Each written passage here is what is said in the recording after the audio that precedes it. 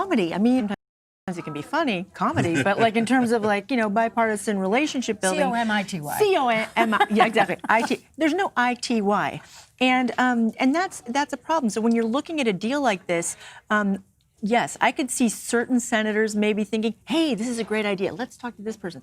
But that doesn't mean Mitch McConnell and Chuck Schumer are talking about it. In fact, today, Chuck Schumer said, no, nobody ever approached me. Yeah. And they are the ones who are going to cut that deal. So if they aren't speaking, then it's not really going to happen. Yeah. Unless, of course, you do have a big group of moderates and they come together to move it forward. But to this point, we haven't seen it. But I do think it's very interesting because I just saw Lindsey Graham mention Hunter Biden and saying, we do need to find out what happened with Hunter Biden. How did he make all this money? And why didn't Joe Biden know? I want to turn to Steve Portnoy, who, of course, covers the White House. Steve, is that something in the calculus for the White House? Do they want to see Hunter Biden testify? Is that a possibility of something that they're looking at? Well, we have repeatedly asked the president's lawyers what they have in mind in terms of witnesses. They haven't said, but they say they're prepared for all possibilities. One thing that we have heard is the president say he'd like to hear from the whistleblower. He'd like to hear from Joe and Hunter Biden. And just the other day in Davos, Switzerland, he said that there are certain witnesses he would not like to hear from. John Bolton, Mick Mulvaney. He cited national security concerns. He talked about executive privilege. And so when Republican senators say, who might be considering this, they look at some of these issues and you have to wonder whether they might be inclined to force the president into this fight, because that's essentially what they would be doing. And then where it would go from there is very much an untested and very open question, because you have the president talking about the possibility of trying to block these witnesses from testifying. You have existing Supreme Court precedent going back to 1993 that suggests that anything having to do with a Senate impeachment trial is a non-justiciable question, which means it's not for the courts to weigh in on. So where it goes from here is very unclear, but one thing is clear, and if you look at the resolution that passed the House, Senate that sets all this up, and that is that the question will be put to the Senate. One way or another. Once the arguments are made, once the question period is over, once there's an opportunity for senators to amongst themselves deliberate, they will be asked in a roll call, yes or no, whether witnesses should be called and whether documents should be produced. Steve Portnoy at the White House. Steve, I know we've got to let you go. You're also covering the president as well. We'll check back in with you throughout the afternoon. Thank you very much for joining us. Ricky, I saw you nodding and shaking your head at the same time on all of this as you're weighing in. Give me your sense of what you believe on Saturday when the White House team comes forward and puts together their strategy. What needs to be done? Well, I think that the White House team is very, very clear about what they are going to do. The White House team has two theories of their case. One is that the president did nothing wrong, and the second is that if he did something wrong, it is still not impeachable. And that has been their theory throughout. Now, we know that the senators are loath to say that Donald Trump may have done anything wrong. So all they have to do is use the parenthetical saying, assuming for the sake of argument, and that gives them a parenthetical. And the reason they don't want to say it is because they simply do not want to run afoul of the president, who does not feel that he did anything wrong and that, as he said, the phone call was perfect. What they are really doing, if you were to analogize it to a legal case in a court of law, which this is not, this is a political process, but nonetheless, as the legal analyst, this is what we do, is that what the defense is doing is looking for jury nullification. What they are doing is saying, so if he did something wrong, you should still vote for an acquittal. That's what they're asking, what jury nullification is. Put aside the fact that in 2020, because the longer this goes on and the more arguments you make, these senators that are up for re-election this year are the ones that are going to answer to their constituents immediately. Speaking of that, Leslie, clearly Republicans want to hold on to the Senate. Right. What are they most worried about with this impeachment trial? I think that the process being prolonged. They want to see this process move through expeditiously for a lot of the reasons that I believe Ricky outlined. And it doesn't behoove anybody to continue to argue the issue of whether they have witnesses, to argue the issues of different points they want to move forward. And particularly for somebody like Cornyn in such a red state like Texas. This is a state that doesn't want to see this process happening anyway. They want to move forward with the business of kind of growing the economy. And then they will come back and tell you that it's a waste of time. Let's get moving on health care. Are we still doing that? That's the language that they're hearing when those constituents are calling in. So certainly not from the progressive left, but there's many more centrists and moderates, except for the people moving from California into Austin. Hey, we love you. But it's getting very crowded. But think about it. Think about one of the impeachment managers, the House managers, Sylvia Garcia from Houston, Texas, who beat John Culberson, and a Republican who we call them cardinals up on Capitol Hill, but he was one of the chairman of the subcommittee of the Appropriations Committee, which means basically you're in charge of the money. And it was kind of unheard of. And so a lot of attention is going to Texas, and you had Beto O'Rourke make such a play for that Senate seat. There's demographic shifts that are happening in the urban centers. We know that. But kind of going back to that, you don't want to put those senators in a difficult spot. They want to expeditiously move through this. And I think that's what the president is pounding that point through tweets, RNC through messages, and you're going to hear it again at the RNC winter meeting that's taking place this weekend. Joel, speaking of difficult political positions. Sure. I mean, you've got the potentially lead or one of the front runners running for the presidential nominee on the Democratic side, Joe Biden, front and center in all of this. How does this affect who the Democrats end up putting forward? Does this help? Does this hurt Joe Biden's case here? Man, it's very, very interesting. There's a reason why I'm uncommitted. No, look. I think this. Joe Biden has actually, as the process has gone along, has actually steeled his spine a bit and has really started to counterpunch in a way that we didn't see him early on. He actually received some criticism from within the party because I think the thought was he wasn't responding voraciously enough. He wasn't responding quickly enough. I think that the feeling is that Biden's actually become a pretty good counterpuncher when it comes to this whole Ukrainian row.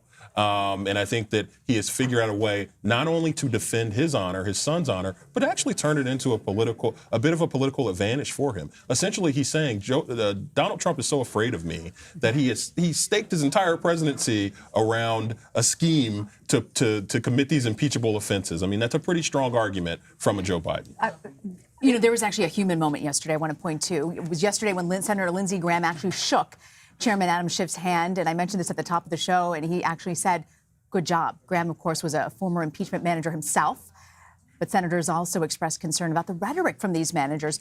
Talk to us, Molly, a little bit about the tone of the trial. That first night, Chief Justice John Roberts, whose role in all this is largely ceremonial, stepped in to say, you guys got to knock it off on both sides. Well, that was because of one particular House member, Jerry Nadler, who had his wings clipped a bit, during this whole impeachment saga, as I believe Adam Schiff called it a saga yesterday, because he was making it more. He was saying more lightning rods, making more lightning rod statements, as opposed to trying to build some consensus and win over some Republicans and making it seem much more partisan than Democrats wanted it to be. And but I think that Lindsey Graham going up to Adam Schiff and saying that, even when I was watching this, I thought, oh my gosh, the next senator from California. Don't worry, Diane, I don't know anything. But seriously, because remember in the House, you only get a certain amount of time to speak. That's right. You don't get endless amounts of time. And here's Adam Schiff on the Senate floor just talking and talking and talking and talking and talking. It's very senatorial of him, really. And Lindsey Graham was a House manager. Here's Adam Schiff, and I think that Adam Schiff really is sort of commanding the room. And Molly, I think you make a really good point there. Just to pick up on that about Schiff, Nancy Pelosi is probably on the Democratic side going to continue to win a lot of plaudits for how she managed this. I think one of the master strokes on her side was putting the primary emphasis and onus of impeachment on the Intelligence Committee in the House, which Adam Schiff ran. And much to the consternation of Jerry Nadler, by the way, by people who know that Democratic caucus on the House side pretty well. And I think that Pelosi did that because Schiff is so polished, so good at this. He is a prosecutor, and he's someone who I think has figured out how to deliver a consistent message here. And so I think that Schiff's continued excellent performance on the national stage. I think this continues to validate why Pelosi put a lot of the responsibility of impeachment on him. Republicans would argue that he's a polished politician, that he is solely, the person who's moving forward and orchestrating this with Nancy Pelosi. Republicans are raising a lot of money on that, actually, on that exact message. Live shot there, Senator Bernie Sanders walking in as well. We're seeing the arrivals of folks. We're just about a few moments away from all of this House managers resuming this second day of this trial hearing. Ricky, I want to start with you. When you talk about the White House strategy, at the beginning of this, you said it should have been shorter yesterday. Do you see the White House taking less time making their case? Yeah, I can't imagine that they will take 24 hours over a period of 3 days, which is 8 hours a day. I really can't imagine it. They don't have to because of what their positions are. And I say the two positions. Because really what they're trying to say, they really have one audience here. They're not really worried about defections in the Senate, I don't believe. I think that they think that the Senate Republicans are going to stand tall in support of President Trump precisely for the reasons that Molly outlines and Leslie echoes about the fact of people in swing states, they don't want to lose the Senate. So who is the audience for the Republican lawyers for the White House and particularly for the president? The lawyers' audience is the American public. And what they really want to say to the American public is, it is now the end of January. We are almost at February. There is an election in November. And that this should be about the ballot box. And what the Democrats, according to the Republicans, are trying to do is use impeachment to get a person out of office that they can't get out at the ballot box. And that is a point that Republicans have been making over the past 24 hours. There's 4 members of the Senate right now who are running for office to replace President Trump. And what do they want to do? They want to remove his name from the ballot. Isn't that fixing the election to win? Shouldn't they recuse themselves?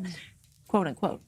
That's not me saying that, but I've heard several Republicans in leadership make that argument, and I think that we will hear more of that come White House defense time. One of the things I wanted to add also is from the legal perspective, before I don't get a chance to add it once they start, is about the role of John Roberts. John Roberts, in his admonishing of Jerry Nadler, because Jerry Nadler called the senators treacherous, and liars. They were aiding and abetting a cover-up. And on the other side of that, Mr. Sekulow and Mr. Cipollone also were pretty fiery and furious. And so he stomped down on both of them. And he used a wonderful word. I love these ancient words. He talked about an old case and talked about pettifogging, which I just thought was quite delightful coming from the Chief Justice, even if it was at some strange hour. But that the reality is that Justice Roberts wants to show that the court, the highest court of the land, is apolitical, nonpartisan, and is doing a job and simply keeping decorum. That's about all he can do. And I will say at this point, he's doing it very well. A+ for John Roberts from you, huh? Yes. I want to thank you all for joining us. I do want to, before we go, we're just moments away from our special report as we see the arrivals there. When you look at this, Joel, and you step back, what do you think it is that Democrats have on the line to lose at this point? So I look at this as 2 tests for Democrats. I think one, Democrats just want to make sure that this doesn't become a loser for them politically. I don't think it necessarily has to become a winner, right? A lot of people like to say, well, who wins or who loses from impeachment? Well, I'm not sure who wins, but I know nobody wants to lose from it. And what that means is you don't want to be in a position where in September and October, you're defending yourself and you're on your heels on the campaign trail because of what happened in impeachment, because of the administration of the trial or because of public sentiment getting on the wrong side of you. So I think that's one. I think Democrats want to make sure that at the end of this process, they feel like this was time well spent and that this was not something that's going to end up backfiring on them politically. I also think that they want to demonstrate, they want to lay out the case for how Donald Trump, this is almost like a pre-argument for why Donald Trump should not be the president, which I think probably is sitting in the back of the mind of a lot of these senators and frankly, those who are running for president. So I know we're winding down here. We know the president's got his personal Twitter feed, a direct link to the hearts and minds of folks around the world. But February 4th, he's going to have a great deal of time to lay out his case at the State of the Union, Leslie. Oh, right. I can't imagine him not talking about this because, you know, it's certainly on his mind. Which Bill Clinton didn't do when he 21 years ago. Well, he when wasn't tweeting. There was no Twitter at the time. But if you want to talk about historical precedents, the impeachment managers that went forward under Clinton, many of them faced dire consequences when they came back to re-election. Adam Schiff defeated. I'm sorry, did I steal your no, point? No. Oh, he Please, go defeated ahead. one of the House managers, Jim Rogan, Exactly. in California. He was a strong Republican. That impeachment was particular 20 points less popular than this one. But still, that's not the marker we should be measuring. But I do think the walking wounded is Joe Biden in this, and then that's the part that's not said enough. His name is consistently talked about. He is tethered to this entire impeachment process, and he's not on the campaign trail. He is trying to defend himself, but people see him as just part of the past.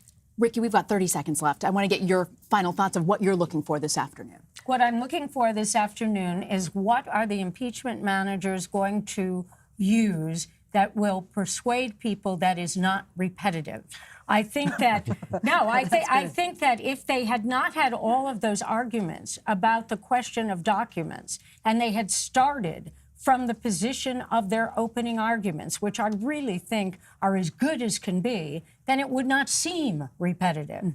Now, while saying that, there's a great group of the American public that has not been us. They have not sat for hours on end through the Intelligence Committee and the Judiciary Committee, so it's new to them. I want to thank you, Molly, Ricky, Leslie, Joel. Superb panel. Grateful for your thoughts and your analysis. We're going to now turn to a CBS News special report. I'm Rena Ninan in New York.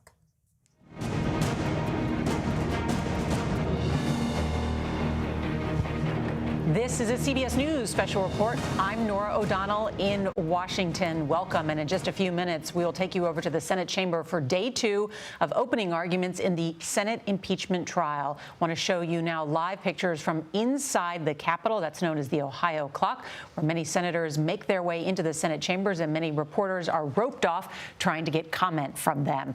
Yesterday, the House managers took turns laying out their case for why President Trump should be removed from office, arguing that he tried to pressure Ukraine to dig up dirt on Joe Biden.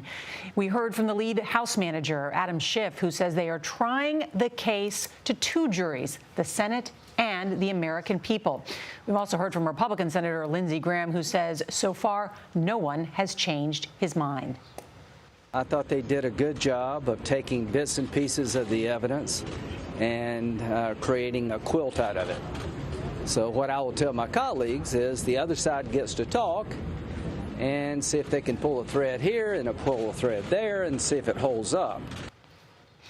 And that's really the point. The managers yesterday were trying to lay out the evidence, what they called a factual chronology. Today, they'll be talking about the law. The House passed 2 articles of impeachment 5 weeks ago, abuse of power and obstruction of Congress.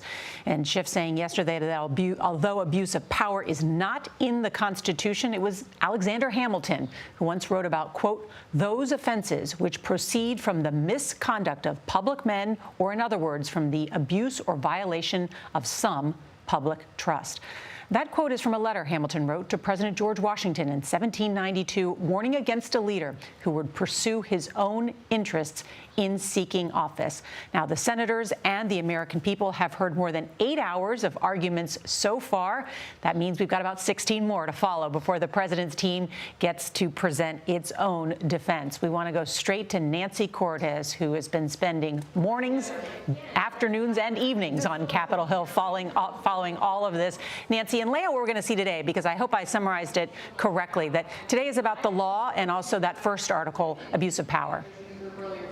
You absolutely did, Nora. Abuse of power has to do, the House managers will argue, with the president's use of the vast levers of power at his disposal in his personal interest and not in the nation's interest. So you're going to hear a lot today about the president's sudden and somewhat mysterious decision last summer to withhold hundreds of millions of dollars in military aid to Ukraine. Remember that even the Senate's leader, Mitch McConnell, one of those jurors in the Senate today told us that he was not given an explanation for why this military aid was held up. Well, it came right around the time that the president was pushing Ukraine to launch an investigation into his political opponent, Joe Biden. And so the House managers are going to argue today that that was not his right, that that was not his money. It was the taxpayers' money, and that when he did that, when he held up those funds, when he suddenly changed his mind about a White House meeting, denied a meeting to the Ukrainians,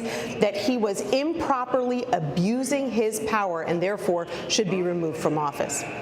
All right, Nancy Cortez, thank you. I want to bring in our chief Washington correspondent, Major Garrett, because today marks an important day, day 2, where they once again are going to drill down on the law, why this is impeachable. Sure, the Constitution is implicated, but you don't find abuse of power in it. It has been referred to in previous impeachments, but not near the top of the list of charges. So Republicans keep saying, what laws are implicated? What did the president do that was so terrible that the only potential remedy is to remove him from office? Is any abuse of power that a given congressional majority dislikes sufficient grounds for impeachment? Many Republicans have already made up their mind about that, but when the White House counsel gets its chance to rebut today's arguments, that's going to be where they start. Abuse of power is not in the Constitution. It doesn't rise to the level of impeachment, and it is a tool that can be misused to the danger of the Republic, and Democrats are misusing it now.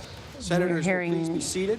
The United States senators taking the Pledge of Allegiance, and Justice Roberts asking them to please be seated. Just want to introduce our panel quickly. The journal and proceedings of the trial are approved today.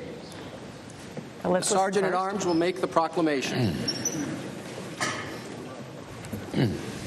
Hear ye, hear ye, hear ye.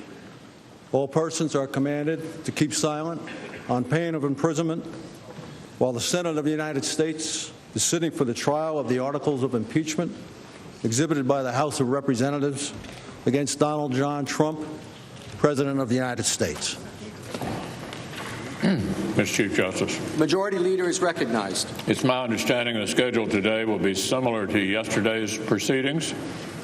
We will plan to take short breaks every 2 or 3 hours, and we'll accommodate a 30-minute recess for dinner, assuming that is needed.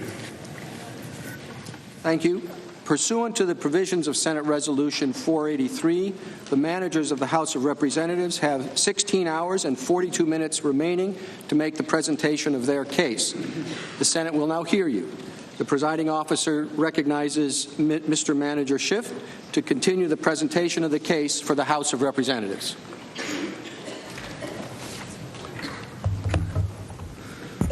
Thank you, Chief Justice, and thank you to the senators for 2 now very long days. We're greatly appreciative of Chief Justice, knowing that prior to your arrival in the chamber each day, you have a lot of work at the court, necessitating our beginning in the afternoon and going into the evening. But I also want to again take this opportunity to thank the senators for their long and considerable attention over the course of the last 2 days. I'm not sure the Chief Justice is fully aware of just how rare it is, how extraordinary it is for the House members to be able to command the attention of senators sitting silently for hours, or even for minutes for that matter. Of course, it doesn't hurt that the morning starts out every day with the Sergeant at Arms warning you that if you don't, you will be imprisoned.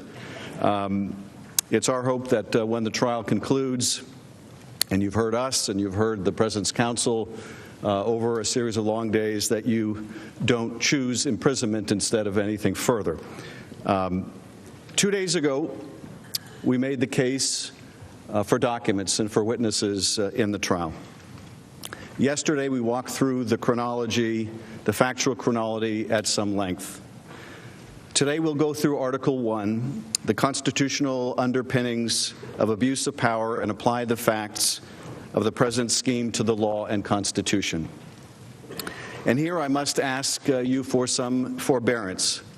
Of necessity, there will be some repetition of information from yesterday's chronology, and I want to explain the reason for it. You've now heard hundreds of hours of deposition and live testimony from the House, condensed into an abbreviated narrative of the facts. We will now show you these facts and many others and how they are interwoven. You will see some of these facts and videos, therefore, in a new context, in a new light, in the light of what else we know and why it compels a finding of guilt and conviction. So there is some method to our madness. Tomorrow, we will conclude the presentation of the facts and law on Article 1, and we will begin and complete the same on Article 2, the President's unconstitutional obstruction of Congress. The President's counsel will then have 3 days to make their presentations, and then you will have 16 hours to ask questions, and then the trial will begin. And then you will actually get to hear from the witnesses yourself, and then you will get to see the documents yourself, or so we hope, and so do the American people. And after their testimony and after we've had closing arguments, then it will be in your hands. So let's begin today's presentation, and I yield to House Manager Nadler.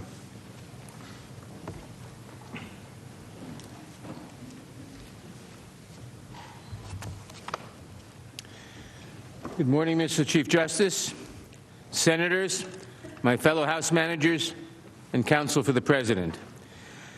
This is the third day of a solemn occasion for the American people. The articles of impeachment against President Trump rank among the most serious charges ever brought against the President.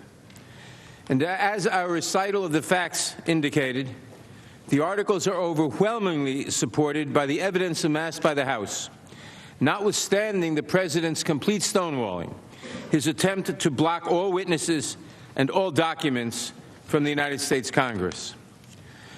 The first article of impeachment charges the President with abuse of power.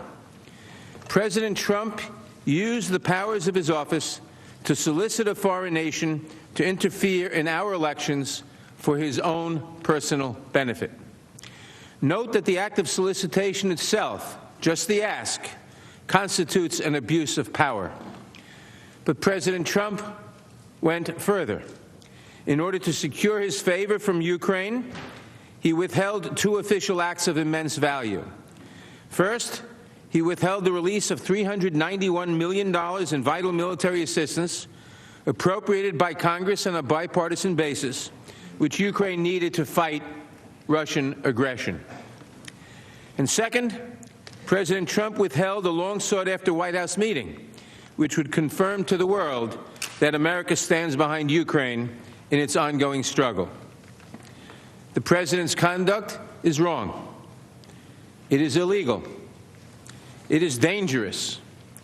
And it captures the worst fears of our founders and the framers of the Constitution. Since President George Washington took office in 1789, no president has abused his power in this way. Let me say that again. No president has ever used his office to compel a foreign nation to help him cheat in our elections. Prior presidents would be shocked to the core by such conduct, and rightly so. Now, because President Trump has largely failed to convince the country that his conduct was remotely acceptable, he has adopted a fallback position. He argues that even if we disapprove of his misconduct, we cannot remove him for it. Frankly, that argument is itself terrifying. It confirms that this president sees no limits on his power or on his ability to use his public office for private gain. And of course, the president also believes that he can use his power to cover up his crimes. That leads me to the second article of impeachment, which charges that the president categorically, indiscriminately, and unlawfully obstructed our inquiry, the congressional inquiry into his conduct.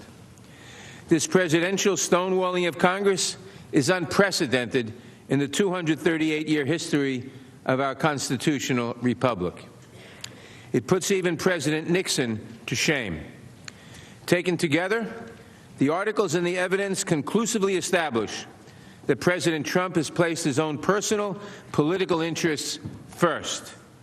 He has placed them above our national security, above our free and fair elections, and above our system of checks and balances. This conduct is not America first. It is Donald Trump first. Donald Trump swore an oath to faithfully execute the laws.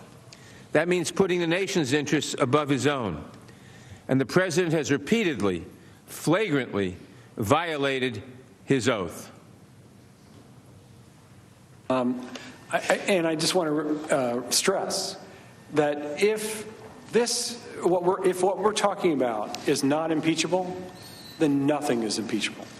This is precisely the misconduct that the framers created a Constitution, including impeachment, to protect against. All of the legal experts who testified before the House Judiciary Committee, those invited by the Democrats and those invited by the Republicans, all agreed that the conduct we have charged constitutes high crimes and misdemeanors. Professor Michael Gerhardt, the author of 6 books and the only joint witness when the House considered President Clinton's case, put it simply: if what we're talking about is not impeachable, then nothing is impeachable. Professor Jonathan Turley, called by the Republicans as a witness, agreed that the articles charge an offense that is impeachable. In his written testimony, he stated, "The use of military aid for a quid pro quo to investigate one's political opponent, if proven, can be an impeachable offense." Close quote. Thus far, we have presented the core factual narrative. None of that record can be seriously disputed, and none of it will be disputed. We can predict what the president's lawyers will say in the next few days. I urge you, senators, to listen to it carefully. You will hear accusations and name-calling. You will hear complaints about the process in the House and the motives of the managers. You will hear that this all comes down to a phone call that was perfect, as if you had not just seen evidence of a months-long government-wide effort to extort a foreign government. But you will not hear a refutation of the evidence. You will not hear testimony to refute the testimony you have seen. Indeed, if the president had any exculpatory witnesses, even a single one, he would be demanding their appearance here instead of urging you not to permit additional witnesses to testify. So now let me offer a preview of the path ahead. First, we will examine the law of impeachable offenses with a focus on abuse of power. That will be the subject of my presentation. Then my colleagues will apply the law to the facts. They will demonstrate that the president has unquestionably committed the high crimes and misdemeanors outlined in the first article of impeachment. Once those presentations are concluded, we will take the same approach to demonstrating President Trump's obstruction of Congress, the second article of impeachment. We will begin by stating the law. Then we will review the facts, and then we will apply the law to the facts, proving that President Trump is guilty on the second article of impeachment as well. With that roadmap to guide us, I will begin by walking through the law of abuse of power. Here I'll start by defining the phrase in the Constitution, high crimes and misdemeanors. When the framers selected this term, they meant it to capture, as George Mason put it, all manner of great and dangerous offenses against the nation. And in contemporary terms, the framers had 3 specific offenses in mind: abuse of power, betrayal of the nation through foreign entanglements, and corruption of elections. You can think of these as the ABCs of high crimes and misdemeanors: abuse, betrayal, and corruption. The framers believed that any one of these standing alone justified removal from office. Professor Noah Feldman of Harvard Law School explained this well before the House Judiciary Committee. Here is his explanation of why the framers created the impeachment power. The framers provided for the impeachment of the president because they feared that the president might abuse the power of his office for personal benefit, to corrupt the electoral process and ensure his re-election, or to subvert the national security of the United States. That is the standard as described by Professor Feldman. It is correct. And of course, where all three of these concerns appear at once, abuse, betrayal, and corruption, that is where we have the strongest possible case for removing a president from office. Later on, we will apply this rule to the facts. Abuse. We will show that President Trump abused his power when he used his office to solicit and pressure Ukraine to meddle in our elections for its personal gain. Betrayal. We will show that he betrayed vital national interests, specifically our national security, by withholding diplomatic support and military aid from Ukraine, even as it faced armed Russian aggression. Corruption. President Trump's intent was to corrupt our elections to his personal political benefit. He put his personal interest in retaining power above free and fair elections, and above the principle that Americans must govern themselves without interference from abroad. Article 1 thus charges a high crime and misdemeanor that blends abuse of power, betrayal of the nation, and corruption in elections into a single unforgivable scheme. That is why this president must be removed from office, especially before he continues his effort to corrupt our next election. The charges set forth in the first article of impeachment are firmly grounded in the Constitution of the United States. Simply stated, impeachment is the Constitution's final answer to a president who mistakes himself for a king. The framers had risked their freedom and their lives to escape monarchy. Together, they resolved to build a nation committed to democracy and the rule of law, a beacon to the world in an age of aristocracy. In the United States of America, we, the people, would be sovereign. We would choose our leaders and hold them accountable for how they exercise power in our behalf. In writing our Constitution, the framers recognized that we needed a chief executive who could lead the nation with efficiency, energy, and dispatch. So they created a powerful presidency and vested it with immense public trust. But this solution created a different problem. The framers were not naive. They knew that power corrupts. They knew that republics cannot flourish and that people cannot live free under a corrupt leader. They foresaw that a president faithful only to himself would endanger every American. So the framers built guardrails to ensure that the American people would remain free and to ensure that out-of-control presidents would not destroy everything that they sought to build. They imposed elections every 4 years to ensure accountability. They banned the president from profiting off his office. They divided the powers of the federal government across 3 branches. And they required the president to swear an oath to faithfully execute the laws. To the framers, the concept of faithful execution was profoundly important. It prohibited the president from exercising power in bad faith or with corrupt intent, and thus ensured that the president would put the American people first, not himself. A few framers would have stopped there. This minority feared vesting any branch of government with the power to remove a president from office. They would have relied on elections alone to address rogue presidents. But that view was decisively rejected at the Constitutional Convention. Convening in the shadow of rebellion and revolution, the framers would not deny the nation an escape from presidents who deemed themselves above the law. Instead, they adopted the power of impeachment. In so doing, they offered a clear answer to George Mason's question, shall any man be above justice? As Mason himself explained, some mode of displacing an unfit magistrate is rendered indispensable by the fallibility of those who choose, as well as by the corruptibility of the man chosen. Unlike in Britain, the president would answer personally to Congress and thus to the nation for any serious wrongdoing. But this decision raised the question, what conduct would justify impeachment and removal? As careful students of history, the framers knew that threats to democracy can take many forms. They feared would-be monarchs, but also warned against fake populists, charismatic demagogues, and corrupt kleptocrats. In describing the kind of leader who might menace the nation, Alexander Hamilton offered an especially striking portrait. Mr. Schiff read this portrait in his introductory remarks, and it bears repetition.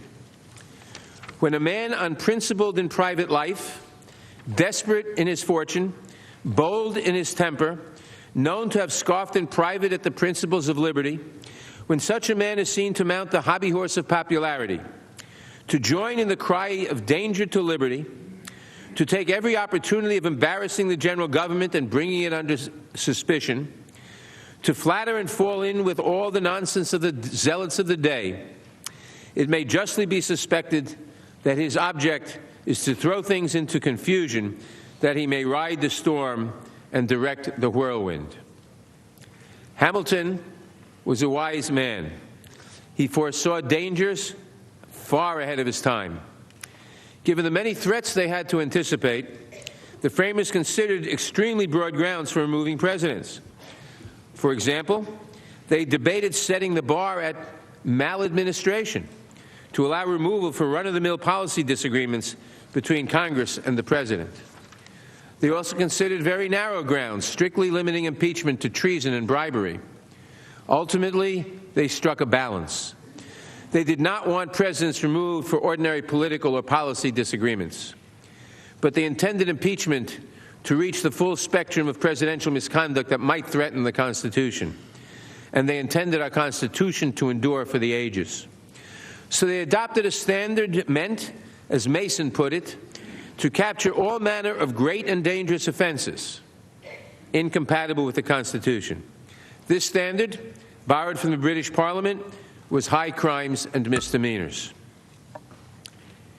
In England, the standard was understood to capture offenses against the constitutional system itself. That is confirmed by the use of the word high, as well as by parliamentary practice. From 1376 to 1787, the House of Commons impeached officials on a few general grounds, mainly consisting of abuse of power, betrayal of national security and foreign policy, corruption, treason, bribery, and disregarding the powers of Parliament. The phrase high crimes and misdemeanors thus covered offenses against the nation itself. In other words, crimes against the British Constitution. As scholars have shown, the same understanding prevailed on this side of the Atlantic. In the colonial period and under newly ratified state constitutions, most impeachments targeted abuse of power, betrayal of the revolutionary cause, corruption, treason, and bribery. These experiences were well known to the framers of the Constitution.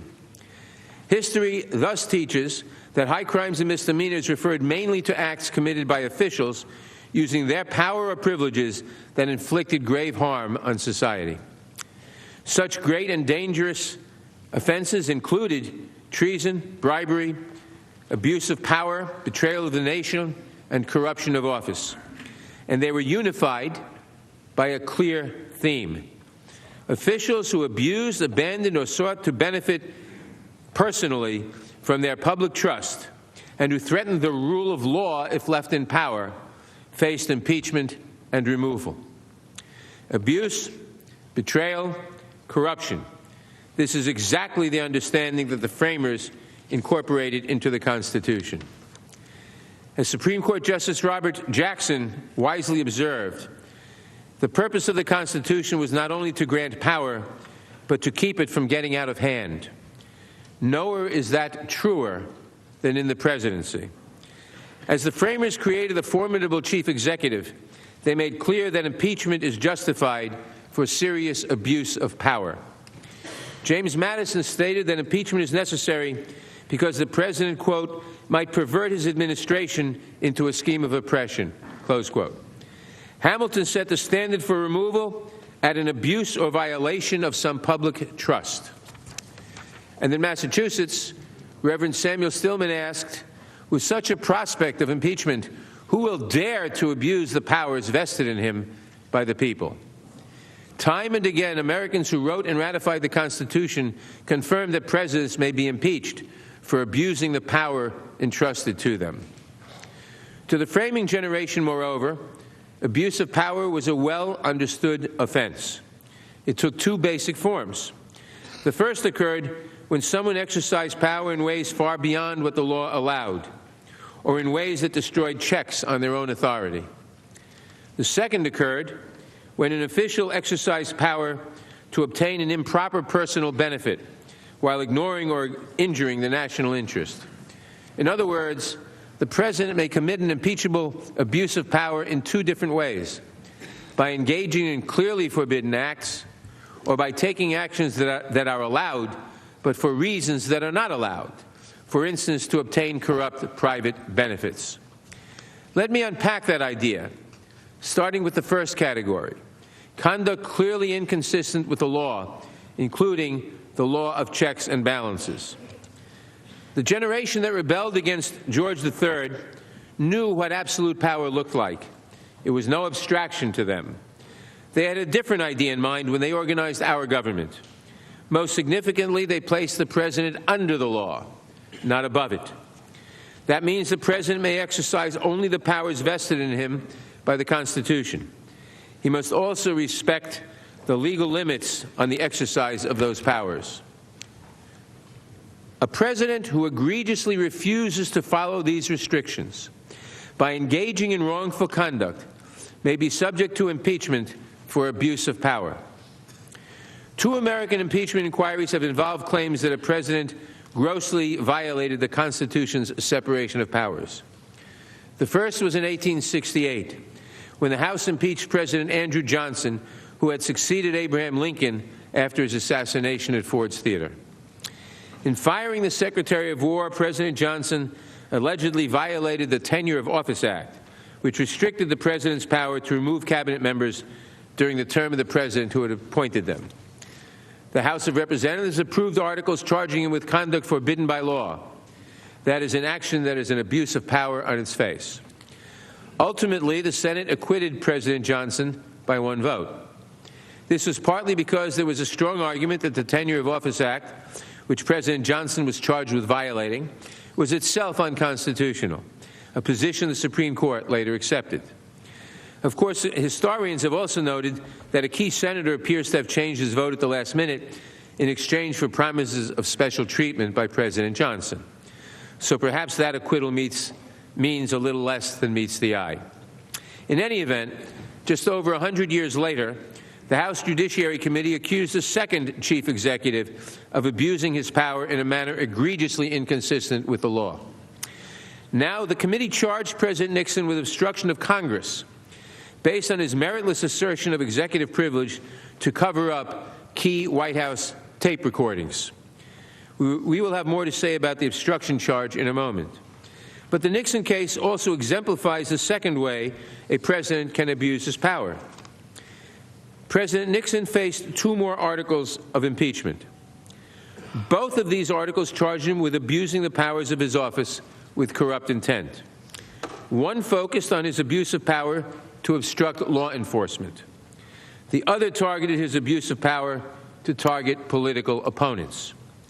Each article enumerated specific abuses by President Nixon, many of which involved the wrongful, corrupt exercise of presidential power, and many of which were likely not statutory crimes. In explaining its second article, the House Judiciary Committee stated that President Nixon's conduct was undertaken for his personal political advantage and not in furtherance of any valid national policy objective.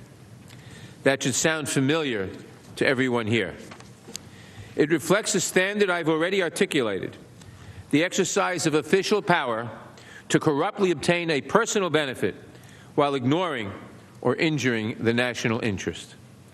To be sure, all presidents account to some extent for how their decisions in office may affect their political prospects.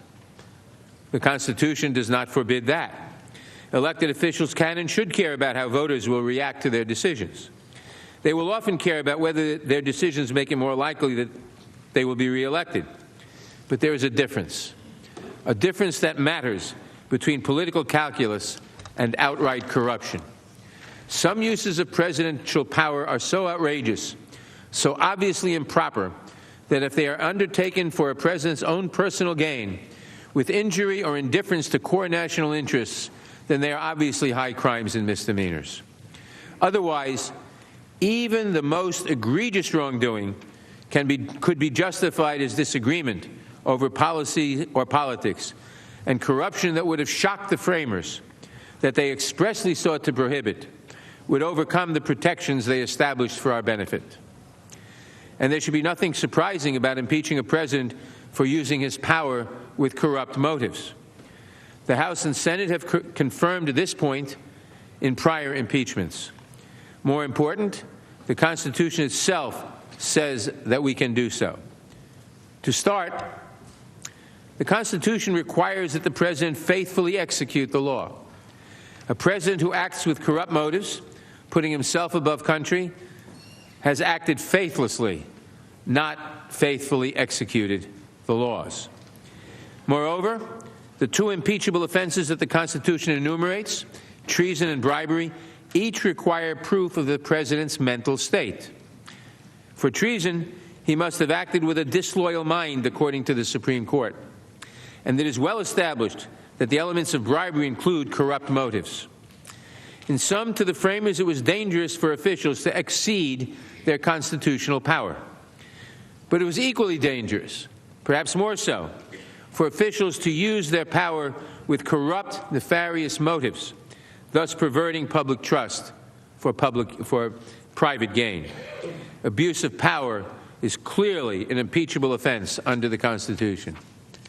To be honest, this should not be a controversial statement. I find it amazing that the president rejects it, yet he does. He insists that there is no such thing as impeachable abuse of power. This position is dead wrong. All prior impeachments considered of high office have always included abuse of power.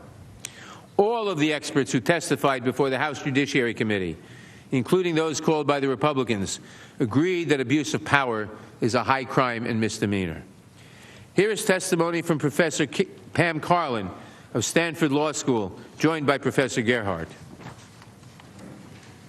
Do scholars of impeachment generally agree that abuse of power is an impeachable offense? Yes, they do. Professor Gerhardt, do you agree that abuse of power is impeachable? Yes, sir. Professor Turley, who testified at Republican invitation, echoed that view. In fact, he not only agreed, but he, quote, stressed that it is possible to establish a case for impeachment based on a non-criminal allegation of abuse of power. Professor Turley is hardly the only legal expert to take that view. Another who comes to mind is Professor Alan Dershowitz, at least Alan Dershowitz in 1998. Back then, here is what he had to say about impeachment for abuse of power. It certainly doesn't have to be a crime. If you have somebody who completely corrupts the office of president and who abuses trust and who poses great danger to our liberty, you don't need a technical crime. But we need not look to 1998 to find one of President Trump's key allies espousing this view. Consider the comments of our current Attorney General, William Barr, a man known for his extraordinarily expansive view of executive power. In Attorney General Barr's view, as expressed about 18 months ago, presidents cannot be indicted or criminally investigated. But that's okay, because they can be impeached. That's the safeguard. And in an impeachment, Attorney General Barr added, the president is answerable for any abuses of discretion and may be held accountable under law for his misdeeds in office. In other words, Attorney General Barr, who believes, along with the Office of Legal Counsel, that a president may not be indicted, believes that that's okay. We don't need that safeguard against a president who would commit abuses of power. It's okay because he can be impeached. That's the safeguard for abuses of discretion and for his misdeeds in office. More recently, a group of the nation's leading constitutional scholars, ranging across the ideological spectrum from Harvard Law professor Larry Tribe to former Ronald Reagan Solicitor General Charles Fried, issued a statement affirming that, quote, abuse of power counts as an instance of impeachable high crimes and misdemeanors under the Constitution. They added That was clearly the view of the Constitution's framers. I could go on, but you get the point. Everyone except President Trump and his lawyers agree that presidents can be impeached for abuse of power. The president's position amounts to nothing but self-serving constitutional nonsense, and it is dangerous nonsense at that. A president who sees no limit on his power manifestly threatens the republic. The Constitution always matches power with constraint. That is true even of powers vested in the chief executive. Nobody is entitled to wield power under the Constitution if they ignore or betray the nation's interests to advance their own. President Nixon was wrong in asserting that, quote, when the president does it, that means it is not illegal. And President Trump was equally wrong when he declared that he had the right to do whatever I want as president. Under the Constitution, he is subject to impeachment and removal for abuse of power. And as we will prove, that is exactly what must happen here. Of course, President Trump's abuse of power, as charged in the first article of impeachment and supported by a mountain of evidence, is aggravated by another concern at the heart of the Constitution's impeachment clause: betrayal. The founders of our country were not fearful men. When they wrote our Constitution, they had only recently won a bloody war for independence. But as they looked outward from their new nation, they saw kings scheming for power, promising fabulous wealth to spies and deserters. The United States could be enmeshed in such conspiracies. Former foreign powers, warned Elbridge Gerry, will intermeddle in our affairs and spare no expense to influence them. The young republic might not survive a president who schemed with other nations, entangling himself in secret deals that harmed our democracy. That reality loomed over the impeachment debate in Philadelphia. Explaining why the Constitution required an impeachment option, Madison argued that a president might betray his trust to foreign powers. To be sure, the framers did not intend impeachment for genuine good faith disagreements between the president and Congress over matters of diplomacy. But they were explicit that betrayal of the nation through plots with foreign powers must result in removal from office. And no such betrayal scared them more than foreign interference in our democracy. In his farewell address, George Washington warned Americans, quote, to be constantly awake, since history and experience prove that foreign influence is one of the most baneful foes of Republican government, close quote. And in a letter to Thomas Jefferson, John Adams wrote, you are apprehensive of foreign interference, foreign intrigue, influence. So am I. But as often as elections happen, the danger of foreign influence recurs. The framers never suggested that the president's role in foreign affairs should prevent Congress from impeaching him for treachery in his dealings.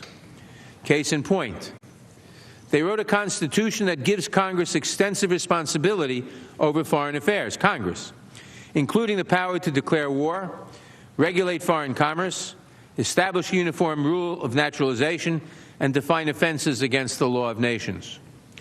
Contrary to the claims you heard the other day that the president has plenary authority in foreign affairs and there is nothing Congress can do about it, the Supreme Court has stated that constitutional authority over the conduct of the foreign relations of our government is shared between the executive and legislative branches. Or to quote another Supreme Court case, the executive is not free from the ordinary controls and checks of Congress merely because foreign affairs are at issue. In these realms, Justice Jackson wrote, the Constitution enjoins upon its branches separateness but interdependence, autonomy but reciprocity. Where the president betrays our national security and foreign policy interests for his own personal gain, he is unquestionably subject to impeachment and removal. The same is true of a different concern raised by the framers, the use of presidential power to corrupt the elections and the office of the presidency. The framers were no strangers to corruption. They understood that corruption had broken Rome, debased Britain, and threatened America. They saw no shortage of threats to the Republic and fought valiantly to guard against them. But as one scholar writes, the big fear underlying all the small fears was whether they'd be able to control corruption. So the framers attempted to build a government in which officials would not use public power for personal benefits, disregarding the public good in pursuit of their own advancement. This principle applied with special force to the presidency.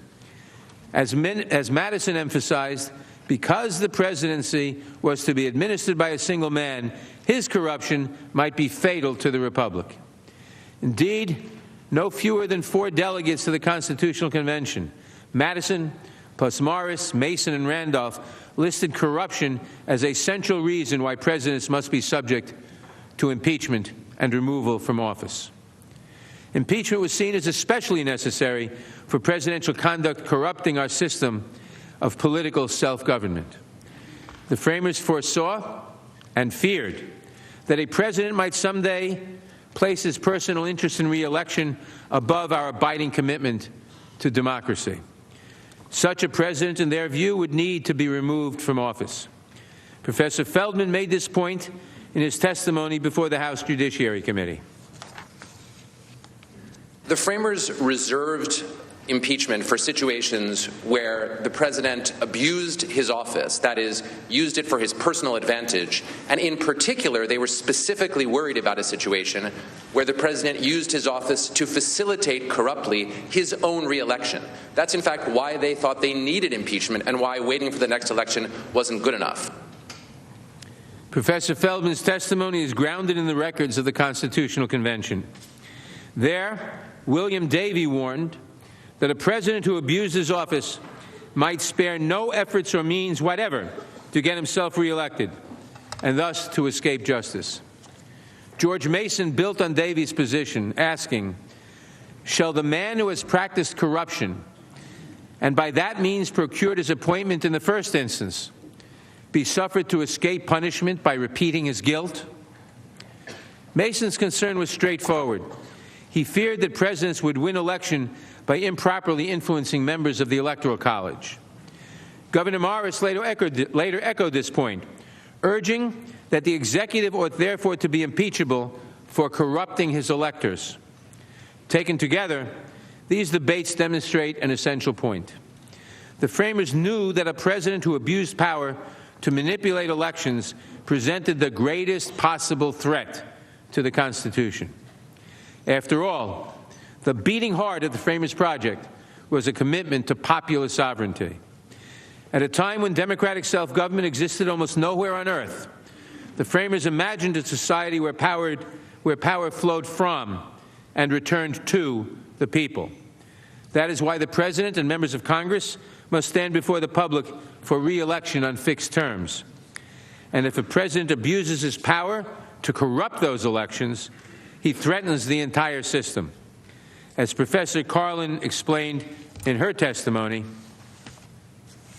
drawing a foreign government into our elections is an especially serious abuse of power because it undermines democracy itself. Our Constitution begins with the words, "We the people," for a reason. Our government, in James Madison's words, derives all its powers directly or indirectly from the great body of the people. And the way it derives these powers is through elections. Elections matter, both to the legitimacy of our government and to all of our individual freedoms, because as the Supreme Court declared more than a century ago, voting is preservative of all rights.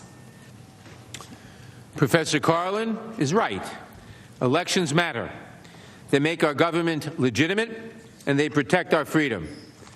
A president who abuses his power in order to kneecap political opponents and spread Russian conspiracy theories, a president who uses his office to ask for, or even worse, to compel foreign nations to meddle in our elections, is a president who attacks the very foundation of our liberty.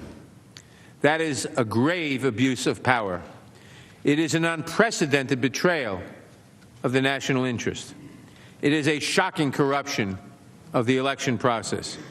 And it is without doubt a crime against the Constitution warranting, demanding removal from office.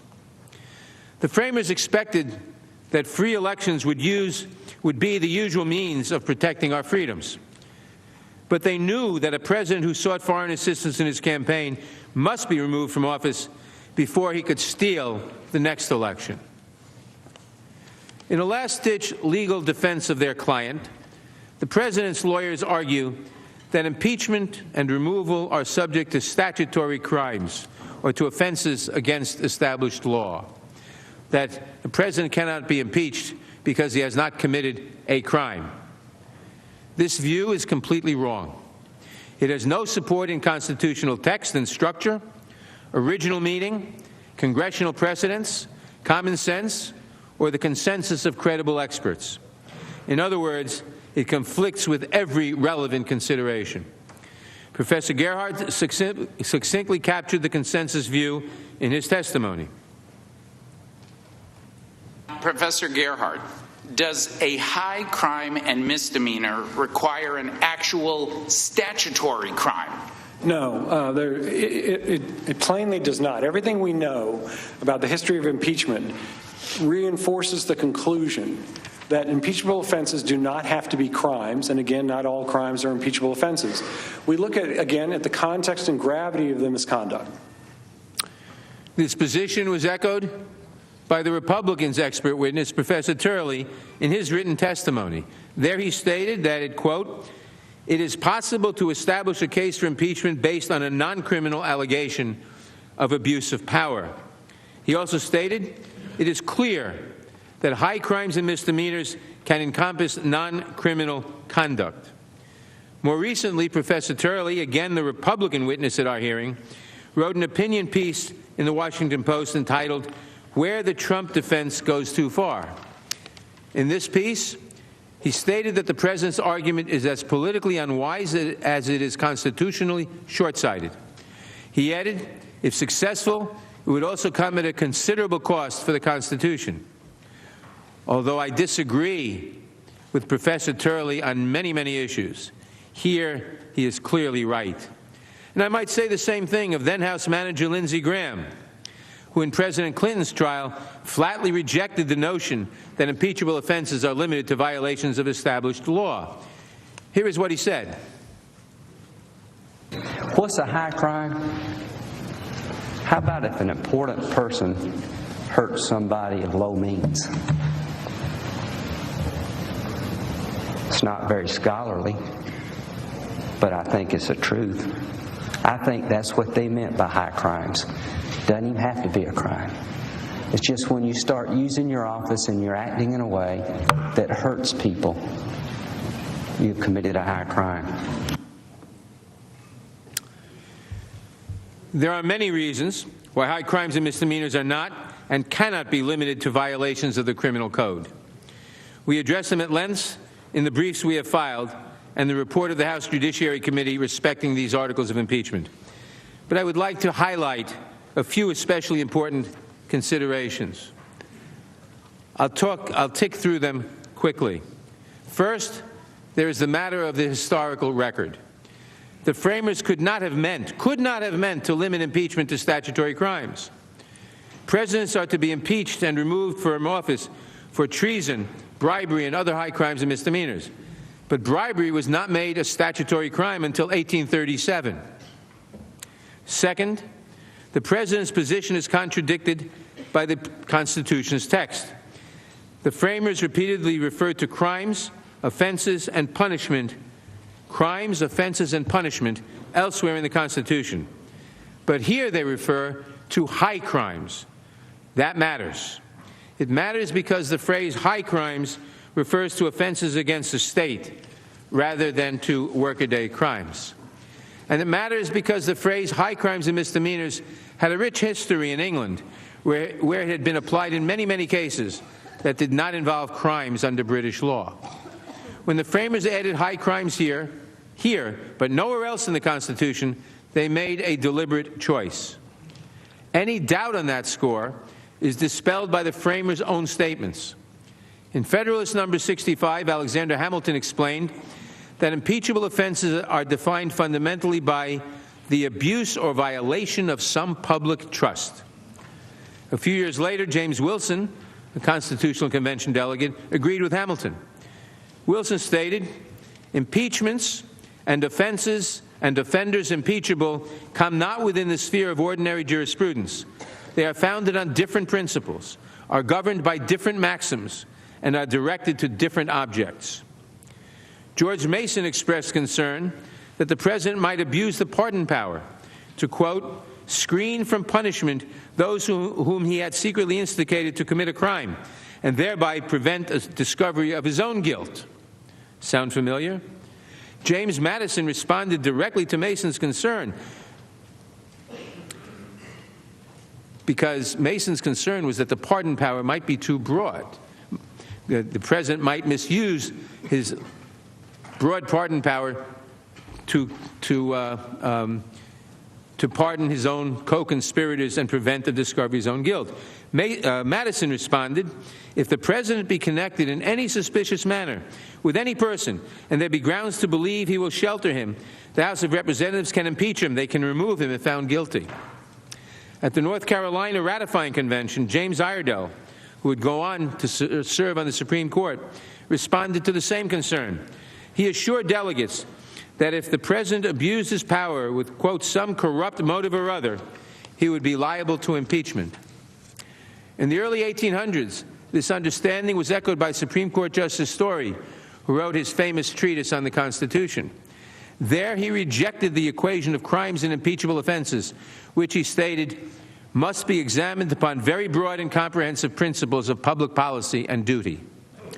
Later in American history, Chief Justice and former President William Howard Taft, as well as Chief Justice Charles Evans Hughes, publicly stated that impeachable offenses are not limited to crimes, but instead capture a broader range of misconduct. Indeed, under Chief Justice Taft, the Supreme Court unanimously observed that abuse of the president's pardon power to frustrate the enforcement of court orders would suggest resort to impeachment. And this is square. Now notice, pardon power is unlimited. What they're saying here is abuse of the pardon power, use of the pardon power for corrupt motive was impeachable. And if all that authority is not enough to convince you, there is more. Historians have shown that American colonists before the Revolution and American states after the Revolution, but before 1787, all impeached officials for non-criminal conduct. Over the past 2 centuries, moreover, a strong majority of the impeachments voted by the House have included one or more allegations that did not charge a violation of criminal law. Indeed, the Senate has convicted and removed multiple judges on non-criminal grounds. Judge Archibald was removed in 1912 for non-criminal speculation in coal properties. Judge Ritter was removed in 1936 for the non-criminal offense of bringing his court into scandal and disrepute. During Judge Ritter's case, one of my predecessors as chairman of the House Judiciary Committee stated expressly, "We do not assume the responsibility of proving that the respondent is guilty of a crime, as that term is known to criminal jurisprudence." What is true for judges is also true for presidents, at least on this point. The House Judiciary Committee approved 3 articles of impeachment against President Nixon. Each of them encompassed many acts that did not violate federal law. One of the articles, obstruction of Congress, involved no allegations of any legal violation. And it is worth reflecting on why President Nixon was forced to resign. Most Americans are familiar with the story. The House Judiciary Committee approved articles of impeachment in July 1974. Those articles passed with bipartisan support, although most Republicans stood by President Nixon. Then the smoking tape came out. Within a week, almost everyone who supported the president a week before changed his position, and the president was forced to resign because of what was revealed on the smoking gun tape. Within a week, Senator Goldwater and others from the Senate went to the president and said, "You won't have a single vote in the Senate. You must resign or you will be removed from office," because of the evidence on the smoking gun tape. But what was on the smoking gun tape? The smoking gun tape were recordings of President Nixon instructing White House officials to pressure the CIA and the FBI to end the Watergate investigation. No law explicitly prohibited that conversation. It was not in that sense a crime. But President Nixon had abused his power. He had tried to use two government agencies, the FBI and the CIA, for his personal benefit. His impeachment and removal was certain, and he announced his resignation within days. Decades later, in President Clinton's case, the Judiciary Committee reported on the articles of impeachment stated, the actions of President Clinton do not have to rise to the level of violating the federal statute regarding obstruction of justice in order to justify impeachment. There is thus overwhelming authority against restricting impeachments to violations of established or statutory law. Every relevant principle of constitutional law compels that result. So does common sense. Impeachment is not a punishment for crimes. Impeachment exists to address threats to the political system, applies only to political officials, and responds not by imprisonment or fines, but only by stripping political power. It would make no sense to say that a president who engages in horrific abuses must be allowed to remain in office unless Congress had anticipated his or her specific conduct in advance and written a statute expressly outlawing it. For one thing, that would be practically impossible. As Justice Story observed, the threats posed by presidential abuse are of so various and complex a character that it would be almost absurd to attempt a comprehensive list. The Constitution is not a suicide pact. It does not leave us stuck with presidents who abuse their power in unforeseen ways that threaten our security and democracy. Until recently, it did not occur to me that our president would call a foreign leader and demand a sham investigation meant to kneecap his political opponents, all in exchange for releasing vital military aid that the president was already required by law to provide. No one anticipated that a president would stoop to this misconduct, and Congress has passed no specific law to make this behavior a crime. Yet this is precisely the kind of abuse that the framers had in mind when they wrote the impeachment clause. And when they charged Congress with determining when the president's conduct was so clearly wrong, so definitely beyond the pale, so threatening to the constitutional order as to require his removal. And that is why we are here today. You must judge for yourselves whether justice will be had for President Trump's crimes against our freedom and the Constitution. I will conclude by highlighting a few points that merit special emphasis as you apply the law of impeachment to President Trump's misconduct. First, impeachment is not for petty offenses. The president's conduct must constitute, as Mason put it, a great and dangerous offense against the nation, offenses that threaten the Constitution. Second, impeachable offenses involve wrongdoing that reveal the president as a continuing threat if he is allowed to remain in office. In other words, we fully recognize that impeachment does not exist for a mistake. It does not apply to acts that are merely unwise or unpopular. Impeachment is reserved for deliberate decisions by the president to embark on a course of conduct that betrays his oath of office and does violence to the Constitution. When the president has engaged in such conduct, and when there is strong evidence that he will do so again, when he has told us he'll do so again, when he has told us that it's okay to invite interference from a foreign power into our next election, the case for removal is at its peak. This is certainly the case when he invites, indeed attempts to compel, a foreign government to help him subvert the integrity of our next election. There can be no greater threat to the Republic. Finally, high crimes and misdemeanors involve conduct that is recognizably wrong to a reasonable, honorable citizen. The framers adopted a standard for impeachment that could stand the test of time. At the same time, the structure of the Constitution implies that impeachable offenses should not come as a surprise.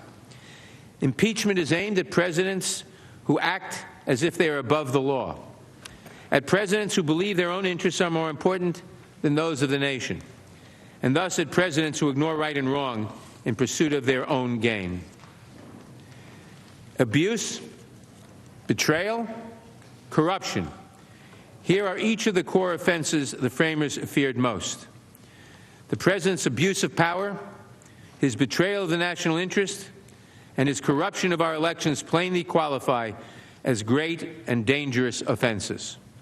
President Trump has made clear in word and deed that he will persist in such conduct if he is not removed from power. He poses a continuing threat to our nation, to the integrity of our elections, to our democratic order. He must not remain in power one moment longer.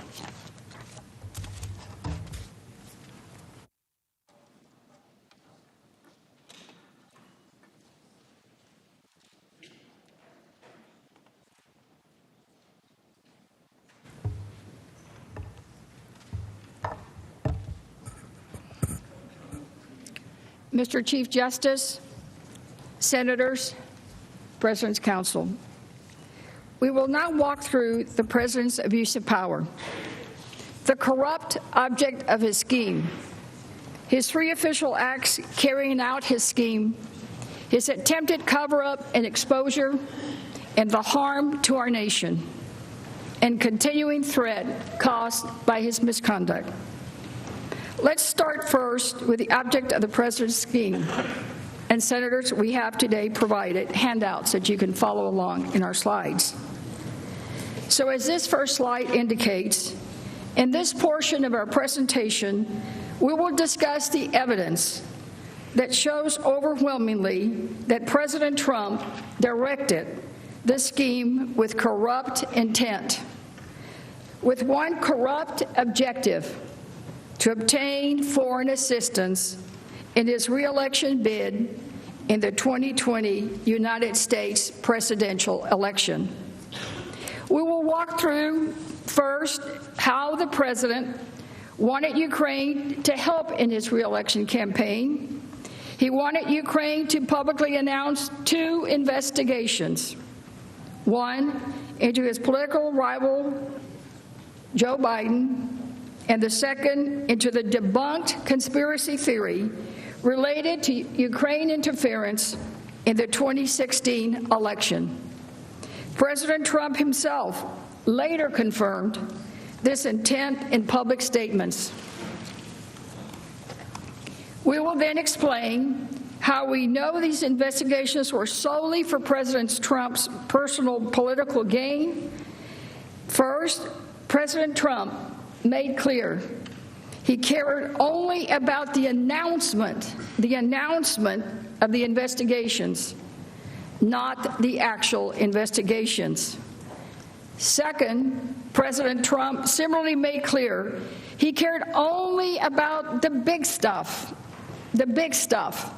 meaning his political investigations. Third, he used his personal attorney, Mr. Giuliani, who repeatedly told us he was pursuing the investigations in his capacity as the president's personal lawyer, and that this wasn't about foreign policy. Fourth and fifth, there is no real dispute that these investigations were never part of an official U.S. policy, and they, in fact, went outside official channels. The Department of Justice even publicly confirmed that they were never asked to talk to Ukraine about these investigations. Never. 6 multiple officials who knew what was going on repeatedly reported these concerns to supervisors and even the NSC legal advisors. 7th, Ukraine expressed concerns multiple times that these were political investigations and Ukraine didn't want to get involved in domestic U.S. politics. 8th, the White House tried to bury the call. 9th, President Trump himself told us he really wanted and cared about, in his own words, in many public statements, And finally, despite the President and Council's attempts to justify his actions, the evidence makes clear that President Trump did not care about anti-corruption efforts in Ukraine. This was only about one thing: his political investigations. We are following along on the slide. Now, as I mentioned, the object of the President's scheme is clear: 2 investigations to help his political reelection. The Constitution grants the President broad authority to conduct U.S. foreign policy. He is our commander-in-chief and chief diplomat. When the President of the United States calls a foreign leader, a president's first and only objective should be to get foreign leaders to do what's best for the U.S. national interest, consistent with the faithful execution of his oath of office, and consistent with official U.S. policy. But on July 25, when President Trump called the president of Ukraine, President Trump did the opposite. Instead of following official U.S. talking points, instead of listening to his staff on what was important to our national interests, President Trump asked Ukraine for something that benefited only himself: his political investigations. And not only did these investigations diverge from U.S. national interests, as you'll hear, President Trump's actions harmed our national security. In putting himself above our country, he put our country at risk. And that is why his actions are so dangerous. Now let's take a moment and look carefully at the 2 investigations that President Trump sought from Ukraine, which are at the heart of the president's scheme, and how he stood to benefit politically from Ukraine's announcement of each. As you can see on the slide, the first investigation was, of course, of former Vice President Biden. Let's go straight to that July 25 telephone call again, where President Trump stated clearly each of these investigations he wanted. So let's start with Vice President Joe Biden and the removal of corrupt prosecutor in Ukraine. The first investigation related to former Vice President Joe Biden and the Ukrainian gas company Burisma Holdings, on whose board his son, Hunter Biden, used to sit. President Trump himself summarized the theory behind his request in broad strokes in his July 25 call with President Zelensky. Here's what he said. The other thing, there's a lot of talk about Biden's son, that Biden stopped the prosecution, and a lot of people want to find out about that, so that whatever you can do with the Attorney General would be great. Biden went around bragging that he stopped the prosecution, so if you can look into that, it sounds horrible to me. Now let's look carefully at the investigation President Trump was asking for and what it was based on. In short, President Trump asked for the investigation into Biden based on a made-up theory that no one agreed with. No one. We'll go into this in more detail, but at a high level, the allegation is that late in 2015, Biden pressured Ukraine to remove the then Prosecutor General, Viktor Shokin, by threatening to withhold approximately $1 billion in loan guarantees if he was not removed. According to this theory, Vice President Biden did this in order to help his son in a company called Burisma. Vice President Biden's son sat on the board of Burisma. As the theory goes, Vice President Biden tried to remove Ukraine's prosecutor, all to make sure the prosecutor wouldn't investigate that specific company, Burisma, because, again, his son was on the board. Then, senators, if that doesn't sound far-fetched and complicated to you, it should. So let's take this step by step and start from the beginning.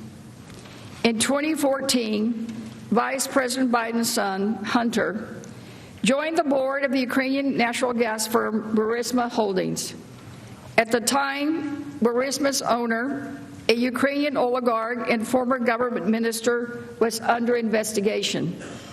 In 2015, Viktor Shokin became Ukraine's prosecutor general, a job similar to Attorney General in the United States. Although Shokin vowed to keep investigating Burisma amid an international push to root out corruption in Ukraine, he allowed the Burisma investigation to go dormant. Allowed it to go dormant. That is when he was removed. He was not actively investigating Burisma. He had let it go dormant. Moreover, Shokin was widely perceived as ineffective and corrupt. George Kent, the second most senior official at the U.S. Embassy in Kyiv at the time, described Shokin as, quote, a typical Ukraine prosecutor who lived a lifestyle far in excess of his government salary, who never prosecuted anybody known for having committed a crime, and covered up crimes that were known to have been committed.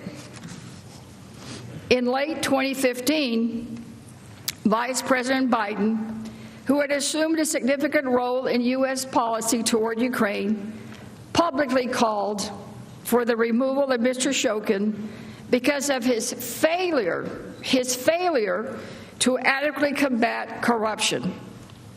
But Vice President Biden wasn't alone. The European Union, our European allies, the International Monetary Fund, reformers inside Ukraine also wanted Mr. Shokin removed to reform the Ukrainian Prosecutor General's office, to reform it. Reforming the Prosecutor General's office was also supported on a bipartisan basis by the Ukrainian caucus here in the Senate.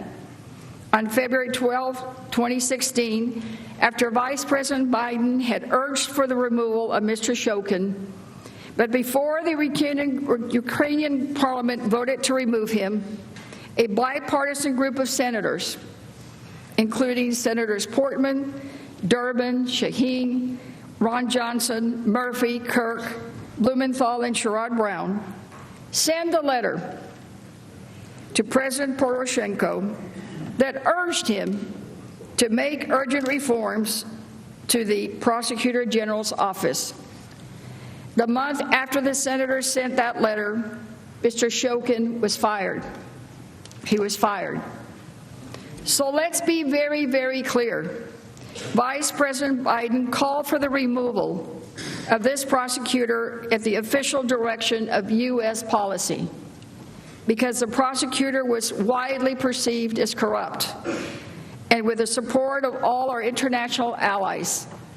His actions were therefore supported by the executive branch, Congress, and the international community. Common sense would tell us that this allegation against Joe Biden is false and that there was no legitimate basis for any investigation. But there are several other reasons. You know that the only reason President Trump wanted Ukraine to announce the investigation into Biden that was also solely for his very own personal benefit. So if you look at the slide, it'll summarize some points. First, none of the 17 witnesses in the House's inquiry said there was any factual basis for this allegation. not one of the 17. To the contrary, they testified it was false.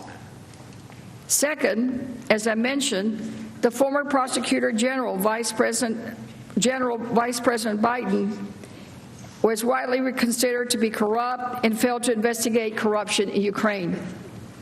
Thus, removing him from office would only increase the chances that Burisma would be investigated for possible corruption. Third, because the prosecutor was so corrupt, Vice President Biden calling for his removal was also at the direction of official U.S. policy and undertaken with the unanimous support of our allies. Fourth, the successor to the fired Ukrainian Prosecutor General admitted that Vice President Biden's son didn't do anything wrong in connection with Burisma. So the entire premise of the investigation that the president wanted Ukraine to pursue was simply false. Finally, President Trump didn't care about any of this until 2019. But when Vice President Biden became the front runner for the Democratic presidential nomination, and polls showed that he had the largest head-to-head lead against President Trump, that became a problem. Let's start with the first and second points. Vice President Biden's conduct was uniformly validated by the witnesses in the House investigation who confirmed his conduct was consistent with U.S. policy. Every single witness who was asked about the allegations again said that Biden had nothing to do with it and it was false. They testified that he acted properly. Every witness with knowledge of this issue testified that Vice President Biden was carrying out official U.S. policy in calling for Shokin's removal. Shokin was corrupt. And these witnesses explained the U.S. was not alone in this view. All of our European allies also supported this action. There is simply no evidence, nothing, nada, in the record to support this baseless allegation. I'd like to go through some of that testimony now. First, here are Dr. Hill and Mr. Holmes, so let's watch. Now, Dr. Hill, are you aware of any evidence to support the allegations against Vice President Biden? I'm not, no. And in fact, Mr. Holmes, the former Prosecutor General of Ukraine, who Vice President Biden encouraged to fire, was actually corrupt, is that right? Correct. And was not pursuing corruption investigations and prosecutions, right? My understanding is the Prosecutor General at the time, Shokin, was not at that time pursuing investigations of Burisma or the Bidens. And in fact, removing that corrupt Prosecutor General was part of the United States anti-corruption policy, isn't that correct? That's correct, and not just us, but all of our allies and other institutions that were involved in Ukraine at the time. Ambassador Yovanovitch, too, confirmed these points. Let's watch her testify. And in fact, when Vice President Biden acted to remove the former corrupt prosecutor in Ukraine, did he do so as part of official United States policy? Official U.S. policy. And that was endorsed and was the policy of a number of other international stakeholders, other countries, other monetary institutions, financial institutions. And similarly, when asked if there was any factual basis to support the allegations about Biden, George Kent replied, none whatsoever. Lieutenant Colonel Vidman and Ms. Williams also confirmed that they are not aware of any credible evidence to support the notion that Vice President Biden did anything wrong. And Ambassador Volker testified that the Biden allegations were not credible and that Biden, quote, respects his duties of higher office. Now, as I mentioned, There was also concrete reason that the U.S. government wanted Shokin removed. As David Holmes, a senior official at the U.S. Embassy in Ukraine, testified, by the time that Shokin was finally removed in 2016, there were strong concerns that Shokin himself was corrupt and not investigating potential corruption in the country. In fact, part of the concern was that Shokin was not investigating Burisma. Under Shokin, the investigation into the owner of Burisma for earlier conduct had stalled and was dormant. That was part of the reason why the United States and other countries wanted to remove Shokin. Because of this, and as confirmed by witness testimony we will hear shortly, calling for Shokin's replacement would actually increase the chances that Burisma would be investigated. In other words, Shokin was corrupt and not investigating allegations against Burisma. So when Vice President Biden was calling for Shokin's removal and advocating for his replacement, it would actually increase chances of Burisma's investigation. Ambassador Yovanovitch made this point during her testimony. Let's listen. And in fact, if he helped to remove a corrupt Ukrainian prosecutor general who was not prosecuting enough corruption, that would increase the chances that corrupt companies in Ukraine would be investigated. Isn't that right? One would think so. And that could include Burisma, right? Yes. President Trump and his allies have tried to justify President Trump's withholding a military aid and a White House meeting unless Ukraine announced the investigations he wanted, by saying it's the same thing Vice President did when he called for Ukraine to remove its corrupt prosecutor. It is not the same thing. As you've just heard, Vice President Biden followed official U.S. policy. He went through official channels to remove the prosecutor that was corrupt. And he did it with the support of our allies. That is the exact opposite of what President Trump did. He pushed Ukraine for an investigation that has no basis, that no one agreed with, that was not at all U.S. policy, and that only benefited him. George Kent addressed this very point during his testimony. Let's listen. And Mr. Kent and Mr. Taylor, the defenders of the president's behavior have made a big deal out of the fact that Vice President Biden encouraged the Ukrainians to remove a corrupt former Ukrainian prosecutor, 2016, Mr. Shokin.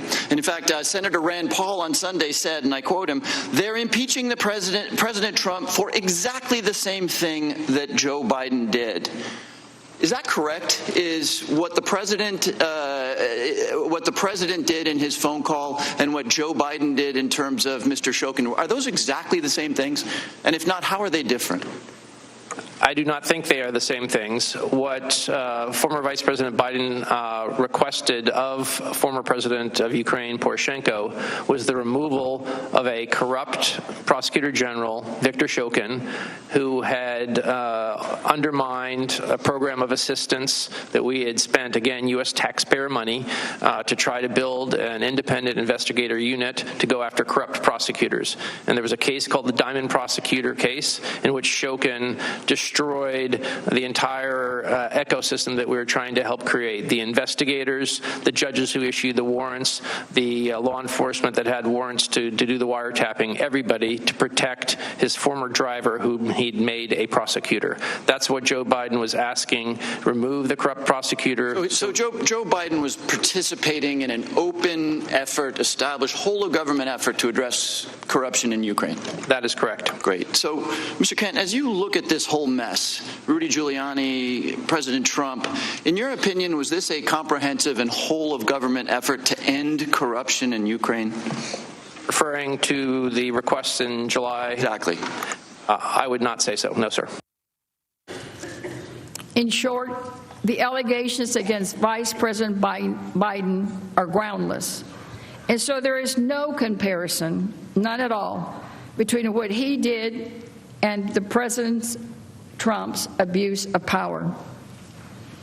Now, let's turn to the third point. Part of the allegation against former Vice President Biden is that he pushed for the corrupt Ukrainian prosecutor's removal in order to protect his son from the investigation. In fact, the president's claim about being concerned about corruption in Ukraine has recently emphasized this component of this theory, that the president wanted Ukraine to investigate Hunter Biden's work on the board of Burisma, not the former vice president. This, too, is false, simply false. You need look no further than the July 25 call and the president's own statements to see that the president wanted the Ukrainians to investigate Vice President Biden. Let's look again at what the president's call said. Quote, "The other thing, there's a lot of talk about Biden's son, that Biden stopped the prosecution, and a lot of people want to find out about that. Whatever you can do with the Attorney General would be great. Biden went around bragging that he stopped the prosecution, so if you can look into it, it sounds horrible to me." The president was clearly asking President Zelensky to investigate Joe Biden. And what did the president say on the White House lawn on October 3rd? When he was asked about the Ukraine scheme, he said, quote, "Well, I think they should, if they were honest about it, you saw the film yesterday, they would start a major investigation into the Bidens." It's a very simple answer. He said the Bidens, plural. Not one Biden, the Bidens. It's clear that the president wanted what he wanted from Ukraine, an investigation to smear his political rival. But even if the president wanted an investigation of Hunter Biden, there is no basis for that either. Now, how do you know? Well, Ukraine's former prosecutor general admitted that the allegation against Vice President Biden's son was plainly false. You can see it on the slide, his own words, plainly false. Then Ukrainian Prosecutor General Yuri Lutsenko recanted his earlier allegations and confirmed, quote, "Biden was definitely not involved in any wrongdoing involving Burisma." So, even the Ukrainians believe that Biden's son did nothing wrong. The long and short of it is that there was no basis for the investigation that the president was pursuing and pushing. None. He was doing it only for his own political benefit. But let's look at one more important reason why it's clear that President Trump simply wanted a political benefit from Ukraine's announcement of this investigation and didn't care about the underlying conduct. The allegations against Vice President Biden were based on events that occurred in late 2015 and early 2016. They were all well publicized at the time, but as soon as President Trump took office, he increased military support to Ukraine in 2017 and the next year, 2018. But it wasn't until 2019, over 3 years after Vice President Biden called for Shokin's removal, 3 years after, that President Trump started pushing Ukraine to investigate that conduct. So what changed? What changed? Why did President Trump not care at all about Biden's request on the removal of Shokin the year after it happened in 2017 or the next year in 2018? Senators, you know what changed in 2019 when President Trump suddenly cared. It's that Biden got in the race.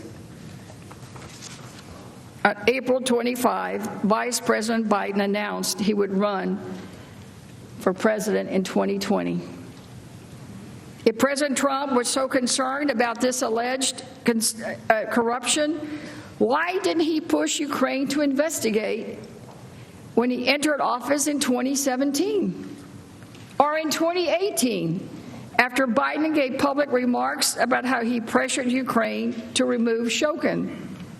Why did President Trump instead wait until former Vice President Biden was campaigning for the Democratic nomination? Senators, it's obvious. Because President Trump wanted to hurt Vice President Biden's candidacy and help himself politically. He pushed for an investigation in 2019 because that's when it would be valuable to him, President Trump. He pushed for it when it started to become clear that Vice President Biden could beat him. And he had good reason to be concerned. Let's look at the slide about some polls. Throughout the scheme, polling had consistently shown the former vice president handily beating President Trump by significant margins in head-to-head matchups. The chart on the screen shows a Fox News polls emphasizing this point. The chart shows that from March through December, Vice President Biden had consistently led President Trump in national polls by significant margins. So beginning around March, Vice President Biden is beating the president in polls, even on Fox News. In April, Biden officially announces his candidacy. And then when the president gets worried. In May, the president's personal lawyer tells the press that he's planning to travel to Ukraine to urge newly elected President Zelensky to conduct the two investigations, one into Vice President Biden. You know what else happened in May? A Fox News poll showed Biden beating Trump by 11 points. This clearly did not go unnoticed. On May 9, the president's personal lawyer, Mr. Giuliani, said in an interview, and this is a quote, "I guarantee you Joe Biden will not get to Election Day without this being investigated." And by July, right before President Trump's call with President Zelensky, where he asked for the investigation into Biden, the Fox News poll showed Biden beating Trump by 10 points. And then, on July 25th, after years of not caring what Vice President did, does President Trump ask for an investigation in his formidable political rival in the 2020 election? Senators, looking at this timeline of events, it is not difficult to see why the investigation of the Bidens would be helpful to President Trump. The mere announcement of such an investigation would immediately tarnish the former vice president's reputation by embroiling him and his son in a foreign criminal investigation, even if the charges were never pursued, just the mere announcement. And if a foreign country announced a formal investigation into those allegations, it would give allegations against the Bidens an air of credibility and could carry through the election. The evidence is clear. Everyone knew, even Ukraine, that there was no merit to the allegation that Biden called for the removal of Shokin for any illegitimate reason. Biden asked for it because it was consistent with U.S. policy, because Shokin was corrupt and with the backing of our allies. Even President Trump knew there was no basis for this investigation. That is why for years after Shokin's removal, he continued to support Ukraine, never once raised the issue. It wasn't until Biden began beating him in the polls that he called for the investigation.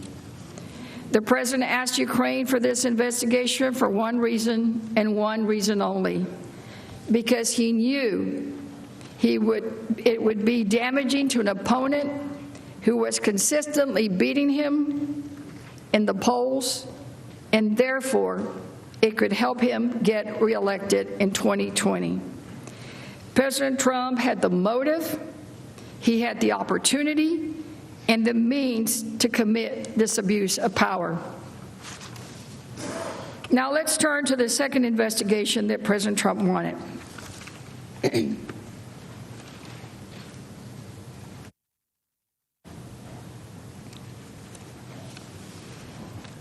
What he wanted is a widely debunked conspiracy theory that Ukraine, rather than Russia, interfered in the 2016 U.S. election to benefit President Trump's opponent. As we will explain, the allegation that Ukraine interfered in the 2016 elections, just like the allegation that Biden improperly removed the Ukraine prosecutor, has absolutely no basis in fact. In fact, this theory ignored the unanimous conclusions of the U.S. Intelligence Agency, the Congressional Intelligence Committees, and Special Counsel Mueller, which found that Russia attacked our elections. It also went against the Senate Intelligence Committee report, which found no evidence supporting that Ukraine attacked our elections. Nor did any witness support the theory that Ukraine attacked our elections. Indeed, even President Trump's own advisors told him the claim was false. In fact, the one person who told President Trump his theory is true, who was it? You know it was our adversary, Russia, who had everything to gain by deflecting the blame from their attack on Ukraine. Let's look at what President Trump was actually suggesting Ukraine investigate. The theory is this: instead of listening to our entire intelligence community that concluded that Russia interfered in our 2016 election to assist Donald Trump, the new theory says it was Ukraine that interfered in the election to help Hillary Clinton and hurt Donald Trump. One aspect of this conspiracy theory was that the American cybersecurity firm CrowdStrike, which had helped the DNC respond to Russia's cyber attack in 2016, moved a DNC server to Ukraine to prevent the FBI from examining it. Here's what President Trump said about this conspiracy theory during the July 25 call. Quote, I would like you to find out what happened with this whole situation with Ukraine. They say CrowdStrike. I guess you have one of your wealthy people. The server, they say Ukraine has it. Once again, if this sounds far-fetched and crazy, it should, because it is. There is simply no factual basis to support this conspiracy theory. Let's walk through the concrete reasons why. First, as I mentioned, our entire U.S. intelligence community the Senate Select Committees on Intelligence and Special Counsel Mueller all unanimously found that Russia, not Ukraine, interfered in the 2016 elections. And Russia did it to help Donald Trump and hurt Hillary Clinton. Here's an example of that. This is a conclusion of the Director of National Intelligence report entitled Assessing Russian Activities and Intentions in Recent U.S. Elections. I'll quote a part in it. You can follow along on the slide. We assess Russian President Vladimir Putin's ordered and influence campaign in 2016 aimed at U.S. presidential election. Russia's goals were to undermine public faith in the U.S. democratic process, denigrate Secretary Clinton, and harm her electability and potential presidency. We further assess Putin and the Russian government developed a clear preference for President-elect Trump. We have high confidence in these judgments, end quote. Clear precedent for President-elect Trump. And here's a conclusion of the Senate Select Committee on Intelligence. Quote, the committee found that the Russia-based Internet Research Agency sought to influence the 2016 U.S. presidential election by harming Hillary Clinton's chances of success and supporting Donald Trump at the direction of the Kremlin. The committee found that the Russian government tasked and supported the IRA's interference in the 2016 U.S. elections, end quote. Supporting Donald Trump at the direction of the Kremlin. That's what it said. And here's the special counsel's conclusion. The Mueller report in 2019, quote, as set forth in detail in this report, the special counsel's investigation established that Russia interfered in the 2016 presidential election principally through two operations. First, a Russia entity carried out a social media campaign that favored presidential candidate Donald J. Trump and disparaged presidential candidate Hillary Clinton. Second, a Russian intelligence service conducted computer intrusion operations against entities, employees, and volunteers working on the Clinton campaign and then released stolen documents. On December 9, 2019, even President Trump's own FBI director, Christopher Wray, stated unequivocally that there is no evidence to support the theory that Ukraine interfered in our election in 2016. Here's a video of that interview. Let's watch. It's all those threats. Did the government of Ukraine directly interfere in the 2016 election on the scale that the Russians did? We have no information that indicates that Ukraine interfered with the 2016 presidential election. When you see politicians pushing this notion, are you concerned about that in terms of its impact on the American public? Well, look, there's all kinds of people saying all kinds of things out there. I think it's important for the American people to be thoughtful consumers of information, to think about the sources of it, and to think about the support and predication for what they hear. And I think part of us being well protected against malign foreign influence is to build together an American public that's resilient, that has appropriate media literacy, and that takes its information with a grain of salt. And Putin has been pushing this theory. And your message to him in terms of the American public? Stop trying to interfere with our elections. We recently heard from the president himself that he wanted the CrowdStrike portion of this whole conspiracy in the Ukraine investigated, and I'm hearing you say there's no evidence to support that, as far as you know.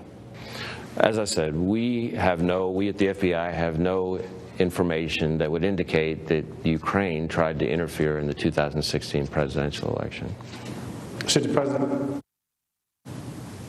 You heard him. He said no information that it would indicate that Ukraine tried to interfere in the 2016 presidential election. So to be really, really clear, there is no real dispute that Russia, not Ukraine, attacked our elections. But it's not just that there is no evidence to support this conspiracy theory.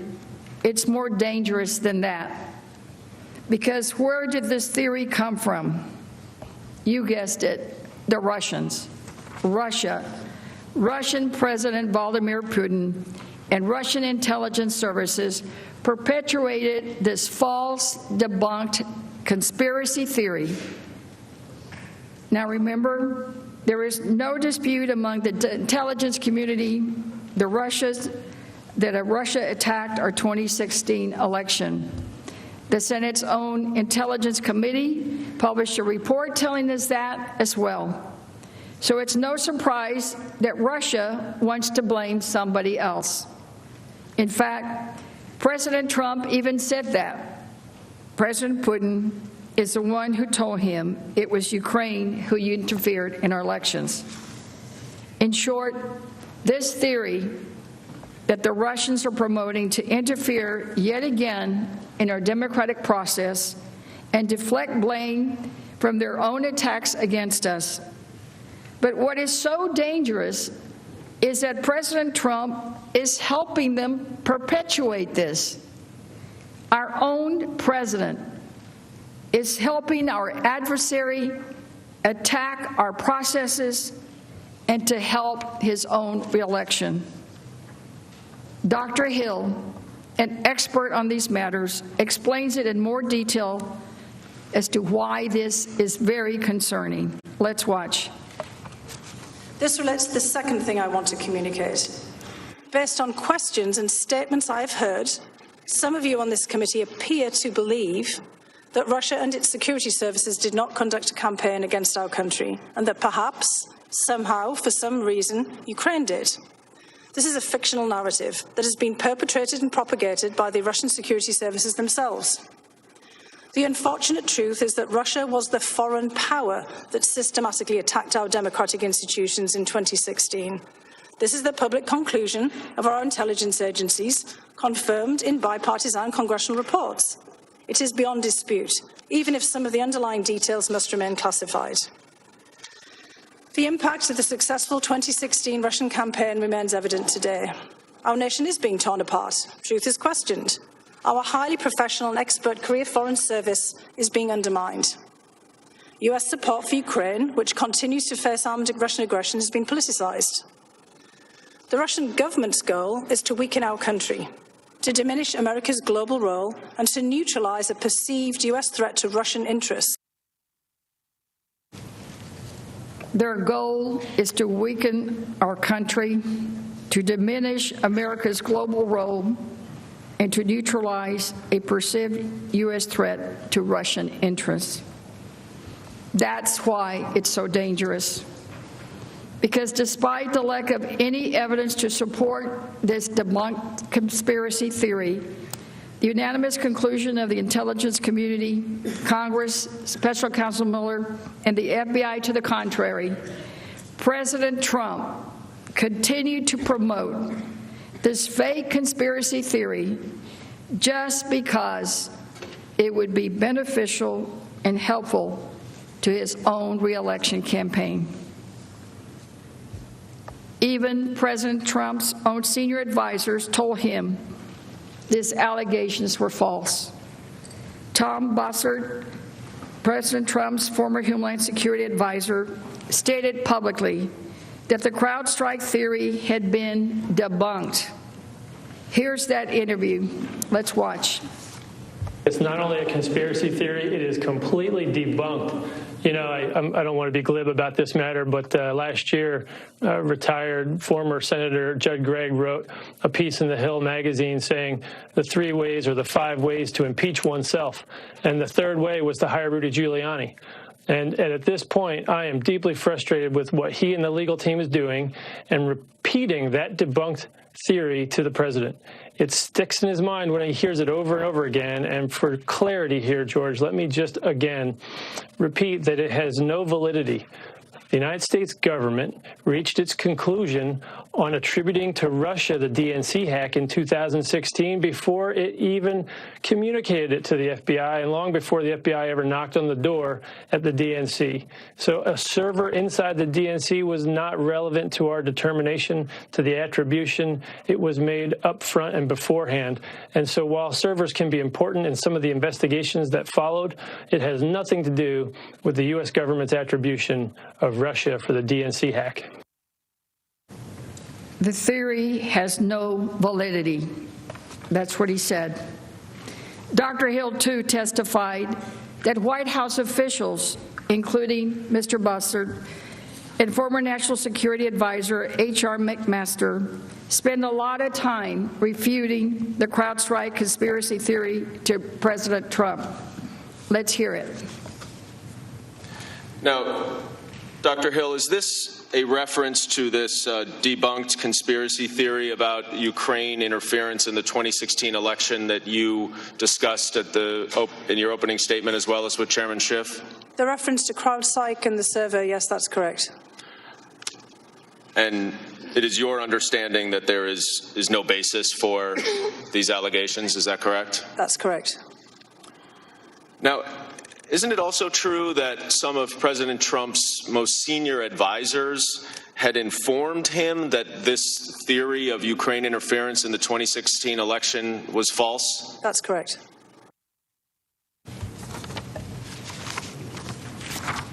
When she was asked, is it false, she said, that's correct. If Vladimir Putin's goals, as Dr. Hill testified, were to deflect from Russia's systematic interference in our election and to drive a wedge between the United States and Ukraine, he has succeeded beyond his wildest dreams. The alternative narrative of Ukrainian interference on the 2016 election has now been picked up by the president's defenders and the conservative media.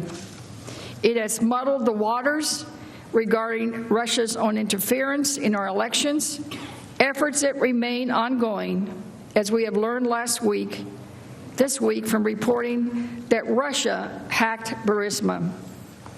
If there were any doubt about how President Putin feels about the president's conduct, you need only look to Putin's own words. His statement on November 20 tells it all. Quote, "Thank God nobody is accusing us anymore of interfering in U.S. elections. Now they're accusing Ukraine." That's a short quotation from Putin, but it speaks volumes.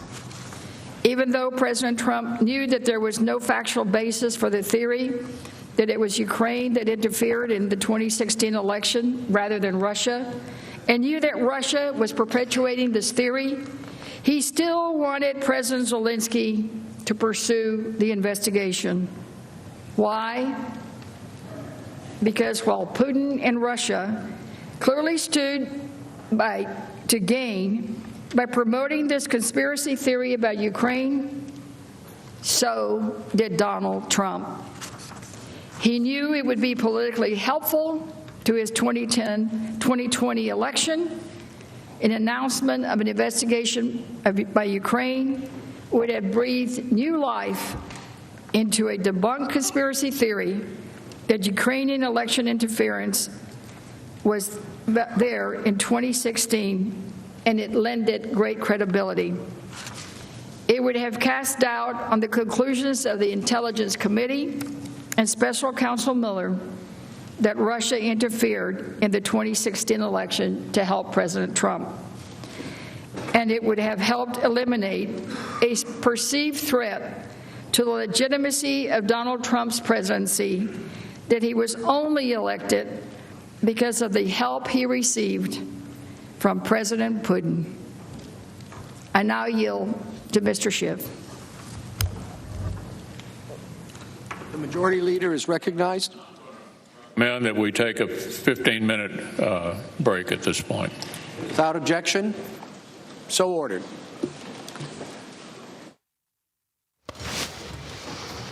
And the Senate currently stands in recess after 2 hours on day 2 of testimony from the House impeachment managers.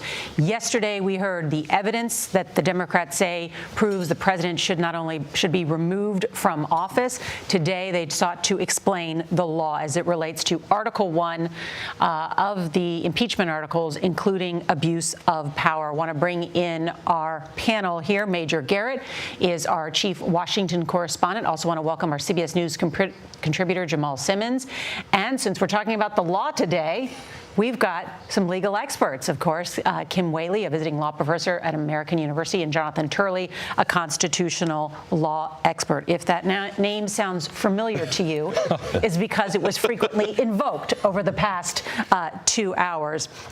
In particular, you were a witness for the Republicans, in fact, the only witness for the Republicans in the House impeachment trial, but you were mentioned so many times by the Democrats today.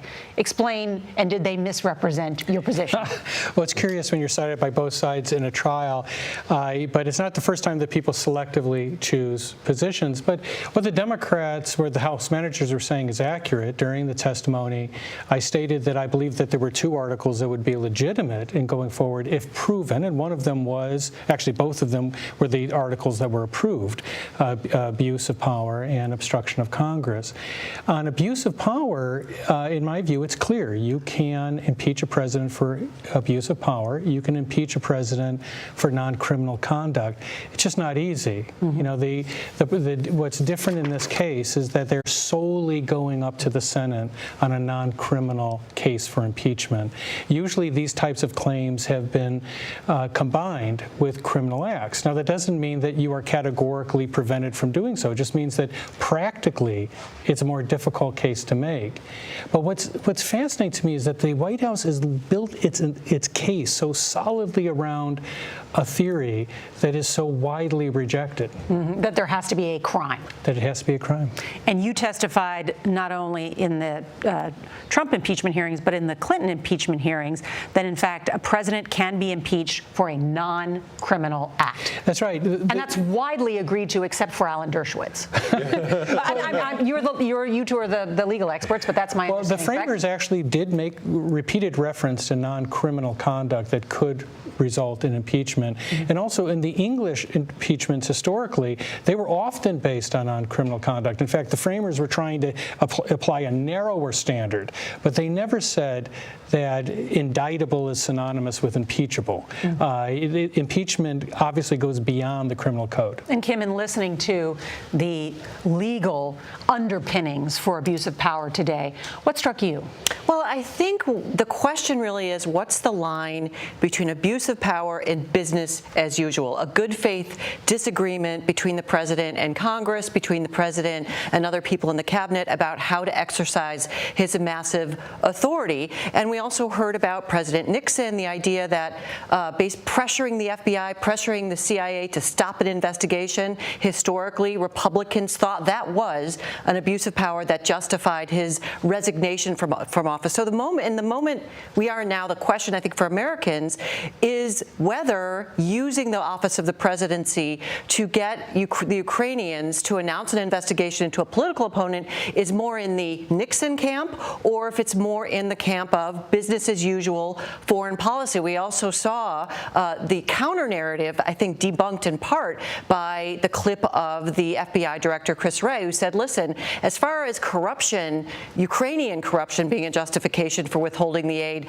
we don't, as the FBI, have any evidence to support that. So there's two parts. One is this legally an abuse of power? That's for the senators. And the second is the factual narrative. Is this conceivably about anything other than smearing Joe Biden? And at this moment, we don't really have a record there to support that counter-narrative. And just to highlight from the articles of impeachment and abuse of power, the charge is solicitation of foreign interference in a U.S. election in terms of, and these are my words then, subverting American democracy. And that's a very aggressive allegation. The Chairman Adam Schiff yesterday said the president wanted to cheat the 2020 election by having an investigation into Burisma, which would have implicated Joe Biden.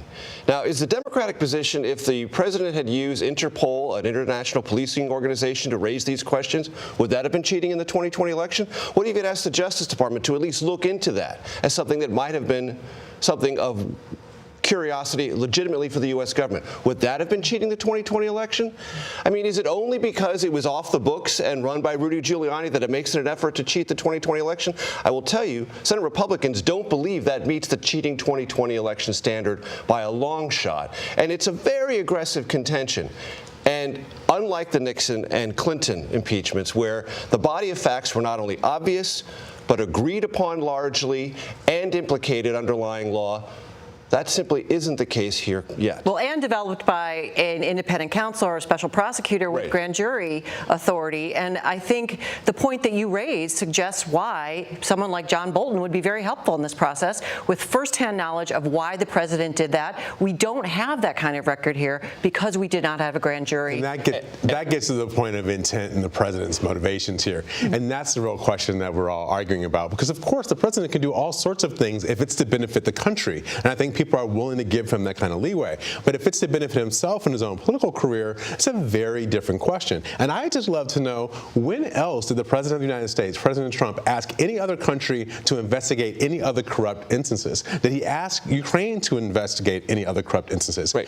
I mean, this is the question. If you're only asking one country, or two countries, because he went to China out in front of the South Lawn, one or two countries to investigate one person who's your political opponent, it's pretty hard for us to figure out. I mean, it's not pretty hard. I'm joking. It's not hard for us to figure out what his interest is here. And if there had been any body of evidence of the White House or the administration being curious about this issue in Ukraine before it became interested in it, that would have buttressed the White House case that it was a long-going curiosity and a legitimate one about corruption. There is no evidence of that at all. That undercuts the White House contention that this was a really formidable effort to fight corruption on behalf of the American taxpayer. Want to just listen quickly. I think one of the president's attorneys, Jay Sekulow, is speaking with reporters on Capitol Hill. Let's just take a brief listen to him. They have one thing in common, that the actions alleged and the actions of the president do not reach that level, no matter which school of thought you're on. And we're not afraid to put out both of those schools of thought, because our position is you still have to meet basic, fundamental constitutional obligations, and they haven't. Next. How much work do you think you have to convince that room? How much more work do you think you have ahead to try and convince that room, or is it already over and done with for you? Look, I told you, I said this yesterday, we're prepared for any contingency that may arise.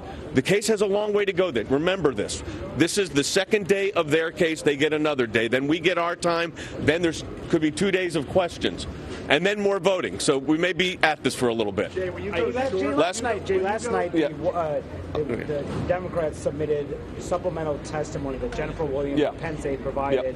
Why shouldn't the president declassify that document? I'm not going to discuss anything involving national security matters. Jay, will you go short on Saturday so the big show can be on Monday and Tuesday for all Americans to see?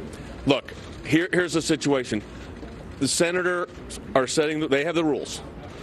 Our job is to play by the rules they set. If they want to go 2 hours, great. If they say they want to go longer, 8 hours, we have to, look, this is the way it is. I am confident. Let me say this. I am confident that whether it is Saturday or Monday or Tuesday, that the case will be made defending the president. I have no doubt. Thanks, everybody. All right, and there, of course, Jay Sekulow, one of the president's attorneys addressing reporters there. And he made a really interesting case argument right there. Yeah, and in fact, he seemed to, I wouldn't necessarily say he backtracked, but he certainly broadened their position, because up until now, they've built their case around the type of argument by Alan Dershowitz that you must have a crime or you cannot have impeachment. He seemed to be suggesting, well, depending on how you view that issue, we may give both views, which may reflect the fact that not only have some Republican senators come out just yesterday and say, look, we don't agree that you have to have a crime. So he clearly has not a majority, not close to a majority, of even willing to consider it. But his own client yesterday came out and was asked, this is President Trump, was asked, do you agree you need a crime? And he said, well, it depends. Well, actually, that's the correct answer. That actually should be what they're arguing. It does depend. It can be abuse of power depending on the facts, but that's not what they're arguing on the floor of the Senate. So what we just saw was Jay sort of saying, well, maybe we'll present both positions. So then what's the argument that the White House team is going to make? Well, I think the question is going to come down to whether there's one more vote to have additional witnesses, because I believe it will come down to this idea of intent. What was his reason behind this? So we talk a lot about removal, 67 votes, but really, if we bring in John Bolton, potentially other witnesses to have a conversation about, listen, I know what the president was up to here because I spoke to him, or here are my notes. John Bolton took careful notes. It could change the thrust of this entire process. And I want to add a couple more things, which is, as a legal matter, we have to keep in mind that the withholding of the aid was, we know now, a violation according to the GAO of the law. And Ellen Weintraub of the Federal Election Commission has tweeted also that soliciting foreign intervention in a campaign, aid in a campaign, can also violate the federal election laws. Although one thing I would put a caveat on that, Kim, is that if violating that law is grounds for impeachment, you'd have to impeach both Bill Clinton and Barack Obama, because they were both accused of violating federal law with the withholding of funds. Sure. Well, but my point there is, I think the idea that even that there's no wrongdoing here, it's a pure policy decision, a dispute over policy isn't exactly accurate from a legal standpoint. And the White House argument will be, at least on the facts, is the aid was released ultimately. The sequence doesn't matter. The president has wide discretion. The president has the authority under the Constitution to weigh these matters as he wants to. And if you don't like it, too bad. And the legal argument for the president and his team will be the Constitution not only preserves that discretion for the president, but if you begin to impeach presidents for exercising it, you are changing the understanding of the relationship of the presidency to the public at large. Again, that will be their argument. President George W. Bush allowed people to be waterboarded to help protect the country in the war on terror. If we found out that President George W. Bush was waterboarding people to get more money to his ranch in Texas, then that would be a very different circumstance. Intent and motivation does seem to matter here. Right, but there's a personal or political gain. Right, it's personal or political gain that matters in the execution of an official duty. But to Kim's point about this question about whether there will be witnesses or documents, the executive power is not absolute. No, it's not absolute. Right. But there's wide discretion. There's wide discretion. That's why we have three branches. And the federal courts have recognized that. But the White House position is it is absolute. Yeah, That's their position. It is, and impeachment itself is unconstitutional because it undermines an election, which of course can't make any sense if it's in the Constitution multiple times. I do want to bring in Nancy Cordes, of course, who has followed every detail of this. And Nancy, weigh in here as you've listened to the Democrats now make about 14. Oh, goodness, your math might be better than me. They only have about 14 hours left, is my take on this. Right. We're about halfway, and I think what this discussion reflects is the fact that it is so subjective. Did the president abuse his power or not? That is really in the eye of the beholder, particularly when you're talking about a jury that can't help but have a political opinion about the outcome. And what I can tell you is that about halfway through these Democratic arguments, we have not heard from a single Republican who has said that he or she has been swayed by the evidence. To the contrary, they've they've been coming out and making some pretty disparaging remarks about the presentation, calling it repetitive, saying that the case gets weaker the more that the Democrats speak. Now, admittedly, we are hearing from a skewed sample of Senate Republicans. If there are some Republicans who are hearing this information packaged in this way for the first time and starting to reconsider, they are not coming out and talking to reporters, at least not yet. And Nancy, hold on just a moment as we watch. President Trump has just departed moments ago from the White House and is boarding Marine One as he travels to Joint Base Andrews and then to Trump Doral, where there is going to be a meeting of the Republican National Committee down in Florida and a fundraiser there. So surrounded by supporters and fundraisers for the president, but he did not make any comments, as sometimes the president likes to do. But that has not stopped him from tweeting, his favorite form of communication. I want to bring in Paula Reed, who is at the White House. Paula, a record day online yesterday, and this morning he's kept it up. Absolutely. I was actually with the president yesterday on Air Force One, Nora, and it was interesting because all the TVs were tuned to Fox News, and Fox News carried the trial pretty much uninterrupted. And it was interesting, the graphics on the bottom of the screen that the president was watching, they were tweeting, they were repeating Adam Schiff and other Democrats, something that could not have pleased the president, which is why we saw that record-breaking Twitter day. And today he has also been tweeting, mostly quoting people on cable news who have been defending him. Now, I'm told by folks close to his impeachment team that he is frustrated. He does not believe that his side of the story has been heard, but they are confident that once the president's attorneys make their arguments, that the president will believe that he's gotten a fair shake in the Senate, something he did not get in the House, and his team hopes that once he sees these arguments, he will back off of these requests for witnesses. All right, Paula, thank you. We should also just note for our audience that sometimes while the president does not stop and speak at the White House, he may also decide to speak while at Joint Base Andrews. So we'll continue to monitor that for you, because in many ways the Democrats hold the stage. And they do for 24 hours, as is the rule. So that's why I think the president was trying to weigh in online via Twitter. Counter-program as best he can. But to this question that Kim raised about witnesses, and we were having this dialogue while the Senate proceeding was going on about this large hole in the middle of the House case, which is, why didn't the House Democrats go to court and seek these witnesses and have a judicial record about this, as you said, Jamal, blanket assertion you can't talk to anyone for anything about anything? We'll test that in court. Right. That is not, as I understand it, I'm not a lawyer, you are, an indefensible legal position. Test it out in court, have judicial opinions upon that, force the White House to comply, and if it does not comply, then the public can see in full view. It was argued before the courts, the White House rejected that, and then this conversation about either obstructing Congress or abusing power takes on new vitality. I think that absence of a record is a big problem, because Senate Republicans say over and over, if it wasn't important enough for you, why should it be important enough for us? Let's deal with that issue from a legal standpoint, because, as you know, the question about whether you can hear from these primary sources, John Bolton, Mick Mulvaney, the president's chief of staff, John Eisenberg, the president's lawyer on the National Security Council. Why haven't we heard from these people? Where is this evidence? And you heard Adam Schiff say, we hope to be able to give it to you. Therefore, you should vote in order to subpoena these officials. The counter argument has been it was incumbent on the House Democrats to subpoena these. And in fact, the law in the Supreme Court historically has favored that oversight by Congress, and it's allowed those to move forward, not only in Nixon and the Clinton case, the Democrats, it would have taken too long. Would have taken too long. What's the truth? I think that this is one where the House is completely unmoored by history and by the law. I think that this will go down as one of the greatest historic blunders of a House of Congress.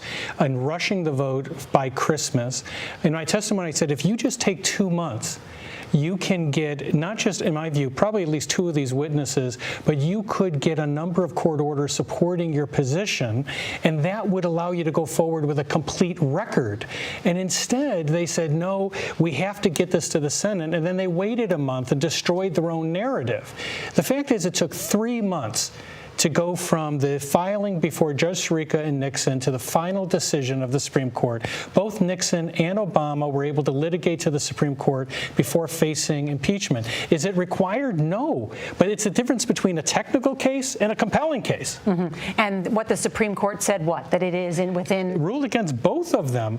But both presidents. Yeah, but with Nixon, the court did not say you can't make privilege arguments. It just said, on this record, we don't buy your privilege arguments. The fact is, President Trump does have valid privilege arguments. I think the argument he made on immunity was exceedingly weak. But when it comes to privilege, the National Security Advisor, the White House counsel, is what privilege is all about. He has valid arguments to make. Well, what Nixon, the court said in Nixon, of course, is that it's a balancing test, that there is a privilege, but that it's outweighed sometimes by the public's need to have important information bearing on national security, bearing on potential criminality in the White House. But this is one place where Jonathan and I are completely in agreement. I think the immunity argument was frivolous. The courts would have consistently backed up the Congress on this. And I think it would have had another benefit, which is to convey to the American people that we're serious about the Constitution itself. Well, in some ways, that you would have two branches. Exactly. The Supreme Court and the Congress saying that the White House has overstepped themselves, that this power is not absolute, and that they must comply with appropriate oversight, as is the founders set up the three branches of government and a check on power. Well, of course, the House... I think you hear from Democrats something a little bit different, which is that perhaps the president is very good at manipulating the rules and using our norms and conventions to his benefit when they help him, and then he disregards them when they don't help him. So I think Democrats didn't feel a great desire to try to fit themselves inside of a structure. They were trying to make an argument in front of the country in a timetable they felt was appropriate, and then let the chips sort of fall where they Well, fall. their argument was that, you know, Trump is the reason that we don't have this evidence because Pat Cipollone, White House counsel, sent a memo out telling everyone not to comply. There is no legal basis for that point of view. But as we've talked about also during the break, if there's a speed limit but people routinely blow through it and there's no tickets, the speed limit does not matter. So just because the president wasn't taking into account the speed limit or respecting it here when it comes to subpoenas doesn't mean it's not worth enforcing. Just want to show this is now the president leaving Marine One. Yes, it is a short trip. When you have your own helicopter. It's a quick flight, yes. Yes, and flown by, of course, America's finest, our military and the Marines there as they go to Joint Base Andrews to board Air Force One on a trip to Florida, where I mentioned he'll meet with Republican donors and then spend a day at Mar-a-Lago, his presidential resort there. It doesn't look like the president is anxious to speak just yet, but we will hear from his attorneys on Saturday, which will be the first day of their remarks. Right. The rough estimate is a session about a duration. This is the rough guidance I've gotten from the White House. 10 a.m. to 1 p.m. on Saturday, a shorter session. And that's because they don't want to conflict with some of the sports that are going to be on Saturday afternoon? Or? I think that's a safe assumption. No one from the White House copped to that particular strategic insight, but that's, I think, a safe assumption. Well, all right. Got it. And so I want to set up this discussion because we've talked about those four key senators. So you talk about who are these House impeachment managers appealing to? The entire United States Senate. Those are the four senators that are running. That are running for president. That is not the four senators. Sorry, that's not, quite to the contrary. Yeah, that's not what I'm talking about. That's not what I'm talking about. There are four Democratic senators. Excuse me. There are four Republican senators who the Democrats want to hear their case and say, yes, I want more evidence. I want to hear from these witnesses. These are the people they're talking to, the targets. Susan Collins, right, who has said in a statement, it's likely I would support a motion to call witnesses. Mitt Romney, who said he's open to it, wants to hear more.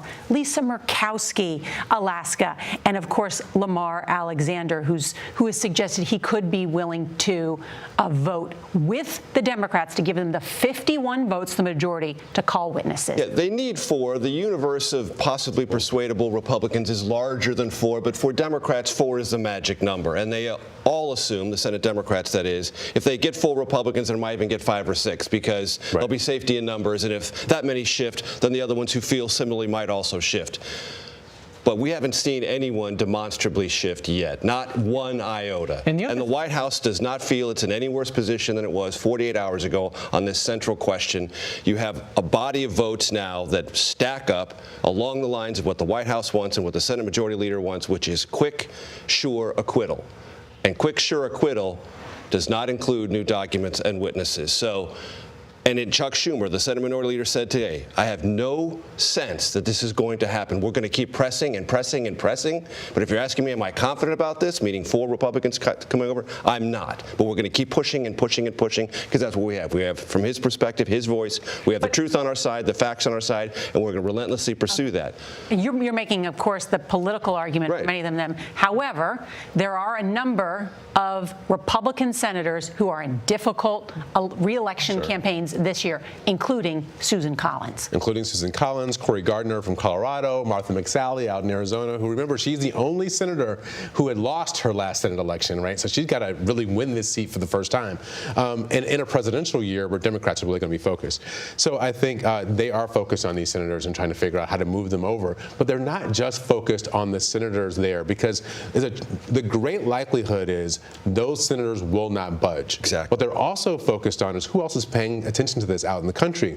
And who's not up for real. And so I was on the phone with the leadership office today, and one of the things they were telling me is, think about the people who are arguing this case. Think about Val Demings and Hakeem Jeffries, who have been all over African-American media with some of their quotes and cultural references. Think about Sylvia Garcia, who's spoken Spanish on the House floor, which has been all over Spanish-speaking media since that happened. Think about Jason Crow, who's a veteran. All of these people are there, and they have communities that they can speak to. There's a political argument that will take place both during these weeks where the impeachment takes place and also in the weeks after, months after, as they engage in this great big political fight toward November's 2020 election. But, you know, where politics and law collide is on this point. You know, one of the things that you teach law students is that when you make arguments to juries, make sure you don't insult the jury. Mm-hmm. That is, you don't want to make statements that make them feel stupid or ascribe any bad motivations to them.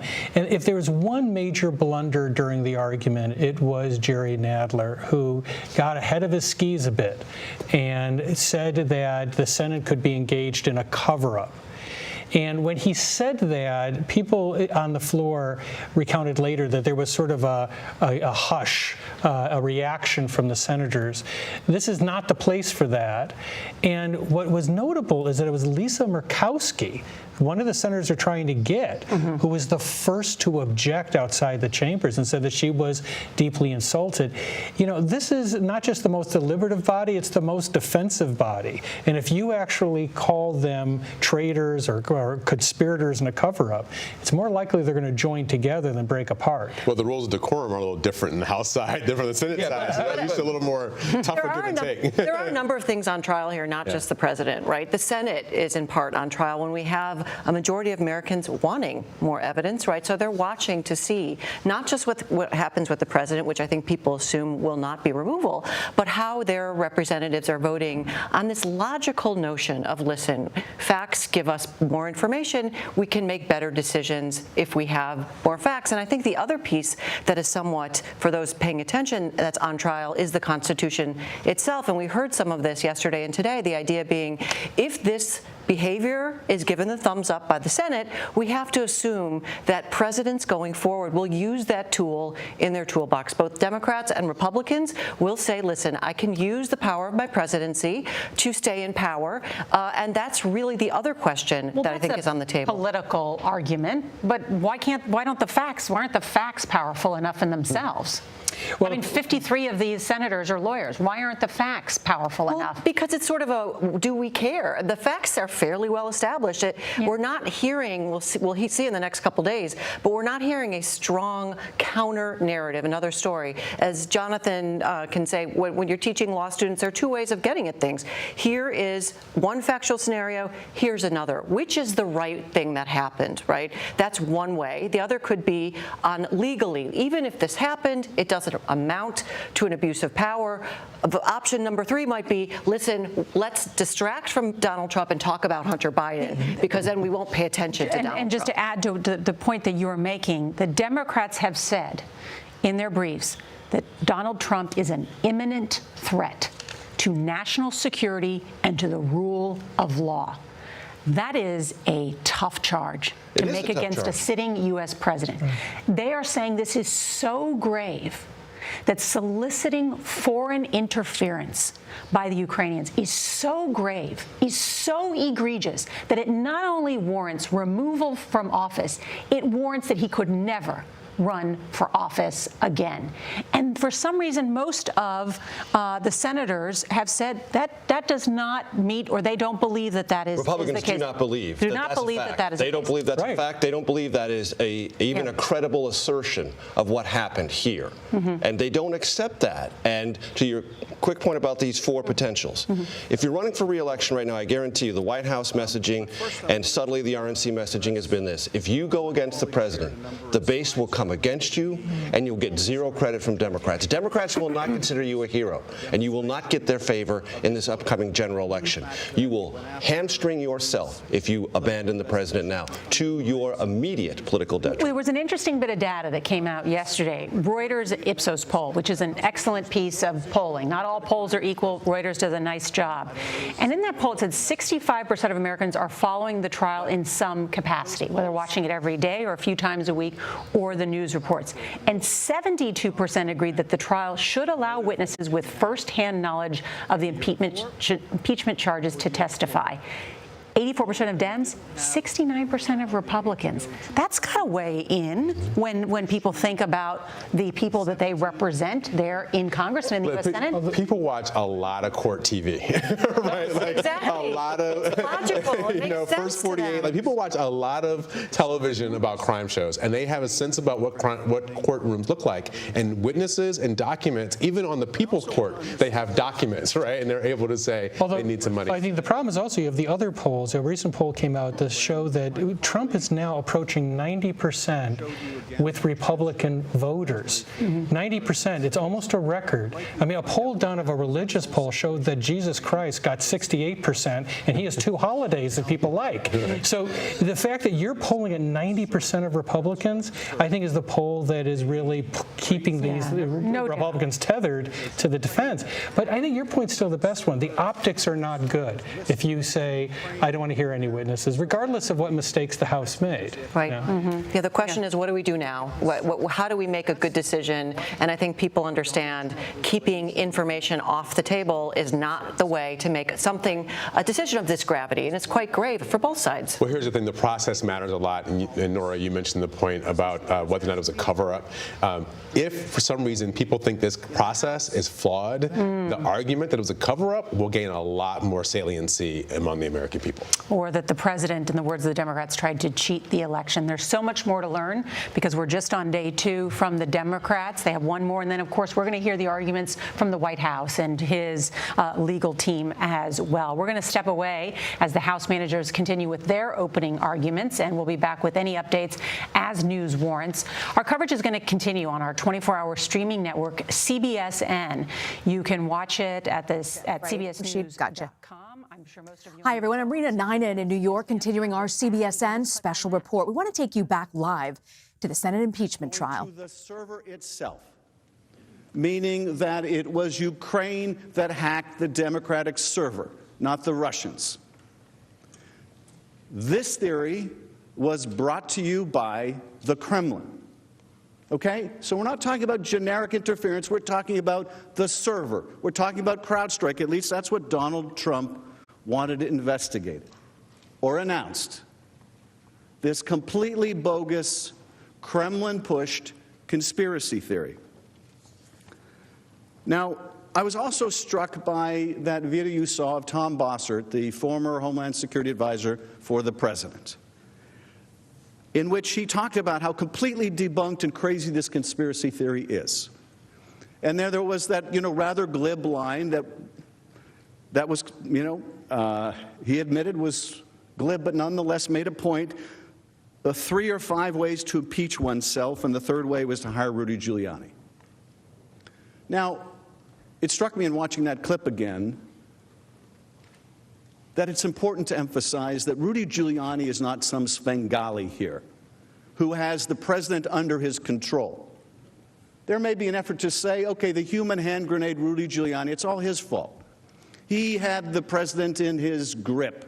And even though the U.S. intelligence agencies and the bipartisan Senate Intelligence Committee and everyone else told the president time after time, this is nonsense, the Russians interfered, not the Ukrainians, that he just couldn't shake himself of what he was hearing from Rudy Giuliani. You can say a lot of things about President Trump, but he is not led by the nose by Rudy Giuliani. And if he is willing to listen to his personal lawyer over his own intelligence agencies, his own advisors, then you can imagine what a danger that presents to this country. Now, my colleague also played for you that interview with Director Wray, and again, I was just struck anew by that interview. And in that interview, Director Wray says, we have no information that indicates that Ukraine interfered with the 2016 presidential election. That is Donald Trump's director of the FBI. We have no information that indicates Ukraine interfered with the 2016 election. None, as in zero. The reporter then says, when you see politicians pushing this notion, are you concerned about that in terms of the impact on the American public? And the director says, well, look, there's all kind of people saying all kind of things out there.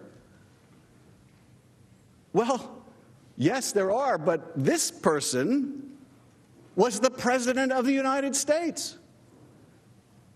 When he says there's all kinds of people out there saying all kinds of things, what he's really saying is, the President of the United States. It's one thing if someone off the street says it, but when it's coming from the President of the United States, you can see what a danger it is if it is patently false and it is promulgated by the Russians. And again, the reporter says, and we heard from the President himself, he wanted the CrowdStrike portion of this whole conspiracy investigated. And I'm hearing you saying there's no evidence to support this. And Wray says, as I said, we at the FBI have no information that would indicate that Ukraine tried to interfere in the 2016 presidential election. None. And so you can imagine the view from the Kremlin of all of this. You can imagine Putin in the Kremlin with his aides. When one of his aides comes into the office and says, Vladimir, you're never going to believe this. The President of the United States is pushing our CrowdStrike theory. I mean, you can almost imagine the incredulity of Vladimir Putin. You're kidding, right? You mean he really believes this? His own people don't believe this. Nobody believes this. And it's not, I mean, it would be bad enough, of course, that the President of the United States believes this Russian propaganda against the advice of all of his advisors, common sense and everything else. But it's worse than that. It's worse than that. On the basis of this Russian propaganda, he withheld $400 million in military aid to a nation Russia was fighting, our ally. I mean, when we ask about, okay, what's the national security implication of what the president did? How much more clear can it be that he's not only pushing Russian propaganda, he's not only misleading Americans about who interfered in the last election, that he's not only doing the Kremlin a favor, but that he's withholding aid from a nation at war. The Russians not only got him to deflect blame from their interference in our democracy, but they got him to withhold military aid. Now, of course, there was this convergence of interest between the Kremlin and the president. The president wasn't pushing Kremlin talking points just to do Vladimir Putin a favor. He was doing it because it helped him. Because it helped him. Because it could get these talking points for him in his re-election campaign. And for that, he would sacrifice our ally and our own security. But nothing struck me more from Representative Garcia's presentation than that quote from Vladimir Putin from November of this past year, so just a couple months ago.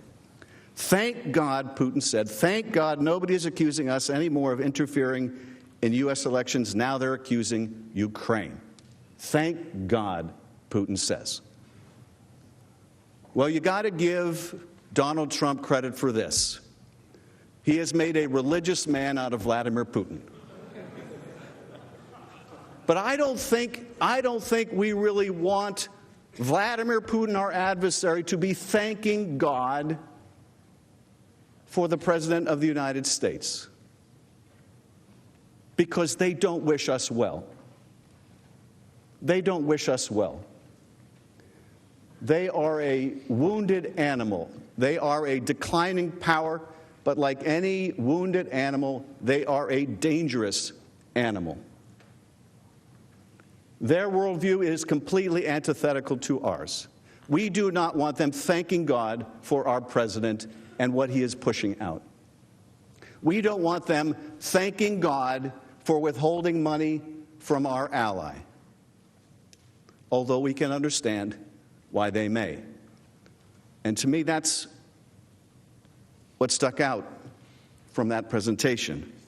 Now, we've walked through, in the first part of this presentation, the corrupt object of President Trump's scheme, getting Ukraine to announce these two political investigations that would benefit his reelection. And just looking at how baseless and fabricated the allegations behind them were, made plain his corrupt motive. But in addition to this overwhelming evidence, there are at least 10 other reasons we know that President Trump directed his scheme with corrupt intent.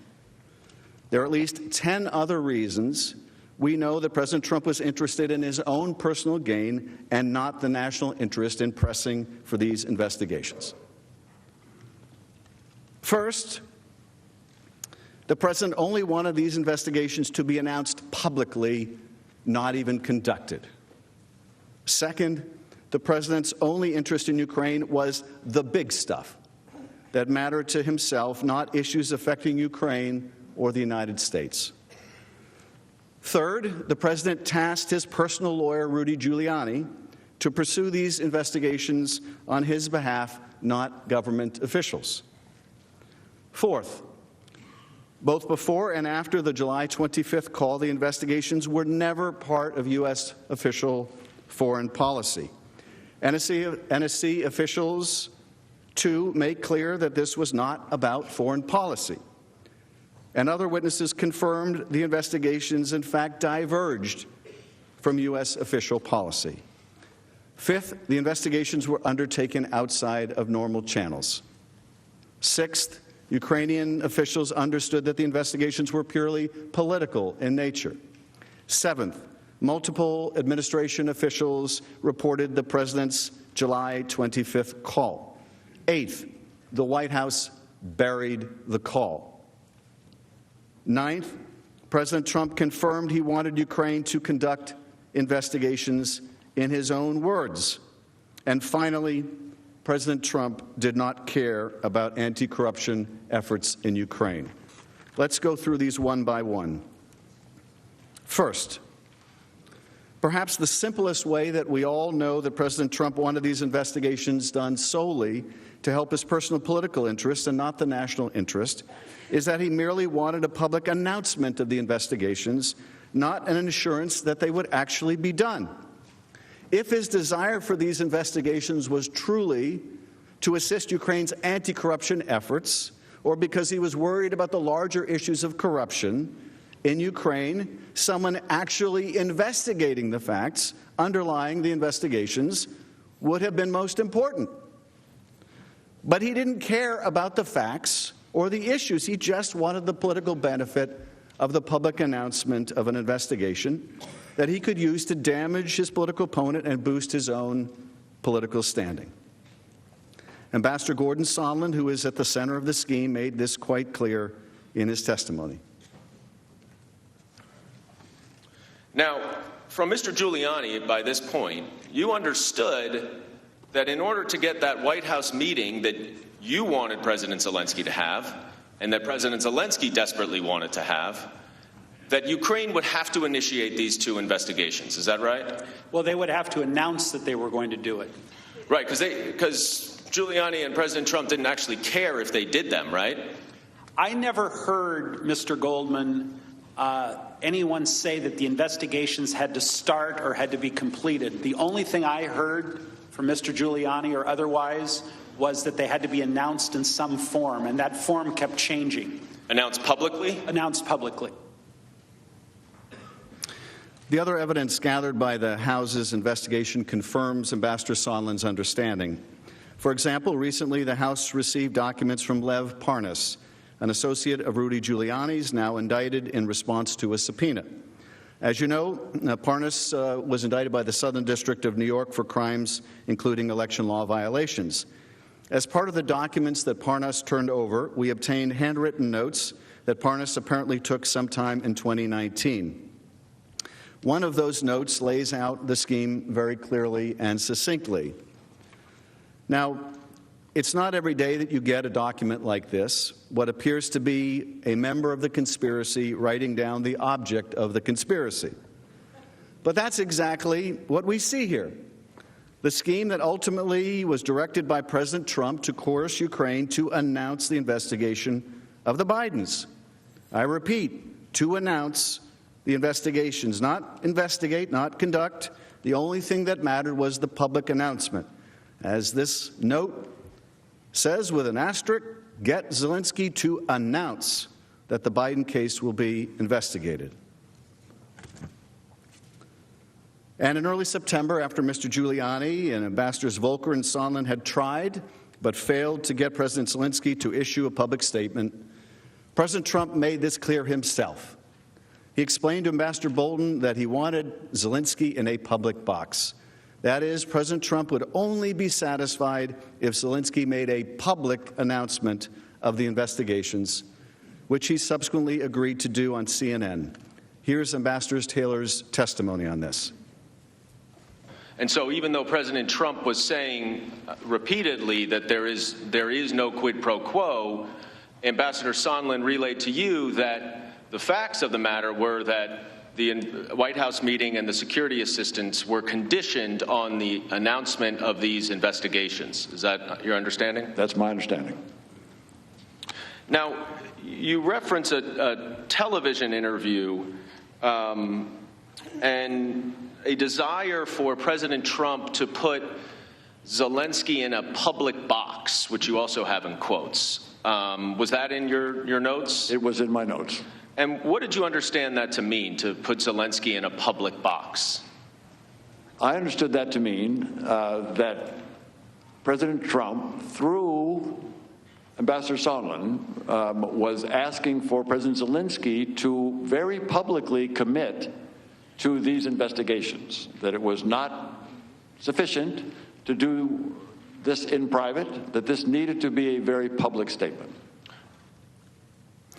The fact that the president only wanted a public announcement and not the investigations to actually be conducted demonstrates that his desire for investigations was simply and solely to boost his reelection efforts.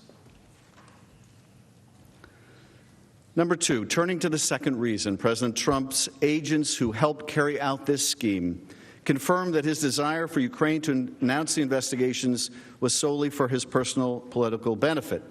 As we will explain in more detail in a few minutes, President Trump never expressed any interest in the United States' anti-corruption policy towards Ukraine, nor did he care about Ukraine's war against Russia.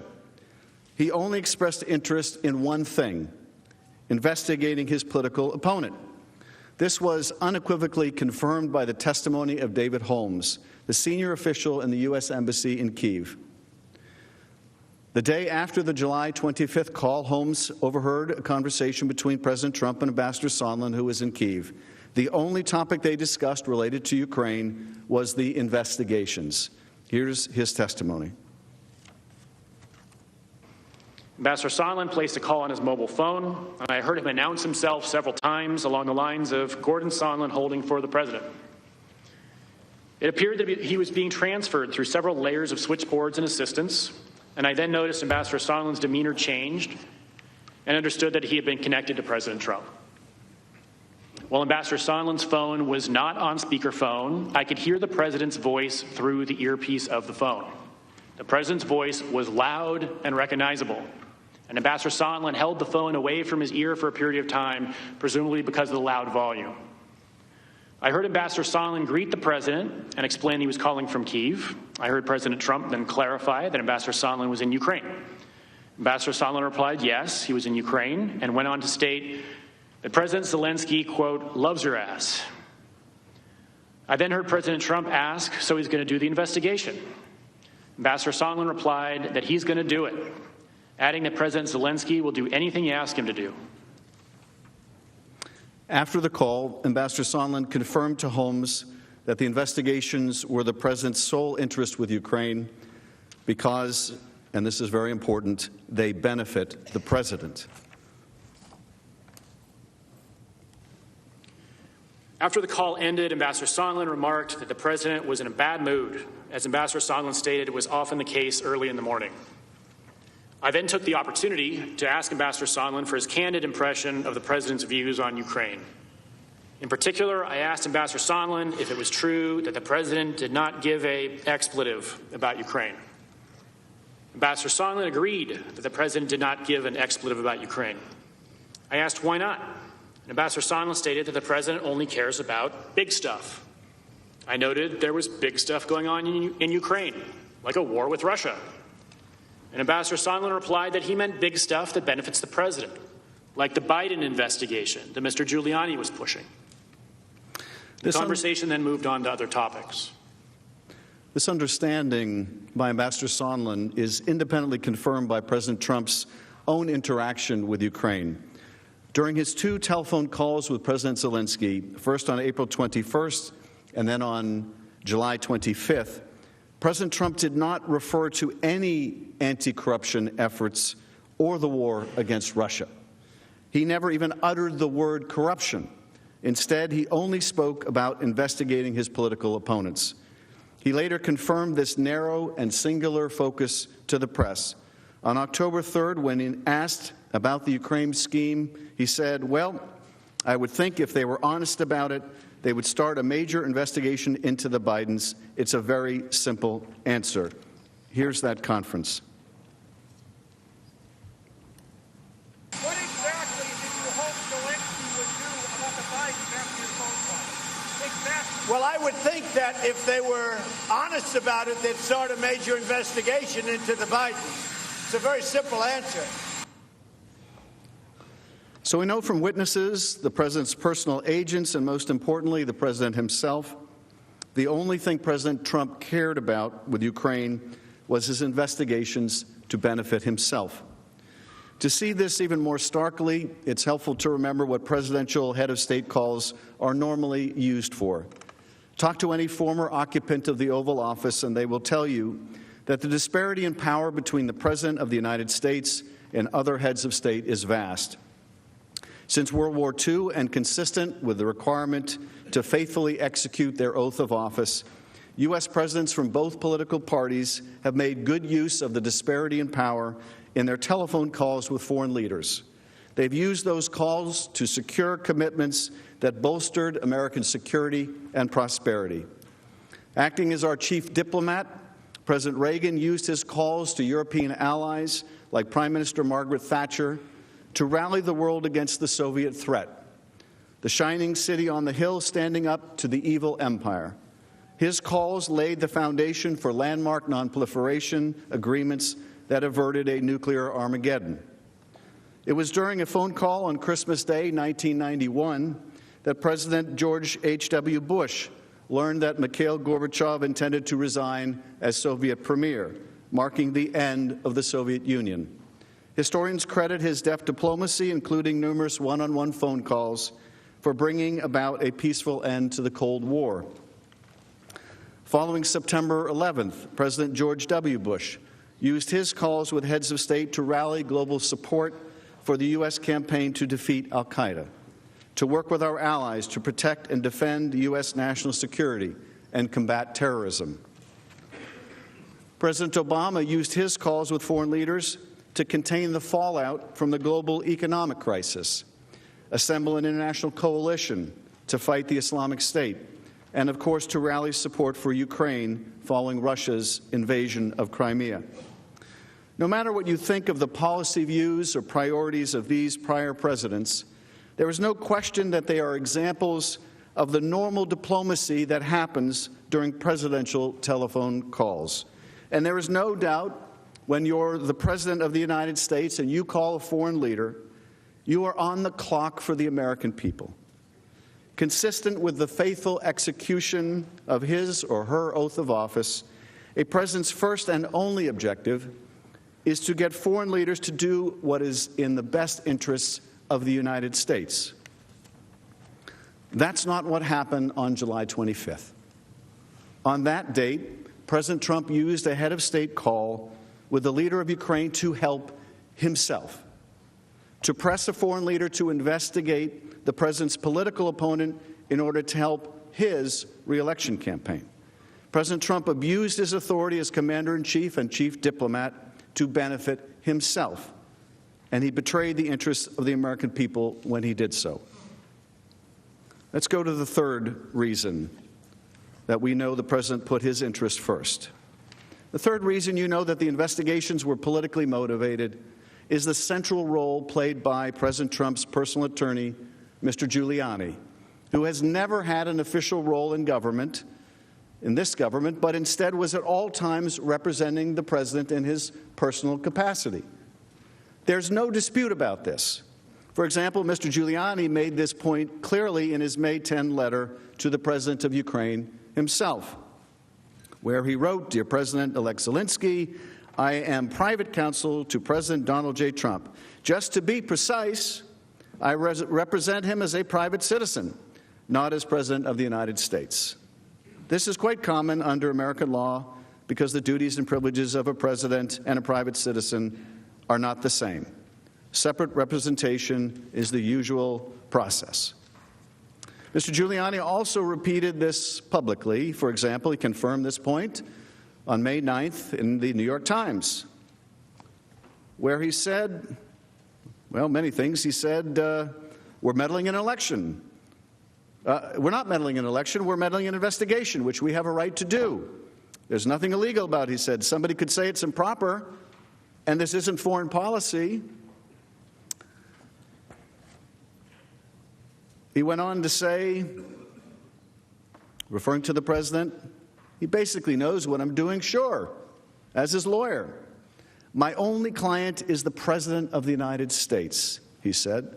He's the one I have an obligation to report to, tell him what happened. Think about that. The president is using his personal lawyer to ask Ukraine for investigations that aren't, quote, foreign policy, but that will be very, very helpful to the president personally. It's not often you get it so graphically as we do here. Let's go to the fourth reason that these investigations were never part of U.S. policy. It wasn't just that President Trump used his personal lawyer. It's also that what he was asking for was never a part of U.S. policy. Witnesses told us that President Trump's investigations were not in his official prepared talking points or briefing materials. To the contrary, they went against official policy and diverged from our national security interests. All three witnesses, Tim Morrison at the National Security Council, Lieutenant Colonel Alex Vindman at the Security Council, Jennifer Williams, who listened to the July 25th call, testified that when President Trump demanded that President Zelensky investigate the Bidens, he had completely departed from the talking points that they had prepared for him. Now, before I get to the video clip, I just want to underscore this.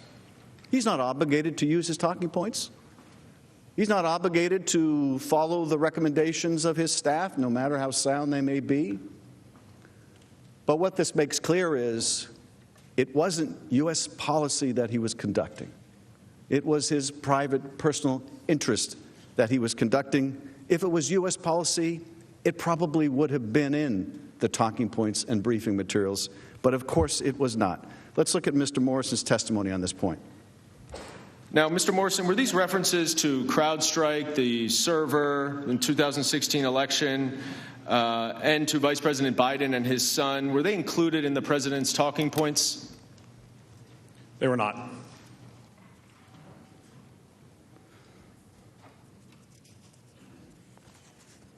And here's Lieutenant Colonel Vindman on this point. Colonel Vindman, you are the National Security Council's director for Ukraine. Did you participate in preparing the talking points for the president's call? I did. I prepared them. So you prepared them. They were then reviewed and edited by multiple senior officers at the NSC and the White House. Is that correct? That is correct.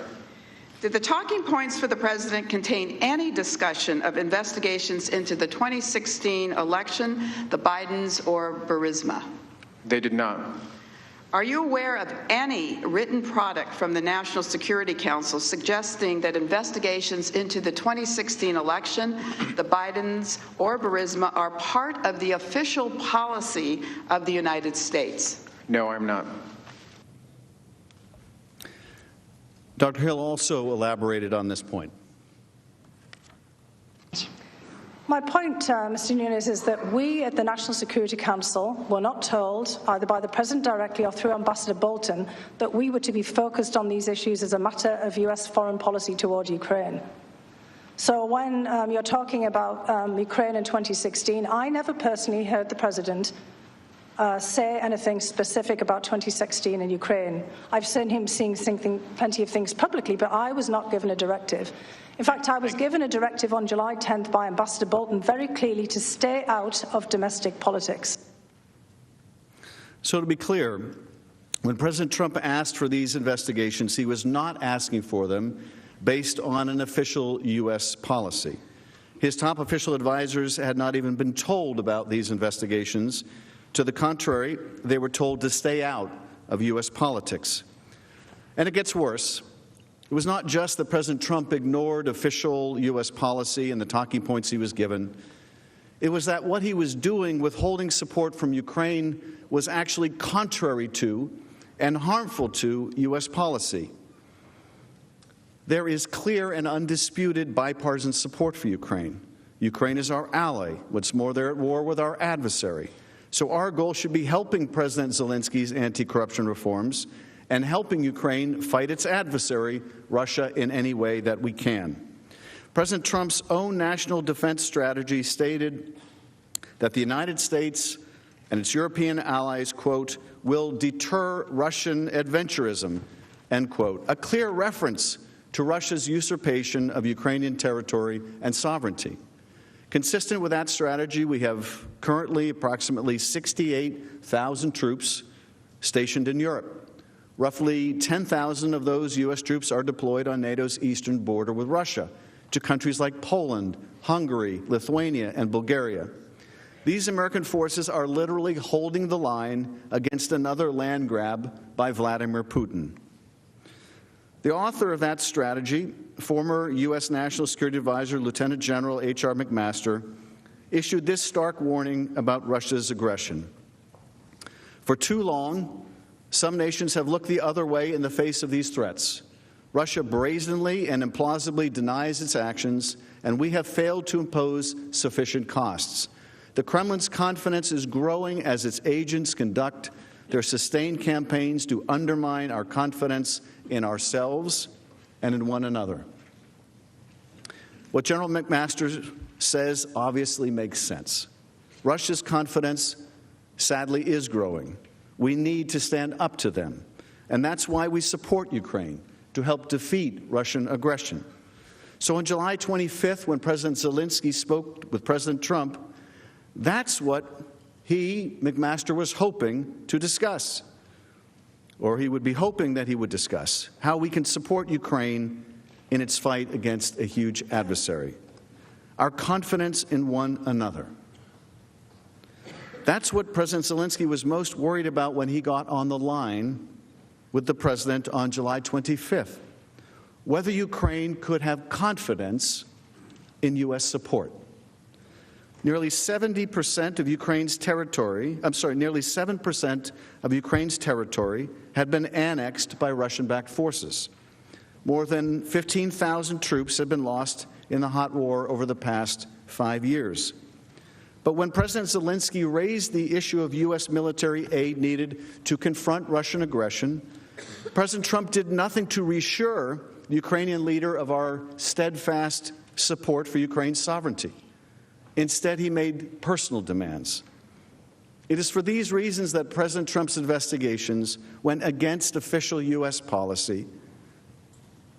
Witnesses confirm that President Trump's request actually diverged not just from our policy, but from our own national security. As Dr. Hill testified, Ambassador Sondland, in carrying out President Trump's scheme, quote, was being involved in a domestic political errand, and we were being involved in national security policy, and those two things had just diverged. And as Ambassador Taylor elaborated, quote, our holding up of security assistance that would go to a country that is fighting aggression from Russia for no good policy reason, no good substantive reason, no good national security reason is wrong. As these officials so correctly observed, there's no question that President Trump's political errand and our national security diverged. That he did this to advance his reelection, not to advance U.S. national security goals, and that he did it for no good reason, but the political one. But it's more than that. It's more than our national security policy. We as a country are meant to embody the solution to corruption. Our country is based on promoting the rule of law. And here what the President did attacks another of the United States' strengths, that of our ideals and our values. Part of that is ensuring the integrity of our democracy and our political institutions. It is a fundamental American value that underlying our democracy that we do not use official powers to ask for investigations of our political opponents to gain a political advantage. When President Trump asked a foreign leader to investigate his political opponent, he abused the broad authority provided to the President of the United States. Witness testimony again confirms this. Vice President Pence's advisor, Jennifer Williams, was concerned by the President's focus on domestic political issues rather than U.S. national security, because the President is not supposed to use foreign governments for political errands. She characterized the call as a domestic political matter. Here is her testimony. During my closed-door deposition, members of the committee asked about my personal views and whether I had any concerns about the July 25th call. As I testified then, I found the July 25th phone call unusual because, in contrast to other presidential calls I had observed, it involved discussion of what appeared to be a domestic political matter.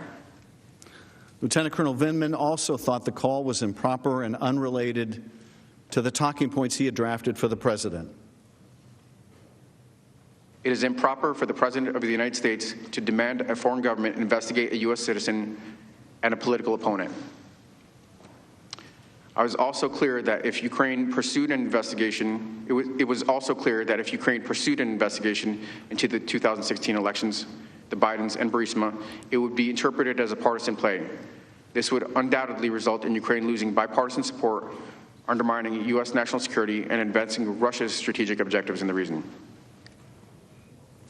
Lieutenant Colonel Vindman, who, as a reminder, is a Purple Heart veteran, says what we all know clearly. It's improper for the President of the United States to demand a foreign government to investigate a U.S. citizen and a political opponent. And it wasn't just that Colonel Vindman thought that it was wrong. He was so concerned that he warned Ukraine, too, not to get involved in our domestic politics. In May, Lieutenant Colonel Vindman grew concerned by the pressure campaign he witnessed in the media, waged primarily by Rudy Giuliani. During a meeting with President Zelensky on May 20th, Lieutenant Colonel Vindman warned the Ukrainian leader to stay out of U.S. politics, because that is our official U.S. policy.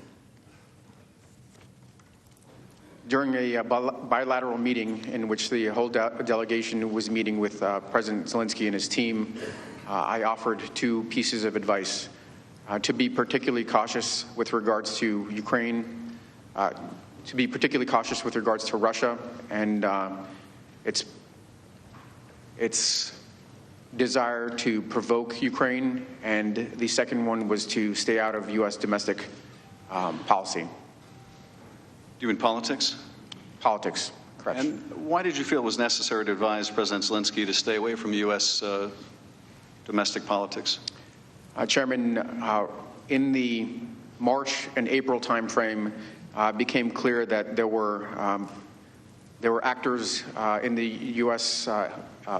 Public actors, non-governmental actors, that were promoting the idea of investigations and 2016 Ukrainian interference, and it was consistent with U.S. policy to advise any country, all the countries in my portfolio, any country in the world, to not participate in U.S. domestic politics.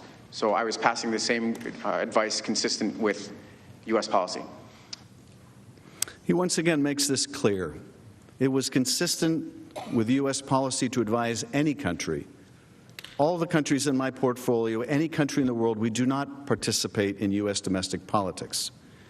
Deputy Assistant Secretary of State George Kent, too, testified that the President's political investigations, of course, had nothing to do with American anti-corruption efforts in Ukraine, which have consistently focused on building institutions and never specific investigations, and that if we do ask countries to do our political errands, it entirely threatens our credibility as a democracy.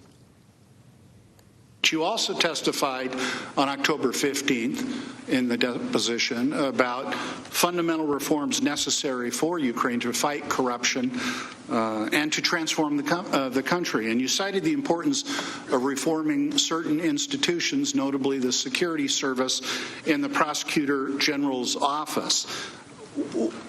Was investigating President Trump's political opponents a part of those necessary reforms? Was it on that list of yours, sir, or indeed was it on any list? No, they weren't. In fact, historically, is it not true that a major problem in the Ukraine has been its misuse of prosecutors precisely to conduct investigation of political opponents? That's a legacy, I dare suggest, from the Soviet era, when, as you stated in your testimony, prosecutors like the KGB were, and I quote you now, instruments of oppression. I said that, and I believe it's true. So finally, Mr. Kent, for as long as I can remember, U.S. foreign policy has been predicated on advancing principled interest in democratic values, notably freedom of speech, press, assembly, religion, free, fair, and open elections, and the rule of law. Mr. Kent, when American leaders ask foreign governments to investigate their potential rivals, doesn't that make it harder for us to advocate on behalf of those democratic values? I believe it makes it more difficult for our diplomatic representatives overseas to carry out those policy goals, yes. How is that, sir? Well, there's an issue of credibility. They hear diplomats on the ground saying one thing, and they hear other U.S. leaders saying something else. The bottom line is this. What was in the best interests of our country was to help Ukraine, to give them the military aid, to fight one of our greatest adversaries, and to help promote the rule of law. And what was in President Trump's personal interest was the opposite, to pressure Ukraine to conduct investigations against his 2020 rival to help ensure his reelection. And when what is best for the country and what was best for Donald Trump diverged, President Trump put himself above the best interests of our country. Let's now go to the fifth reason that you know the President put himself first. The fifth reason is that the request for these investigations departed not just from U.S. policy, but from established U.S. government channels. On the July 25th call, President Trump told President Zelensky that he should speak to Mr. Giuliani and Attorney General Barr. But after the July 25th transcript was released, the Department of Justice disclaimed any knowledge or involvement in the president's political investigations.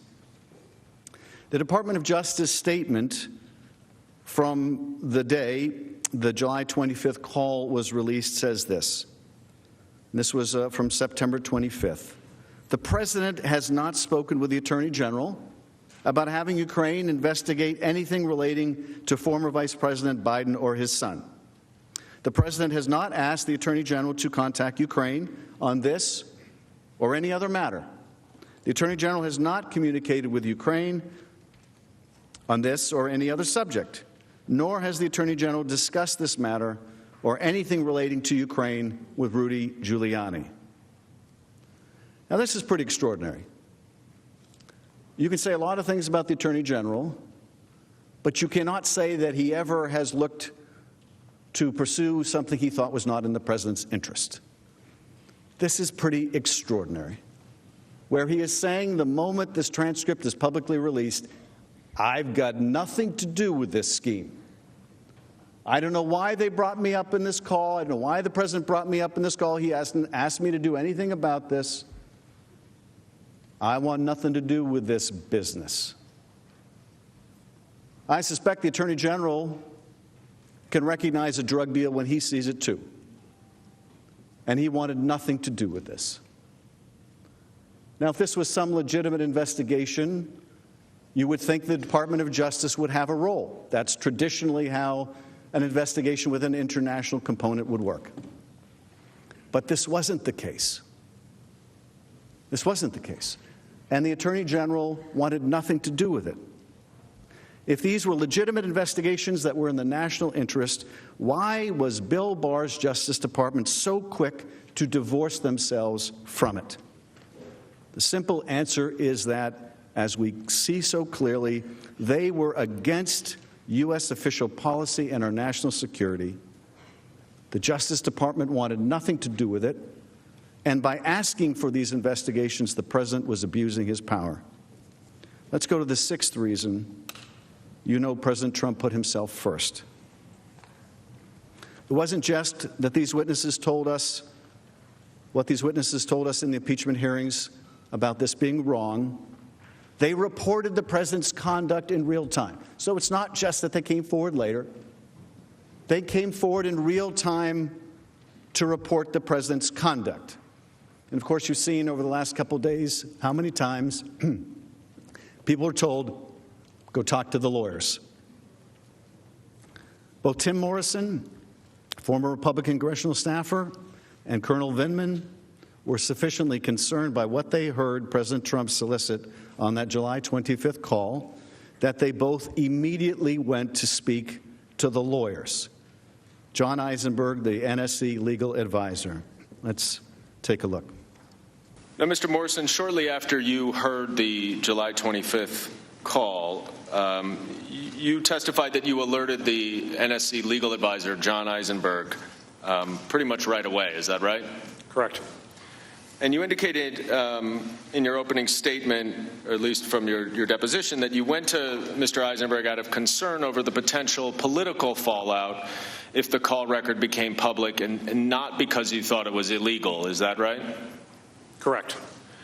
But you would agree, right, that asking a foreign government to investigate a domestic political rival is inappropriate, would you not? It's not what we recommended the president discuss. Well, I think that's a profound understatement. Mr. Morrison clearly recognized that the request to investigate Biden and Burisma was about U.S. domestic politics and not U.S. national security. Lieutenant Colonel Vindman knew this too, and he reported his concerns to the White House counsel.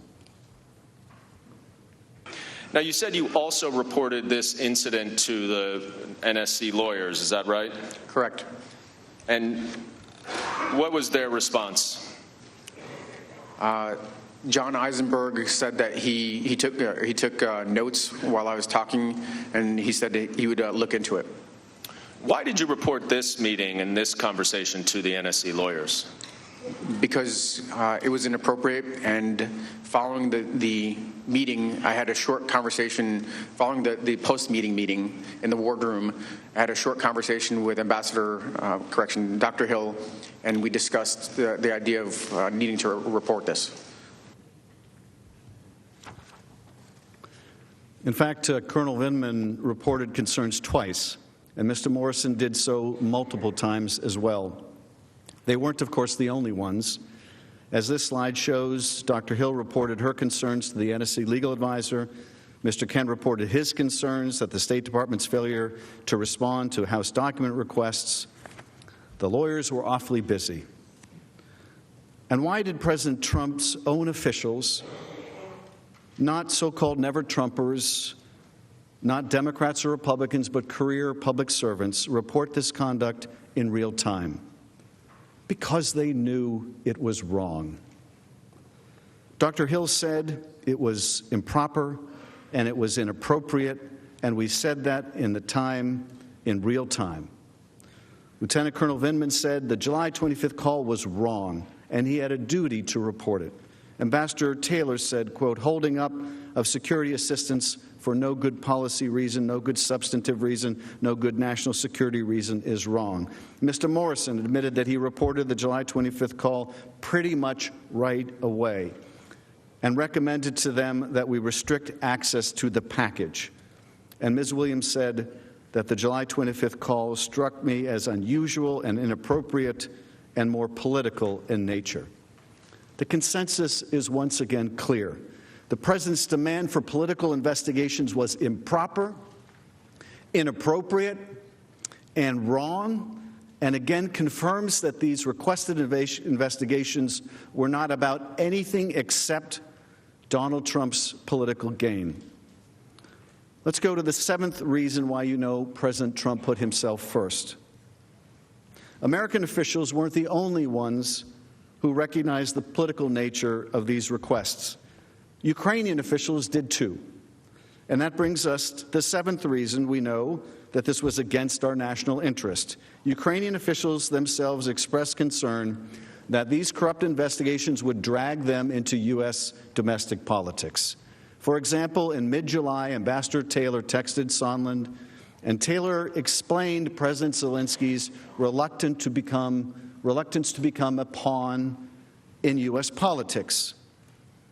Ambassador Taylor said, Gordon, one thing Kurt Volker, that is, one thing Kurt and I talked about yesterday was Sasha Danliuk's point, and he's a top advisor to President Zelensky, Sasha Danliuk's point that President Zelensky is sensitive about Ukraine being taken seriously, not merely as an instrument in Washington domestic re-election politics.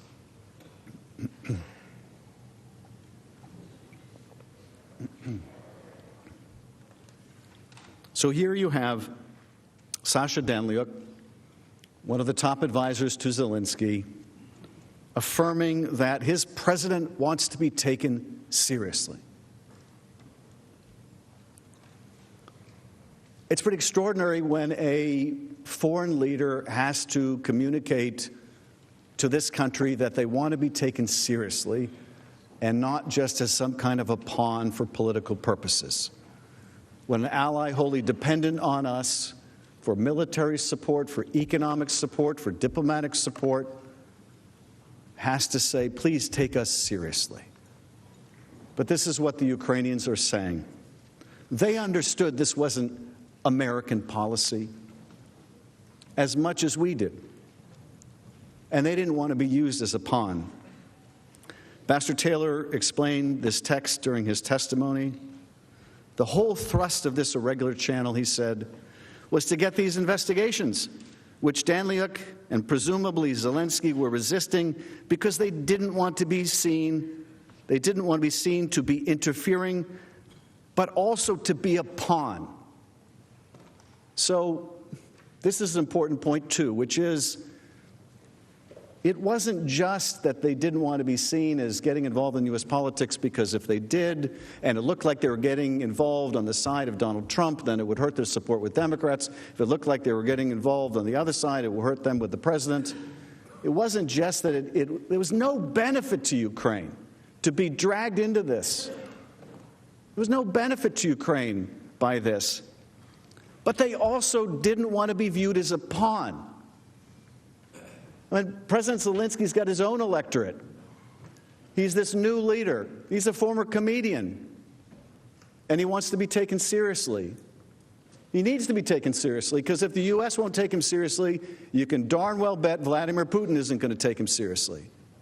And so the perception, not just that there's a rift, that he can't get military aid, or it's in doubt or in question, but the impression that he's nothing more than a pawn. You could see how problematic that was for President Zelensky. In other words, Ukrainian officials understood, just as our officials understood, just as all those folks you just saw, Morrison and Vindman and Hill and others, and all the people who had to go to the lawyers, all the people listened to that call and understood this is just wrong. Now, Morrison goes on to say that he's no legal expert and can't really opine on the legality of what happened to this call. But they all knew it was wrong. They also knew that it was damaging to bipartisan support. They knew it was damaging to our national security. But here we see it wasn't just our people, it was Ukrainians who also understood this was a pure political errand they were being asked to perform. It's no way to treat an ally at war.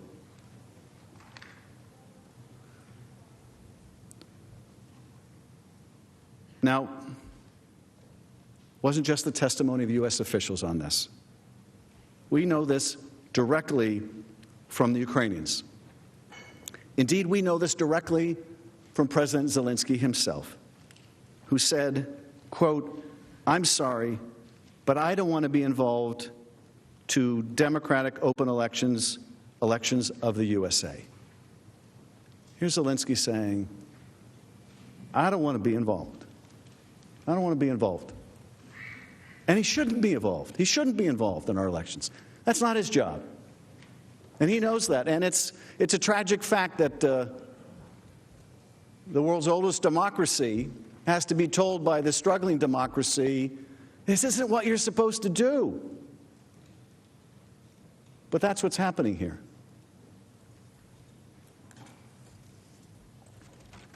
Let's go to the eighth reason why you can know that President Trump put himself first. And that is, there's no serious dispute that the White House tried to bury the call record. They tried to bury the call record. Although President Trump has repeatedly insisted that his July 25th conversation with President Zelensky was perfect,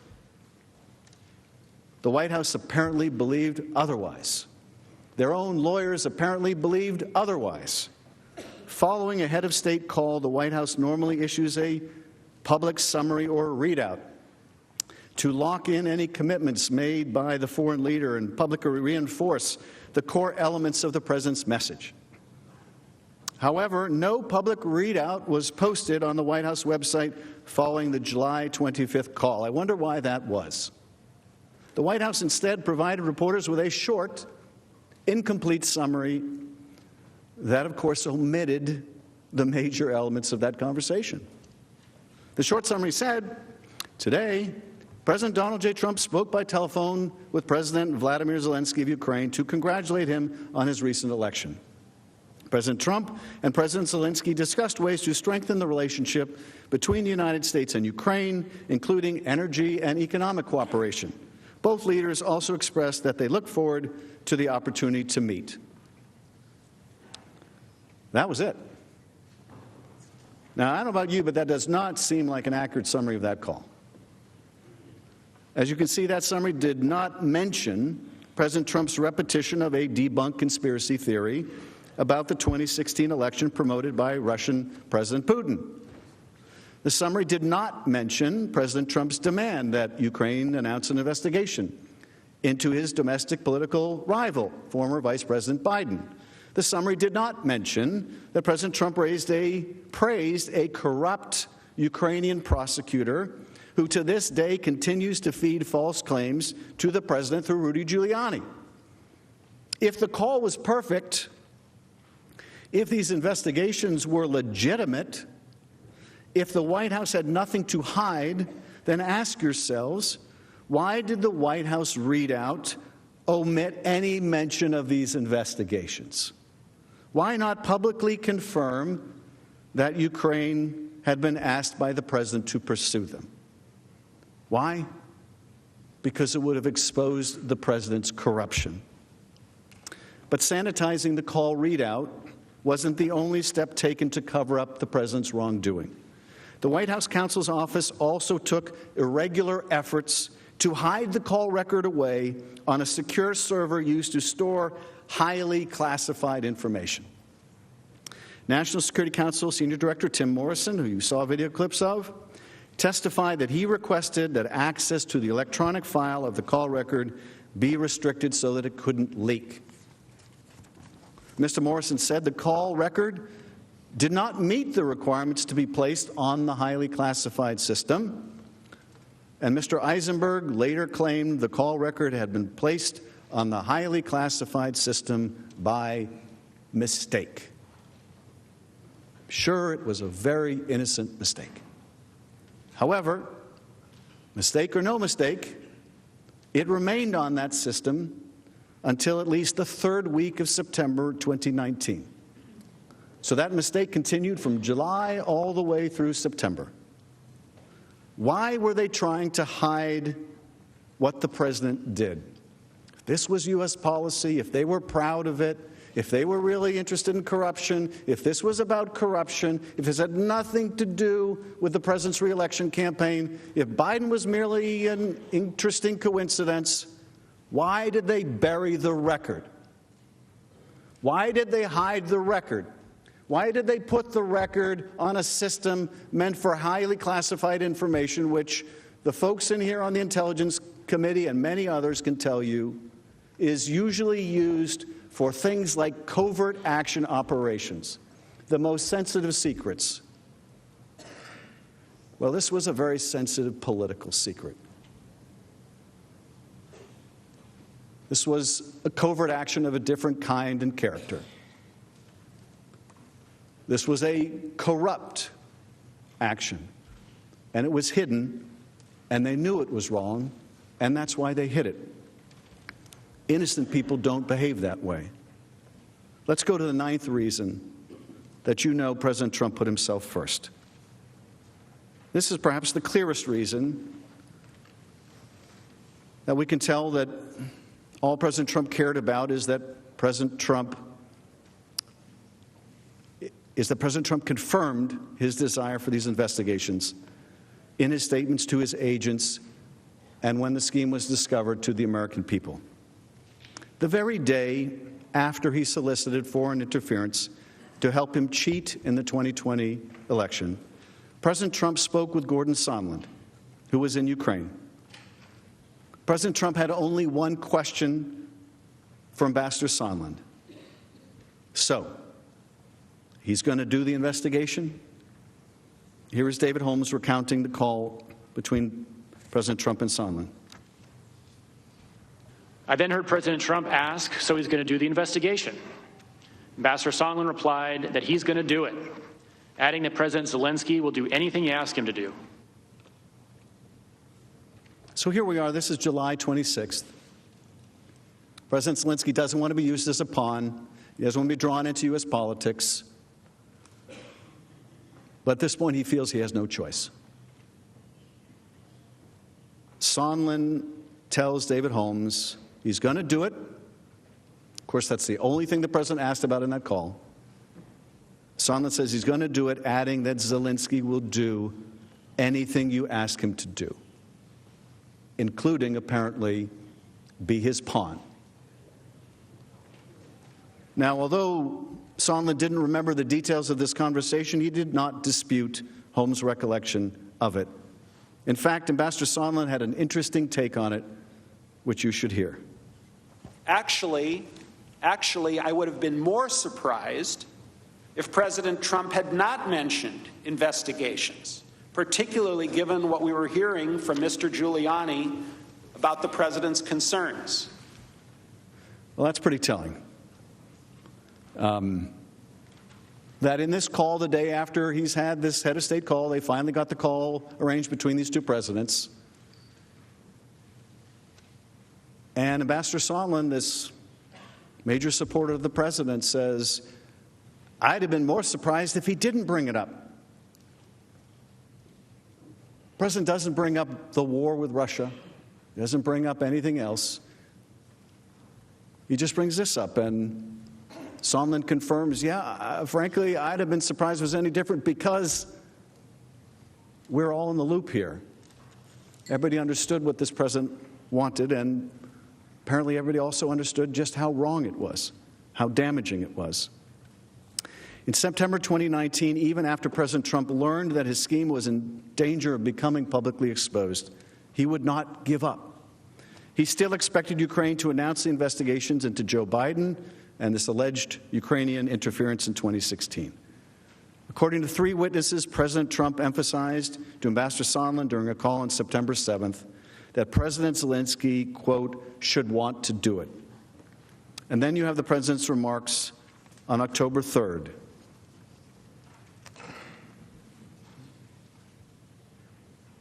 What exactly did you hope Zelensky would do about the Bidens after your phone call? Exactly. Well, I would think that if they were honest about it, they'd start a major investigation into the Bidens. It's a very simple answer. So here we hear again from the president's own words what his primary object is. And his primary object is help in his reelection campaign, help to cheat in his reelection campaign. After all that we've been through, after all that we went through with the Russian interference in our election and all that caused, he was at it again. Unrepentant, undeterred, if anything, emboldened by escaping accountability from his invitation and willful use of Russian hacked materials in the last election, and unconstrained. This is a president who truly feels that under Article 2 he can do whatever he wants. And that includes coercing an ally to help him cheat in an election. And if he's successful, the election is not a remedy for that. A remedy in which the president can cheat is no remedy at all, which is why we are here. This was not about corruption, which brings me to number 10. The 10 reasons you know President Trump put himself first. Ironically, the president has argued that his corrupt conduct in soliciting sham investigations from Ukraine was driven by his concerns about corruption in Ukraine. This attempt to legitimize his efforts is simply not credible, not the least bit believable, given the mountain of evidence in the record of President Trump's corrupt intent. There is no evidence that President Trump cared one whit about anti-corruption efforts at all. That's the 10th reason you know this was all political. First, the evidence and President Trump's own public statements that make clear that when the president talks about corruption in Ukraine, he's only talking about that sliver, that little sliver of alleged corruption that just somehow happened to be affected by his own political interests, specifically 2 investigations that would benefit his reelection. For example, on September 25th, in a joint press availability with President Zelensky, the man who doesn't want to be a pawn, at the United Nations General Assembly, President Trump emphasized his understanding of corruption to relate to the Biden investigation. Now, when Biden's son walks away with millions of dollars from Ukraine and he knows nothing, and they're paying him millions of dollars, that's corruption. I mean, you can imagine how President Zelensky feels sitting there and hearing this. The man who does not want to be a pawn, the man who doesn't want to be pulled into American politics, and there is the president at it again, trying to draw his nation in, even while they've got a war to fight. Another example was on September 30th when President Trump stated, now, the new president of Ukraine ran on the basis of no corruption. That's how he got elected. And I believe that he really means it. But there was a lot of corruption having to do with the 2016 election against us. And we want to get to the bottom of it, and it's very important that we do. Thank you very much. this is, of course, again bringing up the CrowdStrike conspiracy theory. What does the president say? Corruption against us. He's not concerned about actual corruption cases, only matters that affect him personally. 2 days later, President Trump again tried to link corruption with the Biden investigation. The only thing that matters is the transcript of the actual conversation that I had with the president of Ukraine. It was perfect. We're looking at congratulations. We're looking at doing things together. And what are we looking at? We're looking at corruption. And in, I believe, 1999, there was a corruption act or a corruption bill passed between both and signed between both countries, where I have a duty to report corruption. And let me tell you something. Biden's son is corrupt, and Biden is corrupt. Just 2 days after that, the president again equated corruption with actions by others to hurt him politically. Here's what's okay. If we feel there's corruption, like I feel there was in the 2016 campaign, there was tremendous corruption against me. If we feel there's corruption, we have a right to go to a foreign country. So here again, the president is pushing out the Kremlin talking point of Ukrainian interference in 2016 and the CrowdStrike conspiracy theory. Again, when President Trump is talking about corruption, he's talking about perceived efforts by political opponents to hurt him. It's personal, it's political, but it is not anti-corruption policy. Ambassador Volker confirmed this fact. Fighting corruption in Ukraine, when used by President Trump and Giuliani, in fact refers to the investigation of the Bidens and 2016. Volker said, in hindsight, I now understand that others saw the idea of investigating possible corruption involving the Ukrainian company Burisma as equivalent to investigating former Vice President Biden. So again, although President Trump and Mr. Giuliani have used the general term corruption to describe what they want Ukraine to investigate, it wasn't about anything actually related to corruption. The evidence, including the president's own statements, make clear this is simply code for the specific investigations that President Trump wanted Ukraine to pursue. Second, as we've discussed, the president's timing of his purported concerns about corruption in Ukraine make them all the more suspect. Before news of Vice President Biden's candidacy broke, President Trump showed no interest in Ukraine. He gave Ukraine hundreds of millions of dollars under a regime that lost power because of mounting concerns about corruption. So here we are, the president in these prior years giving money to a government of Mr. Poroshenko that is viewed as corrupt, and Zelensky comes and runs against him. Underdog campaign. Underdog campaign of Zelensky against Poroshenko. And what's the heart of Zelensky's campaign? That Poroshenko's government is corrupt. And he's running to clean it up. He's the reformer. And he succeeds because the Ukrainians really want to clean up their government.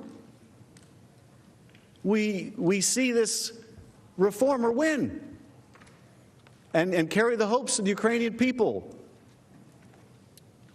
Now, President Trump had no problem giving money appropriated by Congress to Ukraine under the corrupt regime of Poroshenko.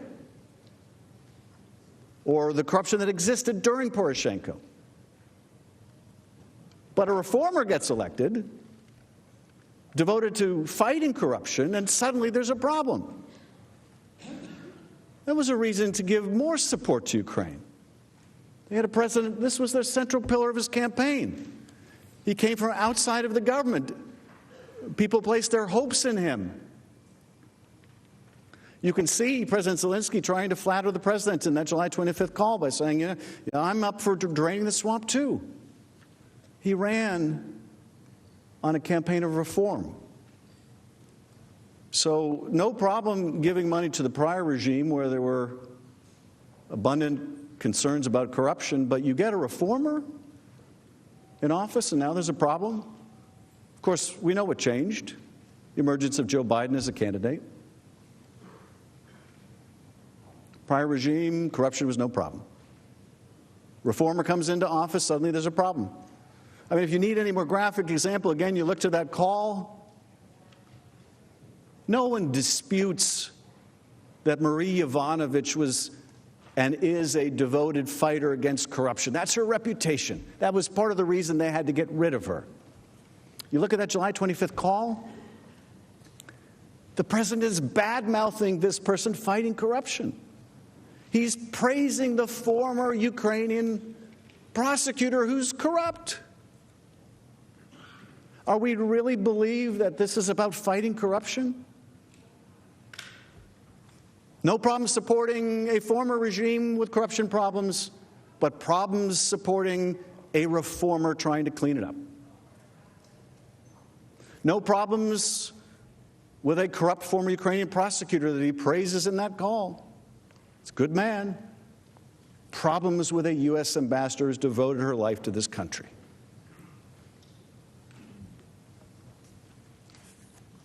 It wasn't until 2019, after Biden emerged as a considerable opponent, after Special Counsel Mueller confirmed that President Trump's campaign had welcomed Russian assistance in 2016, that President Trump, we are to believe, suddenly developed an interest in anti-corruption reforms in Ukraine. Never mind that his own Defense Department said they were meeting all the benchmarks. This new administration, the reformer, was doing exactly what we wanted them to do. Never mind that. Now that Biden's in the picture, he's got a problem. And third, when given the opportunity to raise the issue of corruption with Ukrainians, the president never did. Despite the request of his staff, the word corruption never crosses his lips. Just the Bidens and CrowdStrike. When the president first spoke to President Zelensky on April 21st, he was asked to, by his staff, bring up corruption. I think, to go back and check, but I think the readout of that call, that congratulatory call, actually said that he brought up corruption. Am I right? My staff says I'm right. So April 21st, he's asked to bring up corruption, the congratulatory call to President Zelensky, great reformer. He doesn't bring it up, but you know, the readout says that he did. It was just like the readout of the July 25th call. Misleading. Now, of course, the readout in the second call was far more misleading because there was far more to mislead about. But in those two conversations, there's nary a mention of the word corruption. But we're to believe that apart from the Bidens, this is what our president was concerned about in Ukraine. Here's Lieutenant Colonel Vindman. Colonel Vindman, if I could turn your attention to the April 21st call, that is the first call between President Trump and President Zelensky. Did you prepare talking points for the president to use during that call? Yes, I did. And did those talking points include rooting out corruption in Ukraine? Yes. That was something the president was supposed to raise in the conversation with President Zelensky? Those were the recommended talking points that were cleared through the NSC staff for the president, yes. Did you listen in on that call? Yes, I did. The White House has now released the record of that call. Did President Trump ever mention corruption in the April 21st call? To the best of my recollection, he did not. President Trump also did not mention the word corruption on the July 25th call. Here's Lieutenant Colonel Vindman confirming that as well.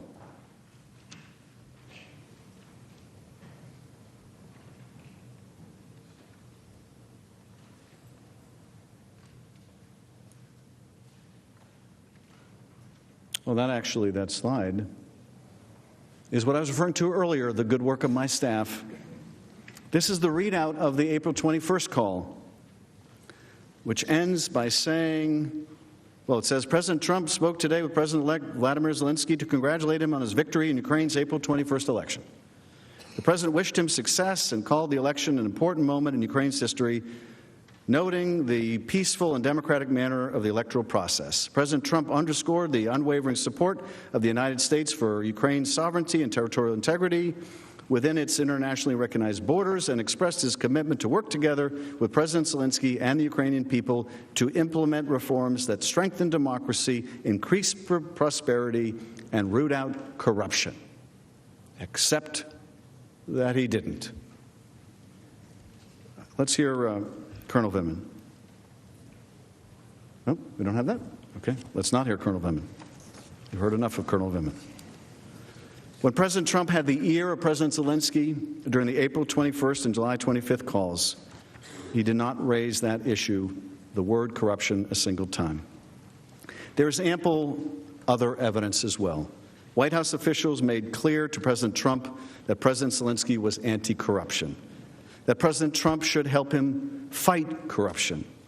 The President's agencies and departments supported this too.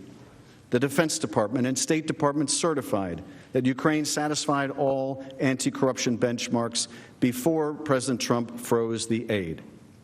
The point is this: the evidence is consistent.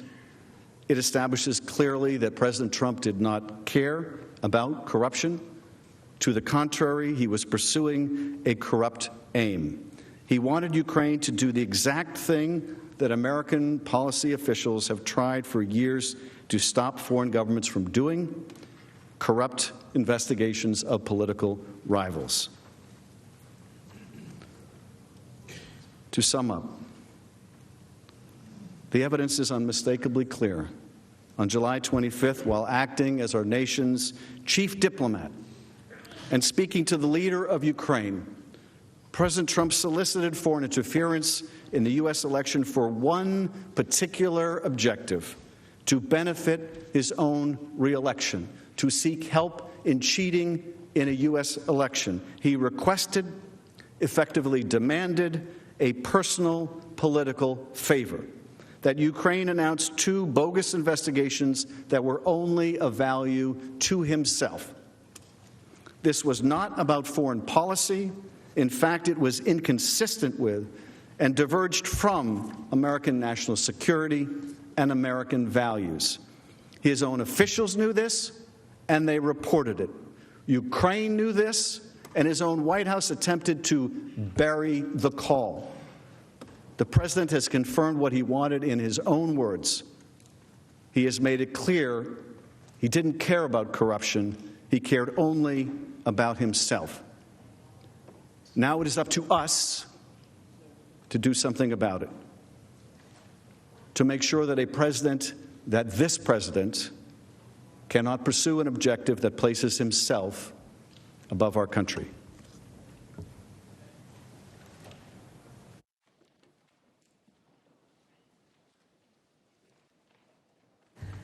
Well, we've gone through the object of President Trump's scheme, getting Ukraine to announce that investigations would be held, that would help him cheat and gain an advantage in the 2020 election. Those sham investigations were to advance his personal political interests not the national interests of America. So let's drill down on how. How the president abused the power of his office and executed his corrupt scheme. As noted earlier, the president executed his scheme through 3 official actions. First, by soliciting foreign election interference. Second, by conditioning an official Oval Office meeting on Ukraine doing, or at least announcing, the political investigations. And third, by withholding military aid to pressure Ukraine to announce those investigations. All 3 of President Trump's official actions were an abuse of his power as president and done for personal gain. But the original abuse was President Trump's solicitation of election interference from a foreign country, Ukraine. He tried to get an announcement of investigations designed to help him in the 2020 presidential election, so let's start there. President Trump's corrupt demands of President Zelensky in the July 25th phone call were not just a spontaneous outburst. They were a dramatic crescendo in a months-long scheme to extort Ukraine into assisting his 2020 re-election campaign. As was shown, there's evidence of President Trump himself demanding that Ukraine conduct the investigations. But President Trump also delegated his authority to his political agent, Rudy Giuliani, to oversee and direct this scheme, and that was beginning in late 2018 and early 2019. And here's how that scheme worked. First, in January of 2019, Mr. Giuliani and his associates discussed the investigations with the then current and former prosecutor generals of Ukraine. As we discussed, both were corrupt. Then, in late April 2019, the scheme hit a roadblock. The reform candidate, Zelensky, he won the Ukrainian presidential election. The fear was that President-elect Zelensky would replace the corrupt Ukrainian prosecutor Giuliani had been dealing with. President Trump removed Ambassador Yovanovitch because his agents, including Giuliani, believed she was another roadblock to the corrupt scheme they were undertaking in his behalf. In her place, President Trump, he directed a team of hand-picked political appointees, U.S. officials who were supposed to work in the public interest, to instead work with Mr. Giuliani to advance the president's personal interests. Those were the 3 amigos. As Ambassador Sondland said, those U.S. officials, quote, followed the president's orders. But even with Ambassador Yovanovitch gone, President Zelensky still resisted Mr. Giuliani's overtures. So Giuliani, at the president's direction, throughout May and June, he ratcheted up public pressure on Ukraine to announce the investigations. No luck. It was only then, when Mr. Giuliani could not get the deal done, that President Trump turned to the second official action, using the Oval Office meeting to pressure Ukraine. Before we turn to the scheme for soliciting foreign election interference, we need to understand how Mr. Giuliani, the president's private agent, assumed a leadership role in this scheme that applied escalating pressure on Ukraine to announce investigations helpful to the president's political interests. Why is that so important? First, let's be clear. Mr. Giuliani is President Trump's personal lawyer. He represented President Trump with his knowledge and consent. The evidence shows Mr. Giuliani and President Trump were in constant contact in this time period. Both U.S. and Ukrainian officials knew Mr. Giuliani was the key to Ukraine. Let's review the president's use of Mr. Giuliani to advance his scheme.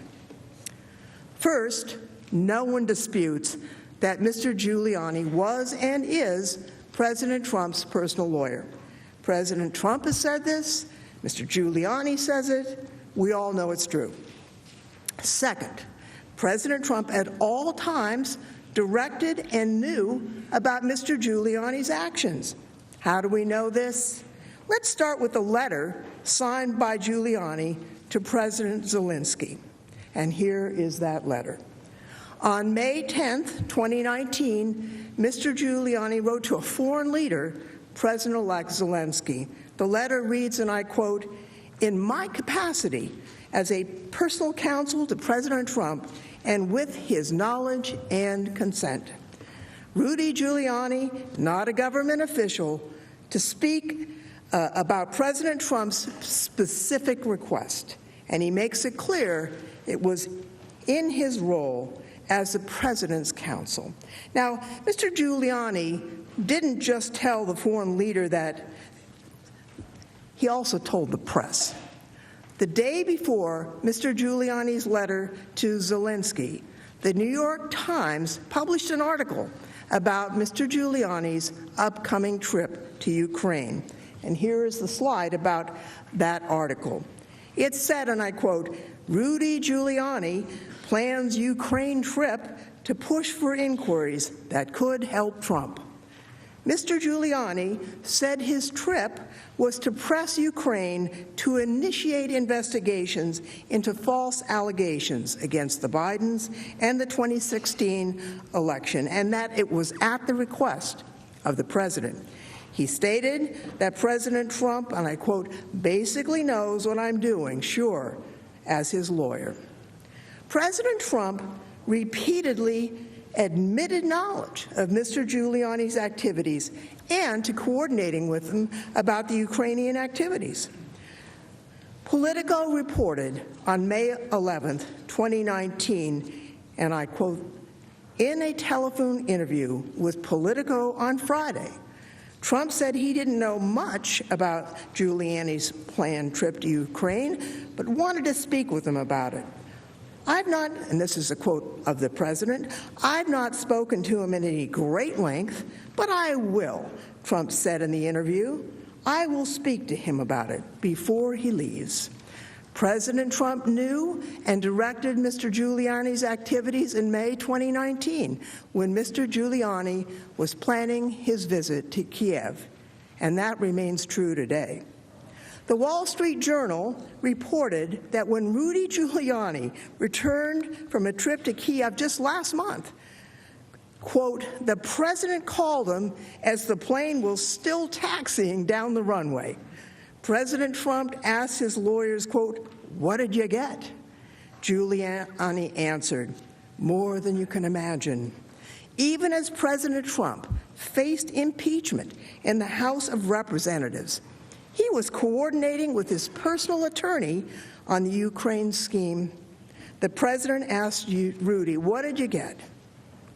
The evidence also shows Mr. Giuliani and the president were in frequent contact. During the investigation and in response to a lawful subpoena, the House got call records. They show contacts, not content, between Giuliani, the White House, and other people involved in the president's scheme. For example, on April 23rd, Rudy Giuliani learned President Trump had decided to fire Ambassador Yovanovitch. On that day, according to phone records, Giuliani had an 8-minute and 28-second call with a White House number. Let's look at what happened the next day on April 24th.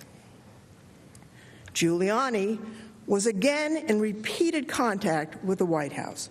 For example, he had one 8-minute and 42-second call with a White House number. An hour and a half later, he had another call, which lasted 3 minutes and 15 seconds with the White House. Now, when a reporter recently asked who he called at the White House, Mr. Giuliani said this, "I talked to the president mostly." Rudy Giuliani remained in close contact with the White House after the disclosure of his planned trip to Ukraine in mid-2019. Now, Rudy is the key to Ukraine. We know from Mr. Giuliani and the president's own statements about his role as President Trump's personal agent advancing the Ukraine scheme. We know from their comments and the documentary evidence about the frequency of their contact. But it wasn't just the frequency of Mr. Giuliani's contact that's significant. Here's what matters. President Trump directed U.S. officials to work with this personal agent who was pursuing investigations not at all related to foreign policy.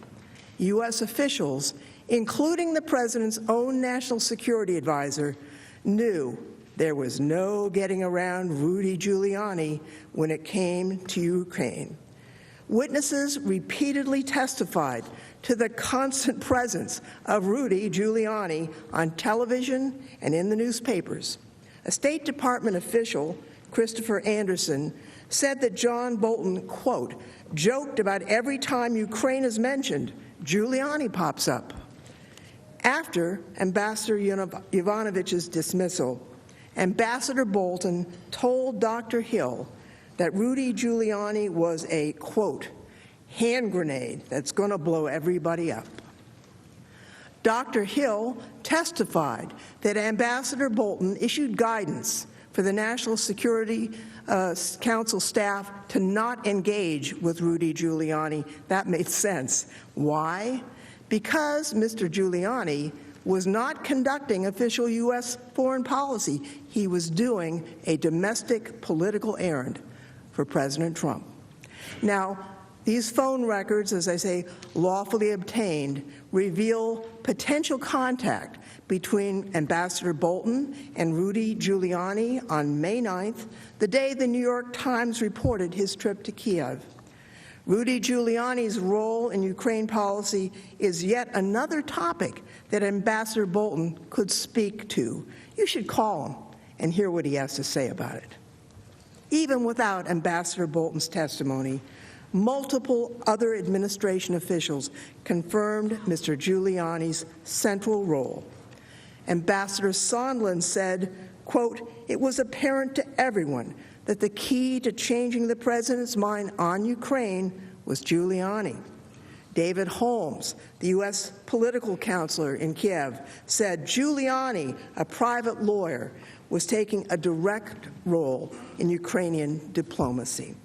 Bad enough that the president ordered U.S. diplomats to, quote, talk to Rudy about Ukraine. The scheme got worse. The evidence shows that Ukrainian officials also came to recognize the important role of Mr. Giuliani. On July 10th, 2019, Andrei Yermak, the top aide to President Zelensky, sent a text to Ambassador Volker about Rudy Giuliani. In that text, the Ukrainian official said this, quote, thank you for meeting and your clear and very logical position. Will be great meet with you before my departure and discuss. I feel that the key for many things is Rudy, and I ready to talk with him at any time. Let me repeat that, quote, the key for many things is Rudy.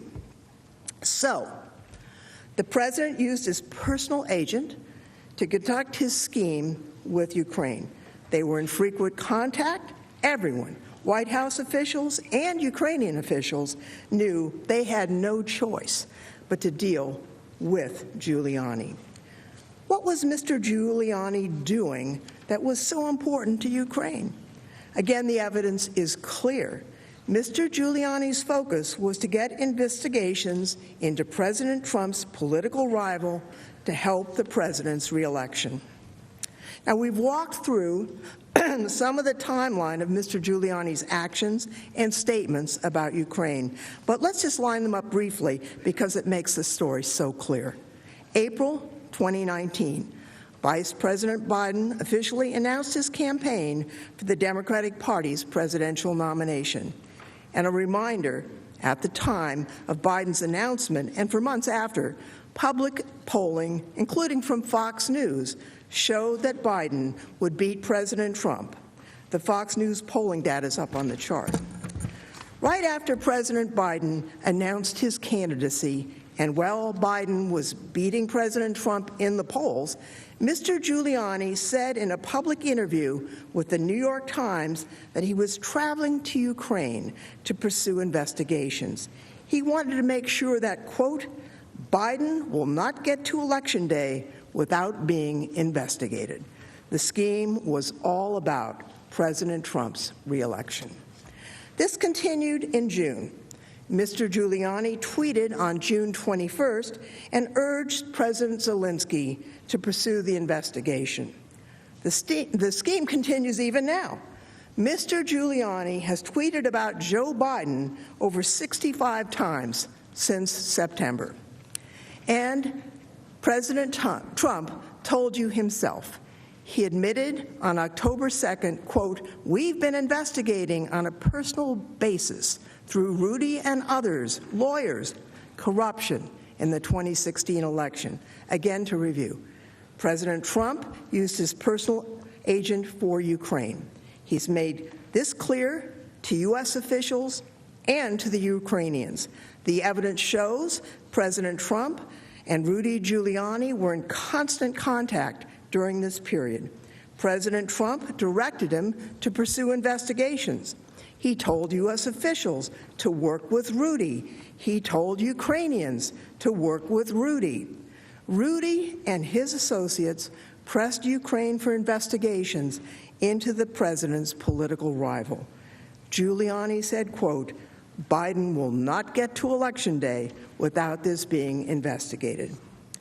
Keeping all this in mind, let's turn to the president's first official act, soliciting foreign interference. As we mentioned, in late 2018 and early 2019, Rudy Giuliani and his associates, Lev Parnas and Igor Fruman, were busy soliciting information from corrupt Ukrainians to help President Trump. They pursued a months-long campaign to dig up dirt on Biden. In late 2018 and early 2019, Parnas, Fruman, and Giuliani met extensively with two corrupt Ukrainian prosecutors, Yuri Lutsenko and Viktor Shokin, to gather information they believed would help President Trump. As you'll recall, Shokin was corrupt. George Kent described Shokin as, quote, a typical Ukrainian prosecutor who lived a lifestyle far in excess of his government salary, who never prosecuted anybody known for having committed a crime, and who covered up crimes that were known to have been committed. And remember, because Shokin was corrupt, Vice President Biden had urged his removal. This was in accordance with U.S. policy. Shokin blamed former Vice President for his dismissal by the Ukrainian parliament. He wanted to revive his political fortunes in Ukraine by assisting with Giuliani's effort. At the end of January, Giuliani, Parnas, and Fruman participated in a conference call with Shokin. He made allegations about Vice President Biden and Burisma. Shokin also falsely claimed that Ambassador Yovanovitch had improperly denied him a U.S. visa and that she was close to Vice President Biden. Also in January, Giuliani, Parnas, and Fruman met with Lutsenko in New York. They discussed investigations into Burisma and the Bidens and whether Ambassador Yovanovitch was, quote, loyal to President Trump. Lutsenko held a grudge against Ambassador Yovanovitch because she and the broader State Department were critical of Lutsenko's failures. They were critical of his failure to prosecute corruption in Ukraine. This was the motivation for Lutsenko to give Giuliani and his associates false information on Biden and Burisma. And here's the point. Lutsenko and Shokin had grudges against Biden and Ambassador Yovanovitch. Why? Because they were implementing U.S. policy to fight corruption in Ukraine. Now, Giuliani and his associates had motive to harm Biden, to help get President Trump reelected. They had motive to remove Ambassador Yovanovitch or anyone else who got in their way of their efforts to smear Biden. Giuliani admitted this. He told the New York Times that he spoke to President Trump about how Ambassador Yovanovitch frustrated efforts that could be politically helpful to President Trump. Giuliani admitted this was all to benefit President Trump. Documents give us evidence of this scheme. WhatsApp exchanges that Parnas recently gave to Congress make clear that in exchange for derogatory information about Biden, Lutsenko wanted Yovanovitch removed from her post in Kiev. Here's that WhatsApp report. For example, on March 22nd, Lutsenko wrote, quote, "It's just that if you don't make a decision about Madam, you are bringing into question all my allegations, including about B." Now, here B could either be Biden or Burisma or both, but M, Madam, is Ambassador Yovanovitch. In the March 22 text, Lutsenko implied that if Parnas wanted dirt on Biden, Burisma, he needed to do something about Ambassador Yovanovitch. Days later, on March 28, Parnas assured Lutsenko that his efforts were being recognized in the United States and that he'd be rewarded. Parnas wrote, quote, "I was asked personally to convey to you that America supports you and will not let you be harmed no matter how things look now. Soon, everything will turn around and we'll be on the right course. Just so you know, here people are talking about you as a true Ukrainian hero." Lutsenko responded with the dirt that President Trump wanted. He wrote, quote, "I have copies of payments from Burisma to Seneca, minutes after being reassured that America supports you and will not let you be harmed." Lutsenko claimed he had records of payments from Burisma to Rosemont Seneca Partners, a firm founded by Hunter Biden. This text message, along with others, show that Lutsenko was providing derogatory information on the Bidens in exchange for Parnas pushing for Ambassador Yovanovitch's removal.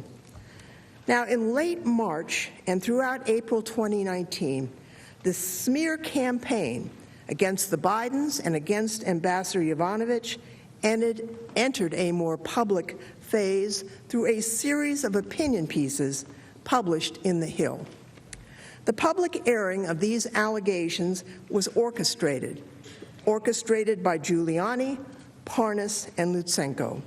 We know from records produced by Parnas that he played an important role in getting derogatory information from Lutsenko and his deputy to John Solomon, who wrote the opinion pieces in The Hill. According to the Hill articles, Ukrainian officials falsely claimed to have evidence of wrongdoing about the following.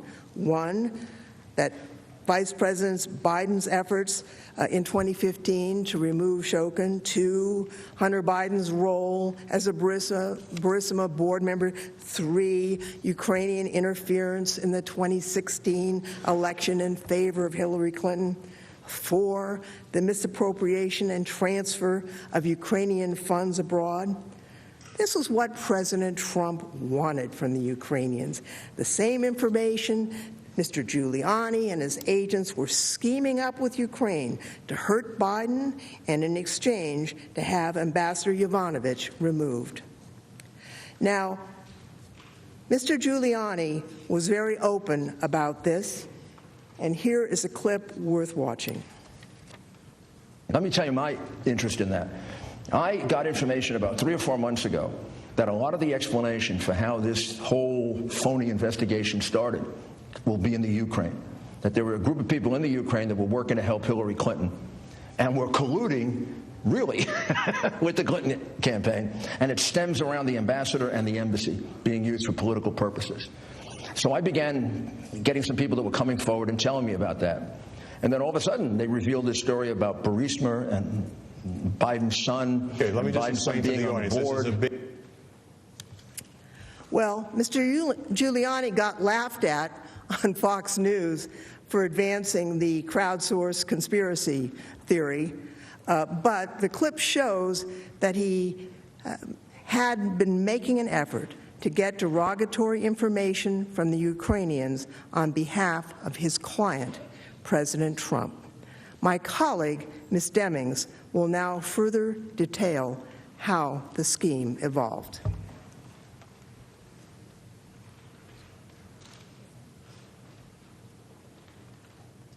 The Majority Leader is recognized. Let me suggest that I understand the presentations will continue for a while, and I would suggest a dinner break at 6:30 for 30 minutes. Without objection, agreed to. Chief Justice Roberts, to the senators, and of course the counsel for the president. At this point, everything was going to plan. Mr. Giuliani was scheming with the corrupt Ukrainian prosecutors who were offering dirt on Biden that would help President Trump get reelected. They were pressing President Trump to remove Ambassador Yovanovitch, including publicly tarnishing her reputation through false and baseless claims. But then the president's scheme hit a roadblock. On April 21st, President Zelensky, then the anti-corruption candidate, won a landslide victory in Ukraine's presidential election. U.S. officials unanimously testified that President Zelensky's mandate to pursue reform would be good for our national security.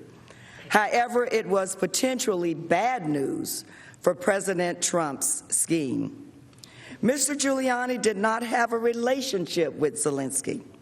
As a reformer, he would be less amenable to announcing the sham investigations.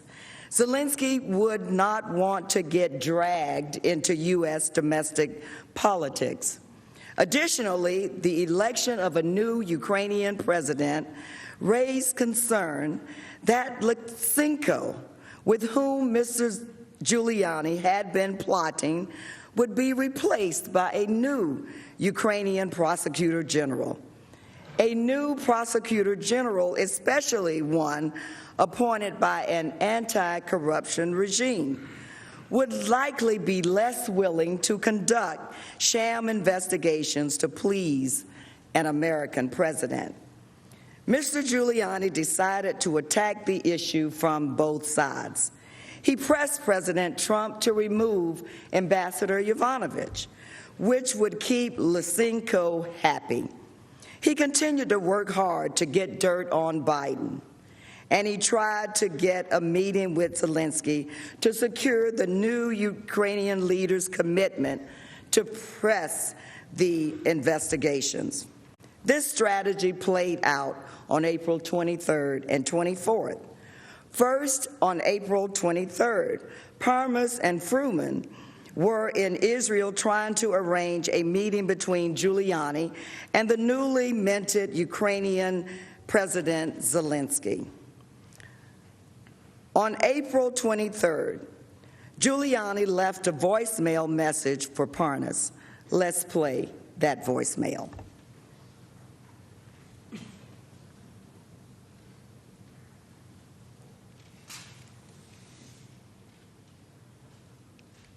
Well, I was going to say it would be difficult to hear, but I'm sure you cannot hear it at all. But let me tell you what it says. He says, "It's Rudy. When you get a chance, give me a call and bring me up to date, okay? I got a couple of things to tell you, too." Parnas and Giuliani eventually spoke on that same day. We have the phone records that prove that. According to phone records, Parnas and Giuliani had a 1-minute, 50-second call. 15 minutes after they hung up, the records also show that Mr. Giuliani placed 3 short phone calls to the White House Shortly thereafter, the White House called Giuliani back. Giuliani spoke with someone at the White House for 8 minutes and 28 seconds. I will just quickly note that at the time the Intelligence Committee issued its report in mid-December, we did not know whether that 8-minute, 28-second call was from the White House. We have since received information from a telecom company that it was indeed the White House. Now we don't have a recording of that call. Neither the White House nor Giuliani produced any information to Congress about what was discussed. Of course, the White House has refused, as you already know, to cooperate in any way.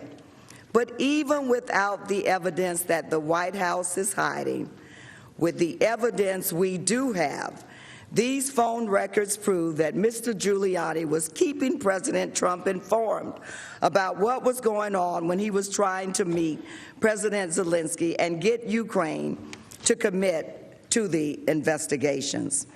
Now let's look at President Trump's decision to remove Ambassador Yovanovitch. Following the call between Mr. Giuliani and the White House on April 23rd, Parnas asked Giuliani for an update. And Parnas texted, and I quote, "Going to sleep, my brother. Please text me or call me if you have any news." Giuliani responded, "He fired her again." That was, of course, in reference to Ambassador Yovanovitch. Her removal would no doubt please the corrupt Ukrainian prosecutor, Lysenko, who offered derogatory information about Hunter Biden. It also eliminated a potential obstacle identified by Giuliani. Parnas responded, and I quote, "I pray it happens this time. I'll call you tomorrow, my brother." And it did, because we know that the very next day, on April 24th, Ambassador Yovanovitch received 2 frantic phone calls from Ambassador Carol Perez at the State Department. The second call came at 1 a.m. According to Ambassador Yovanovitch, as you can see from the slide on the screen, the Director General of the Foreign Service told her, and I quote, "There was a lot of concern for me that I needed to be on the next plane to Washington." Yovanovitch recalled, and I was like, "What? What happened?" And Perez said, "I don't know, but this is about your security. You need to come home immediately. You need to come home on the next plane." Yovanovitch asked what Perez meant by, quote, "physical security." Perez didn't get that impression, but repeated that Yovanovitch needed, and I quote, "to come back immediately." This was no coincidence. Mr. Giuliani and his agents conspired to meet President Zelensky. They conspired for Ambassador Yovanovitch to be removed, and within hours of Mr. Giuliani saying he prayed Ambassador Yovanovitch would get fired, Ambassador Yovanovitch got a frantic phone call to get on the next plane. And that same day, on April 24th, Giuliani appeared on Fox and Friends and promoted the false conspiracy theories about Ukraine and Vice President Biden that were all part of his agreement. Let's look and listen to what he said. I ask you to keep your eye on Ukraine, because in Ukraine, a lot of the dirty work was done in digging up the information. American officials we used, Ukrainian officials we used, that's like collusion with the Ukrainians, and, or actually in this case, conspiracy with the Ukrainians. I think it gets some interesting information about Joe Biden from Ukraine, about his son, Hunter Biden, about a company he was on the board of for years, which may be one of the most crooked companies in Ukraine, Ukrainian-Russian company. Not a Ukrainian, big difference there. Yanukovych, the guy they tossed out and Manafort got in all the trouble with, the guy who owns it worked for Yanukovych, pulled $10 billion out of the Ukraine, was a fugitive when Biden's kid first went to work there. And Biden bragged about the fact that he got the prosecutor general fired. Prosecutor general was investigating his son, and then the investigation went south. Ambassador Yovanovitch was never provided justification for her removal. She was an anti-corruption crusader, a highly respected diplomat, and she had been recently asked to extend her stay in Ukraine. While American ambassadors serve at the pleasure of the president, we do understand that. I am sure you would all agree that the manner and circumstances surrounding the ambassador's removal were unusual and raised questions of motive. Every witness who testified confirmed that there was no factual basis to the accusations Lysenko lodged against Ambassador Yovanovitch. Undersecretary of State David Hale, the most senior career diplomat at the State Department, testified that Marie Yovanovitch was an outstanding ambassador and should have been permitted to remain in Kyiv. Even more significant, several witnesses testified that President Trump's decision to remove Ambassador Yovanovitch undercut U.S. national security objectives in Ukraine during a critical time. Dr. Hill, for example, explained that many of the key U.S. policies towards Ukraine were being implemented by the U.S. Embassy in Kyiv. And then suddenly, quote, we had just then lost the leadership. This created what Hill labeled, and I quote, a period of uncertainty as to how our government was going to execute U.S. policy. George Kent testified that the ouster of Ambassador Yovanovitch, quote, hampered U.S. efforts to establish rapport with the new Zelensky administration in Ukraine. So why did President Trump remove a distinguished career public servant, an anti-corruption crusader, and a top diplomat in the State Department? Well, we know why. The answer is simple. President Trump removed Ambassador Yovanovitch because she was in the way. She was in the way of the sham investigations that he so desperately wanted. Investigations that would hurt former Vice President Biden and undermine the Mueller investigation into Russia election interference. Investigations that would help him cheat in the 2020 elections. Rudy Giuliani admitted that he personally told President Trump about his concern that Ambassador Yovanovitch was an obstacle to securing Ukrainian cooperation on the two bogus investigations they solicited from Ukraine. And Rudy Giuliani confirmed that President Trump decided to remove Ambassador Yovanovitch based on the bogus claim that she was obstructing his scheme to secure Ukraine's cooperation. Indeed, Mr. Giuliani was explicit about this when he told The New Yorker last month. He said, and I quote, "I believe that I needed Yovanovitch out of the way. She was going to make the investigations difficult for everybody." So let's recap. Mr. Giuliani and his agents, on behalf of President Trump, the United States president, worked with corrupt Ukrainians to get dirt on President Trump's political opponent. Mr. Giuliani said this in press interviews. He texted about it with his agents, and he repeatedly called the White House. Following the election of a new Ukrainian leader committed to fighting corruption, President Trump removed Ambassador Yovanovitch, an anti-corruption crusader. And Mr. Giuliani told us why: to get her out of the way for the investigations to move forward. That's how far President Trump was willing to go to get his investigations, to smear a highly respected, dedicated Foreign Service officer who had served this country unselfishly for his own selfish political interests.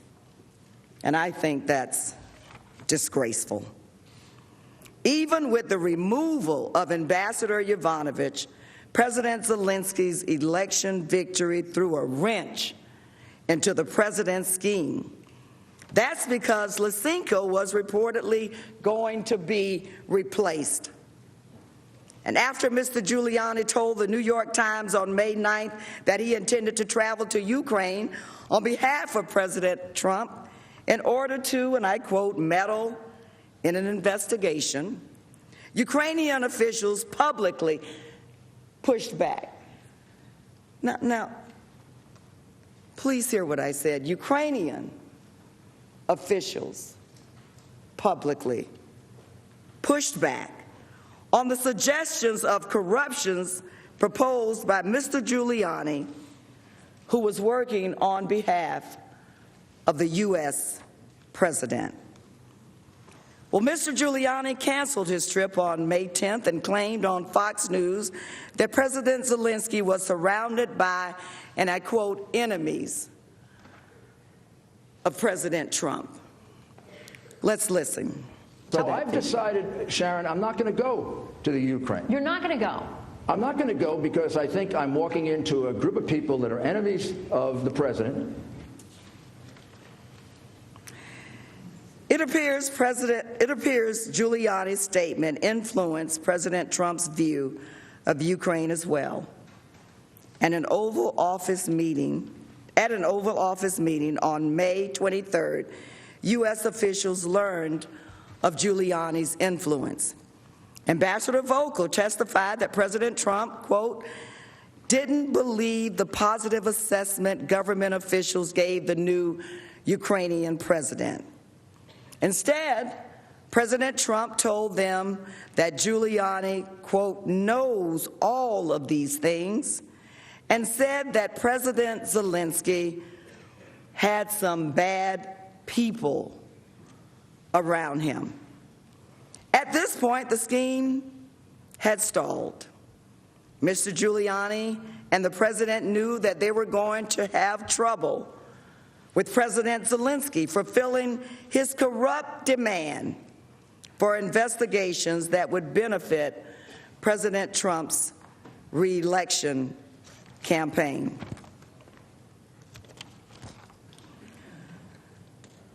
That brings us to the next phase of this scheme.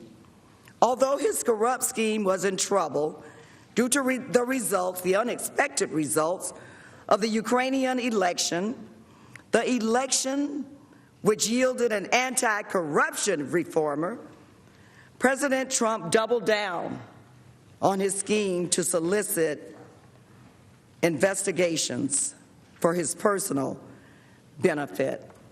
On May 19th, or in May of 2019, with a gap in American leadership in Ukraine after Ambassador Yovanovitch was removed, President Trump enlisted U.S. officials to help to do his political work. The scheme grew from false allegations by disgruntled, corrupt Ukrainian prosecutors to a plot by the president of the United States to extort the new Ukrainian president into announcing his political investigations. During the May 23rd Oval Office meeting, President Trump directed Ambassador Sondland, Ambassador Volker, and Secretary Perry to work with Mr. Giuliani on Ukraine. Giuliani had made clear he was pursuing investigations for President Trump in a personal capacity. He said that publicly on numerous instances.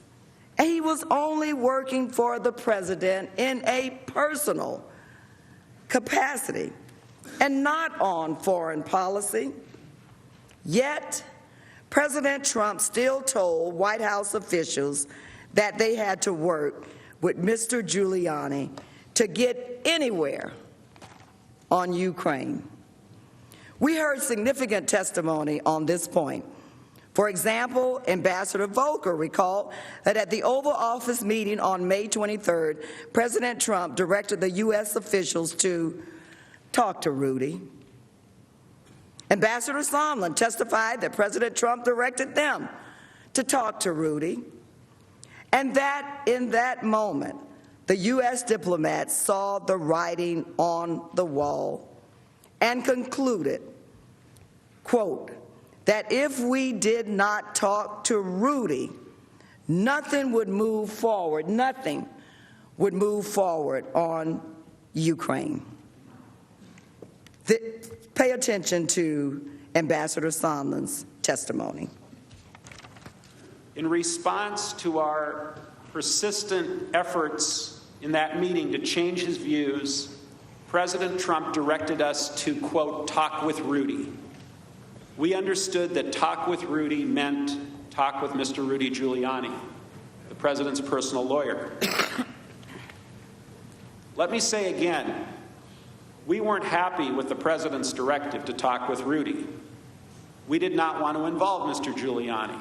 I believed then, as I do now, that the men and women of the State Department, not the president's personal lawyer, should take responsibility for Ukraine matters.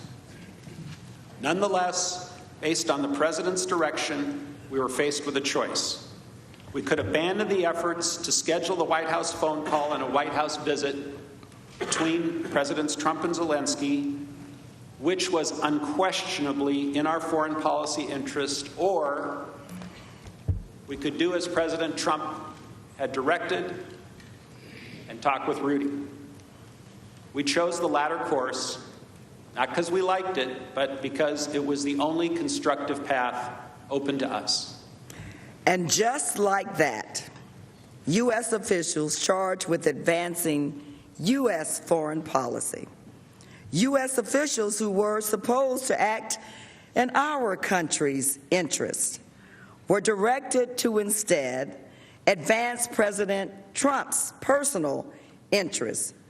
From that point on, they worked with the president's personal agent on political investigations to benefit the president's re-election. Their work on President Trump's behalf to solicit foreign interference in our elections continued throughout all of June. For instance, on June 21st, Mr. Giuliani tweeted that President Zelensky had not yet publicly committed on 2 politically motivated investigations designed to benefit President Trump. And when Mr. Giuliani's public efforts and his tweets didn't move President Zelensky to announce the investigations, he used U.S. diplomats as directed by President Trump. This is important. After Giuliani canceled his trip to Ukraine in May and commented that President-elect Zelensky had enemies of President Trump around him, Giuliani had minimal access to the new Ukrainian leader's inner circle. His primary Ukraine connection was Prosecutor General Lysenko, and he had already been informed that he would be removed as soon as the new parliament convened. So President Trump gave him U.S. diplomats and directed them to work with Mr. Giuliani on his scheme. As you heard, President Trump told Ambassadors Sondland and Volker to talk with Rudy and work with Rudy on Ukraine. And what did that mean?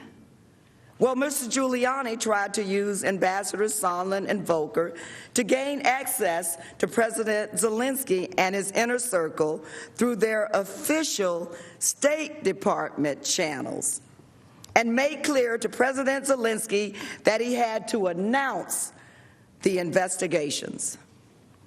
On June 27th, Ambassador Sondland brought Ambassador Taylor up to speed on Ukraine, since Ambassador Taylor had just arrived in country a few weeks beforehand.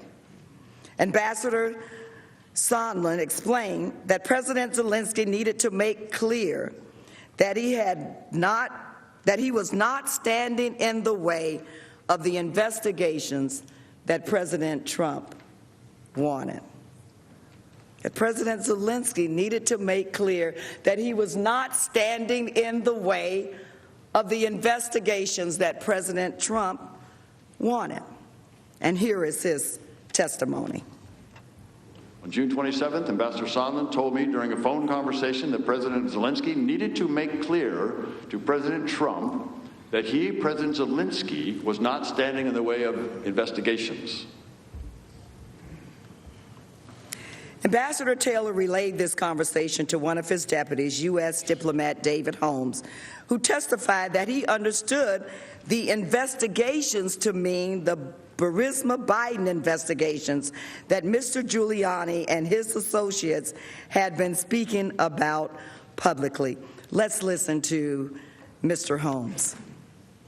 On June 27th, Ambassador Sondland told Ambassador Taylor in a phone conversation, the gist of which Ambassador Taylor shared with me at the time, that President Zelensky needed to make clear to President Trump that President Zelensky was not standing in the way of, quote, investigations. I understood that this meant the Biden-Burisma investigations that Mr. Giuliani and his associates had been speaking about in the media since March. Even with the addition of President Trump's political appointees to aid Mr. Giuliani's efforts, President Zelensky did not announce the investigations. As Mr. Giuliani's June 21st tweet shows, the Ukrainian president was resisting President Trump's pressure. So what happened?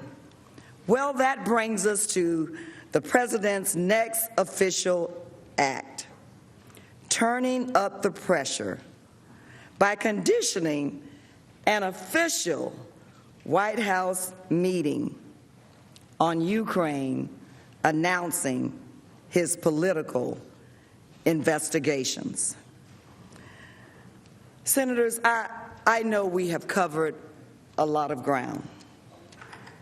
But as we have shown, there is overwhelming and uncontradicted evidence of the president's scheme to solicit foreign interference in this year's presidential election.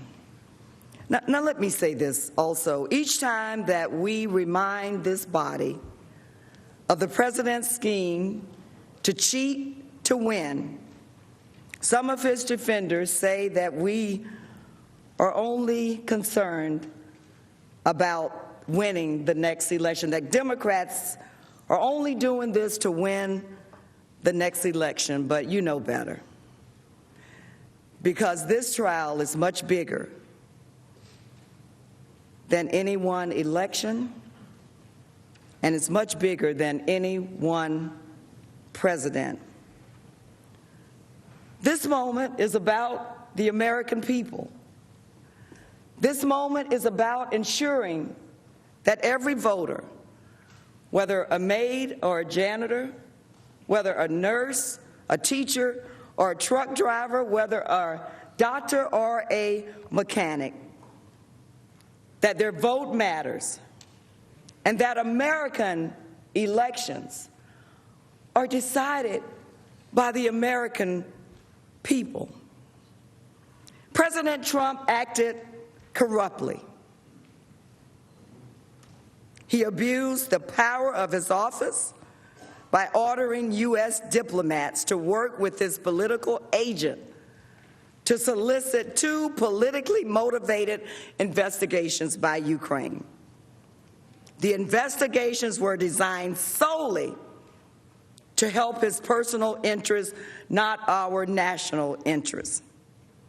Neither investigation solicited by President Trump had anything to do with promoting U.S. foreign policy or U.S. national security. Indeed, as we will discuss later, both investigations and the president's broader scheme to secure Ukraine's interference was a threat. It was a threat. It was a threat to our national security. The only person who stood to benefit from the abuse of office and solicitation of these investigations was Donald Trump, the 45th president of the United States. A violation of public trust, a failure to take care that the laws be faithfully executed. But when it came down to choosing between the national interests of the country and his own personal interests, his re-election, President Trump chose himself.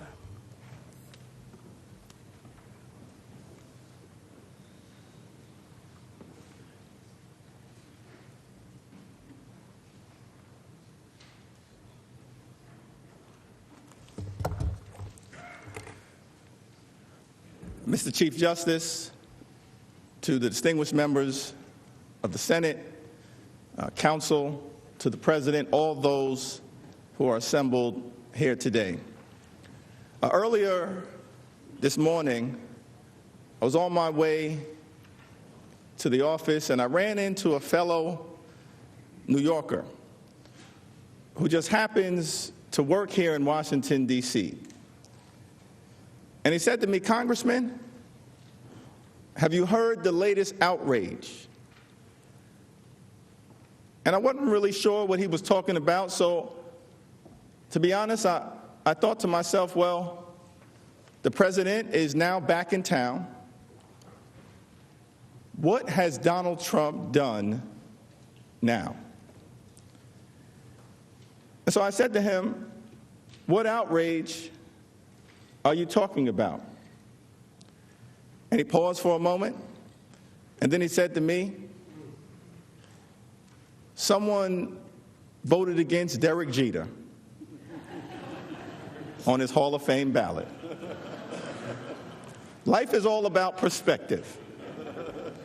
And I understand that as House managers, certainly we hope we can subpoena John Bolton, subpoena Mick Mulvaney, but perhaps we can all agree to subpoena the Baseball Hall of Fame to try to figure out who out of 397 individuals, one person, voted against Derek Jeter.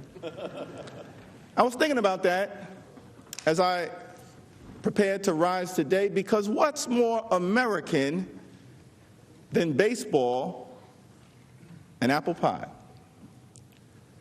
What's more American than baseball and apple pie? Or perhaps the one thing that falls into that category is the sanctity and continuity of the United States Constitution. And House managers, we're here in this august body because we believe it's necessary to defend our democracy. Some of you may agree with us at the end of the day, and others most likely will not. But we do want to thank you for your courtesy and for your patience in extending to us the opportunity to present our case with dignity to you and to the American people during this solemn constitutional moment. I want to speak for just some time on the second official act that President Trump used to corruptly abuse his power, which was the withholding of an Oval Office meeting with the President of Ukraine. As discussed yesterday, quid pro quo is a Latin term, this for that. President Trump refused to schedule that Oval Office meeting until the Ukrainian leader announced the phony political investigations that he demanded on July 25th. He knew President Zelensky needed the meeting to bolster his standing. He knew that Ukraine is a fragile democracy. He knew that Mr. Zelensky needed the meeting to show Vladimir Putin that he had the support of Donald Trump. But President Trump exploited that desperation for his own political benefit. This for that. Did a quid pro quo exist? The answer is yes. Let's listen to Ambassador Sondland on this point.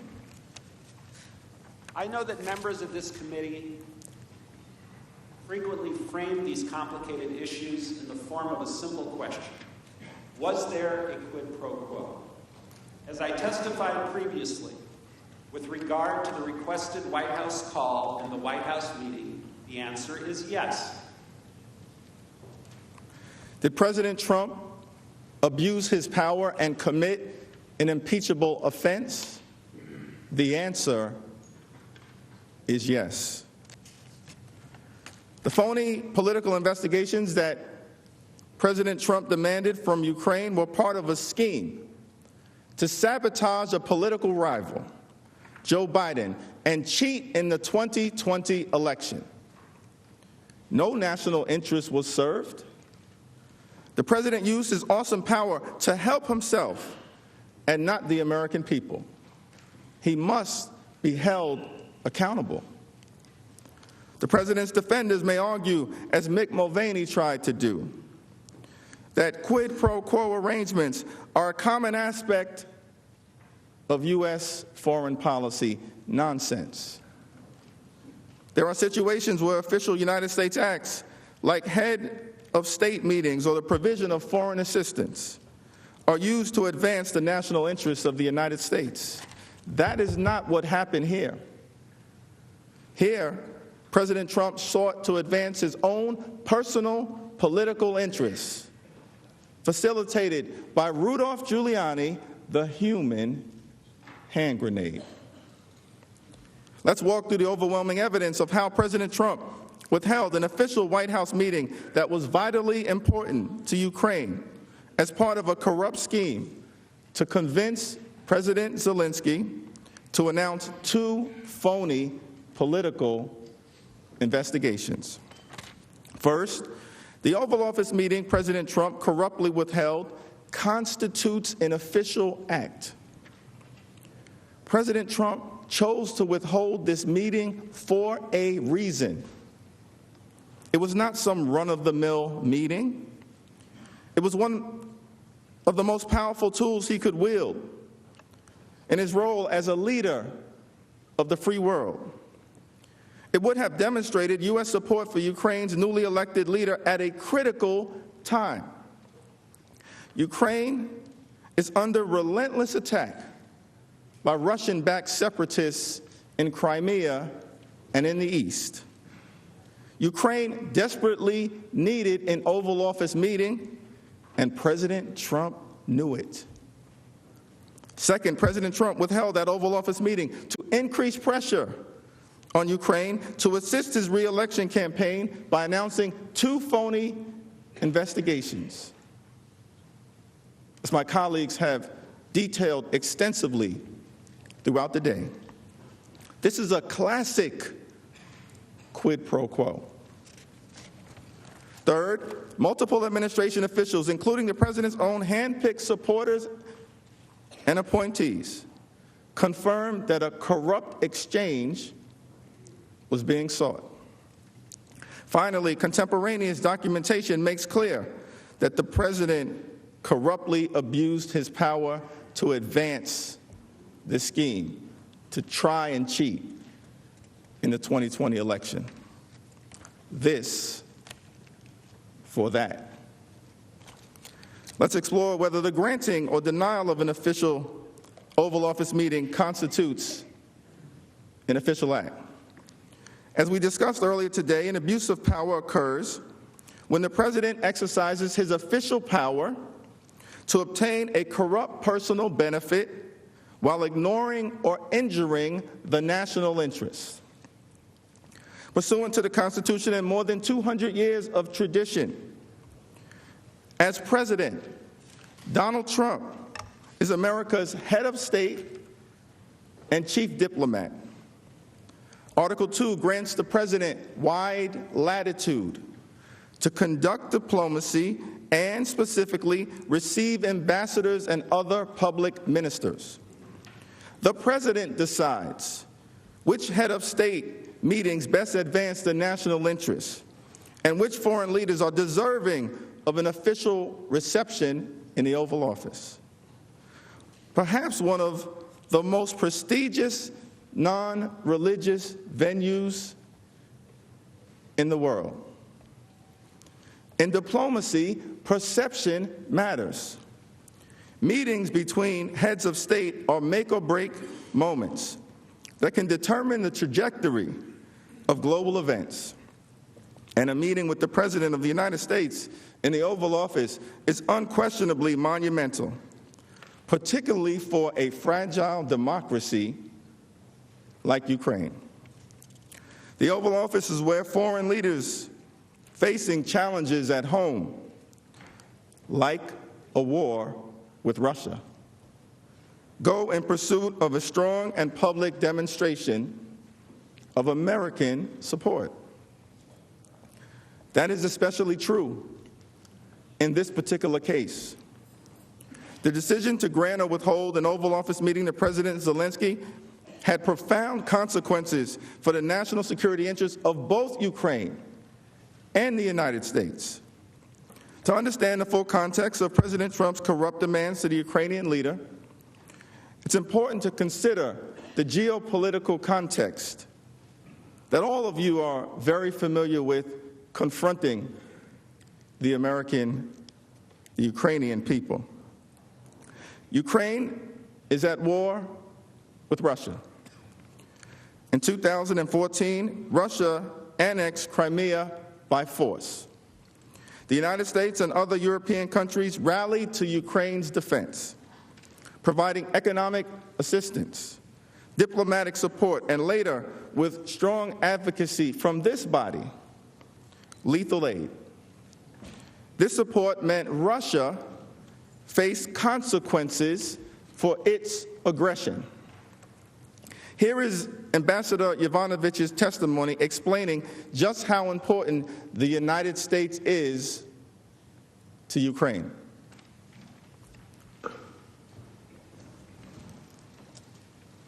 The U.S. relationship for Ukraine is the single most important relationship. And so I think that President Zelensky, any president, would do what they could to lean in on a favor request. I'm not saying that that's a yes. I'm saying they would try to lean in and see what they could do. Fair to say that a president of Ukraine that is so dependent on the United States would do just about anything within his power to please the President of the United States, if he could?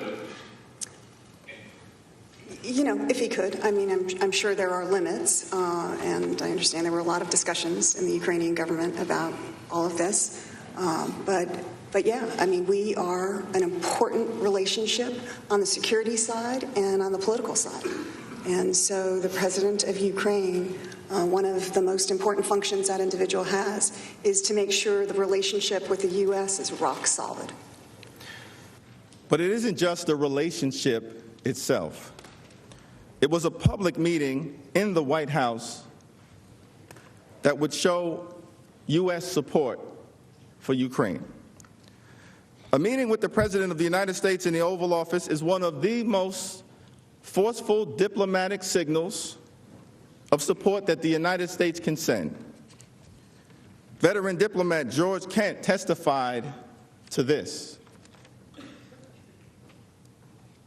New leaders, particularly countries that are trying to have good footing in the international arena, see a meeting with the U.S. President in the Oval Office at the White House as the ultimate sign of endorsement and support from the United States. President Zelensky was a newly elected leader. He was swept into office on the pledge to end pervasive corruption. He also had a mandate to negotiate an end to the war with Russia. To achieve both goals, he needed strong U.S. support, particularly from President Trump, which Zelensky sought in the form of a White House meeting. David Holmes, political counselor to the embassy in Kyiv, described the particular importance of a White House visit to Ukraine in the context of its war with Russia. It is important to understand that a White House visit was critical to President Zelensky. President Zelensky needed to show U.S. support at the highest levels in order to demonstrate to Russian President Putin that he had U.S. backing, as well as to advance his ambitious anti-corruption reform agenda at home. In other words, Ukraine knew that Russia was watching carefully. That was particularly true in the spring of 2019, when Donald Trump launched the scheme at the center of the abuse of power charge. During this time period, Vladimir Putin was preparing for peace negotiations with the new Ukrainian leader. Putin could choose to escalate, or he could choose to de-escalate Russian aggression. And influencing his decision was an assessment of whether President Trump had Ukraine's back. The Russians, as I said at my deposition, would love to see the humiliation of President Zelensky at the hands of the Americans. An Oval Office meeting would have sent a strong signal of support that President Trump had Ukraine's back. The absence of such a meeting could be devastating. Indeed, Ukraine made very clear to the United States just how important a White House meeting between the two heads of state was for its fragile democracy. At the deposition, as the one on the screen reveals, of Lieutenant Colonel Alexander Vindman, the director for Ukraine on the National Security Council, he recalled that following President Zelensky's inauguration, at every single meeting with Ukrainian officials, they asked their American counterparts about the status of an Oval Office meeting between the two presidents. Initially, the Ukrainians had reason to be optimistic that a White House meeting would be promptly scheduled. On April 21st, during President Zelensky's first call with President Trump, the new Ukrainian leader asked about a White House visit 3 times.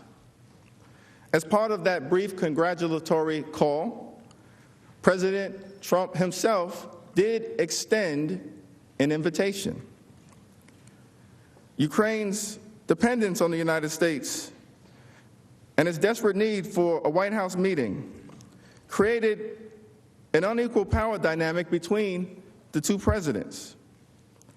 As Lieutenant Colonel Vindman testified, it is that unequal power dynamic that turned any subsequent request for a favor from the president into a demand. Now, Colonel, you've described this as a demand, this favor that the president asked. What is it about the relationship between the President of the United States and the President of Ukraine that leads you to conclude that when the President of the United States asks a favor like this, it's really a demand? Chairman, the culture I come from, the military culture, when a senior asks you to do something, even if it's polite and pleasant, it's not to be taken as a request. It's to be taken as an order. In this case, the power disparity between the two leaders, my impression is that in order to get the White House meeting, President Zelensky would have to deliver these investigations. Ambassador Gordon Sondland, Trump appointee, also acknowledged the importance of this power disparity and how it made President Zelensky eager to satisfy President Trump's wishes.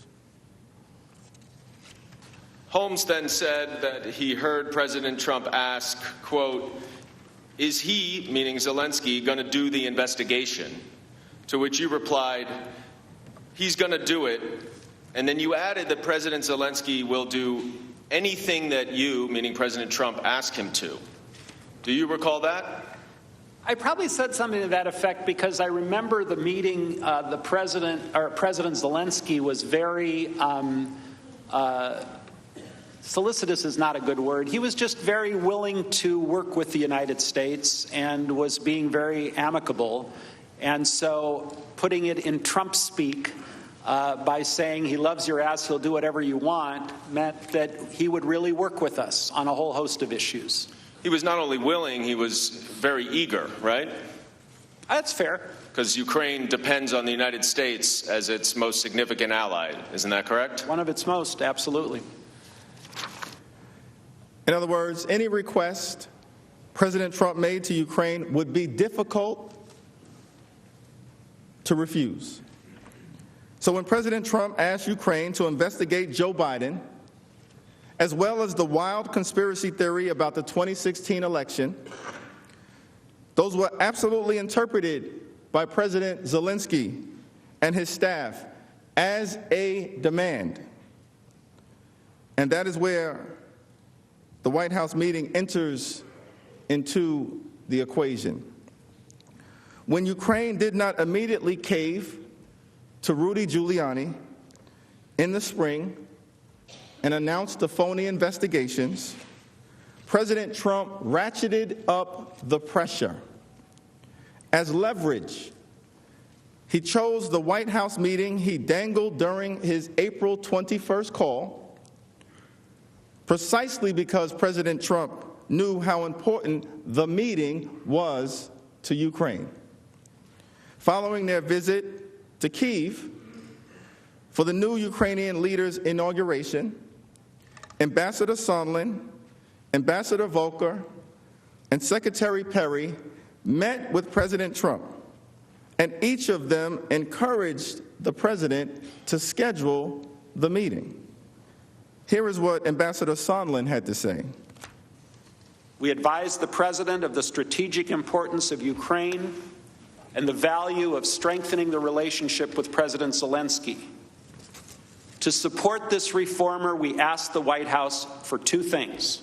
First, a working phone call between Presidents Trump and Zelensky, and second, a working Oval Office visit. In our view, both were vital to cementing the U.S.-Ukraine relationship, demonstrating support for Ukraine in the face of Russian aggression, and advancing broader U.S. foreign policy interests. So even though this meeting was critical to both Ukraine and America, President Trump ignored all of his policy advisors and expressed reluctance to meet with the new Ukrainian president. He refused to schedule an actual date. He claimed that Ukraine tried to take me down in 2016 and directed that the 3 U.S. officials, quote, talk to Rudy. And even though on May 29th, the president signed a letter reiterating his earlier invitation for President Zelensky to visit the White House, he still did not specify a date. But then President Trump went further. He met with Ukraine's adversary, Ukraine's enemy, our enemy. President Trump met with Russia. This didn't go unnoticed. Ukrainian officials became concerned when President Trump scheduled that face-to-face meeting with Vladimir Putin at the G20 summit in Japan on June 28th. Mr. Holmes testified on this particular point and the troubling signal that meeting sent to our friend, to our ally, Ukraine. Also on June 28th, while President Trump was still not moving forward on a meeting with President Zelensky, he met with Russian President Putin at the G20 summit in Osaka, Japan, sending a further signal of lack of support to Ukraine. Now let's discuss how exactly President Trump used the withholding of the White House meeting to pressure Ukraine for his phony investigations, his quid pro quo scheme. It's important to understand that the pressure exerted on Ukraine by delaying the White House meeting didn't just occur right before the July 25th call. That pressure existed during the entire scheme, and it continues to this day. We know this from the efforts of administration officials to secure the meeting and from the Ukrainians continuously trying to lock down a date. For example, even after President Trump expressed reluctance about Ukraine on May 23rd, his administration officials continued working to secure a White House meeting. On July 10th, for instance, they raised it again when Mr. Yermak and Ukraine's national security advisor met with John Bolton at the White House. And then we knew that the Ukrainians would have on their agenda inevitably the question about a meeting. And so as we get through the main discussion, we're going into that wrap-up phase. The Ukrainians, Mr. Danylyuk, starts to ask about a White House meeting, and Ambassador Bolton was trying to parry this back. As you've seen, President Zelensky didn't just raise the Oval Office meeting on his April 21st call. He raised the meeting on July 21st, 5th call with President Trump again. President Zelensky said on the July 25th call, "I also wanted to thank you for your invitation to visit the United States, specifically Washington, D.C." After the July 25th call, the Ukrainians continued to press for the meeting, but that meeting never happened. Only on September 25th, after the House announced its investigation into the president's misconduct as it relates to Ukraine, and the existence of a whistleblower complaint became public, did President Trump and President Zelensky meet face-to-face for the first time. That meeting was on the sidelines of the UN General Assembly in New York. It was dominated by public release of the July 25th call record that had occurred the day before. It was a far cry from the strong demonstration of support that would have been achieved by an Oval Office meeting. Even President Zelensky recognized that a face-to-face talk on the sidelines of the United Nations General Assembly was not the same as an official Oval Office meeting. Sitting next to President Trump in New York, he again raised a White House meeting. Here is what President Zelensky said. And I want to thank you for invitation to Washington. You invited me. But I think, I'm sorry, but I think you forgot to tell me the date. But I think in the nearest future. President Trump was not just withholding a small thing. The Oval Office meeting was a big deal. Ukraine remains at war with Russia. It desperately needs our support. And as a result, the pressure on Ukraine not to upset President Trump, who still refuses to meet with President Zelensky in the Oval Office to this day, continues. David Holmes testified that the Ukrainian government wants an Oval Office meeting even after the release of the security assistance, and that our own United States national security objectives would also benefit from such a meeting. Although the hold on the security assistance may have been lifted, there were still things they wanted that they weren't getting, including a meeting with the president in the Oval Office. Whether the hold, the security assistance hold continued or not, Ukrainians understood that that's something the president wanted, and they still wanted important things from the president. So I think that continues to this day. I think they're being very careful. They still need us now going forward. In fact, right now, President Zelensky is trying to arrange a summit meeting with President Putin in the coming weeks, to his first face-to-face meeting with him to try to advance the peace process. He needs our support. He needs President Putin to understand that America supports Zelensky at the highest levels. So this doesn't end with the lifting of the security assistance hold. Ukraine still needs us, and as I said, still fighting this war this very day. Now,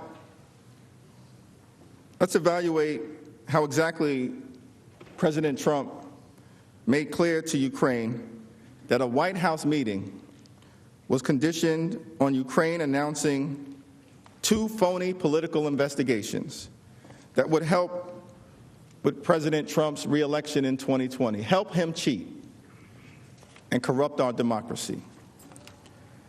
By the end of May, it was clear that President Trump's pressure campaign to solicit foreign election interference wasn't working. President Zelensky had been elected and was rebuffing Mr. Giuliani's overtures. Even when President Trump directed his official staff to work with Mr. Giuliani in an effort to get President Zelensky to announce the 2 phony political investigations, that didn't work. So President Trump apparently realized that he had to increase the pressure. That's when he explicitly made clear to Ukraine that it would not get the desperately sought after Oval Office meeting unless President Zelensky publicly announced the phony investigations that President Trump sought. On July 2nd, 2019, Ambassador Volker personally communicated the need for investigations directly to President Zelensky during a meeting in Toronto. After weeks of reassuring the Ukrainians that it was just a scheduling issue, I decided to tell President Zelensky that we had a problem with the information reaching President Trump from Mayor Giuliani. I did so in a bilateral meeting at a conference on Ukrainian economic reform in Toronto on July 2nd, 2019, where I led the U.S. delegation. I suggested that he call President Trump directly in order to renew their personal relationship and to assure President Trump that he was committed to investigating and fighting corruption, things on which President Zelensky had based his presidential campaign. I was convinced that getting the 2 presidents to talk with each other would overcome the negative perception of Ukraine that President Trump still harbored. After Ambassador Volker instructed President Zelensky in Toronto on what to do, he updated Ambassador Taylor on his actions. He told Ambassador Taylor that he had counseled the Ukrainian president on how to, quote, prepare for the phone call with President Trump. He also told Ambassador Taylor that he advised Zelensky that President Trump would like to hear about the investigations. In addition to Ambassador Volker's direct outreach to President Zelensky, Ambassador Sondland continued to apply pressure as well. During 2 White House meetings that took place on July 10th with Ukrainian officials.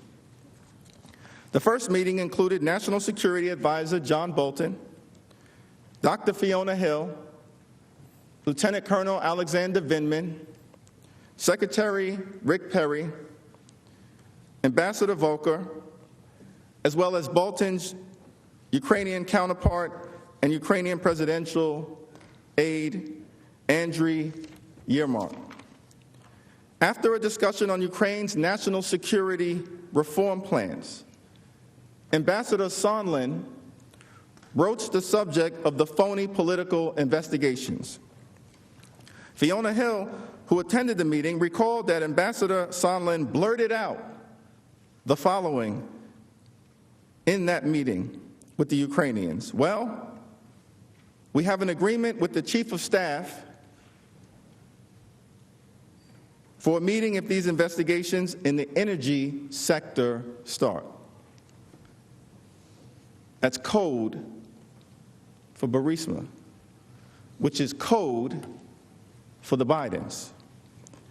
Ambassador Volker also recalled that Ambassador Sondland raised the issue of the 2016 election and Burisma investigations.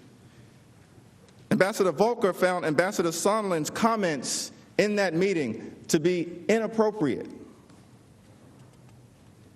I participated in the July 10th meeting between National Security Advisor Bolton and then Ukrainian Chairman of the National Security and Defense Council, Alex Danylyuk.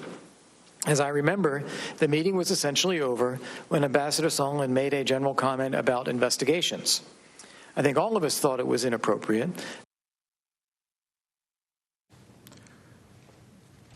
The exchange underscores that by early July, President Trump's demands for investigations had come to totally dominate almost every aspect of U.S. foreign policy toward Ukraine.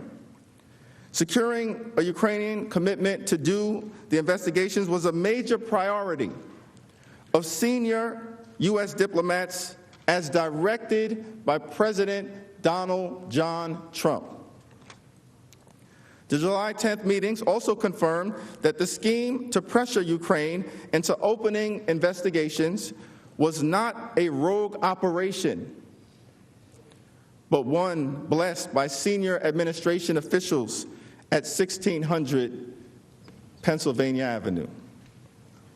As Ambassador Sondland testified, everyone was in the loop. Mr. Majority Leader, based on your statement that we should break at around 6:30, I ask your indulgence. This may be a natural breaking point in connection with my presentation. Thank you.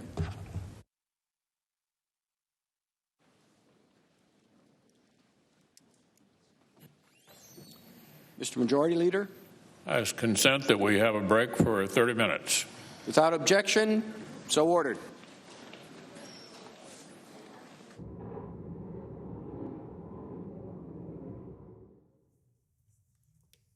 Hi, everyone. I'm Laura Podesta in New York, and we are in a short recess on day 3 of President Trump's trial in the Senate and the second day of arguments by the House managers. So Democrats are focusing on the first article of impeachment, abuse of power.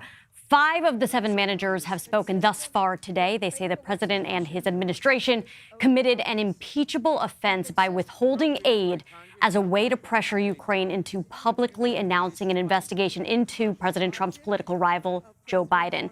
So with that, let's bring in our team. We have Rebecca Roiphe, Leslie Sanchez, and Joel Payne. They all join me now. So, Rebecca, you are a CBSN legal contributor, former assistant district attorney in New York County.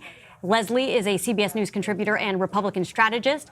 And Joel is CBSN political contributor and a Democratic strategist. So, Rebecca, let's start with you as our legal analyst. What stood out from you as far as the Democrats' case today as they focused on Article 1, abuse of power? I think they did a really good job of laying out the evidence in a very clear way. So the way they use these slides to number the number of reasons why this was not done in the public interest or in the national interest. This was done for Trump's personal gain. And that kind of repetition is exactly what you have to do when you're trying to prosecute a case, which is this is long, this is complicated. We need people to understand. You need things to latch onto, like order like that. And I thought it worked very well. So for some at home and perhaps some senators listening as well, it might have sounded redundant, but it's because they're really driving home the points that they want to make. Right. I mean, repetition really works and simplicity works. So, you heard, I think Representative Nadler said A, B, C.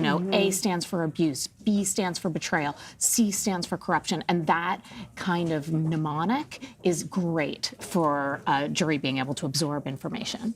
So, Leslie, let's get to the central question here. Are there going to be any Republican senators who are going to be swayed by these arguments? Really don't see that happening. It was a consistent effort in terms of building a case. It's a very one-sided perspective, right? It's the Democrats' case they're putting together to say that, but it's a lot of the same. There wasn't anything new there. It was interesting they brought up Jonathan Turley, who is also one of our CBS News legal analysts, and saying that, they were using him in both sides, but he had testified there was not an abuse of power, there was not extortion, there was not bribery that there was committed. So I feel that the Republicans don't feel that anything has really changed in the dynamic of what they've heard today, and I don't think that's going to change in the last few hours they have left. But we do know there are 2 senators, Mitt Romney, Susan Collins, both of whom are on the fence. Are there all eyes on those 2 to see if they might? Definitely so. We know because of Mitt Romney's kind of his personal position. He's been very critical of the president. This is not new. Susan Collins is somebody who has that kind of middle-of-the-road, grounded voice, but she tends to fall in line when the votes are actually taken. I don't think you see any big sways one way or the other. Nothing's so compelling. If we get into things with testimony, actual witnesses, then the dynamic could change. But where we are right now, nothing did. All right. Well, we're going to pause right here because Republican senators are speaking, so we're going to go to that sound now. Me as a veteran and as someone who has special interests in Ukraine. Now, in 1989, as a young woman, I attended an agricultural exchange in Ukraine, 1989, while it was part of the former Soviet Union. Now, because of that exchange, I do have some interesting thoughts about Ukraine and how they wanted to be a free and independent nation at that time. And of course, a couple years after that, they did become a free and independent nation. What I find very interesting now is that the House managers are very, very centered on the fact that Russia was invading Ukraine and military funding to Ukraine. When did Russia roll their tanks into Crimea? That was 2014. Obama administration. How did the Obama administration react to that invasion of Ukraine? They reacted by sending blankets. Blankets don't throw lead downrange. This administration, President Trump provided lethal aid to the Ukrainian people, actually allowed them an opportunity to defend themselves. The House Democrats, these House managers, did nothing of the sort to provide that assistance to Ukraine. And yet now they are on their high horse, about President Trump not doing enough for Ukraine. This administration has done more than the previous administration did when Crimea was being invaded. I have very strong thoughts about that. So as we're being lectured by the House managers about how they are such great friends to Ukraine, got a little information. This year's National Defense Authorization Act, the conference report, which included lethal aid to Ukraine, House Manager Nadler voted no. Last year's National Defense Authorization Act, which included lethal aid to Ukraine, House Managers Lofgren, Jeffries, and Nadler voted no. This year's omnibus, which included defense spending, lethal aid to Ukraine, no. Garcia and Nadler didn't vote. So 4 of the House managers have voted against lethal aid to Ukraine. And they can sit there and lecture about this president not doing enough for Ukraine. This president has done more than they have, and he has done more than the previous administration did. Thank you. Well, we sat through another day, seems like Groundhog's Day in the Senate, from what we heard from the managers yesterday, the day before. It is the same thing day after day after day. It does seem that after about an hour and a half, they start repeating themselves, as if you could impeach by just kind of repeating the same thing, by repetition.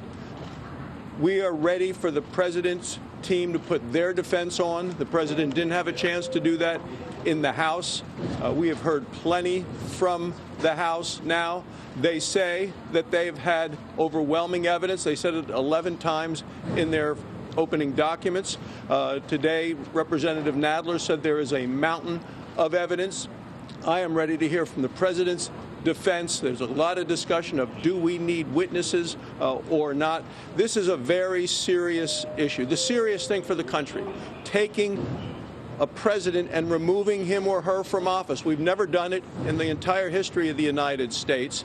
It's not about one witness or another. There is an amount of evidence that the Democrats say they have, which is overwhelming, convincing, rock solid, a mountain of evidence.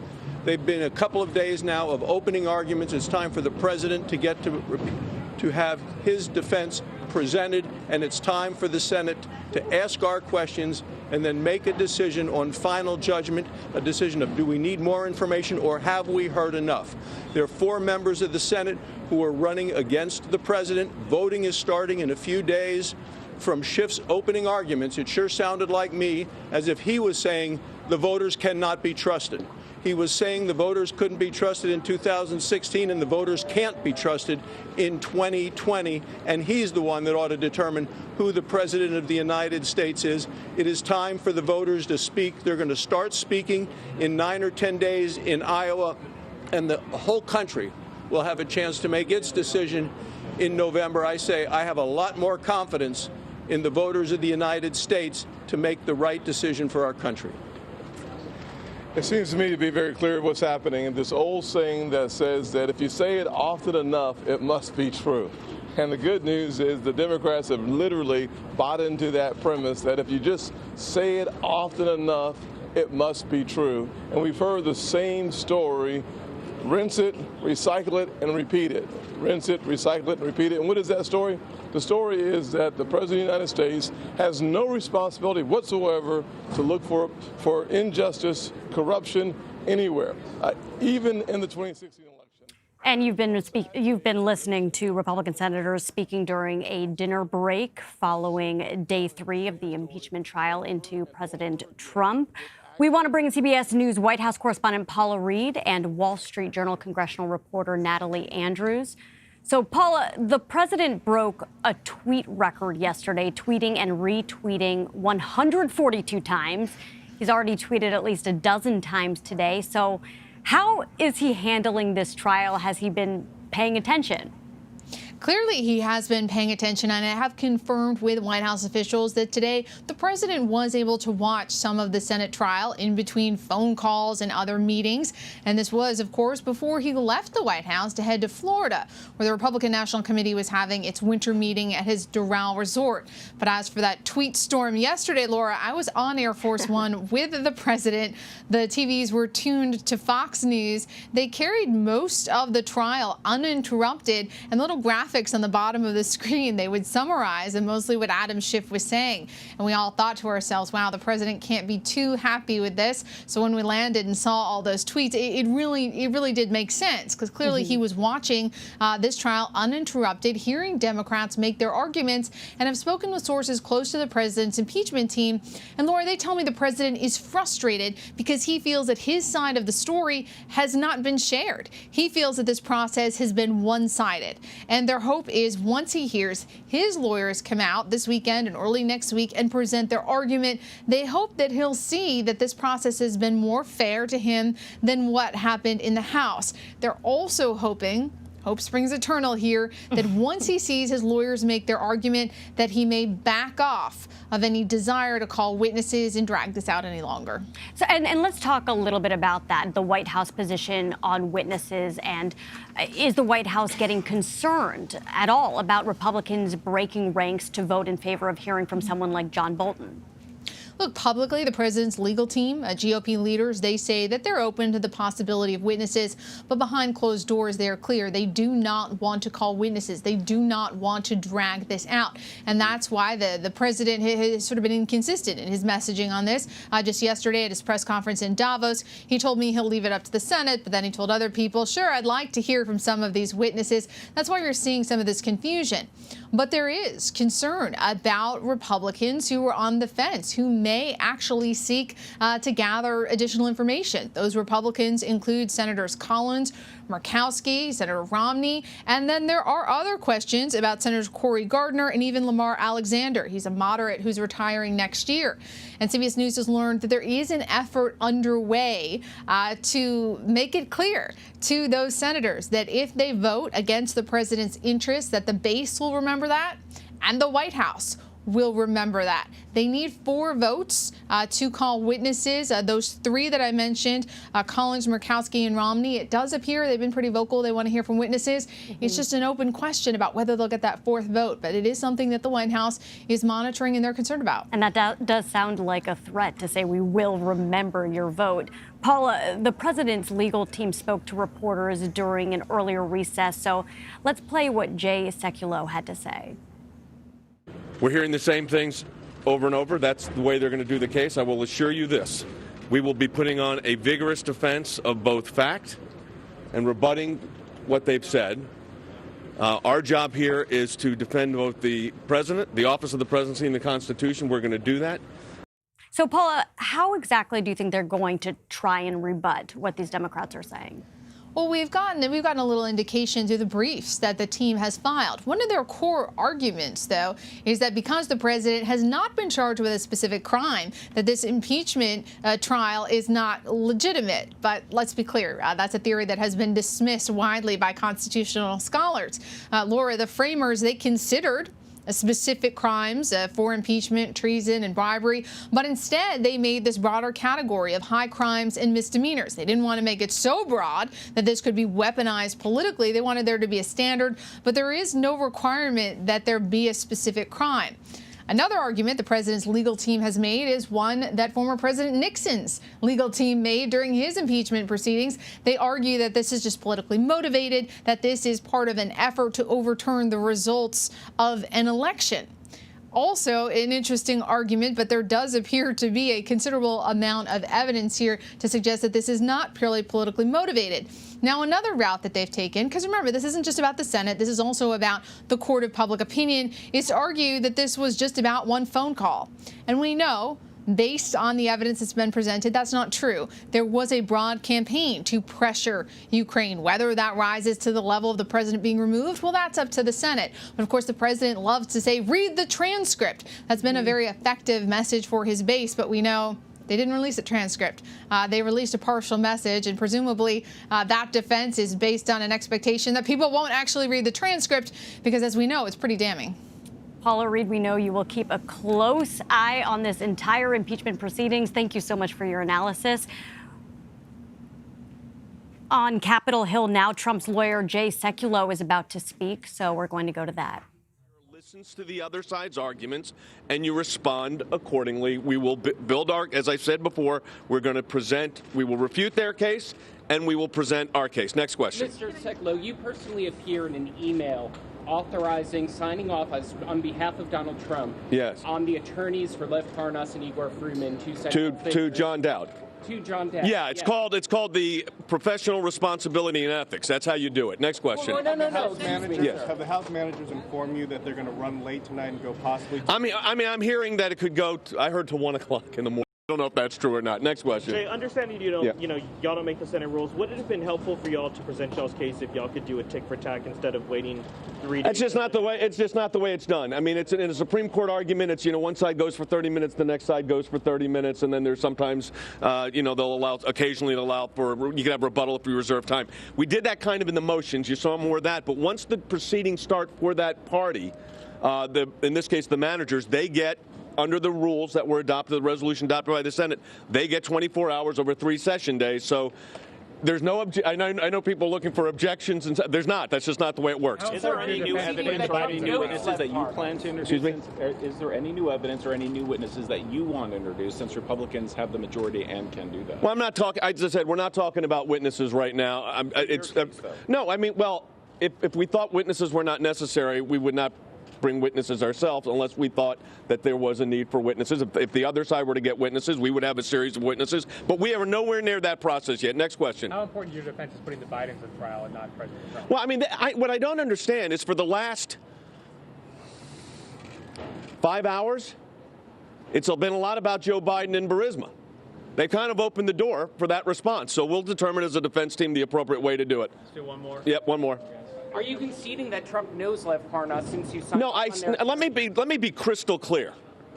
Lawyers, when another lawyer asks you about representation, it doesn't mean your client knows the person or doesn't know the person. It's a question of, under the Code of Professional Responsibility, have you respond. You know what was significant in that email? Nothing. It was a response that you give as a lawyer when another lawyer asks you about a matter.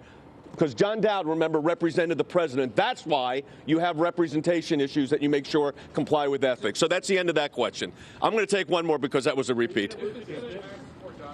I'm sorry. Well, that's already been, those motions have been tabled as for, documents and witnesses. So here, let me tell you, can I give you how I think this is going to, the time frame here? Without giving you exacts, because I don't know how long everybody's going to go. What's going to happen is, remember, there'll be another day of this tomorrow. I'm assuming they'll go, pretty long. I have no idea, but they'll get 24 hours. Then we will go. We will take our period of time, of which I cannot tell you how long that case will be. We will take the appropriate time to respond and present our case. Then remember, there are 16 hours of questioning. So that, I suspect, will take place over a day and a half or two, followed by then arguments on the motion regarding witnesses, which I believe is 4 hours, 2 hours each side. So we're going to get to know each other very well over the next week, I suspect. All right, very good. Thank you, everybody. Thanks, everybody. You were just listening to President Trump's personal lawyer, Jay Sekulow, in a sort of heated exchange with reporters talking about how the next few days of this impeachment proceeding is going to look. We are now going to bring in Natalie Andrews. She is a Wall Street Journal congressional reporter. And Natalie, does it look like any Republican senators could vote to call witnesses at this point? They are definitely playing that down, and a lot more than they have been in the past weeks.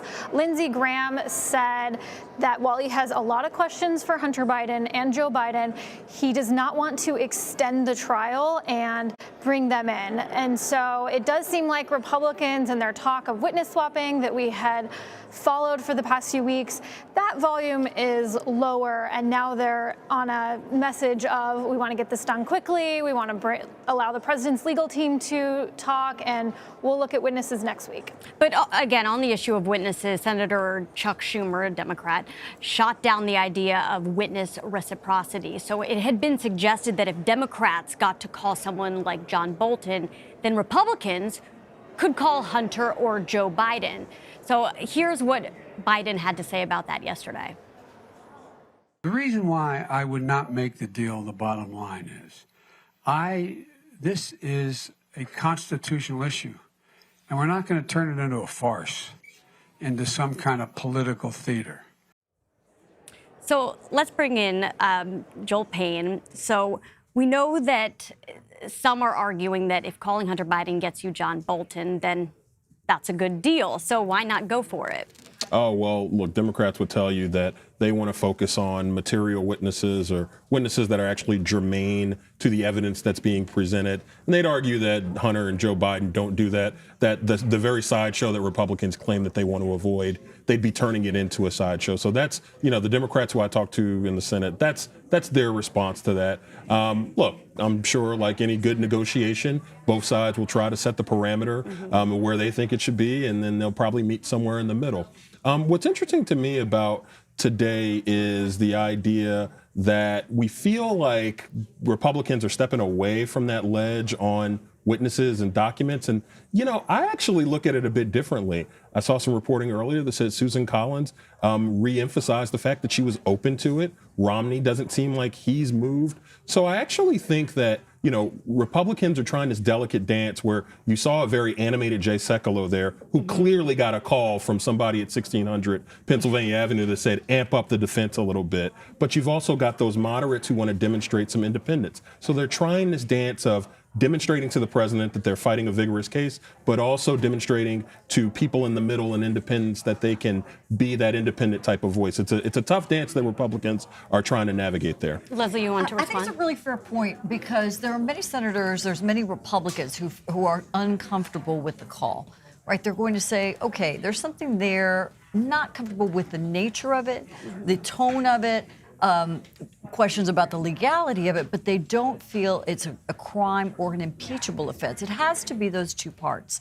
And without both of them, you're not going to move to removing this president. And the president doesn't give any room for that kind of thoughtful, okay, slap on the hand, don't really like it, like you saw with the Bill Clinton, or Bill Clinton's probably the only example you can give in that context. It's all or nothing with the president. You have to be 100% behind him, or you're somebody who's going to face a challenge in the primary, or lose a lot of money. So in terms of fundraising, there's some really serious risk here. So holding the coalition together, when I think what Joel is saying is right, there would be this back and forth about don't really feel comfortable with it, the independence of the Senate, but we're not hearing that, and there's not room for that to develop at this point. But there are some moderates, and then there are some who are not up for re-election, who are saying that they're backing out of the next race, who may want to hear from witnesses that Republicans say they don't want to hear from.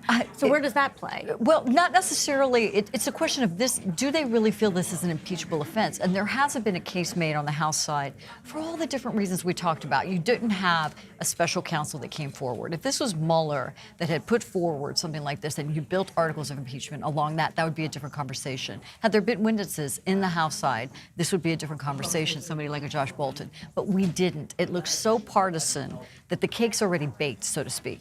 From a legal perspective, though, you never want to be in a position where you look like you are preventing truth from coming out. Exactly. And so the problem here for the Republicans, I think, and you guys obviously know better from a strategic point of view, is that if you're sitting there saying this is so boring, they're saying the same thing over again, it's a little bit hard to then say, and we don't want them to introduce any new evidence. And I think the American public can get that there is a sense of, you're blocking us. You're not letting us see something. And that worked for the Republicans in the House proceedings when they were saying, where's Joe Biden? Where's Hunter Biden? Where are the witnesses? Where's the whistleblower? Why are you trying to keep evidence from us? So I think you don't want to be in that position. And the Republicans are sort of forced into that position if they prevent witnesses. And I don't think that's working or would play as a political matter. At least it wouldn't play to a jury. It wouldn't play.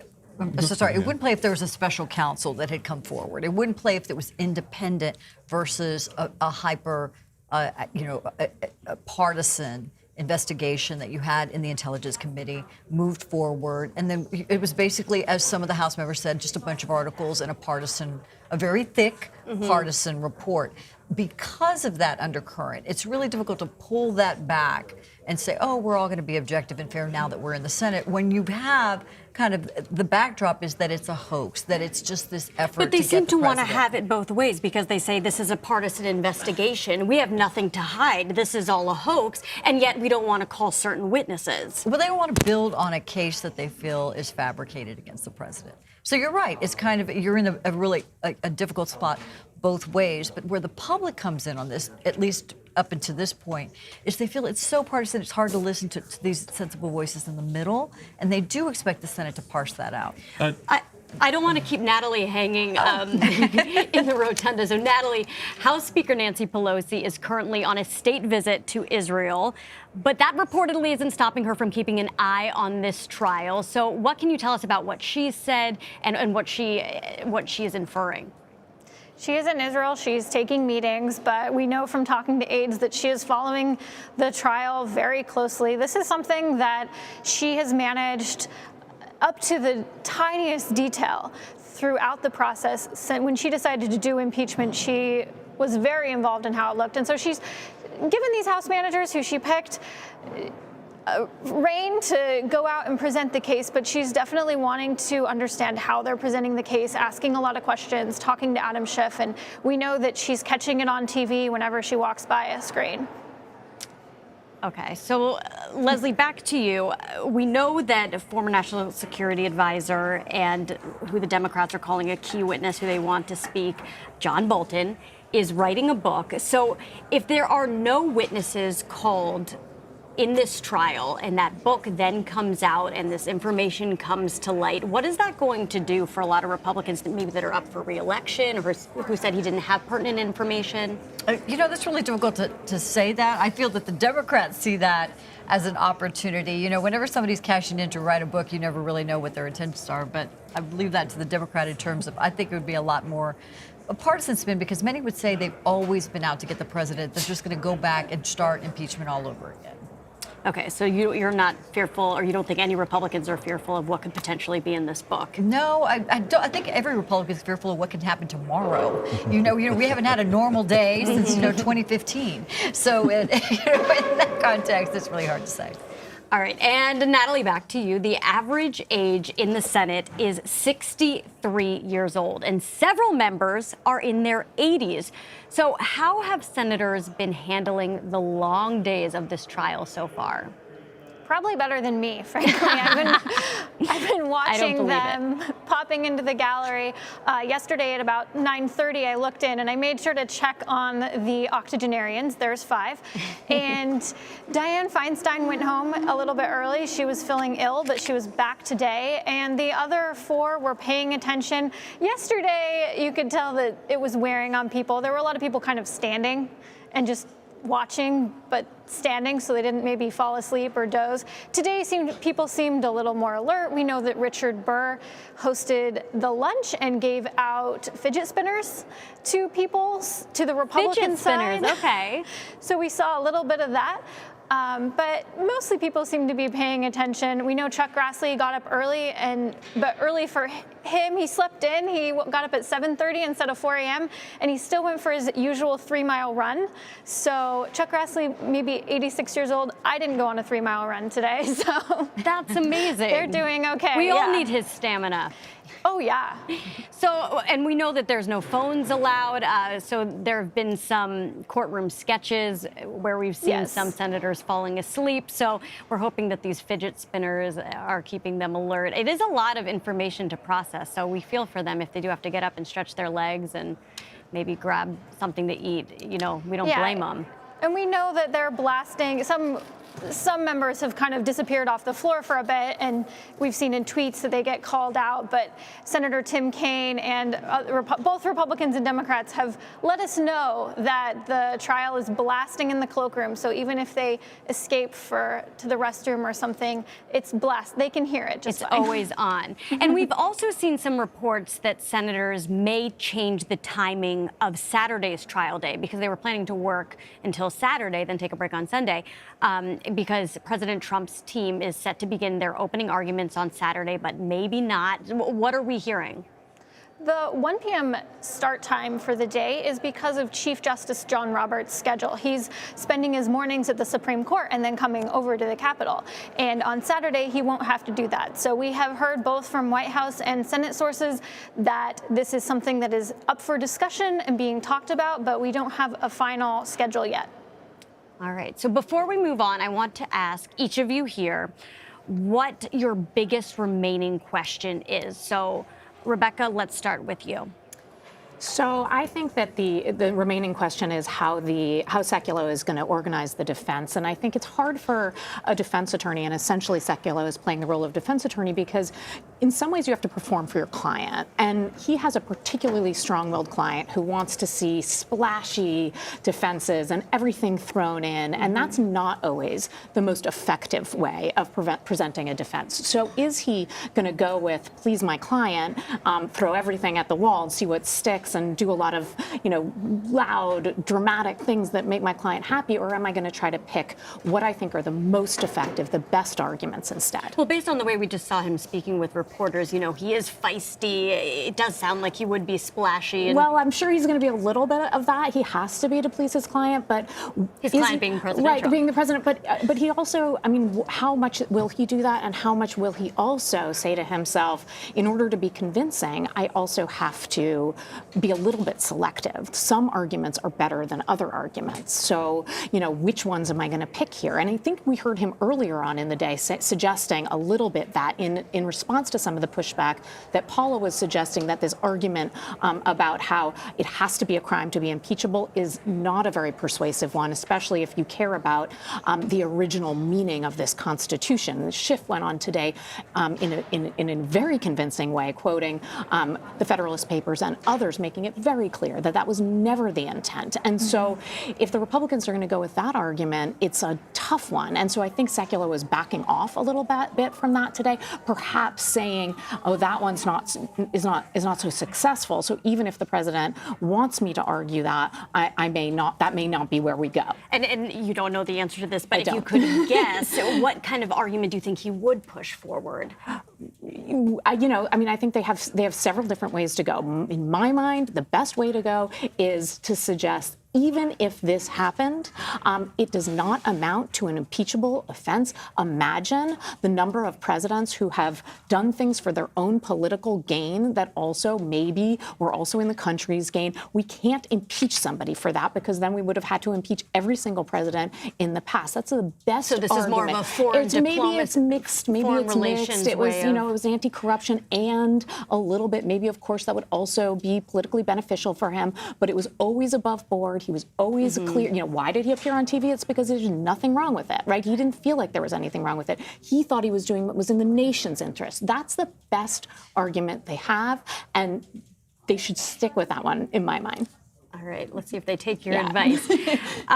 Leslie, let's go to you. What is your lasting question now that it's day 3? We're in the middle of day 3. Going into the defense, I think building a lot off what Rebecca was talking about is in terms of, will they give that space that senators may not be comfortable with it, but it's so subjective because you don't have that firsthand account, right? So because of that, they may not be comfortable with the call, but there's not something that merits impeachment. And when you have a tremendous amount of Republican support behind the president, he's riding really high support among Republicans, he's riding a very strong economy, you're not seeing this consensus, this national consensus for removal. So that's why they're going against the tide, meaning the Democrats against this, and Republicans are standing up much more confidently that this is not something that merits removal of a president, especially now. So your question is, how are they going to defend? Are they going to give that wiggle room where they start to say, okay, maybe it wasn't the crime, maybe you're not comfortable with this conversation, it's completely subjective,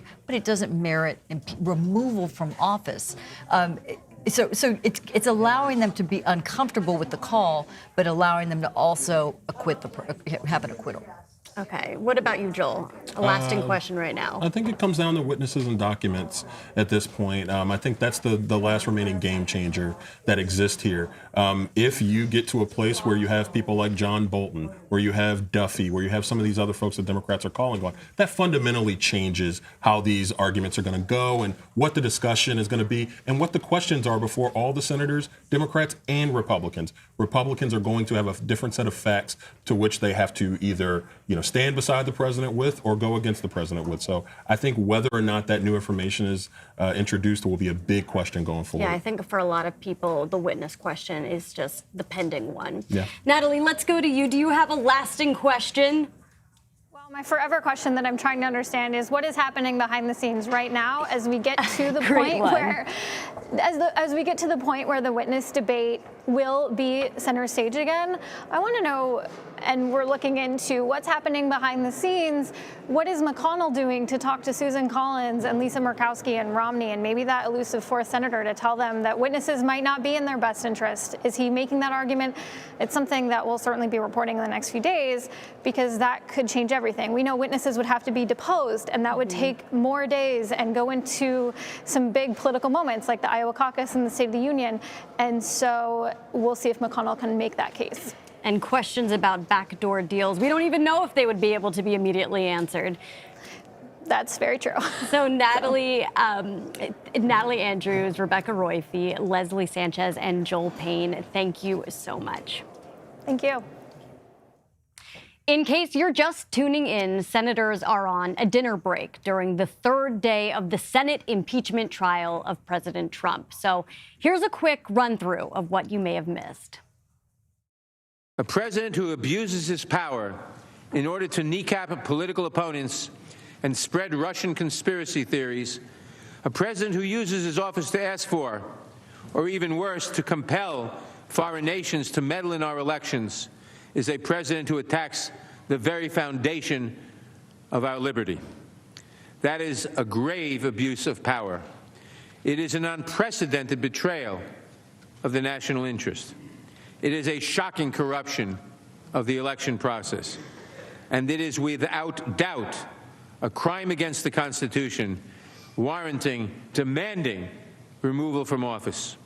It wasn't until Biden began beating him in the polls that he called for the investigation. The president asked Ukraine for this investigation for one reason and one reason only, because he knew it would be damaging to an opponent who was consistently beating him in the polls, and therefore it could help him get reelected in 2020. President Trump had the motive, he had the opportunity, and the means to commit this abuse of power. President Trump never expressed any interest in United States anti-corruption policy towards Ukraine, nor did he care about Ukraine's war against Russia. He only expressed interest in one thing: investigating his political opponent. Why did they put the record on a system meant for highly classified information, which the folks in here on the Intelligence Committee and many others can tell you is usually used for things like covert action operations, the most sensitive secrets? Well, this was a very sensitive political secret. This was a covert action of a different kind and character. This was a corrupt action, and it was hidden, and they knew it was wrong, and that's why they hid it. Innocent people don't behave that way. President Trump used his personal agent for Ukraine. He's made this clear to U.S. officials and to the Ukrainians. The evidence shows President Trump and Rudy Giuliani were in constant contact during this period. President Trump directed him to pursue investigations. He told U.S. officials to work with Rudy. He told Ukrainians to work with Rudy. Rudy and his associates pressed Ukraine for investigations into the president's political rival. So why did President Trump remove a distinguished career public servant an anti-corruption crusader, and a top diplomat in the State Department. Well, we know why. The answer is simple. President Trump removed Ambassador Yovanovitch because she was in the way. She was in the way of the sham investigations that he so desperately wanted.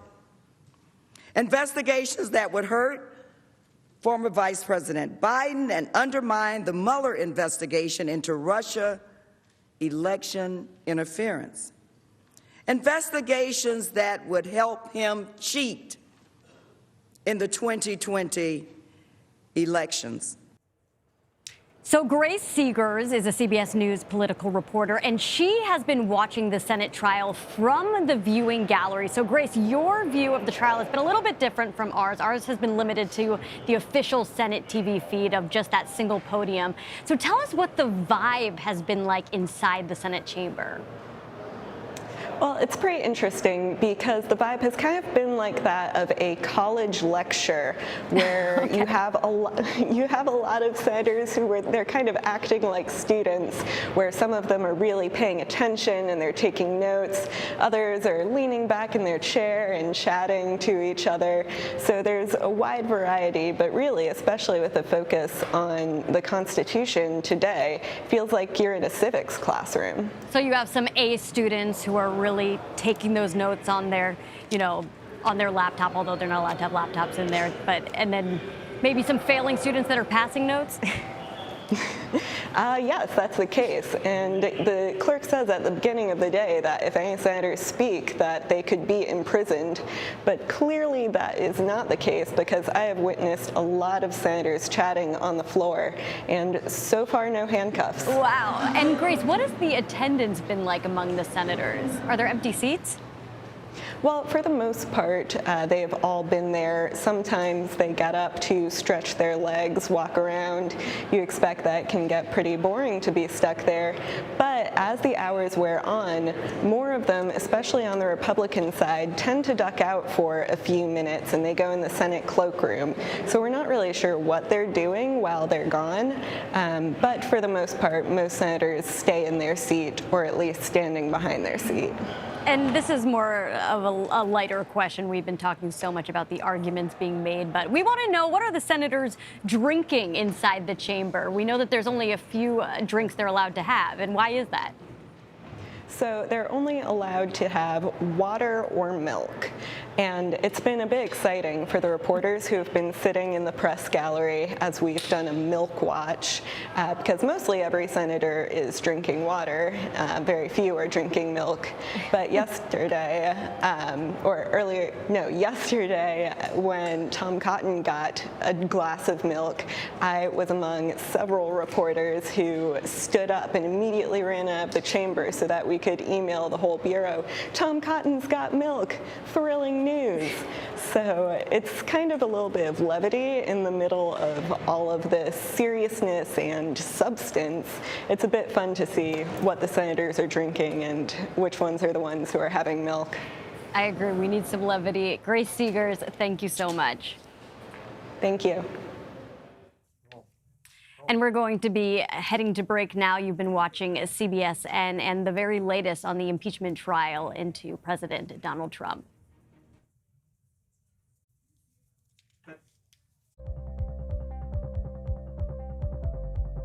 You can watch CBSN 24/7. We've got an amazing story to share with you. Let's talk about the latest developments. There's so many levels to this. We have a CBS News exclusive. Fires in California. What happens next, and how does it all play out? We are on a mission with NASA. I understand you have some breaking news. It's not over yet, is the bottom line. This is a massive operation. It's quite an adventure here at CBSN. It's been a day.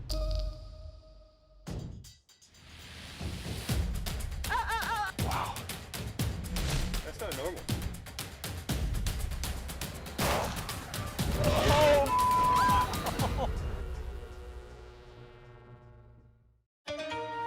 Our nation's capital, decisions are made here that affect all of us. So join us every evening as we bring you CBS News original reporting from around the world while keeping our eye on what's going on right here in Washington.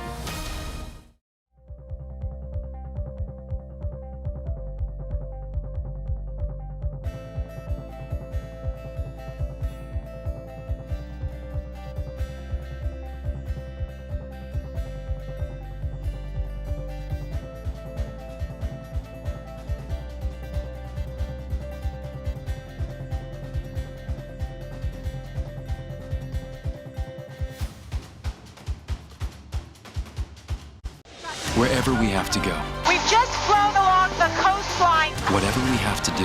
Tonight, police were throwing the first rounds of tear gas. We are focused on finding and telling the truth and earning your trust. The CBS Evening News with Norah O'Donnell. Wherever we have to go. We've just flown along the coastline. Whatever we have to do. Tonight, police were throwing the first rounds of tear gas. Every evening we are focused. This is the main highway to the hardest hit areas. On finding and telling the truth. How does that hamper or hurt our national security? Even among the ashes, you can see the signs of deforestation. And earning your trust. You traveled the whole way with your son? The CBS Evening News with Norah O'Donnell. Understanding the world begins with the right questions. Do you trust Kim Jong-un? Doesn't the blame reside with Jewel? Is it now our top terrorist threat? With the right people. So you have forgiven. I have now. Right here. Check this out. More news. I'm Tony DeCoppel with CBS News. More original reporting. It puts everything in perspective. We are on a mission with NASA. Every morning on CBS This Morning. We're going to begin with breaking news. So we are still waiting for the Senate to reconvene the impeachment trial of President Donald Trump. And joining me now is Leslie Sanchez. She is a CBS News contributor and Republican strategist, and Joel Payne, a CBSN political contributor and Democratic strategist. So Leslie, let's get to the central question here. Are there any Republican senators whose minds are being changed by these arguments? It's really hard. They're not, if they are, they're not voicing that at this moment. They're certainly keeping their cards close to them. But we know Susan Collins has had concern, Lisa Murkowski. We know Mitt Romney. Those are the ones that have talked about listening to, being open to more information, open to witnesses and witness testimony.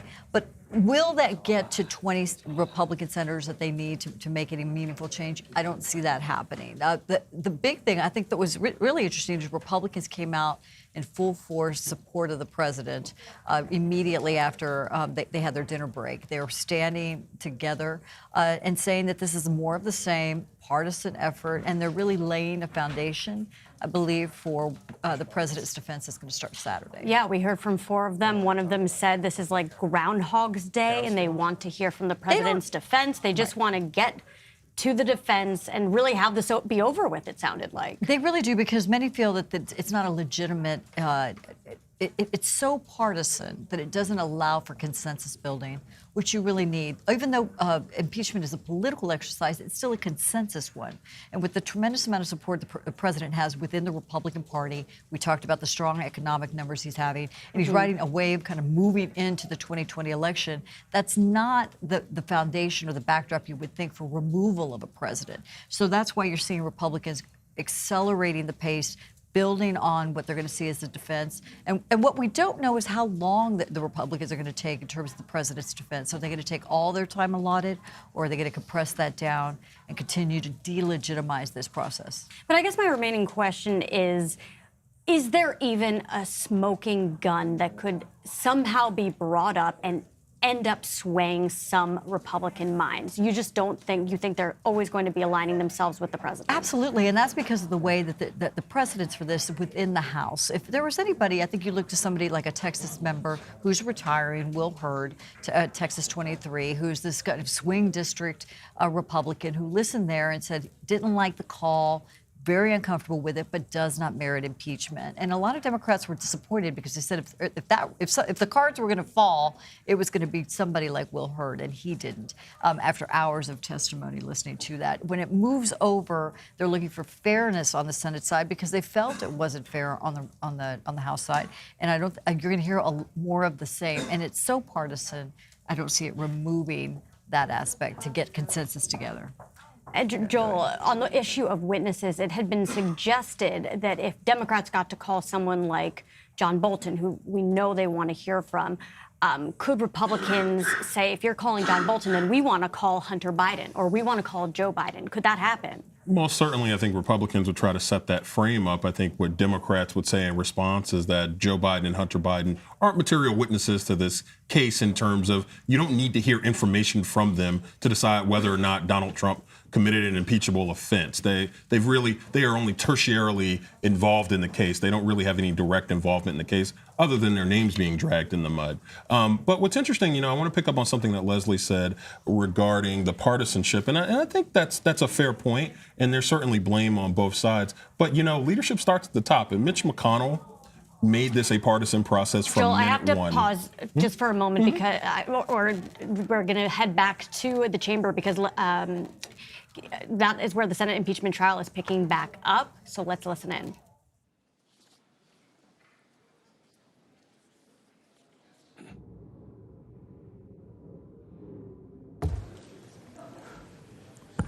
Mr. Chief Justice, distinguished members of the Senate, counsel to the President, my colleagues, the American people. The second official act that President Trump used to corruptly abuse his power was the withholding of an Oval Office meeting with the President of Ukraine.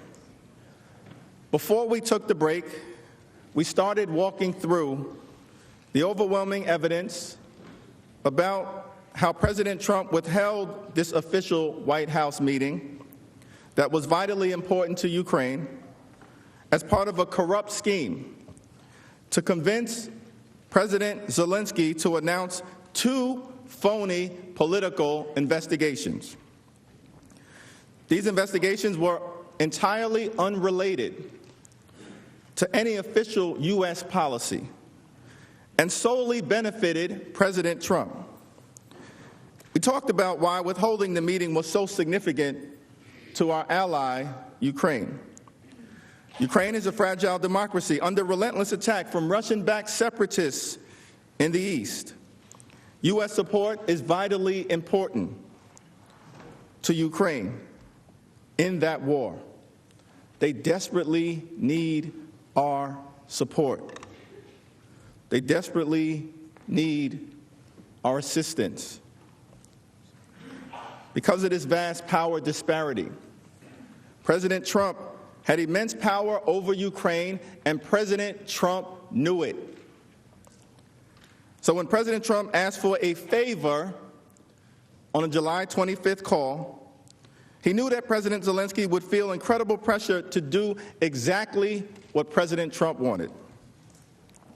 President Trump used his agents, both his administration appointees and his personal attorney, Rudolph Giuliani, to make clear to Ukraine, even in early July, that much-needed White House meeting that they requested would only occur if they announced these phony political investigations.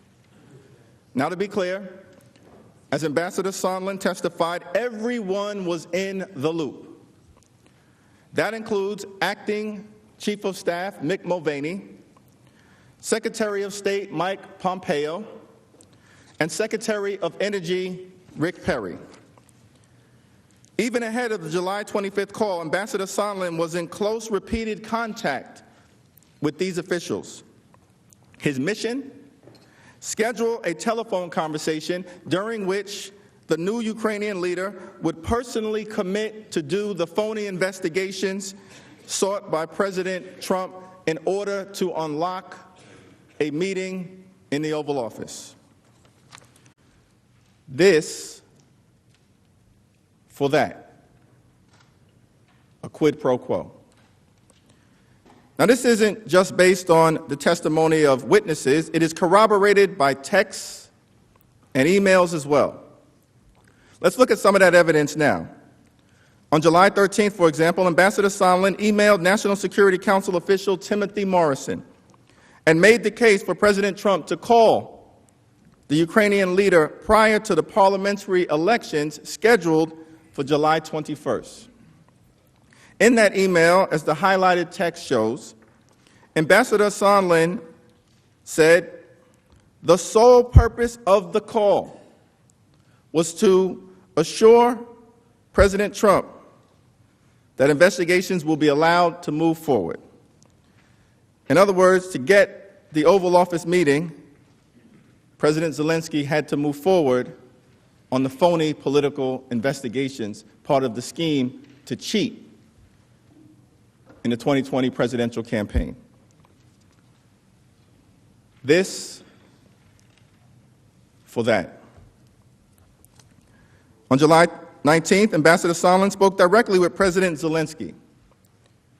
He spoke directly with President Zelensky to prepare him for a call with President Trump.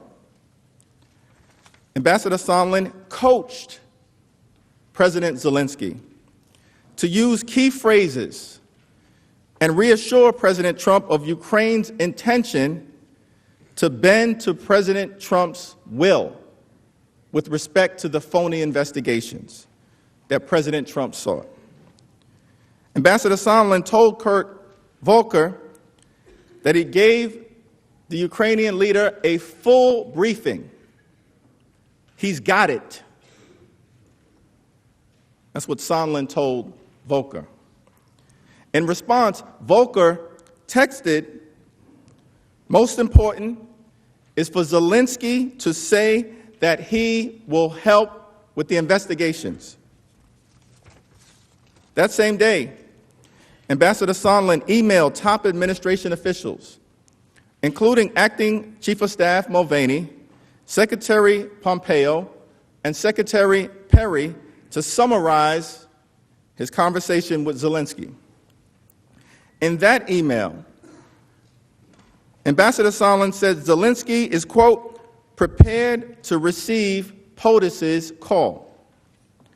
Will assure him," meaning POTUS, "that he intends to run a fully transparent investigation and will turn over every stone." Both Acting Chief of Staff Mulvaney and Secretary Perry responded to the email, noting that the head of state call would be scheduled. Secretary Perry wrote, "Mick just confirmed the call being set up for tomorrow by NSC, the National Security Council." And Mulvaney responded, "I asked NSC to set it up for tomorrow." Neither Mulvaney nor Secretary Perry took issue with the fact that Sondland coached Zelensky to yield to President Trump's pressure campaign. But instead, they took steps to connect the two leaders. Everyone was in the loop. They were aware that during the July 20th call, President Trump intended to solicit foreign interference in the 2020 election and press the Ukrainian leader to announce investigations into former Vice President Biden and the CrowdStrike conspiracy theory. There was no focus on advancing America's foreign policy or national security objectives. The only priority was President Trump's corrupt demand for phony investigations in exchange for an Oval Office meeting. This for that. Here's Ambassador Sondland's testimony confirming this scheme. Everyone was in the loop. It was no secret. Everyone was informed via email on July 19th, days before the presidential call. As I communicated to the team, I told President Zelensky in advance that assurances to run a fully transparent investigation and turn over every stone were necessary in his call with President Trump. In his call with President Trump. Now we come to July 25th, the morning of the infamous phone call, the culmination of a months-long campaign to engineer a corrupt quid pro quo. That morning, before the call took place, President Trump provided guidance to Sondland. On the morning of July 25th, he told him that President Zelensky should be prepared to announce the investigations in exchange for the White House meeting. After Sondland's call with President Trump on the morning of July 25th, Sondland urgently tried to reach Kurt Volker. When he could not reach Ambassador Volker by phone, he sent a text that said, "Call ASAP," and he left a message. Volker testified that he indeed received that message, which involved the following content. Quote, "President Zelensky should be clear, convincing, forthright with President Trump about his commitment to fighting corruption, investigating what happened in the past." That refers to the Russian-inspired, fake, phony, and false conspiracy theory about Ukraine having been involved in interfering in our 2016 elections. And if he does that, President Trump was prepared to be reassured that he would say yes. Come on, let's get this date for this visit scheduled. Ambassador Volker then conveyed that message approximately 30 minutes before the Trump-Zelensky call to Zelensky's top aide, Andrei Yermak. As you can see on the slide, Ambassador Volker texts Yermak, Zelensky's guy, and says, assuming President Z convinces Trump he will investigate / get to the bottom of what happened in 2016, the White House meeting would get scheduled. This for that. So President Trump talks to Ambassador Sondland. Sondland talks to Ambassador Volker. Volker talks to President Zelensky's aide, Yermak. And then the July 25th call occurs. When Ambassador Sondland testified, he agreed with this sequence, indicating it certainly makes sense. Here is what Sondland had to say. But the sequence certainly makes sense, right? Yeah, it does. You talked to President Trump. You told Kurt Volker to call you. You left a message for Kurt Volker. Kurt Volker sent this text message to Andrei Yermak to prepare President Zelensky. And then President Trump had a phone call where President Zelensky spoke very similar to what was in this text message, right? Right. And you would agree that the message in this that is expressed here is that President Zelensky needs to convince Trump that he will do the investigations in order to nail down the date for a visit to Washington, D.C. Is that correct? That's correct. Indeed, on the July 25th call, when President Trump asked for a favor, President Zelensky was ready with the magic words. He said, "I also wanted to thank you for your invitation to visit the United States, specifically Washington, D.C. On the other hand, I want to assure you that we will be very serious about the case and will work on the investigation." This for that. Read the transcript, President Trump says. We have read the transcript, and it is damning evidence of a corrupt quid pro quo. The evidence against Donald Trump is hiding in plain sight. During our presentation, we've walked through the serious issues presented in the plain reading of the July 25th call, but now you can see the entire context of how this corrupt parade of horribles unfolded.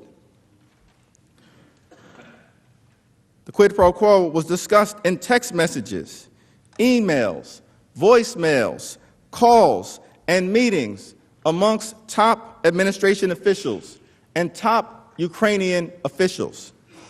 Indeed, President Trump's message was delivered to either President Zelensky or his top aides on 4 different occasions in the month of July. 4 different occasions. On July 2nd in Toronto. On July 10th at the White House. On July 19th, during a call between Zelensky and Ambassador Sondland. And then on July 25th, before the call with the 2 leaders. So before that fateful call on July 25th, President Zelensky understood exactly what needed to be done, a quid pro quo.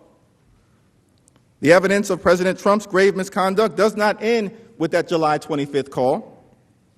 From that point onward, President Zelensky was on notice that it was President Trump himself who demanded those 2 phony political investigations. After the July 25th call, the Ukrainians followed up with President Trump's direction and began to coordinate with Rudolph Giuliani, the president's political bagman.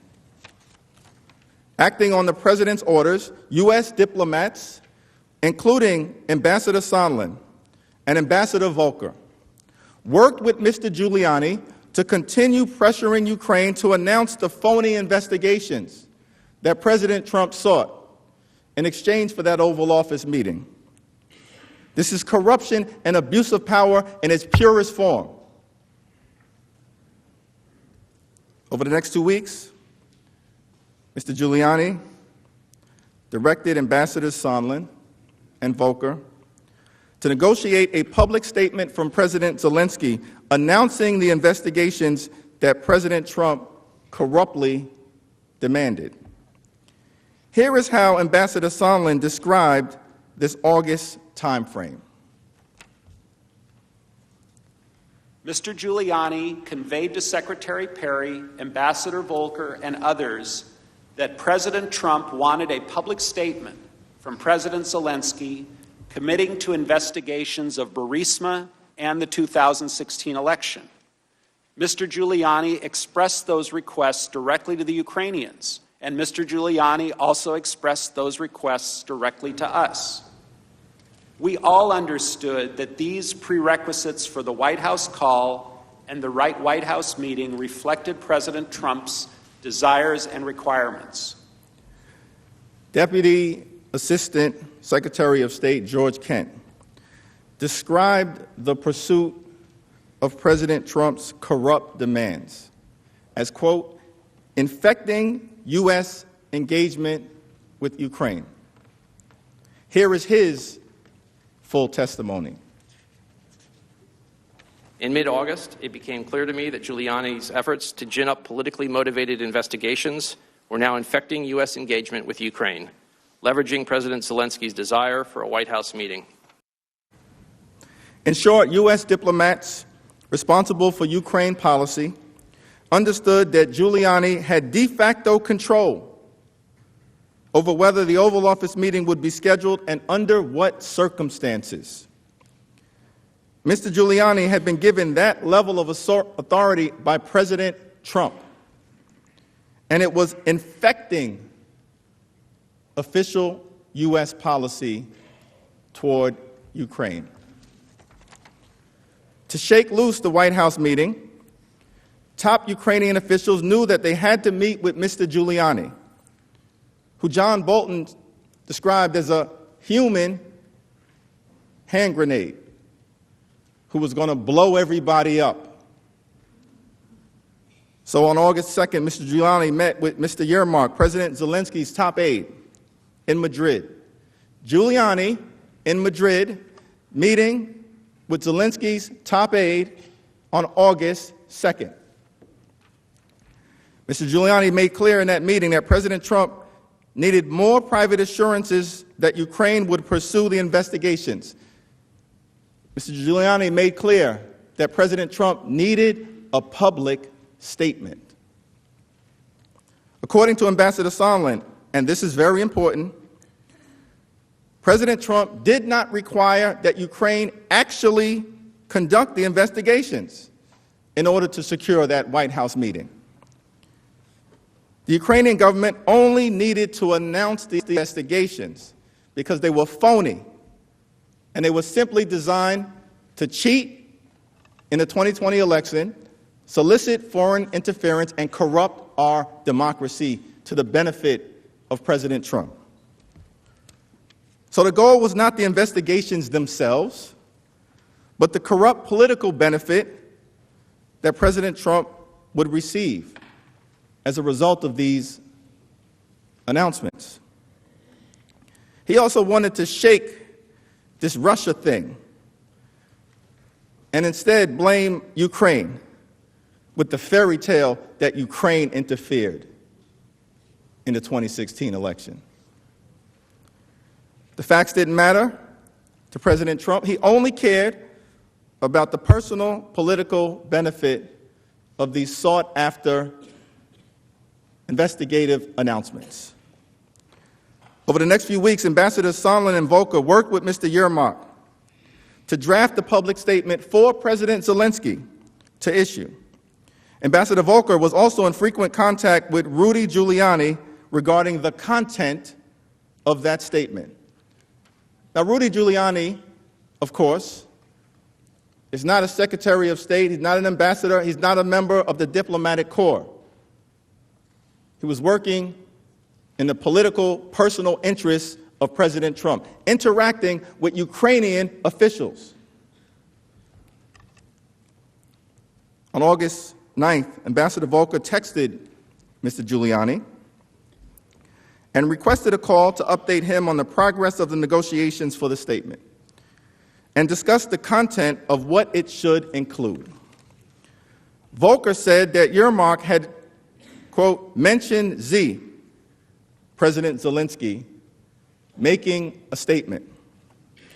He suggested that he and Mr. Giuliani get on the phone to make sure I advise Zelensky correctly as to what he should be saying. Later that afternoon, Ambassador Sondland suggested to Ambassador Volker that they obtain a draft statement from the Ukrainian government to avoid misunderstandings, or in other words, make sure that President Trump's political objectives were met. Ambassador Sondland also reiterated that President Trump would not be satisfied by a vague statement. The Ukrainian leader needed to commit to the phony investigations in explicit terms in order to secure the sought-after Oval Office meeting. This for that. Call records subpoenaed by the House show multiple communications between Ambassador Sondland and Mr. Giuliani on the one hand, and numbers associated with the Office of Management and Budget and the White House on the other. On August 8th, around the time of direct communications between Mr. Giuliani and Mr. Yermak, Mr. Giuliani communicated repeatedly with the White House, sending or receiving 6 text messages and completing several calls. Most notably, late in the evening on August 8th, Mr. Giuliani called the White House in a highly distinctive pattern. At 8:53 p.m., Giuliani texted a White House number. At 10:09, a number identified only as -1 in the White House call records called Mr. Giuliani 5 times in rapid succession. 2 minutes later, Mr. Giuliani attempted to return the call, trying an Office of Management and Budget number, then the White House Situation Room, then the White House switchboard. At 10:28, 16 minutes after Mr. Giuliani tried to call the White House back frantically, Situation Room, Office of Management and Budget, switchboard. 16 minutes after Mr. Giuliani tried to call the White House back, Giuliani and the -1 number connected for 4 minutes and 6 seconds. We should be clear. We do not know what Mr. Giuliani said or even who he talked to. We do not know who was on the other end of that mysterious call with the -1. President Trump refused to produce documents and ordered key witnesses not to testify, hiding part of the truth from the American people. He obstructed our congressional investigation. But we do know that Rudolph Giuliani frantically called the White House late into the night. We do know that he talked to someone at 1600 Pennsylvania Avenue. And we know that Mr. Giuliani likely talked about the drug deal that John Bolton characterized. Over the next few days, President Zelensky's aide, Mr. Yermak, exchanged drafts of the public statement with Ambassadors Volker and Sondland, who consulted on these drafts with Mr. Giuliani. The Ukrainian officials appeared to finally relent. They agreed to Mr. Giuliani's specific language about the phony political investigations in exchange for the Oval Office meeting. On August 10th, Yermak texted Volker that the Ukrainians were willing to make the requested statements, but only if they received a date for the White House meeting first. Mr. Yermak texted, quote, "I think it's possible to make this declaration and mention all these things." Yermak, again, is Zelensky's top guy. He later wrote the statement would come out after we receive a confirmation of a date for the White House visit. Ambassador Volker counter-proposed. They would iron out the statement in private, use that to get the date for the meeting in the Oval Office, and then President Zelensky would make the public statement. This for that. Mr. Yermak countered, "Once we have a date, we will call for a press briefing, announcing upcoming visit and outlining vision for the reboot of the U.S.-Ukraine relationship, including, among other things, Burisma and election meddling and investigations." That was a specific reference to President Trump's corrupt demands. 2 days later, Mr. Yermak sent the draft statement, but the statement did not reference Burisma or the 2016 election. As soon as Mr. Yermak sent the statement, what did Ambassadors Sondland and Volker do? They sought a call with Rudolph Giuliani to see if the statement would suffice. They needed to check in with Mr. Giuliani, who was leading the charge to lock down the corrupt quid pro quo. Let's listen to Ambassador Volker. This is the first draft of that from Mr. Yermak after the conversations that we had. And it does not mention Burisma or the 2016 election interference, correct? It does not. And you testified in your deposition that you and Ambassador Sondland and Mayor Giuliani had a conversation about this draft after you received it. Is that right? That is correct. And Mr. Giuliani said that if the statement did not include Burisma and 2016 election, it would not have any credibility. Is that right? That's correct. Mr. Giuliani, acting on behalf of President Trump, made clear that the statement from the Ukrainians had to target Vice President Biden. for the reasons outlined earlier today. And it had to mention the conspiracy theory about Ukraine interfering in the 2016 election. After Mr. Giuliani conveyed this on the telephone call, Ambassadors Volker and Sondland texted Mr. Yermak and requested a call to convey that message. Ambassador Volker says, "Hey, Andre, we spoke with Rudy. When is good to call you?" And Ambassador Sondland makes clear the urgency, texting, "Important. Do you have 5 minutes?" Now, Ambassador Volker made clear to Mr. Yermak that the statement needed the two key items Mr. Giuliani required for the president. Here's Ambassador Volker's testimony to that effect. Hi, Andre. Good talking. Following his text with insert at the end for the two key items, we will work on official request. And then you'll see the highlighted portion of the next text. The other is identical to your previous one, and then it just adds, including these involving Burisma in the 2016 elections. Is that right? That is correct. And that was what Mr. Giuliani insisted on adding to the statement? That's what he said would be necessary for that to be credible.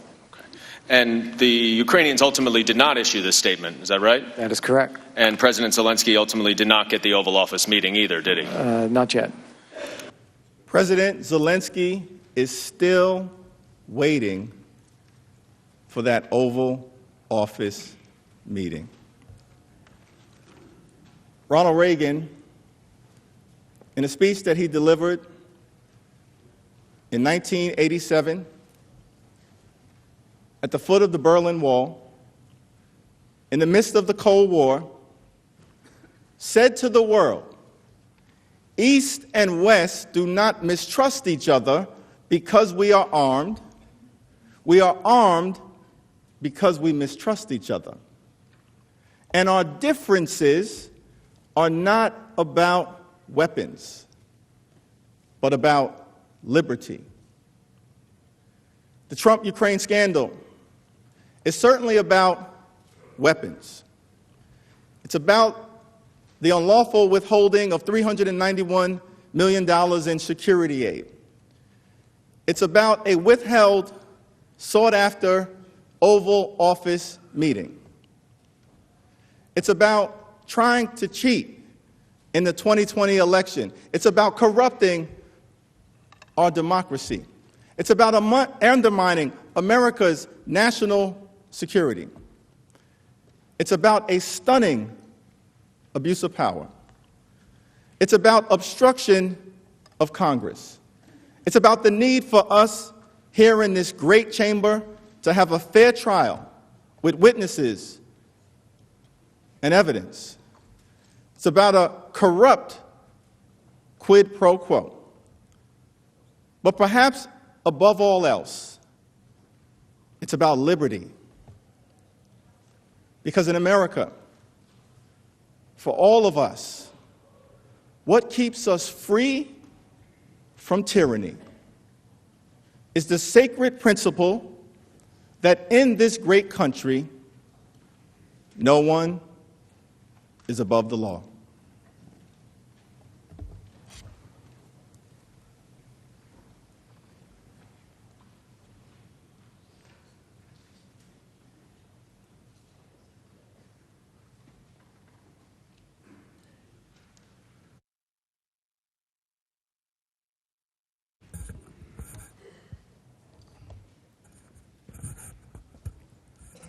Mr. Chief Justice, Senators, President's Council, we reviewed the mountain of evidence that proves the President's officials act in his scheme.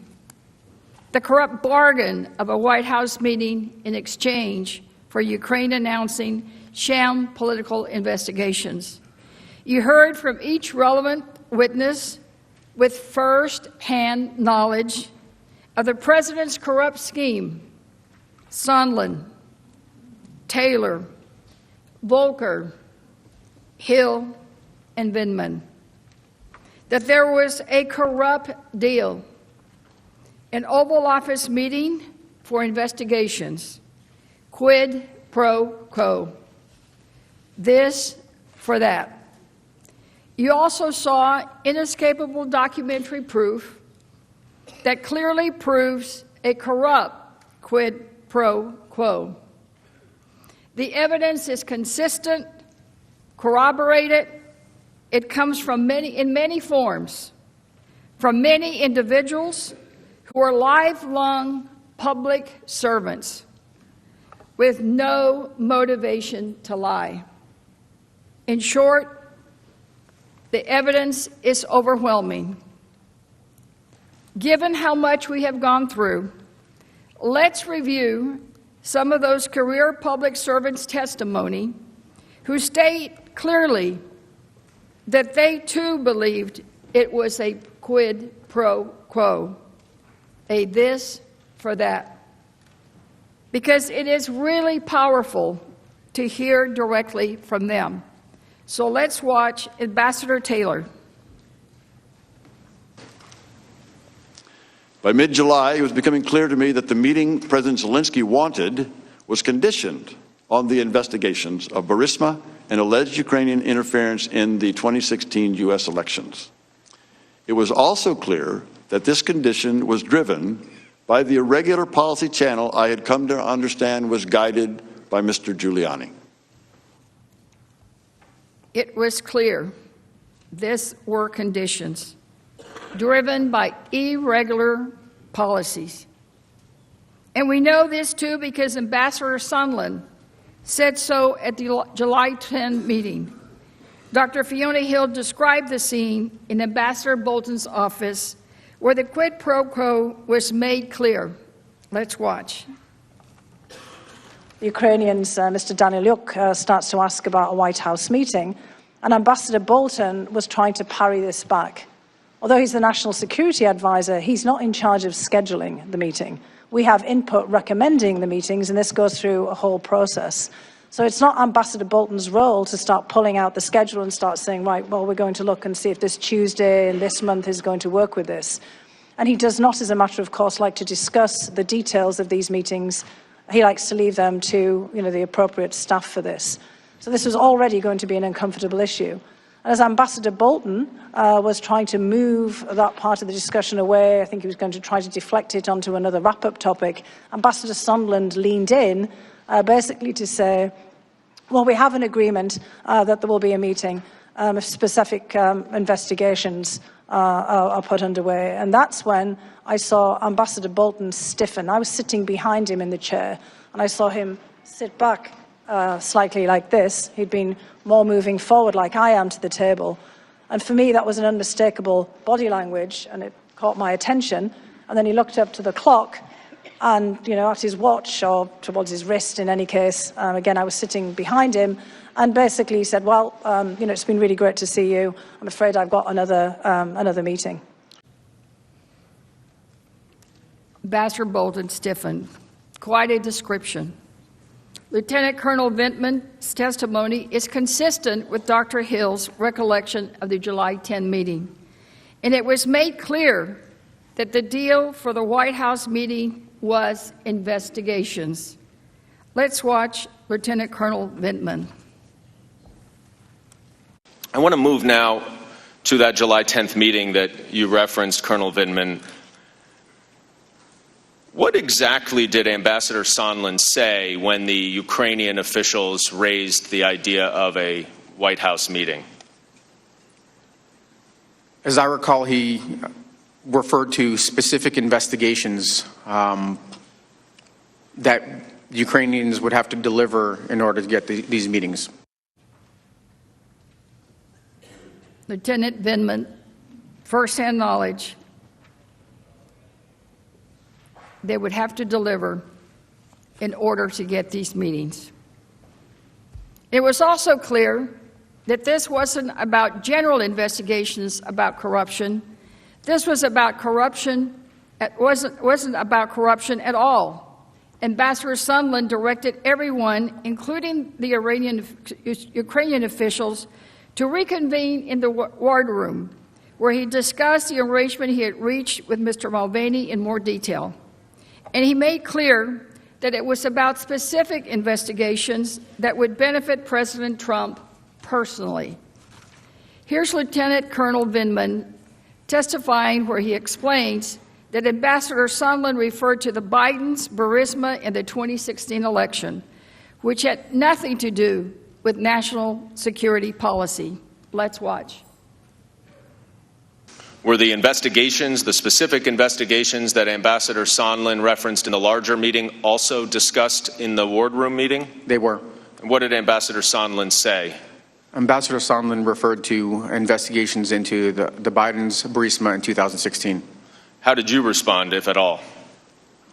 I said that this request to conduct these meetings was inappropriate. These investigations was inappropriate and had nothing to do with national security policy. Nothing to do with national security policy. That's about sums it up, doesn't it? It has nothing to do with national security policy. President Trump's scheme was for his personal interest, not national security. And his testimony, once again, is corroborated. Dr. Hill joined the War Room conversation later and also recalled the discussion of investigations in a White House meeting, and that Lieutenant Colonel Vindman said, quote, "This is inappropriate. We're the National Security Council. We cannot be involved in this." Here's her testimony. And so when I came in, Gordon Sondland was basically saying, well, look, we have a deal here that there will be a meeting. I have a deal here with Chief of Staff Mulvaney. There will be a meeting if the Ukrainians open up or announce these investigations into 2016 in Burisma. And I cut it off immediately there.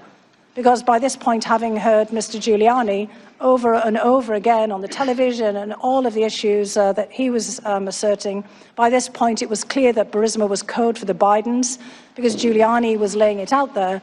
I could see why Colonel Vindman was alarmed, and he said, this is inappropriate, we're the National Security Council, we can't be involved in this. And what's more, as Ambassador Sondland told us, everyone was in the loop, meaning it became clear that President Trump was directing this. And Dr. Hill, who at one point confronted Gordon Sondland over this arrangement, further reached the conclusion that he was acting on the president's orders and coordinating with other senior officials. He had made this clear. He was briefing the president on all this. Here's Dr. Hill's testimony. Let's watch. So I was upset with him that he wasn't fully telling us about all of the meetings that he was having. And he said to me, but I'm briefing the president. I'm briefing Chief of Staff Mulvaney. I'm briefing Secretary Pompeo, and I've talked to Ambassador Bolton. Who else do I have to deal with? And the point is we have a robust interagency process that deals with Ukraine. It includes Mr. Holmes. It includes Ambassador Taylor as the chargé in Ukraine. It includes a whole load of other people. But it struck me yesterday when you put up on the screen Ambassador Sondland's emails and who was on these emails, and he said, these are the people who need to know, that he was absolutely right, because he was being involved in a domestic political errand. And we were being involved in national security foreign policy, and those two things had just diverged. So the evidence is very clear. The White House meeting would only be scheduled if Ukraine announced the investigations that everyone, including the Ukrainians, understood to be purely political efforts to benefit the president. The only way to come to a different conclusion is to ignore the evidence. One additional way you can tell that this conduct is truly corrupt and not U.S. foreign policy, as usual, is that these officials, these lifetime career public servants, didn't just testify about this in impeachment proceedings, They contemporaneously reported this conduct in real time. Their reactions illustrate that this was not the kind of thing that both parties do when they have the White House. This was something different, something corrupt, something insidious, to use Ambassador Sondland's characterization in later testimony. The officials who instinctively recoiled from the corrupt deal that Sondland blurted out were distinguished, patriotic public servants. Let's go through some specific examples of that evidence. After the July 10 meeting we just talked about, where Ambassador Sondland made clear the agreement that the White House meetings were conditioned on the investigations, Dr. Hill consulted with Ambassador Bolton and told him what she had heard. Ambassador Bolton gave her, as she put it, very specific instruction to report this conduct in real time, and she did. Here is her testimony. Let's watch. A specific instruction was that I had to go to the lawyers, to John Eisenberg, our senior counsel for the National Security Council, to basically say, you tell Eisenberg, Ambassador Bolton told me, that I am not part of this whatever drug deal that Mulvaney and Sondland are cooking up. What did you understand him to mean by the drug deal that Mulvaney and Sondland were cooking up? I took it to mean investigations for a meeting. Did you go speak to the lawyers? I certainly did. Again, investigations for a meeting, the quid pro quo. Consistent with Dr. Hill's recounting, after both the July 10 meeting and the July 25 call, Lieutenant Vindman reported that he had learned to the lawyers. Here he is discussing that later interaction. Let's see it. And you went immediately and you reported it, didn't you? I did. Why?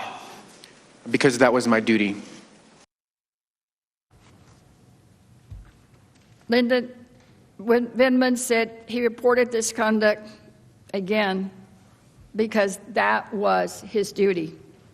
He acted as he did out of a sense of duty, and as a Purple Heart veteran with confidence in America, he would be protected for doing this right thing, even if it angered the President of the United States. His father, who fled the Soviet Union to come to this country, worried about his son fulfilling that duty. Here was Colonel Vindman's message to his father. Let's listen. Dad, my sitting here today in the U.S. Capitol talking to our elected officials is proof that you made the right decision 40 years ago to leave the Soviet Union and come here to the United States of America in search of a better life for our family. Do not worry, I'll be fine for telling the truth. You realized when you came forward out of sense of duty that you were putting yourself in direct opposition to the most powerful person in the world. Do you realize that, sir? I knew I was assuming a lot of risk. And I'm struck by that word, don't worry, that phrase, do not worry, you addressed to your dad. Was your dad a warrior? He did serve. It was a different military, though. And he would have worried if you were putting yourself up against the President of the United States, is that right? He deeply worried about it because in his context, there was the ultimate risk. And why do you have confidence that you can do that and tell your dad not to worry? Congressman, because this is America. This is the country I've served and defended, that all of my brothers have served, and here, right matters. Thank you, sir. Yield back.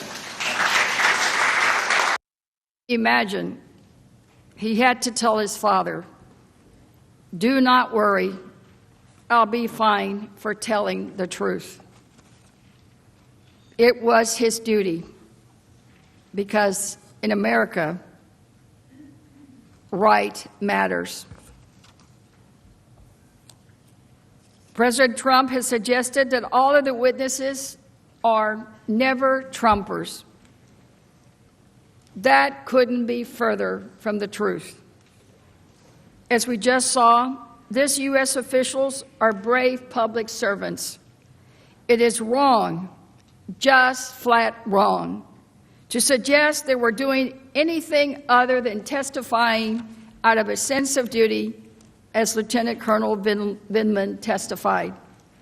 But it wasn't just U.S. officials whose reactions show us that this was wrong. It is also clear how corrupt this scheme was because Ukraine resisted it. President Zelensky was elected as a reformer. His first few months in office, he lived up to this promise. Here is Ambassador Taylor testifying on this point. Let's see it. Once I arrived in Kyiv, I discovered a weird combination of encouraging, confusing, and ultimately alarming circumstances. First, the encouraging. President Zelensky was reforming Ukraine in a hurry. He appointed reformist ministers and supported long-stalled anti-corruption legislation. He took quick executive action, including opening Ukraine's high anti-corruption court. With a new parliamentary majority stemming from snap elections, President Zelensky changed the Ukrainian constitution to remove absolute immunity from Rada deputies, the source of raw corruption for 2 decades. The excitement in Kyiv was palpable. This time could be different, a new Ukraine finally breaking from its corrupt post-Soviet past. So we know that President Zelensky was a reformer, fighting corruption, fighting for reform, and he got started early as soon as he was sworn in. We know that President Zelensky's agenda was in our U.S. national interest. In fact, every witness testified that President Zelensky deserved America's support, and that they told President Trump that. So keeping that in mind, it is extremely telling what President Zelensky and his aides were saying behind closed doors. They were concerned about being dragged into President Trump's scheme. They recognized the political peril of going along with the president's corrupt scheme. We know that from the case for many reasons. But let's look at some of the evidence showing that now. First, the Ukrainians made their concerns clear directly to U.S. officials. On July 20, just days ahead of the July 25 call, Ambassador Taylor spoke with President Zelensky's national security advisor. He then conveyed to Ambassador Sondland and Volker that the Ukrainian leader, quote, did not want to be used as a pawn in a U.S. re-election campaign. Here's Ambassador Taylor explaining what he understood that to mean. Let's watch. What did you understand it to mean when that Zelensky had concerns about being an instrument in Washington domestic re-election politics? Mr. Daniluk understood that these investigations were pursuant to Mr. Giuliani's request to develop information, to find information about Burisma and the Bidens. This was very well known in public. Mr. Giuliani had made this point clear in several instances in the beginning, in the springtime, and Mr. Daniluk was aware that that was a problem. And would you agree that because President Zelensky is worried about this, they understood at least that there was some pressure for them to pursue these investigations? Is that fair? Mr. Daniluk indicated that President Zelensky certainly understood it, that he did not want to get involved in these type of activities. As the slide shows, on July 21, Ambassador Taylor relayed the same message to Ambassadors Volker and Sondland, making clear, quote, President Zelensky is sensitive about Ukraine being taken seriously, not merely as an instrument in Washington domestic politics. But Ambassador Sondland did not back down. Instead, Ambassador Sondland reinforced the importance that President Zelensky reassure President Trump of his commitment to the investigations. He said, quote, "Absolutely, but we need to get the conversation started and the relationship built, irrespective of the pretext.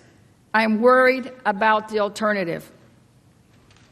The pretext that Ambassador Sondland referred to was President Trump's requirement that Ukraine announce investigations that would benefit him personally and politically. He wanted help in cheating. And it wasn't just Ambassador Taylor. Deputy Assistant Secretary George Kent, too, testified that Ukraine was, quote, "very uncomfortable" when the issue of investigations was raised during the negotiations of the statement in August of 2019.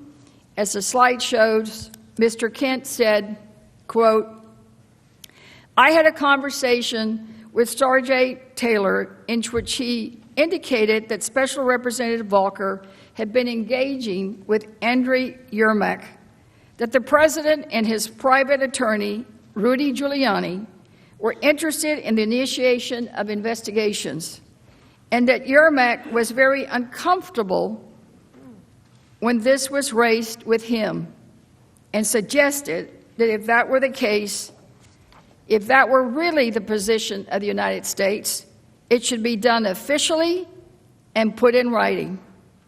And I told Bill Taylor, that's wrong, and we shouldn't be doing that as a matter of U.S. policy." And when asked, what did he say? Mr. Kent said, quote, "He said he agreed with me." Now, what's also important to note is this: why? Ukraine made this clear. If the U.S. was asking them for investigations, especially investigations that made them uncomfortable, they should be done officially and put in writing. Mr. Kent's testimony shows that. He said, quote, "Yermak was very uncomfortable when this was raised with him and suggested if that were the case, if that were really the position of the United States, it should be done officially and put in writing." And this wasn't the only time. On August 13, Mr. Yermak asked Ambassador Volker, quote, whether any request had ever been made by the United States to investigate election interference in 2016. Now, this makes sense. Normally, if something is actually about official U.S. policy, the President would go through official U.S. channels. But as we've seen here, he didn't. His personal attorney made this. This wasn't about foreign policy. It was something that would benefit President Trump personally. The administration officials made this clear, too. There were undisputed testimony that the investigations were not part of U.S. policy. In fact, they diverged with the U.S. national security and our nation's values. And the Department of Justice has made this crystal clear in public statements. They have never been asked officially to do any of these investigations. And that's how we know this is so very wrong. Even Ukraine, a struggling new country, knew this was wrong. And they stood up to President Trump and said so. Yermak, and remember he was Zelensky's chief aide, was basically saying, you want an investigation? Please send us a formal request from DOJ. Show us you're willing to stand behind the legitimacy of what you're asking. But Ambassador Volker was unable to provide that information. And that's why, even though the White House meeting was so critical to Ukraine, even though Ukraine needed it so desperately, they still wouldn't make the statement with the key additions: President Trump's political investigations, which were solely to help his reelection. It had nothing to do with foreign policy. President Zelensky tried different ways to resist the pressure of becoming a pawn in U.S. politics. Even though the Oval Office meeting was important, Zelensky repeatedly tried to find a way around committing to the investigations that President Trump demanded, or at the very least, schedule it before taking any official action. This is what you saw in the negotiation over the statement in August. And this is why even President Trump's second official act, withholding the White House meeting, was not enough to make Ukraine do his dirty work.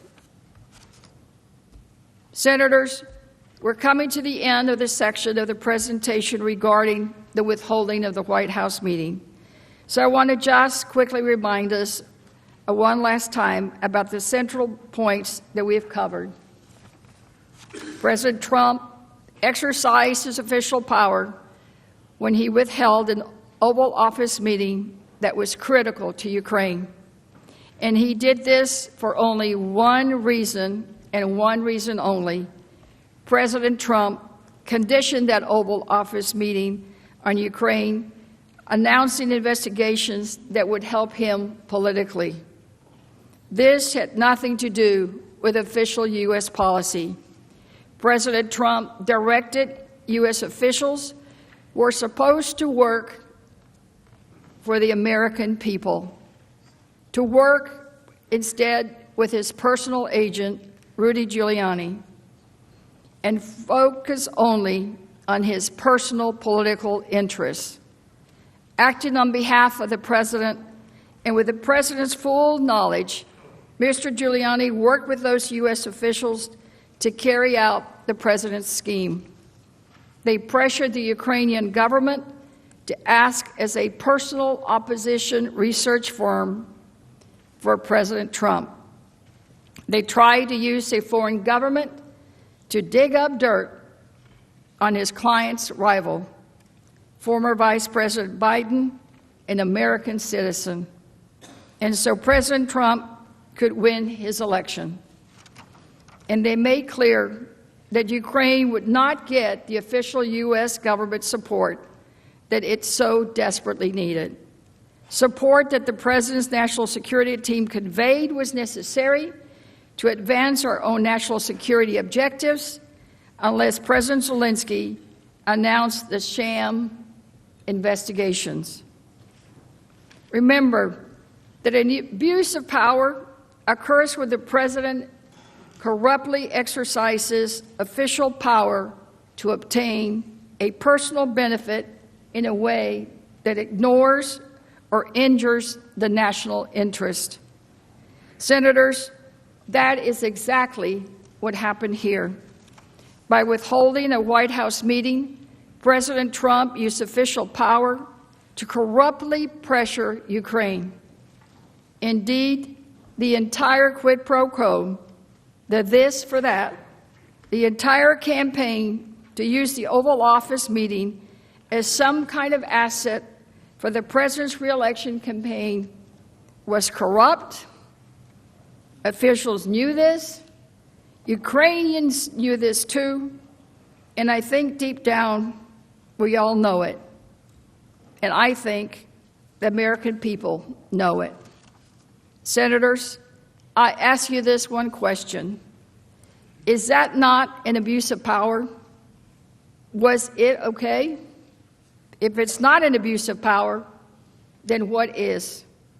Is it okay to withhold official acts from a foreign country until that foreign country assists your reelection effort? If any other public official did that, he or she would be held accountable. I know that if one of us did that, we would be held accountable. The only way to hold this president accountable is right here in this trial. Otherwise, you would be telling Ukraine and the world that it's okay for the president to use our Oval Office and this country's prestige and power for himself instead of for the American people. If we allow this gross abuse of power to continue, this president would have free rein to abuse his control of U.S. foreign policy for personal interests. And so would any other future president. And then this president and all presidents become above the law. A president could take the powers of the greatest office in this land and use those powers not for the country, not for the American people, but for him or herself. I ask you to make sure this does not happen, because in this country, no one is above the law. Nadie se está encima de la ley. Now I yield to Ms. Demings. The Majority Leader is recognized. Mr. Chief Justice, the House managers have requested a 5-minute break. So ordered. Senate is in recess.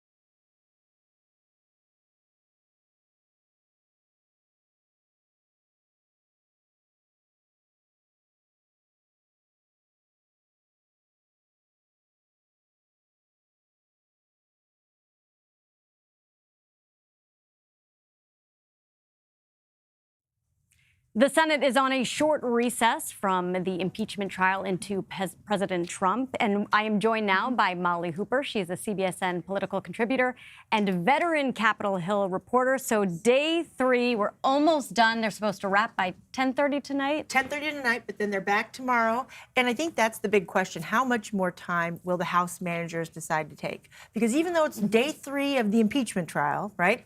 It's only day 2 for the House managers to make their case. So how many more hours will they have, do you think, if they end at 10:30? Well, oh my gosh, you're asking a girl who's 8 not hours? Yeah, exactly. They have another day's worth if they want to use it. They had 24 hours split over 3 days. They're doing about 8 hours each day. Exactly. You're much better at this than I am, this math stuff. No, but it's funny because usually the Senate, they don't think in terms of hours necessarily. They just keep talking, which is why it's entertaining to watch this a little bit. Well, maybe entertaining is not the right word, but it's unusual to see the House managers have the opportunity to speak for as long as they want, because over on the House side, it's a body that is ruled by rules. And filibusters do not happen, so House members are usually restrained to maybe 10 minutes at the most to make a speech. But as we've seen, Adam Schiff has he's launched off, and off this platform and has been speaking for hours on end. So that's and it's astounding. It does often sound redundant when they make their points again and again. I've heard some of them break it up with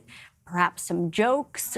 That's right. And that's been helpful, I think, for a lot of the senators whose eyes may be glazing over, right, to be able to get some levity with the situation. We heard it being compared to baseball, apple pie. There's nothing more American than the Constitution, and that's what is the basis here. That's right, and the filibuster almost. And you know what's interesting about the sort of the tableau that we see, we sort of see on the Senate floor, is that for the first time, all 100 senators have to be in their desks, and they have to be on the floor.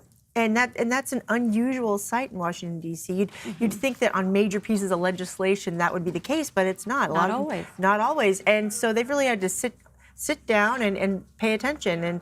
And there have been all sorts of stories about what's been going on. I like how you talked about the BuzzFeed article with the senators are feeling a little bit of a little stress relief by not having to have their phones all the time. Yeah, they're having a digital detox because phones, laptops, they're not allowed in.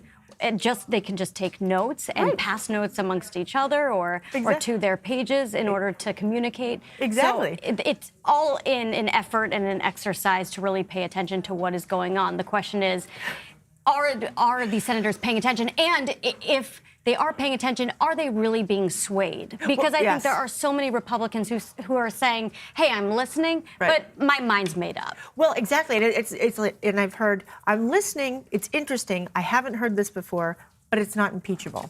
Yeah. And that's sort of the crux. Is it impeachable? And really the way that this is going to be determined is by the people who actually go out and vote for the senators. I mean, the American people who are watching this.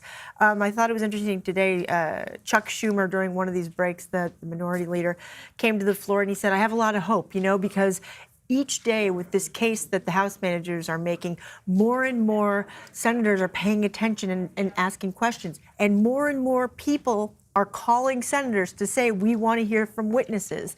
And really, that's kind of where, when the pressure builds and your phones are all busy and tied up with constituents and voters saying, hey, Senator Tillis, North Carolina, up for re-election, we want to hear John Bolton.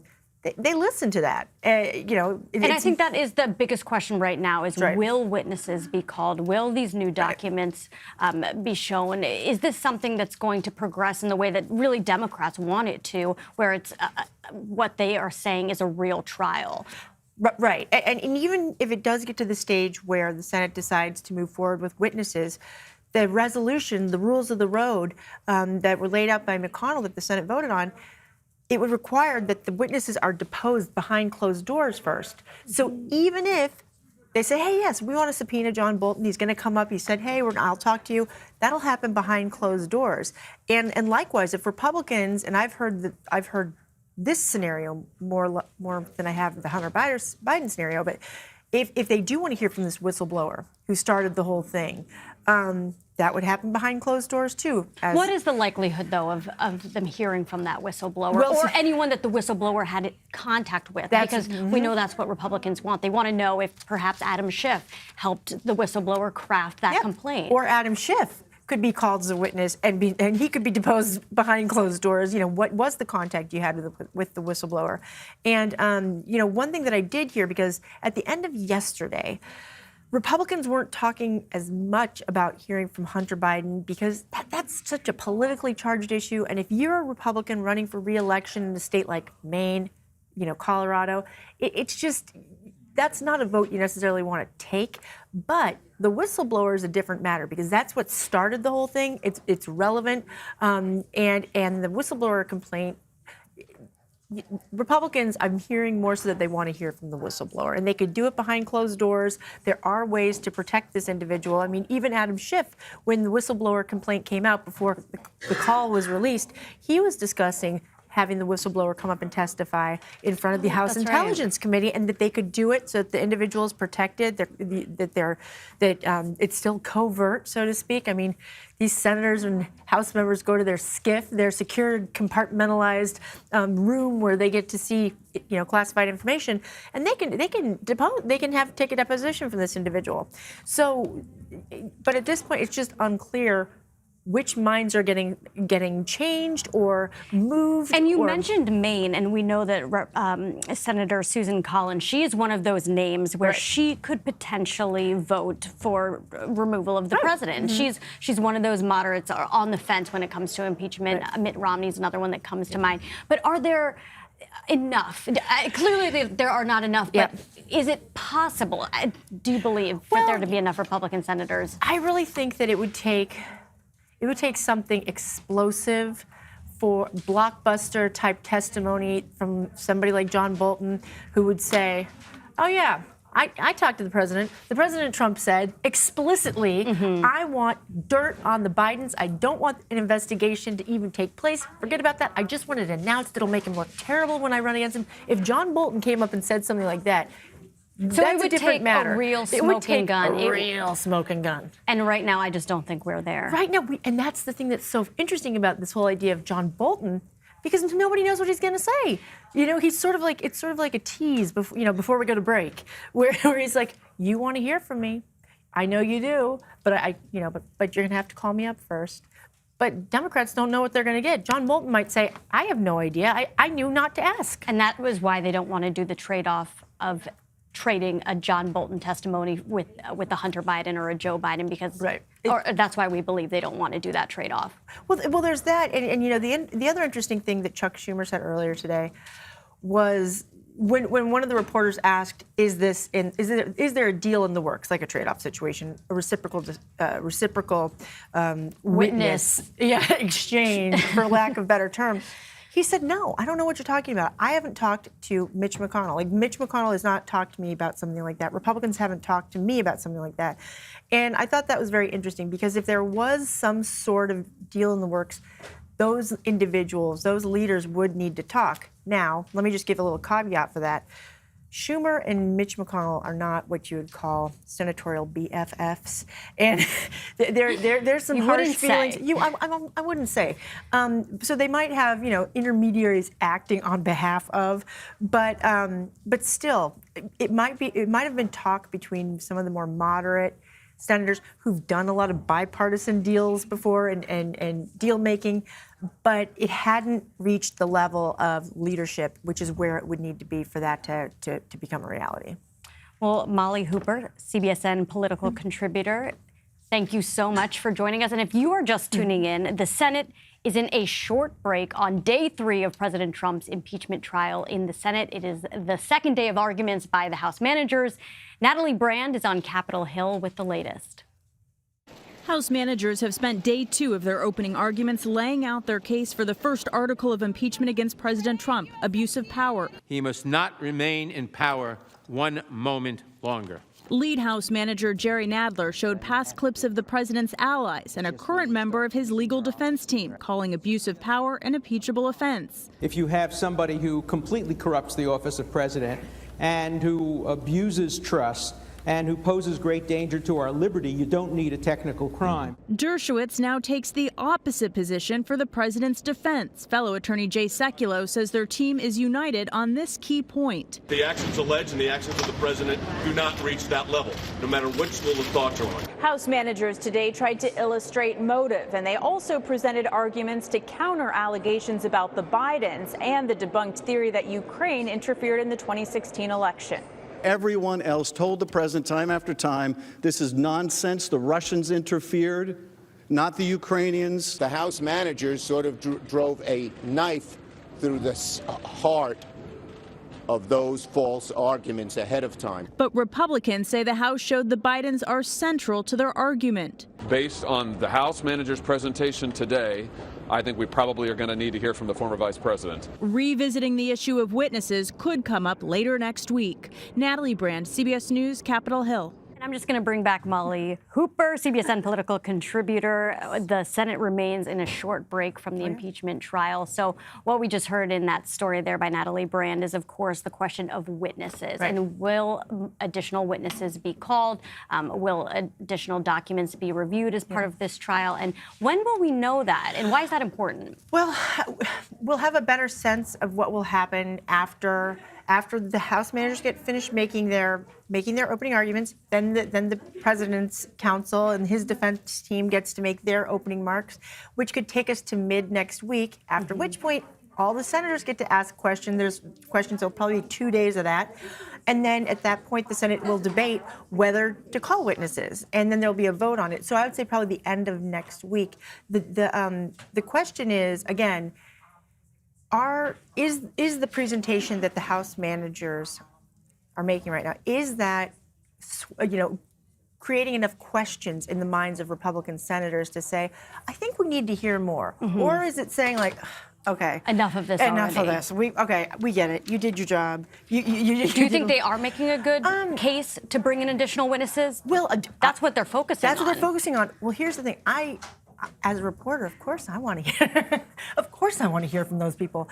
And just full disclosure, I'm congressionally biased. So anytime the executive tries to overstep its boundaries, I'm like, Congress, weigh in here. But in terms of actually whether or not the Republican senators on the floor are convinced that they need more information, that's unclear. And it's something that Republican senators, like Mitch McConnell, I'm sure that he's whipping his members, trying to find out, okay, Mitt, have you heard enough? Mm-hmm. Do you really need to hear from John Bolton? Susan, what are you thinking?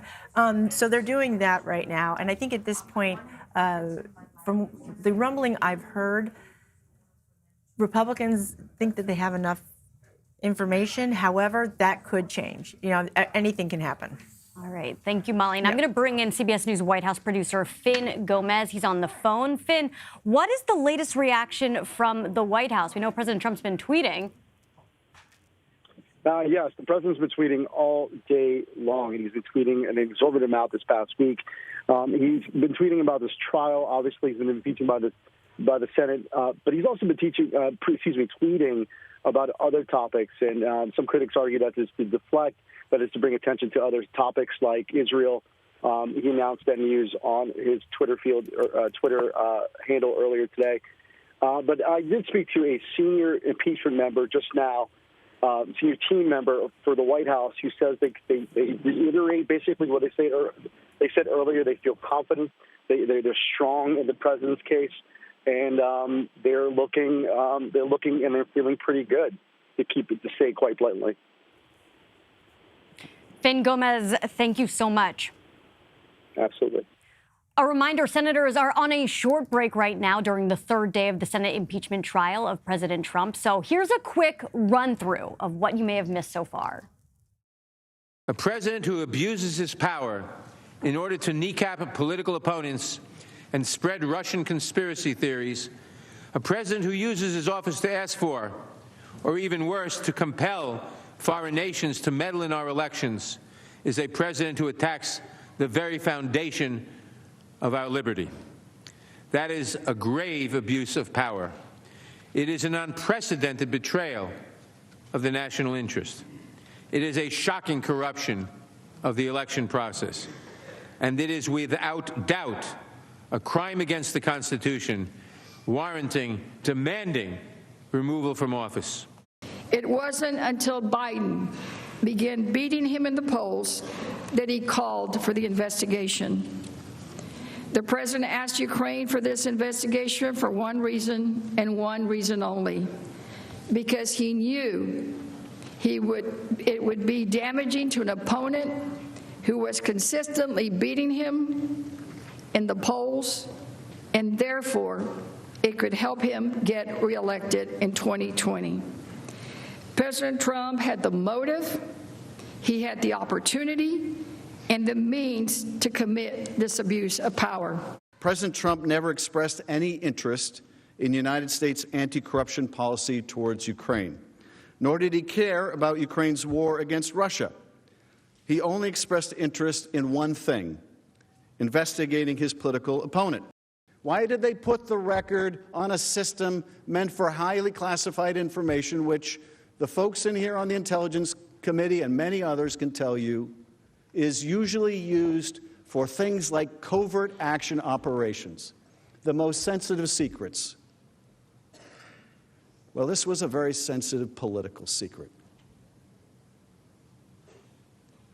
This was a covert action of a different kind and character. This was a corrupt action, and it was... And we're going to take you back now to Capitol Hill, where the Senate impeachment trial of President Trump is underway again. So let's listen in. Even more. Withholding nearly $400 million of vital military assistance to Ukraine in exchange for the investigations. Withholding military assistance to Ukraine made the original abuse of power, soliciting foreign interference in our elections, that much worse. But it was also in and of itself an abuse of power. And not only that, it violated the law. It was illegal. The Government Accountability Office, a nonpartisan independent agency, concluded that President Trump's hold on the security assistance clearly violated the Impoundment Control Act, a law that Congress enacted to curb President Nixon's own abuse of power. Now, President Trump may not like it, but once a law is passed, the president cannot change that law without coming back to us, the Congress. And President Trump did not just break the law, he jeopardized our national security, because Ukraine's national security is our national security. How? Because a free and democratic Ukraine is a shield against Russian aggression in Europe. That has been one of America's most important foreign policy and national security goals since World War II. Freedom, liberty, democracy, those values keep us safe. Let us now explain how President Trump's improper withholding of military assistance was clearly done to pressure Ukraine to announce the two baseless investigations, a gross abuse of power. First, we will briefly describe how important the military aid was to Ukraine's defense against Russian aggression, which affects our security. Second, we will explain how President Trump used the power of his office to freeze military aid to Ukraine in a way meant to conceal it from Congress. And third, we will present the overwhelming evidence that President Trump ordered the hold for a corrupt purpose, to pressure Ukraine to announce two investigations that would personally benefit his own re-election effort. Let us start with the importance of the aid to the United States national security. The United States has supported Ukraine since it secured independence from the Soviet Union in 1991. Our support was critical to convince Ukraine to forego its pursuit of a nuclear arsenal in 1994. We promised them that we would defend them if necessary, but our support became truly vital in 2014 when Ukraine revolted against its Russian-friendly president, Viktor Yanukovych. Ukrainian citizens rose up in protest, demanding democratic reforms and an end to corruption. The protests, rightly known as the Revolution of Dignity, removed the pro-Kremlin president.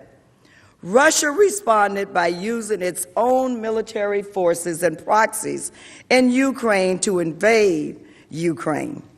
This was the first effort to redraw European boundaries by military force since World War II. The war was devastating to Ukraine and remains so today. Approximately 7% of Ukraine's territory is now occupied by Russia. Approximately 15,000 people have been killed as a result of the conflict, and over 1.4 million people have been displaced. In response to Russia's invasion of Ukraine, the United States and our allies imposed sanctions on Russian individuals and entities and agreed to provide billions of dollars in assistance to support Ukrainian sovereignty and democratic development. We understood immediately, Democrats and Republicans alike, that Ukraine's safety and security was directly tied to our safety and security. With this goal in mind, since 2014, the United States has delivered roughly $1.5 billion in security assistance and another $1.5 billion in other assistance to our ally, Ukraine. Our allies in Europe have provided approximately $18 billion in loans and grants since 2014. As we have explained, the U.S. assistance comes partially from the Department of Defense, which provides important military support. It comes partially from the State Department, which helps Ukraine purchase military services or equipment manufactured by American companies in the United States. Ambassador Taylor explained how security assistance counters Russian aggression and can help shorten the war in the East. Here is his testimony. Mr. Chairman, the security assistance that we provide it takes many forms. One of the components of that, the security assistance that we provide, it takes many forms. One of the components of that assistance is counter-battery radar. Another component are sniper weapons.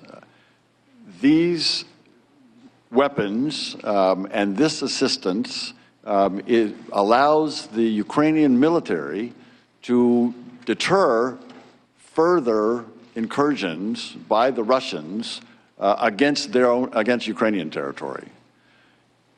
If that further incursion, further aggression were to take place, more Ukrainians would die. So it is a deterrent effect that these weapons provide. It's also the ability, it gives the Ukrainians the ability to negotiate from a position of a little more strength when they negotiate an end to the war in Donbass, negotiating with the Russians. This also is a way that would reduce the number of Ukrainians who would die. Congress imposed certain conditions on the DoD assistance. Those conditions require DoD to hold half of the money in reserve. To release all of the funds, DoD, in coordination with the State Department, must conduct a review and certify to Congress that Ukraine has done enough to fight corruption. Now, President Trump may argue that the conditions imposed by Congress are similar to the hold he placed on aid to Ukraine. As Mick Mulvaney said, and I quote, "We do this all the time." But let us be very clear.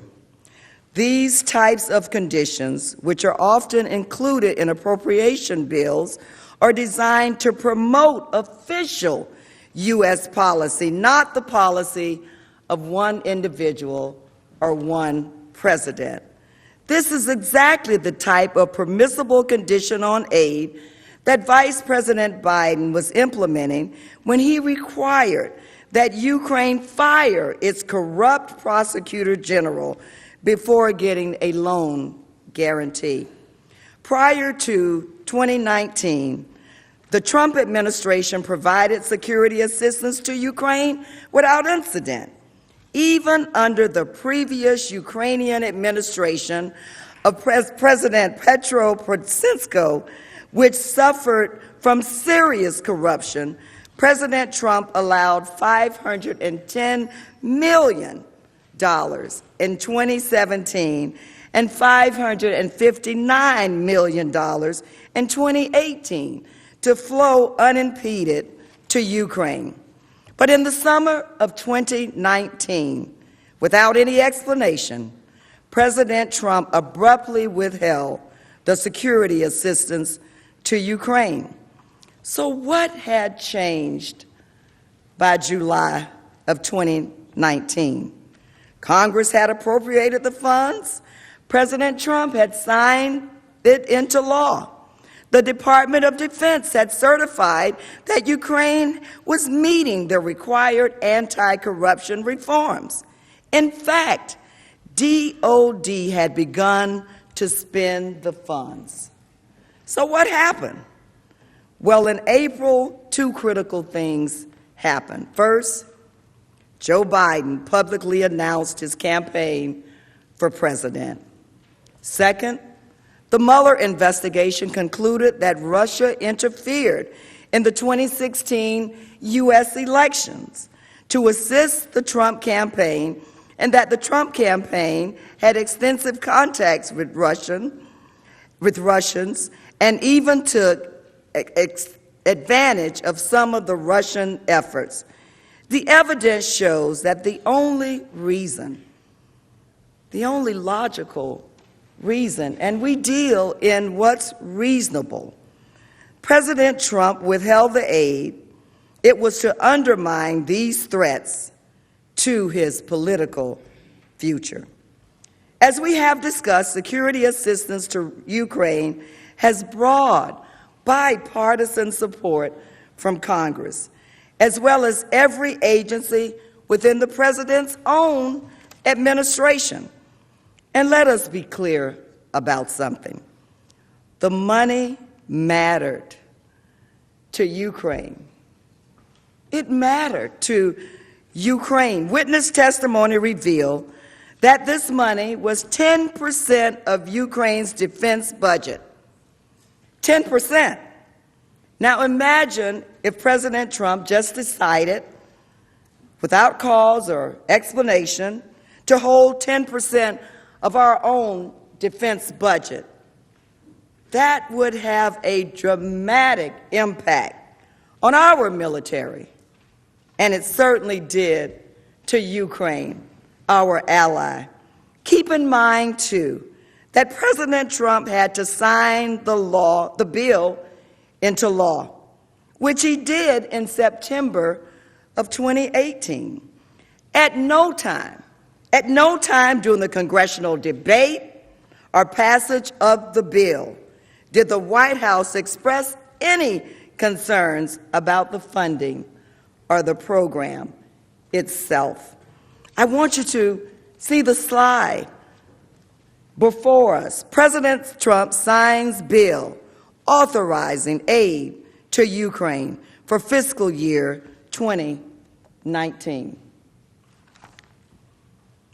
On June 18, President Trump's own Department of Defense certified that Ukraine had met all of the anti-corruption requirements necessary to receive aid. And you know what? The Department of Defense announced that the money was on its way, just as we, the United States of America, had promised. Senators, our word must continue to mean something. Our word must continue to mean something powerful in the world.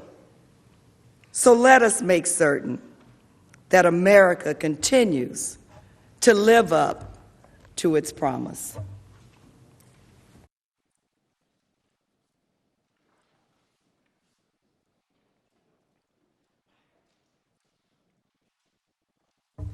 Mr. Chief Justice and Senators, thank you so much for the attention that you have given to our presentation throughout this day. It's a long day. You're here without your cell phones or any access to other information. It's not easy, but you're paying attention, and the country and the managers thank you for that.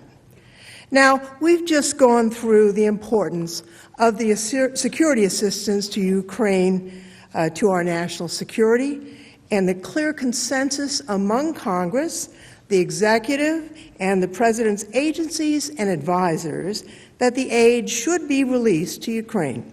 In fact, by June 18th, after having certified that Ukraine had met all the anti-corruption reform requirements to receive the aid, DoD announced its intention to provide the $250 million in security assistance to Ukraine.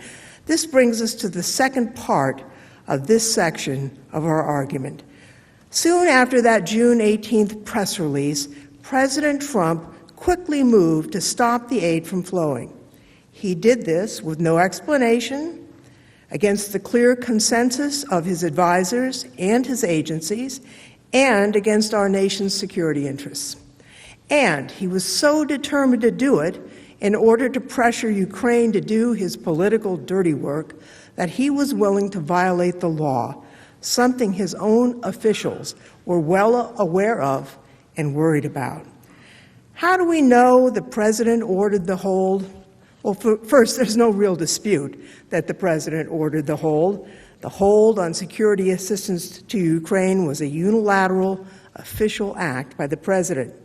Immediately after the DoD's June 18th press release announcing the $250 million in security assistance funds for Ukraine, President Trump started asking questions about the funding programs.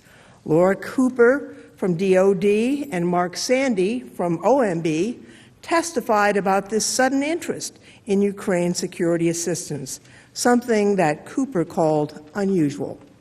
We, of course, have received no documents from OMB and DoD because of the President's obstruction. Why did the President want to hide these documents? We don't know. But thanks to Freedom of Information lawsuits and hardworking reporters, we know a little from the documents that we do have. For instance, we know that the day after the DoD press release, the President asked for information about the Ukraine aid.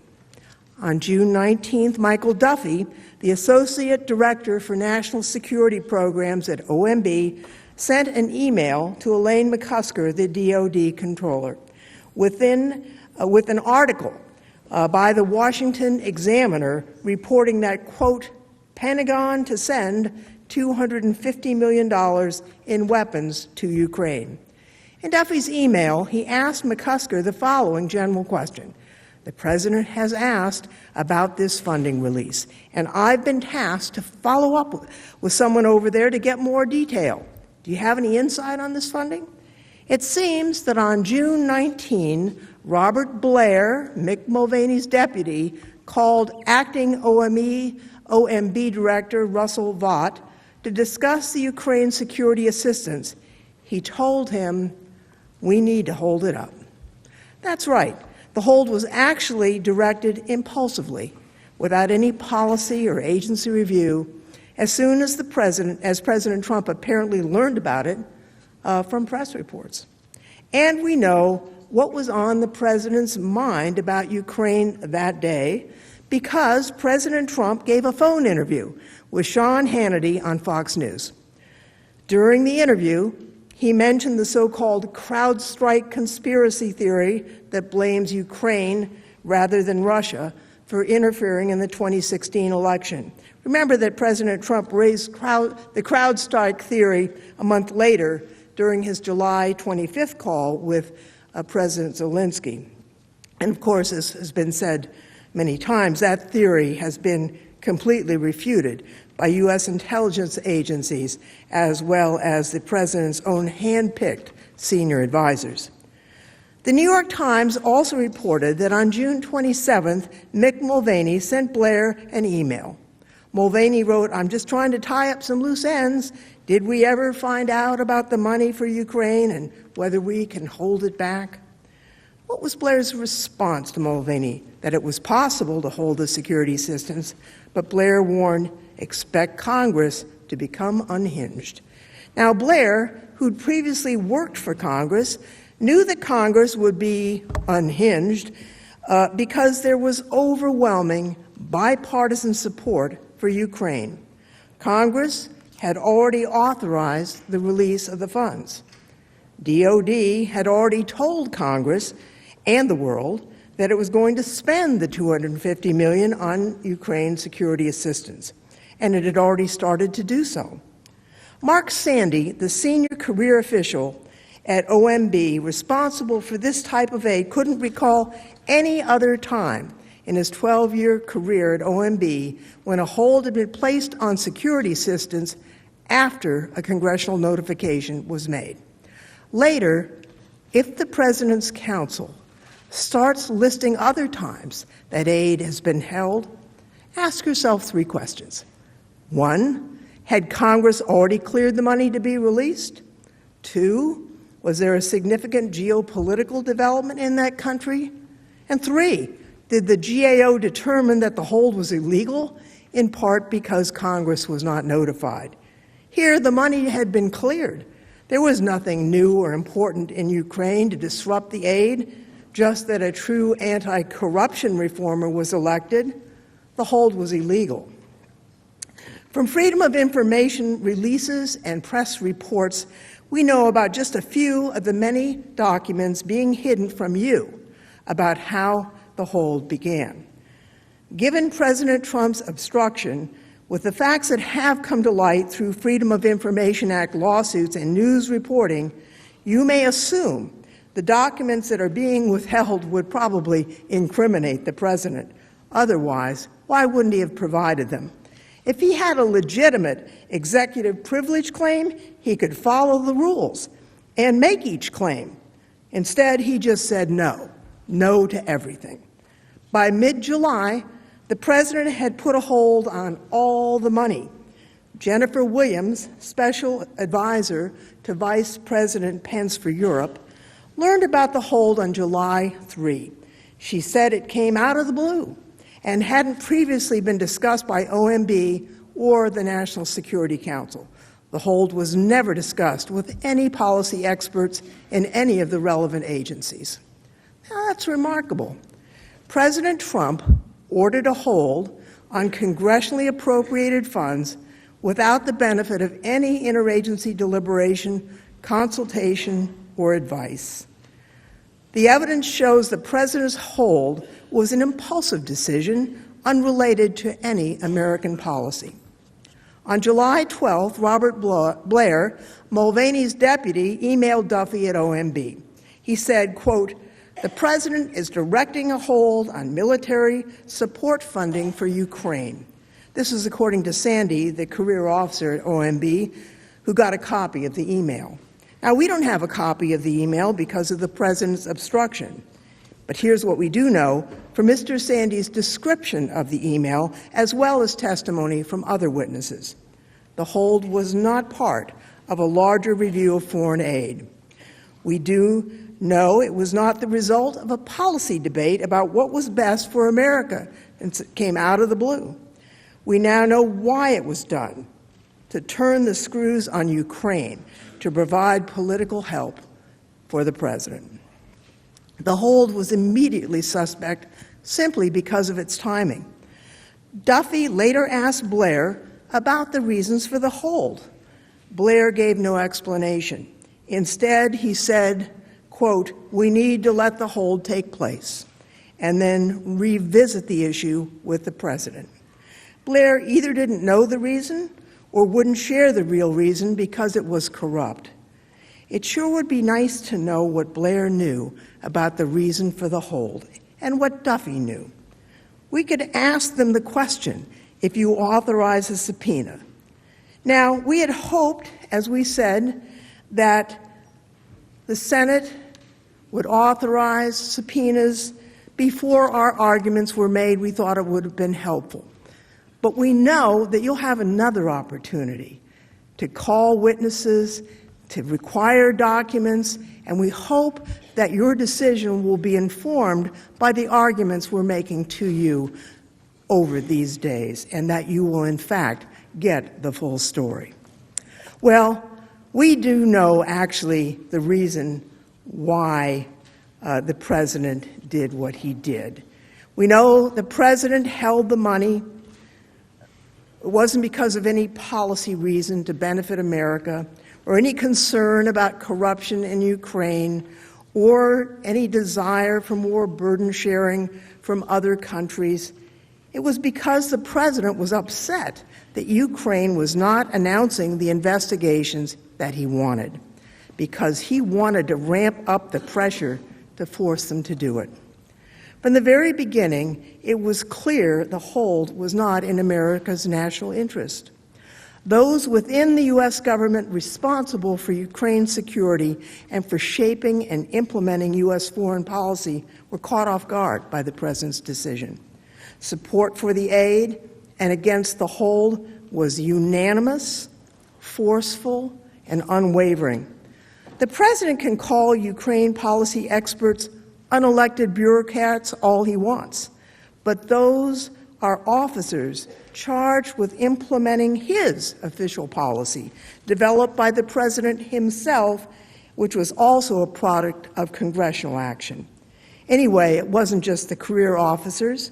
President Trump's own politically appointed senior officials, his cabinet members, also opposed the hold. Why? Because it was against our national interest. But the president wasn't persuaded by arguments about national interest. Why? Because the hold had nothing to do with the national interest. It had to do with the interests of just one person, Donald J. Trump. The demand for Ukraine to announce these investigations was not a policy decision, but a personal decision by the president to benefit his own personal interests. At an NSC-led meeting on July 8th, OMB announced that President Trump had directed a hold on Ukraine security assistance. The news shocked meeting participants. Ambassador Taylor testified that he and others on the call sat in astonishment when they learned about the hold. He immediately realized one of the key pillars of our strong support for Ukraine was threatened. David Holmes, political counselor at the U.S. Embassy in Kiev, testified he was shocked and thought the hold was extremely significant because it undermined what he understood to be long-standing U.S. policy in Ukraine. And Catherine Croft, the State Department's special advisor for Ukraine, testified that the announcement blew up the meeting. Deputy Assistant Secretary of State George Kent said, "There was great confusion among the rest of us because we didn't understand why that had happened." He explained, since there was unanimity about this security assistance to Ukraine, that it was in our national interest, it just surprised all of us. The policy consensus at this and later NSC meetings was clear. With the exception of OMB, which was following the direction of the president, everyone supported lifting the hold, all the way up to number 2 officials at the agencies, the political appointees of President Trump. There was unanimous agreement that the hold was ill-advised and the aid should be released. Tim Morrison, National Security Advisor to John Bolton, understood that the most senior appointed officials were all supportive of the continued disbursement of the aid. On August 15th, at the President's Golf Club in Bedminster, New Jersey, members of the President's cabinet, all represented to Ambassador Bolton, that they were prepared to tell the President they endorsed the swift release and disbursement of the funding. The President ignored his advisor's recommendation to lift the hold. He provided no credible explanation for it, not from the day the hold was made until the day it was lifted. Witness after witness, including Hale, Vindman, Croft, Holmes, Kent, Cooper, Sandy, testified they weren't given any reason for the hold while it was in place. Croft said the only reason given was that the order came at the direction of the President. Mr. Holmes confirmed the order had come from the President without further explanation. Kent testified too. I don't recall any coherent explanation. Ambassador Sondland agreed. I was never given a straight answer as to why it had been put in place to begin with. Dr. Hill explained, no, there was no reason given. Even Senator McConnell has said, I was not given an explanation for the hold. Even as OMB was implementing the hold, officers in OMB were saying it should be lifted. Mr. Sandy testified that his team drafted a memo on August 7th to OMB Acting Director Russ Vought. It recommended lifting the hold because, one, the assistance was consistent with national security to support a stable, peaceful Europe. Two, the aid countered Russian aggression. Three, there was bipartisan support for the program. Michael Duffy, the senior political appointee overseeing funds, approved the memorandum. He agreed with its policy recommendations, and it wasn't just OMB. Senior advisors in the administration tried over and over again to convince President Trump to lift the hold over the summer. Sometime prior to August 16th, Ambassador Bolton had a one-on-one meeting with President Trump about the aid, but the President didn't budge. Then, at the end of August, when the hold on the aid became public, Ambassador Taylor expressed to multiple officials his concerns about withholding the aid from Ukraine at a time when it was fighting Russia. Ambassador Taylor stressed the importance of the hold not just as a message to Ukraine, but importantly to Russia as well. Withholding the aid on vital military assistance while Ukraine was in the midst of a hot war with Russia sent a message to Russia about U.S. support of Ukraine. Ambassador Taylor felt so strongly about the harm withholding the security assistance that for the first time ever in his decades of service at the State Department, he sent a first-person cable with his concerns to Secretary Pompeo. In the cable, he described directly the folly that Taylor saw in withholding the aid. Here's his testimony. Have you ever sent a cable like that? How many times in your career, 40, 50 years, have you sent a cable directly to the Secretary of State? Once. This time? Yes, sir. In 50 years? Rifle company commanders don't send cables, but yes, sir.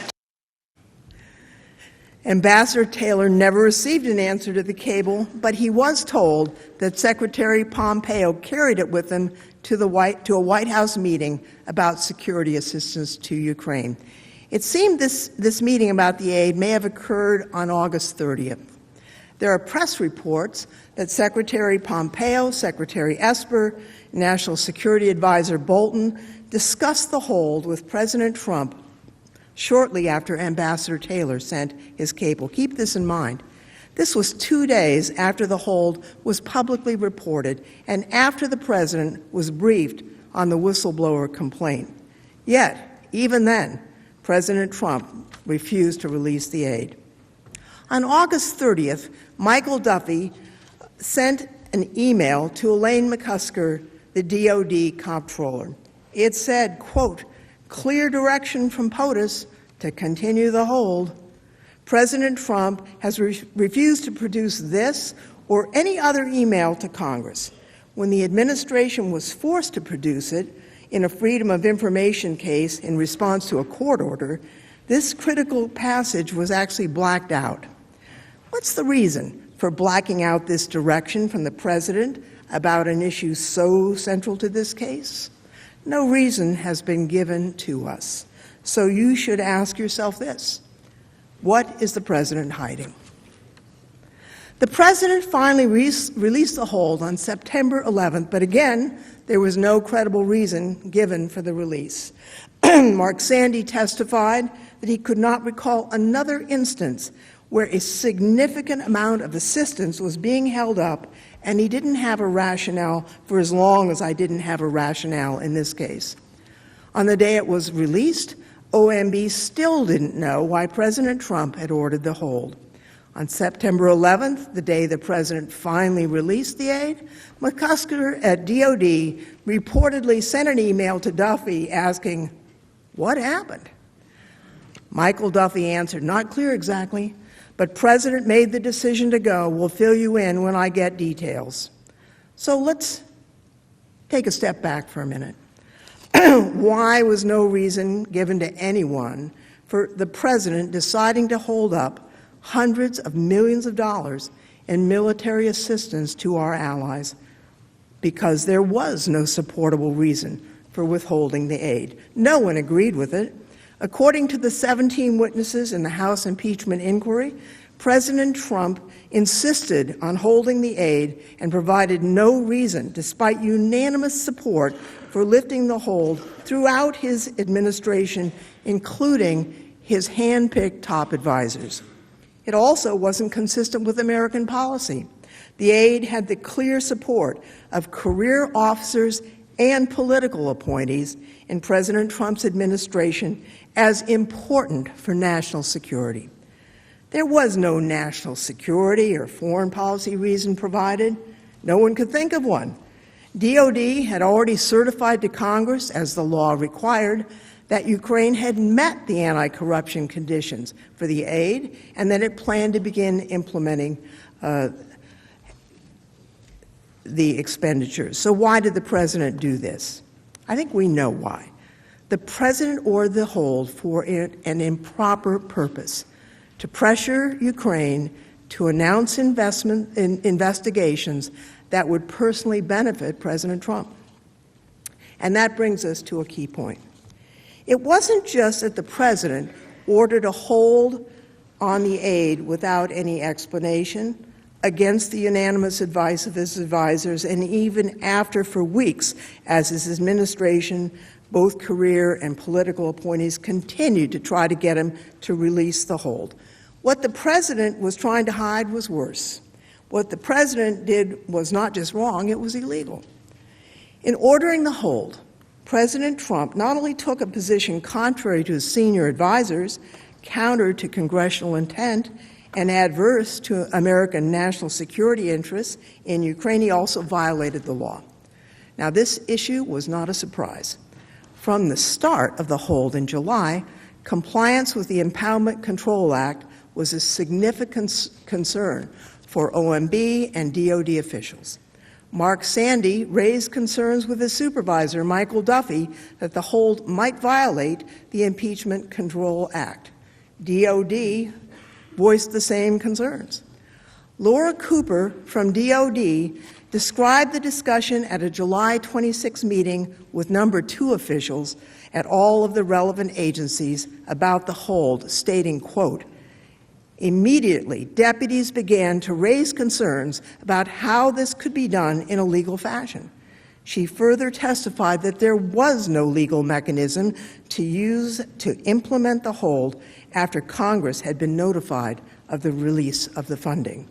At a July 31st meeting with more junior officials, Laura Cooper put all attendees on notice, including representatives of the White House, that because, quote, "there were only 2 legally available options and we do not have direction to pursue either," close quote, DOD would have to start spending the funds on or about August 6th. In other words, the president had a choice.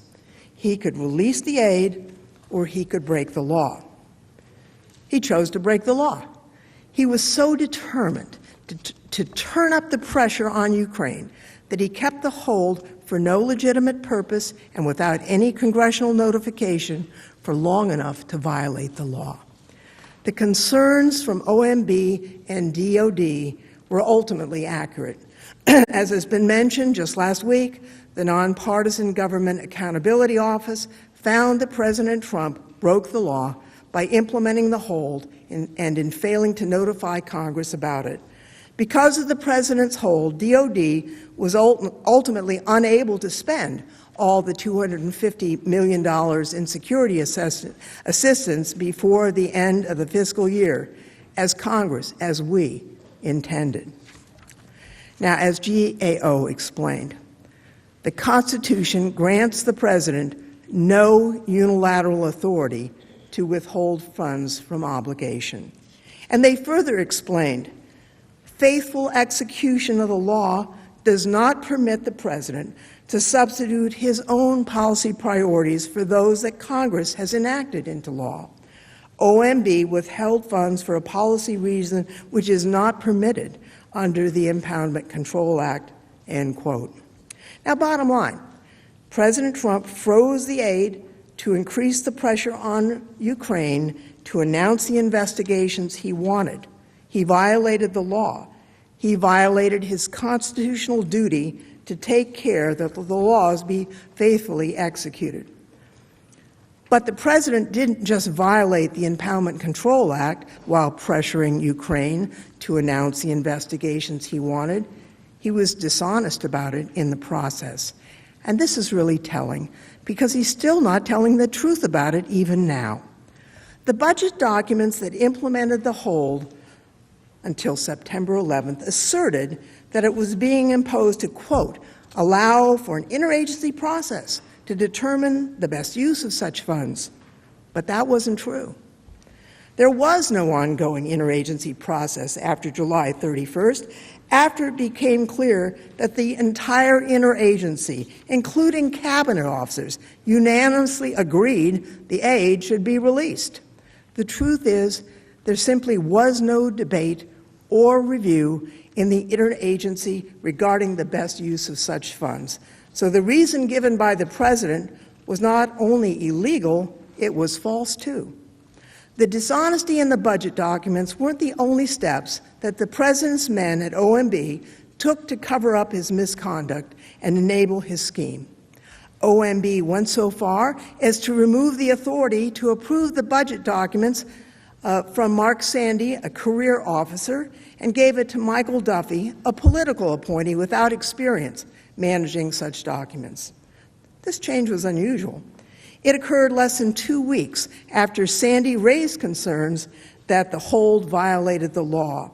Sandy was not aware of any prior instance when a political appointee assumed this kind of funding approval authority. Duffy's explanation that he simply wanted to learn more about the accounts, that just didn't make sense to Sandy. Really, this odd change in responsibility was just another way to keep the president's illegal hold within a tight-knit unit of loyal soldiers within the OMB. Michael Duffy defied the House's subpoena. At the president's direction, he refused to appear. Now, the House did not assert any privileges or immunities when it directed Duffy to defy Congress's subpoena. It wasn't a real exercise of executive privilege. They told him not to appear, and they had no reason why. If Mr. Duffy knew about any legitimate reason for the hold, I'll bet he would not have been blocked from testifying. The fact that he was blocked might lead you to infer that his testimony would be damaging to the president and would be consistent with the testimony of the other witnesses that the hold was solely used to ratchet up pressure on Ukraine. But the warnings from DOD weren't just about how the hold was illegal, there were also practical consequences. By August 12th, the Department of Defense told OMB it could no longer guarantee it would be able to spend all $250 million that Congress had directed before the end of the fiscal year. Not long after this August 12th email, DOD determined that time had run out. Ms. Cooper testified that DOD estimated that as much as $100 million of aid might go unspent even if the hold was immediately lifted. As a result, DOD refused to certify that it would be able to spend the funds by September 30th. On August 20th, OMB issued the first of 6 budget documents and removed the language providing legal cover for the hold. From that point on, the White House knew that DOD would not be able to spend all the funds, which was what the law required before September 30th. And yet, even though he knew the hold would violate the Empowerment Control Act, President Trump continued the hold for another 23 days without telling us, without telling the Congress. This had the exact outcome that DOD feared. After the president lifted the hold on the evening of September 11th, DOD had only 18 days to spend the remaining $223 million, which is about 89% of the total. DOD scrambled, and they spent all but approximately $35 million, about 14% of the appropriated funds were left. That $35 million would have expired and would have been forever lost to Ukraine had Congress not stepped in to pass a law to roll the money over to the next year. But even as of today, more than $18 million of that money has not yet been spent. Why? You'll have to ask DOD. They haven't given us a reason. Okay, all of this shows clearly that President Trump knowingly, willfully violated the law when he withheld aid from Ukraine. But just to be clear, the articles of impeachment do not charge Donald Trump with violating the Empowerment Control Act. We're not arguing that. But understanding this violation of the law is important to understand the broader scheme of his abuse of power. It shows the great lengths the president was willing to go to in order to pressure Ukraine to do his political dirty work. The security assistance wasn't something the law allowed him to give or take at his discretion. No, he was legally obliged to release the money, but he simply didn't care. Why? He was so determined to get the announcement from Ukraine to smear his election opponent that holding the aid to force Ukraine to do that was the most important thing. He didn't care if he was breaking the law.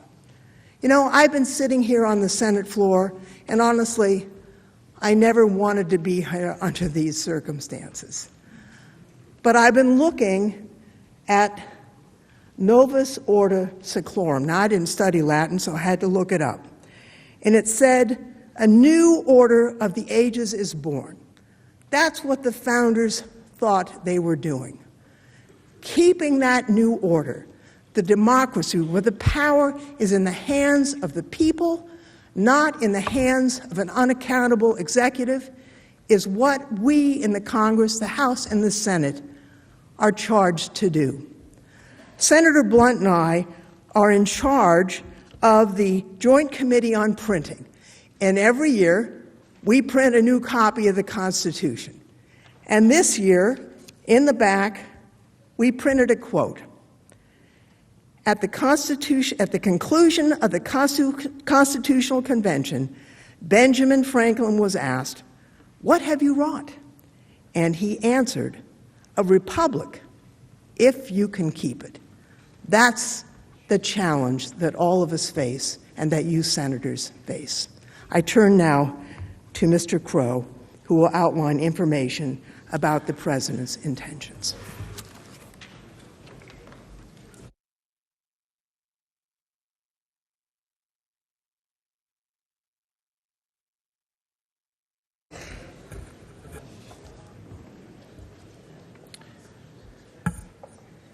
Mr. Chief Justice, members of the Senate, counsel for the President, just bear with us a little while longer. I promise we are almost there. You've heard a lot the last few days about what happened. How do we know that the President ordered the hold to pressure Ukraine to announce investigations? that would help his personal political campaign. In other words, how do we know why it happened? We know it because to this day, there is no other explanation. We know it because senior administration officials, including the president's own senior political appointees, have confirmed it. And we know it because the president's own chief of staff said it at a national press conference. And we know it because the president himself directed it. Here are the facts. 1, the president asked President Zelensky for a favor on July 25th. And we all know what that favor was.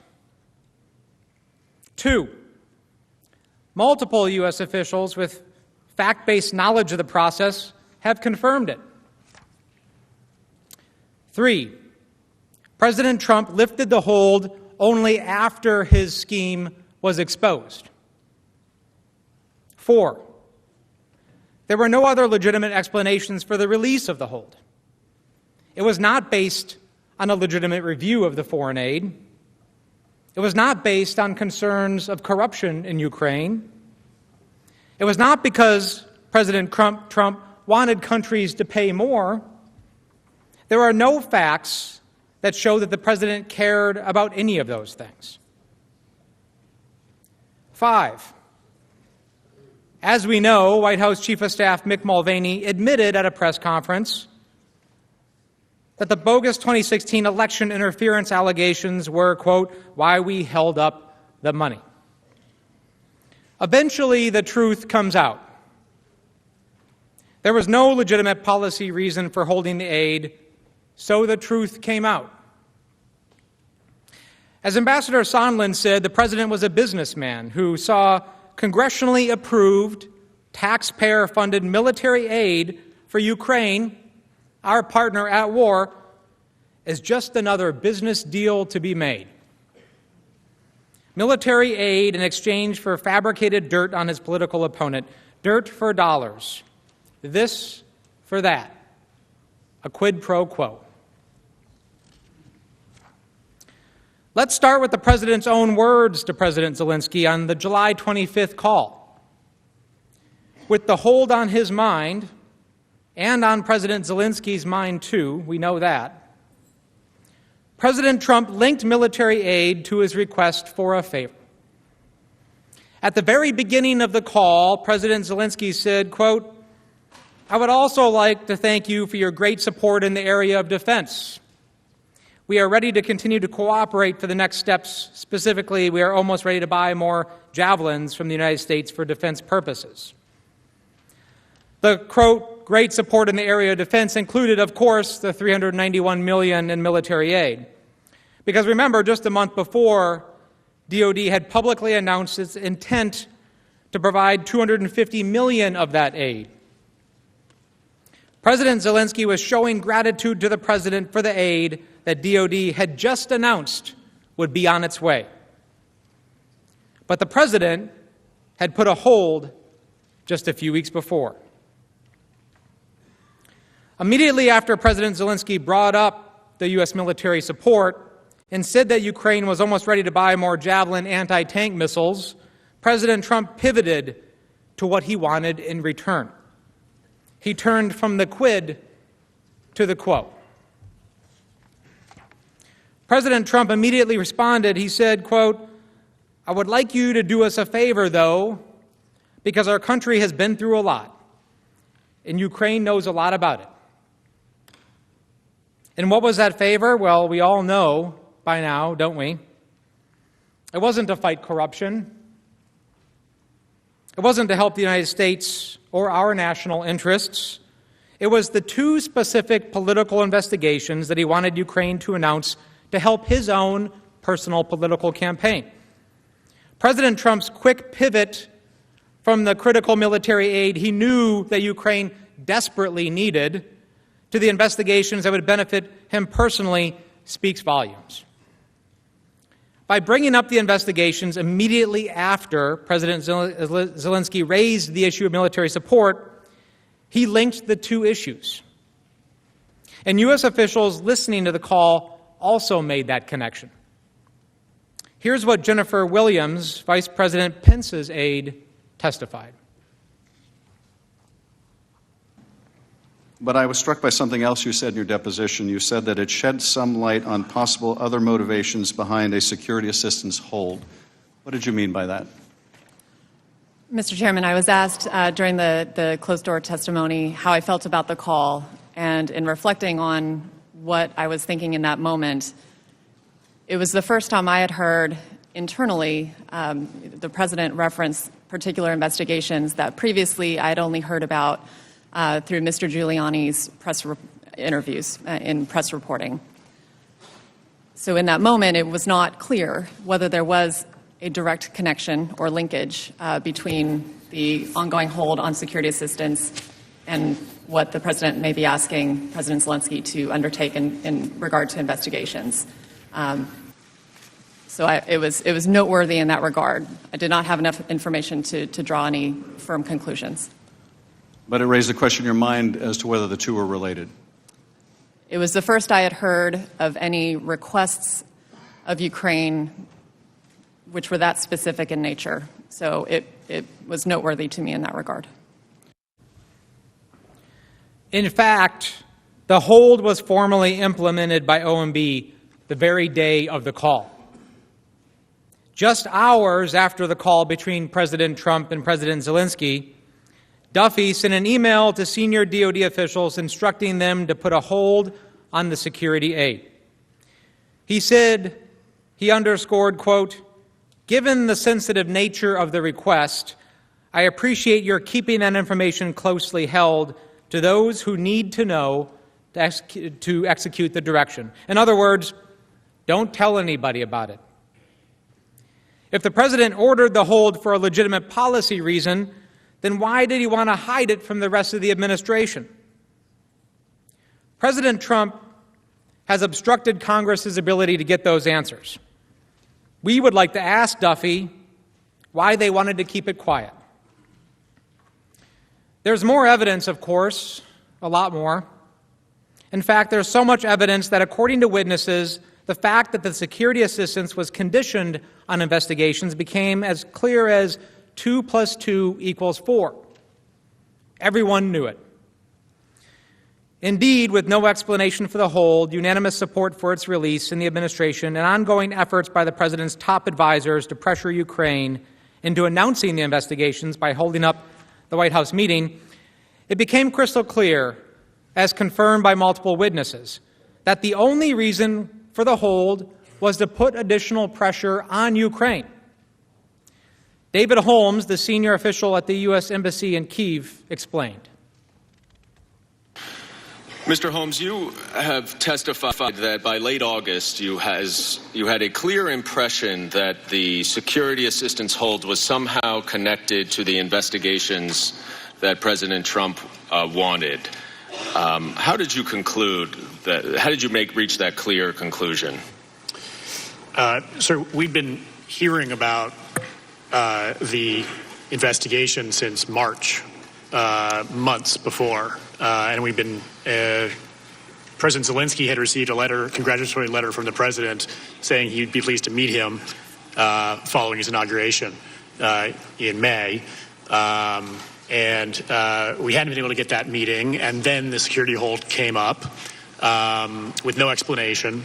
And I'd be surprised if any of the Ukrainians, you said earlier, we discussed earlier, sophisticated people, when they received no explanation for why that hold was in place, they wouldn't have drawn that conclusion. Because the investigations were still being pursued? Correct. And the hold was still remaining without explanation? Correct. So this, to you, was the only logical conclusion that you could reach? Correct. Sort of like 2 + 2 = 4? Exactly. And Ambassador Sondland said the same thing.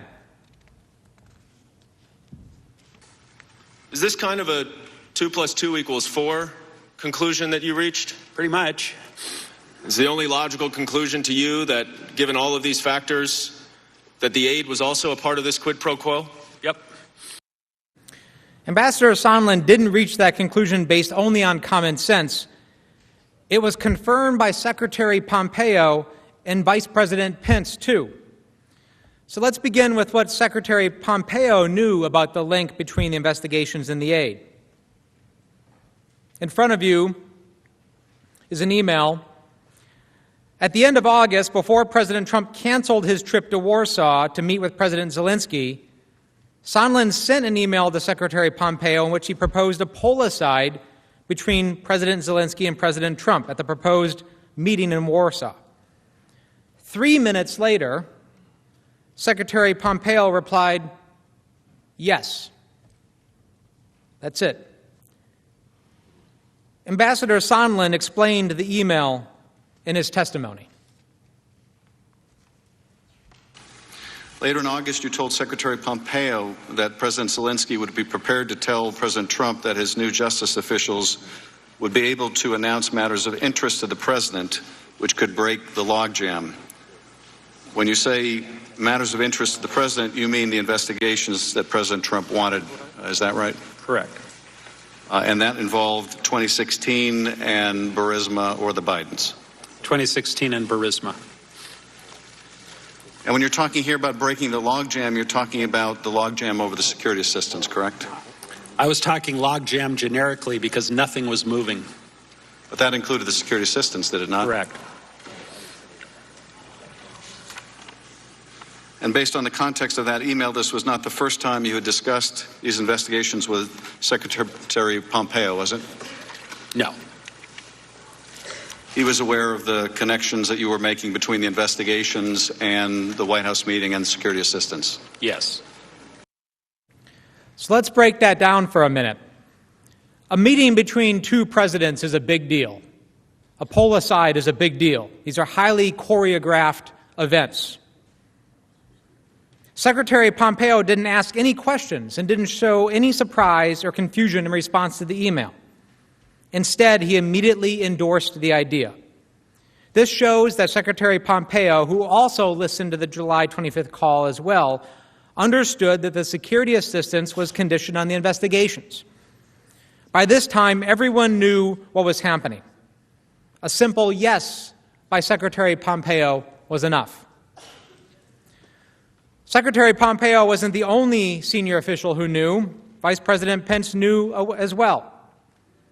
Sondland raised the issue to Vice President Pence during a meeting to prepare for the Warsaw trip.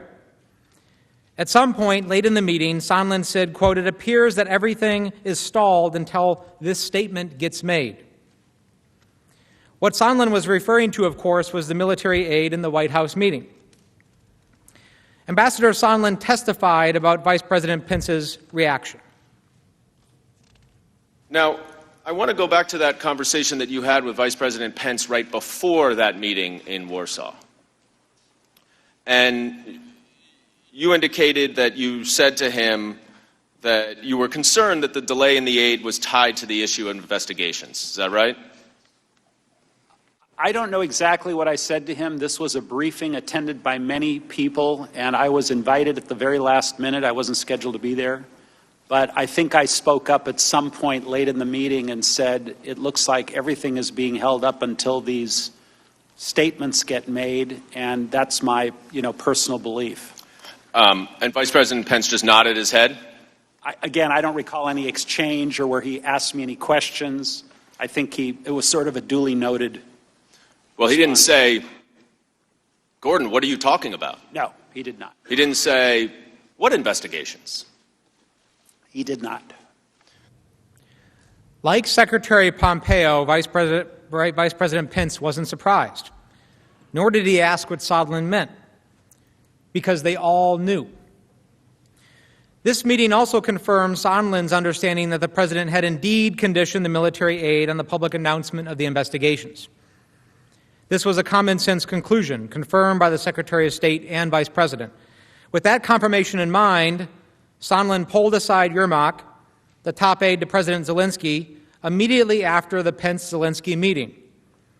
Now recall, he was the one who resisted the public statement about the specific investigations in August. Ambassador Sondland described what he told Yermak in that short meeting. Based on my previous communication with Secretary Pompeo, I felt comfortable sharing my concerns with Mr. Yermak. It was a very, very brief pull-aside conversation that happened within a few seconds. I told Mr. Yermak that I believed that the resumption of U.S. aid would likely not occur until Ukraine took some kind of action on the public statement that we had been discussing for many weeks. You see, this just wasn't an internal scheme among the president's top advisors. President Trump, through his agents, communicated the quid pro quo clearly to Ukraine. Ambassador Sondland told President Zelensky's top aide on September 1st that Ukraine would not get the military aid unless it announced the investigations. This, my Senate colleagues, is the very definition of a quid pro quo. But other witnesses know it too. Morrison watched Sondland's conversation with Yermak and then received an immediate readout from Sondland after that meeting. Morrison urgently reported the interaction to Ambassador Bolton on a secure phone call.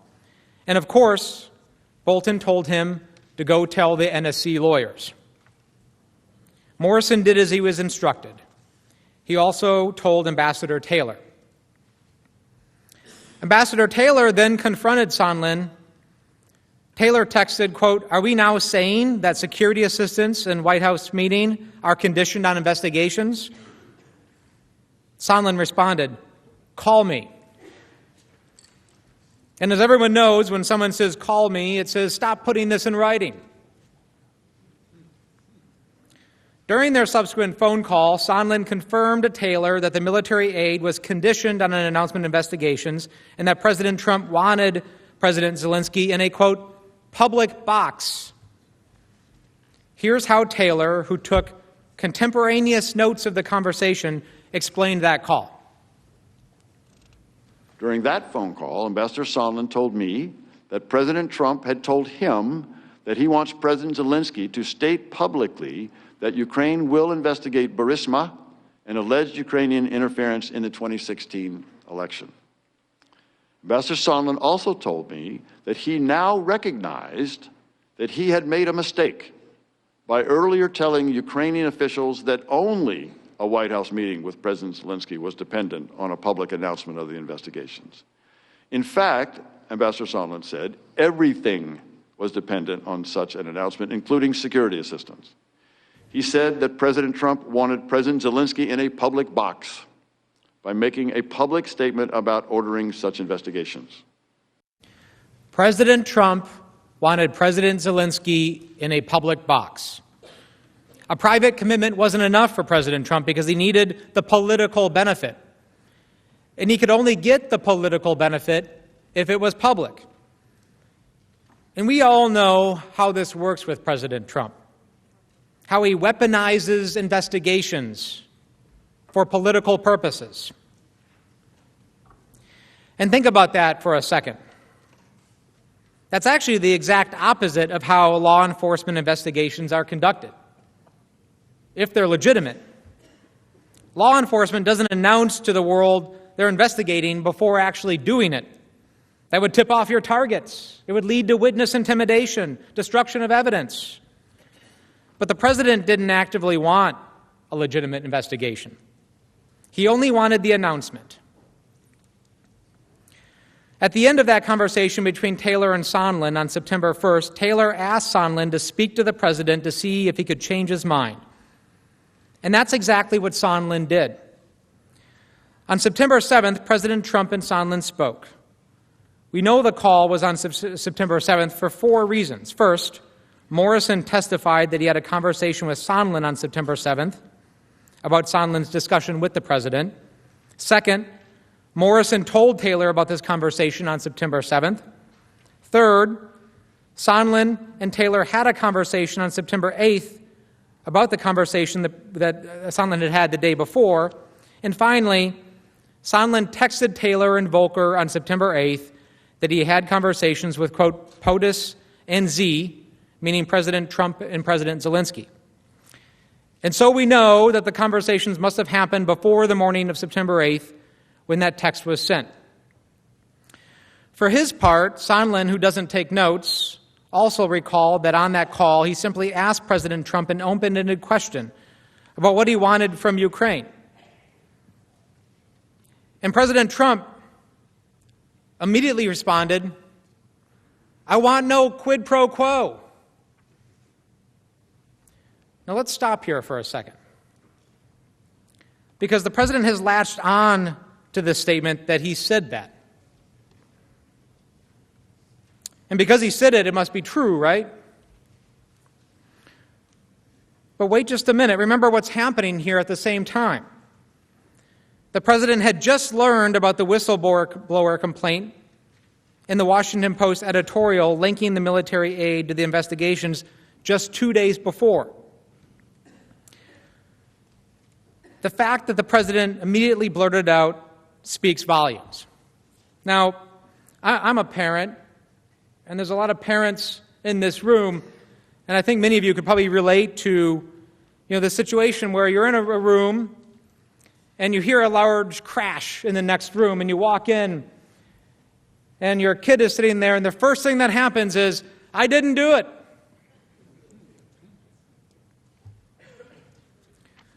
But there's more. Sondland did acknowledge that President Trump said he wanted Zelensky to, quote, "clear things up." You will no doubt hear a lot from the President's counsel that Sondland testified no one in the world told him that there was a quid pro quo, including President Trump.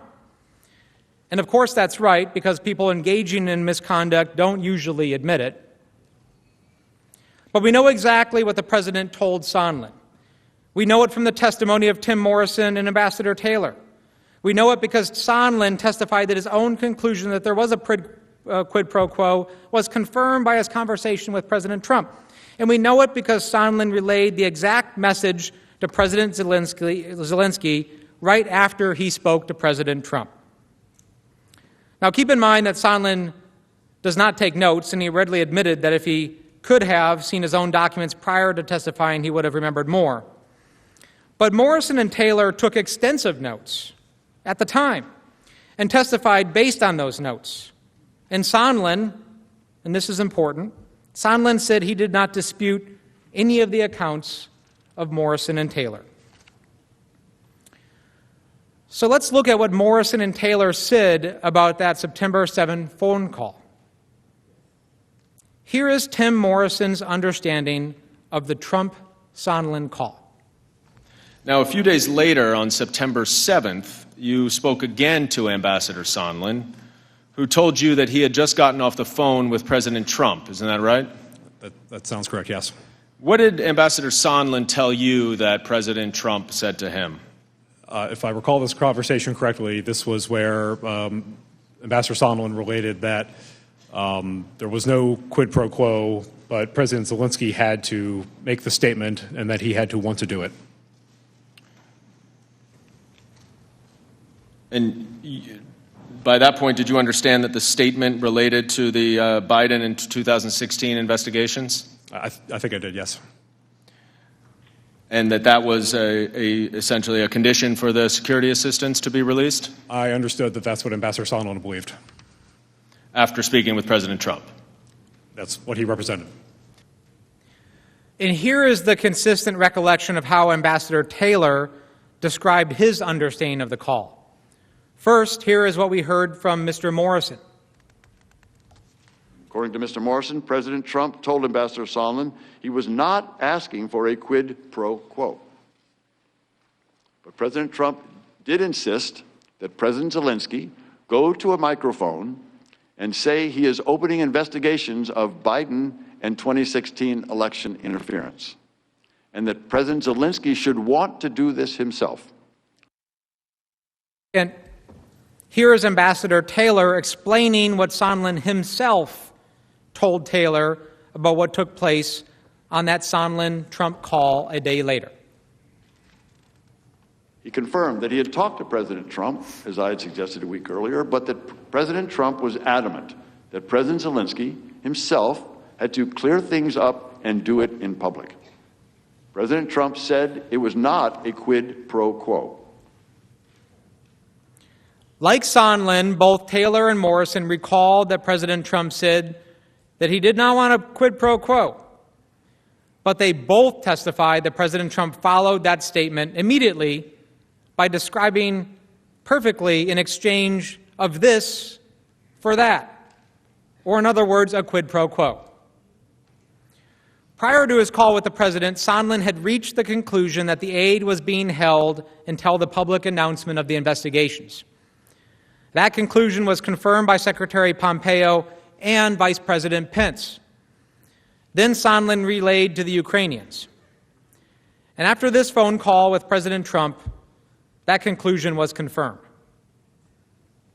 But you weren't dissuaded then, right? Because you still thought that the aid was conditioned on the public announcement of the investigations after speaking to President Trump. By September 8th, I was absolutely convinced it was. And President Trump did not dissuade you of that in the conversation that you acknowledge you had with him. I don't ever recall, because that would have changed my entire calculus. If President Trump had told me directly, I'm not... That's not what I'm asking, Ambassador Sondland. I'm just saying, you still believed that the security assistance was conditioned on the investigation after you spoke to President Trump. Yes or no? From a time frame standpoint, yes. How else do we know that President Trump confirmed to Sondland that the aid was conditioned on the announcement? Sondland relayed the message to President Zelensky right after his conversation with President Trump. Here is Ambassador Taylor's recollection of what Sondland told Zelensky based on his notes.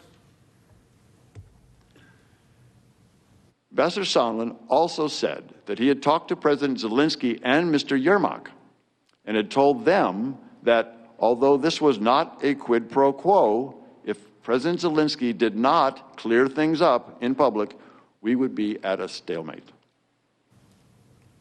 I understood a stalemate to mean that Ukraine would not receive the much-needed military assistance. Ambassador Sondland confirmed that Taylor's memory of this call was accurate. There would be a stalemate without the investigations. Here's his testimony. And then you also told Ambassador Taylor in that same conversation that if President Zelensky, you told President Zelensky and Andrei Yermak that although this was not a quid pro quo, as the president had very clearly told you, it was, however, required for President Zelensky to clear things up in public or there would be a stalemate. You don't have any reason to dispute Ambassador Taylor's recollection of that conversation you had with President Zelensky, do you? No. And that you understood the stalemate referenced the aid, is that correct? At that point, yes. A stalemate. Nothing would happen with the aid unless President Zelensky publicly announced the investigations. The president had not received his quid, so there would be no quo. But don't take my word for it. Here's a recap of how we knew what happened during the call. First, Sondland testified about the conversation. Second, Morrison received a readout from Sondland immediately after the call and testified based on his notes. Third, Taylor testified based on his own notes. And fourth, Sondland agreed that President Trump had confirmed a quid pro quo, and Sondland actually relayed the message to the president of Ukraine and told Ambassador Taylor about it. President Zelensky got the message. He succumbed to the pressure. At the end of the conversation between Sondland and President Zelensky explained that he had finally relented. His country needed the military aid desperately. Their people were dying on the front line all of the time. They were taking casualties every day. He agreed to make the statement. Ambassador Sondland said that this conversation concluded with President Zelensky agreeing to make a public statement in an interview on CNN. President Zelensky had resisted making the announcement of the corrupt investigations for months. He resisted when Giuliani and other agents of the president made it known that President Trump required it. He resisted when President Trump himself asked directly on July 25th. He resisted when the White House meeting he so desperately desired was conditioned on that announcement. And he resisted as vital military aid was on hold. But the money is 10% of his entire defense budget. Russia occupied the eastern part of his country. He could resist no more. Ambassador Taylor was worried that even if the Ukrainian leader did as President Trump wanted, President Trump might continue to hold the military aid. Ambassador Taylor texted his concerns to Ambassadors Volker and Sondland, stating, quote, "The nightmare is they give the interview and don't get the security assistance. The Russians love it, and I quit."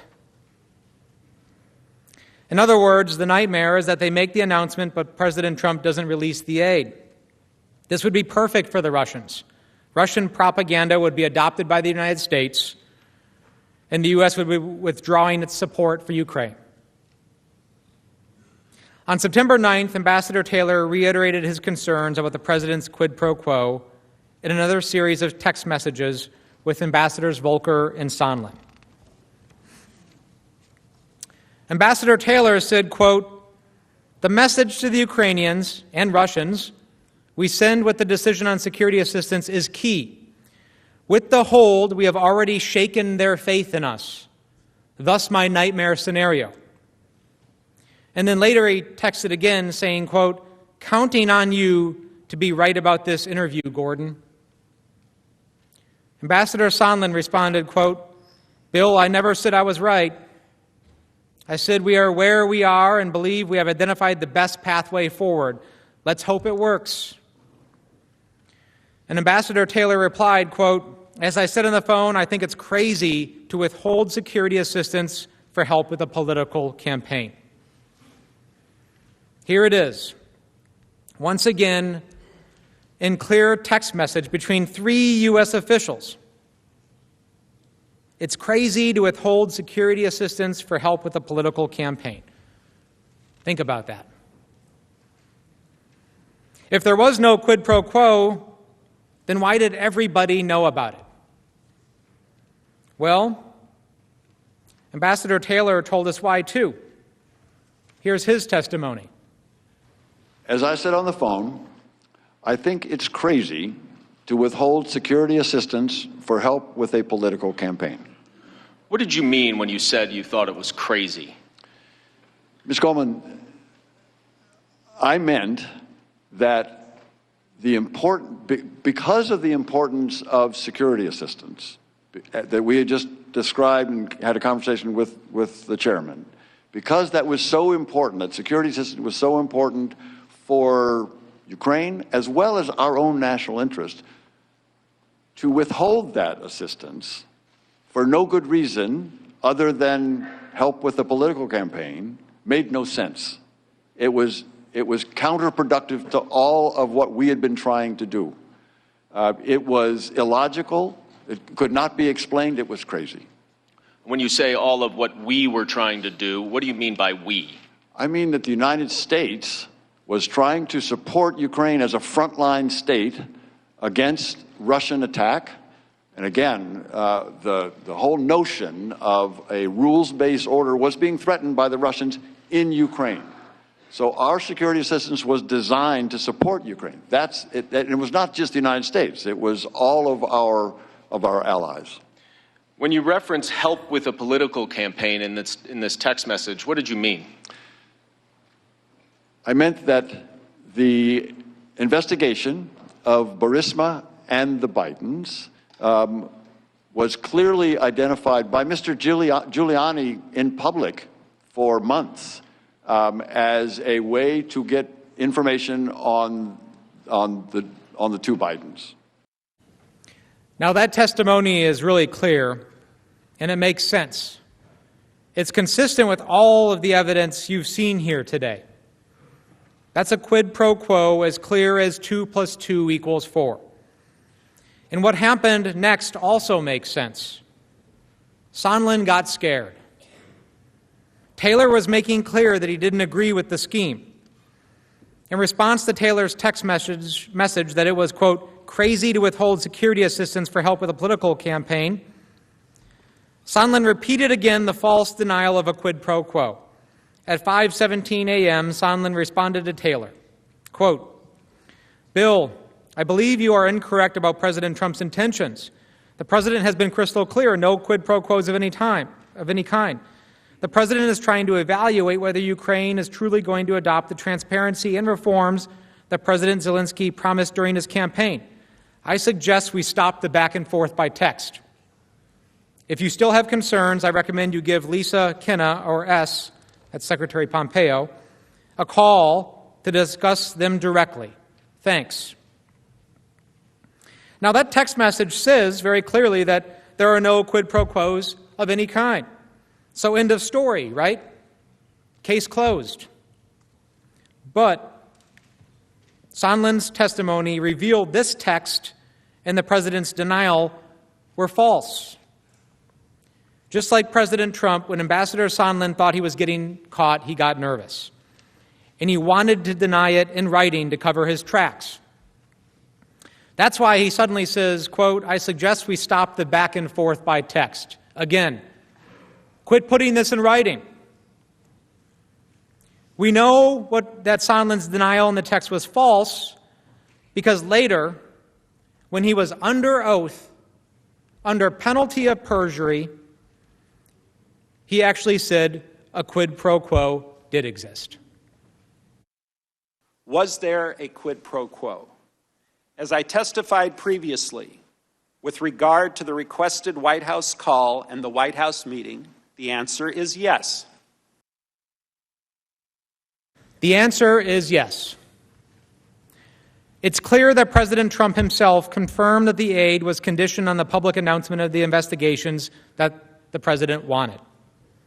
To get Ukraine to help him with his re-election campaign, the President of the United States violated the law by withholding nearly $400 million of taxpayer dollars intended to fight Russia. He put his own interests over the country. And that is why we are here. Now, Mr. Chief Justice and members of the Senate, in deference to our proposed schedule and in the late hour, I'm now going to yield to my colleague, Mr. Schiff, to provide a brief recap of today, and then we will begin again in the morning.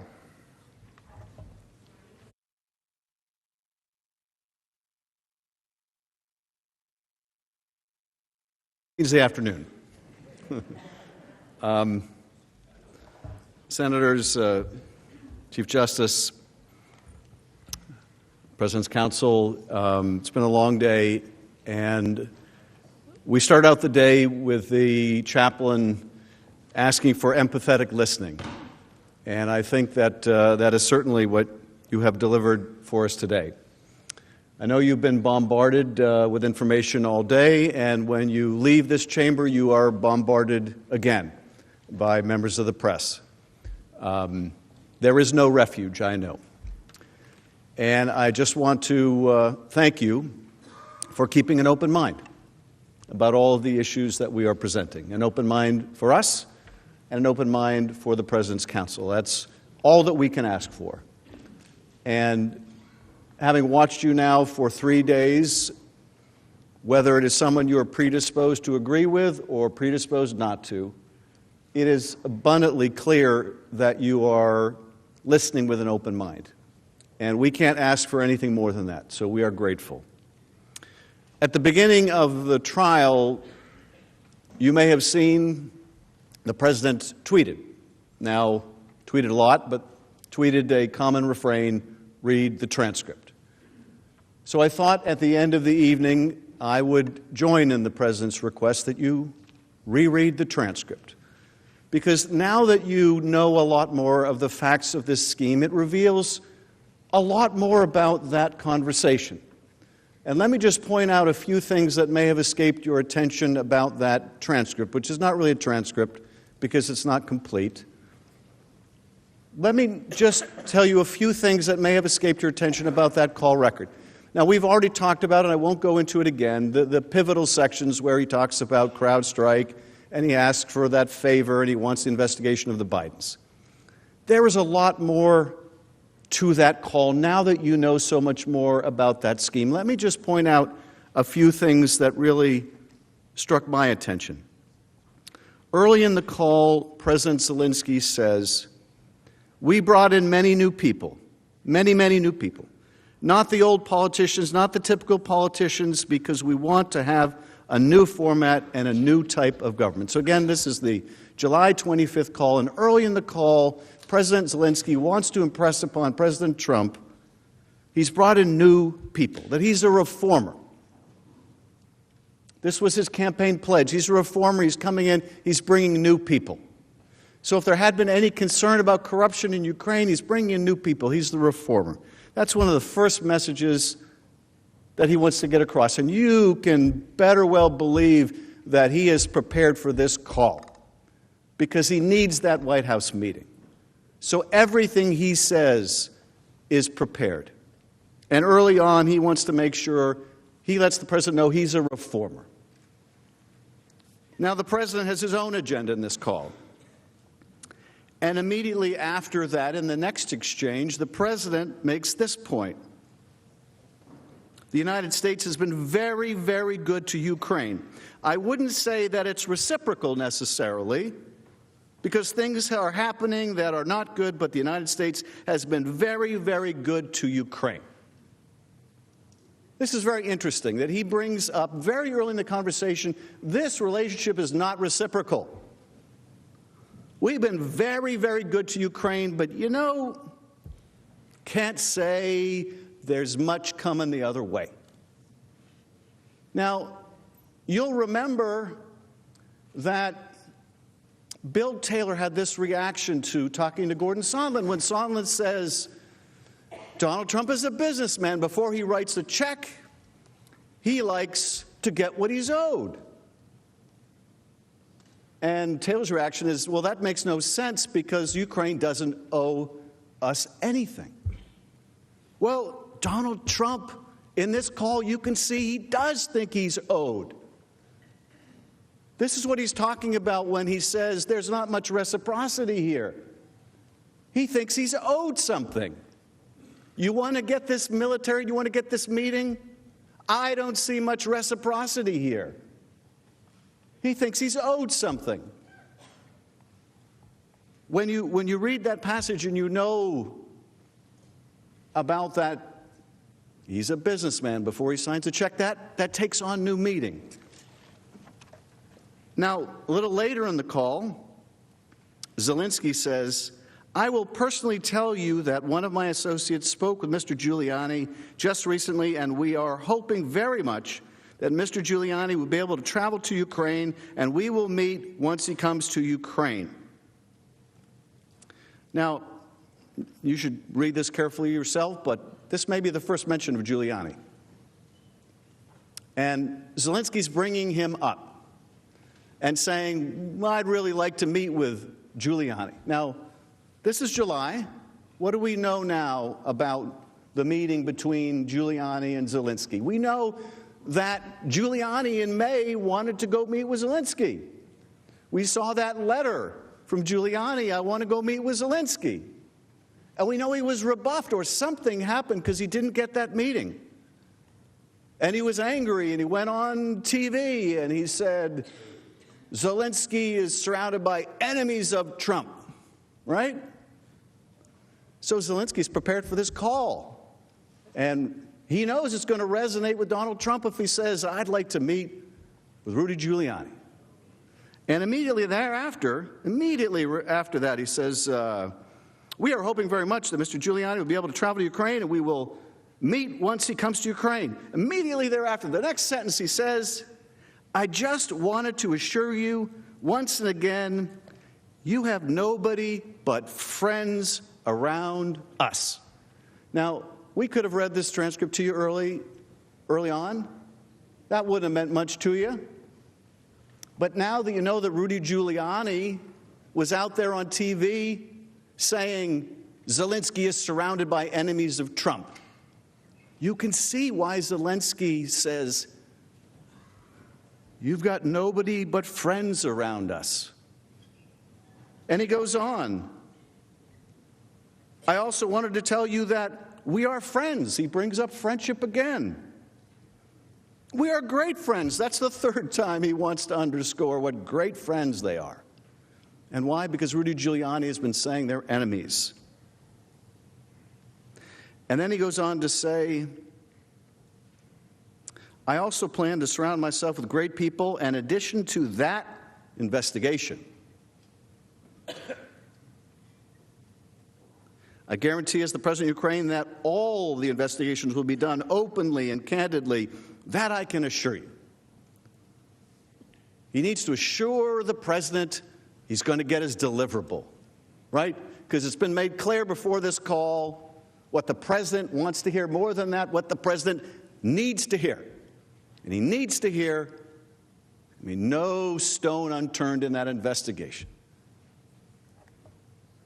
So the President, in the next response, says, Mr. Giuliani is a highly respected man.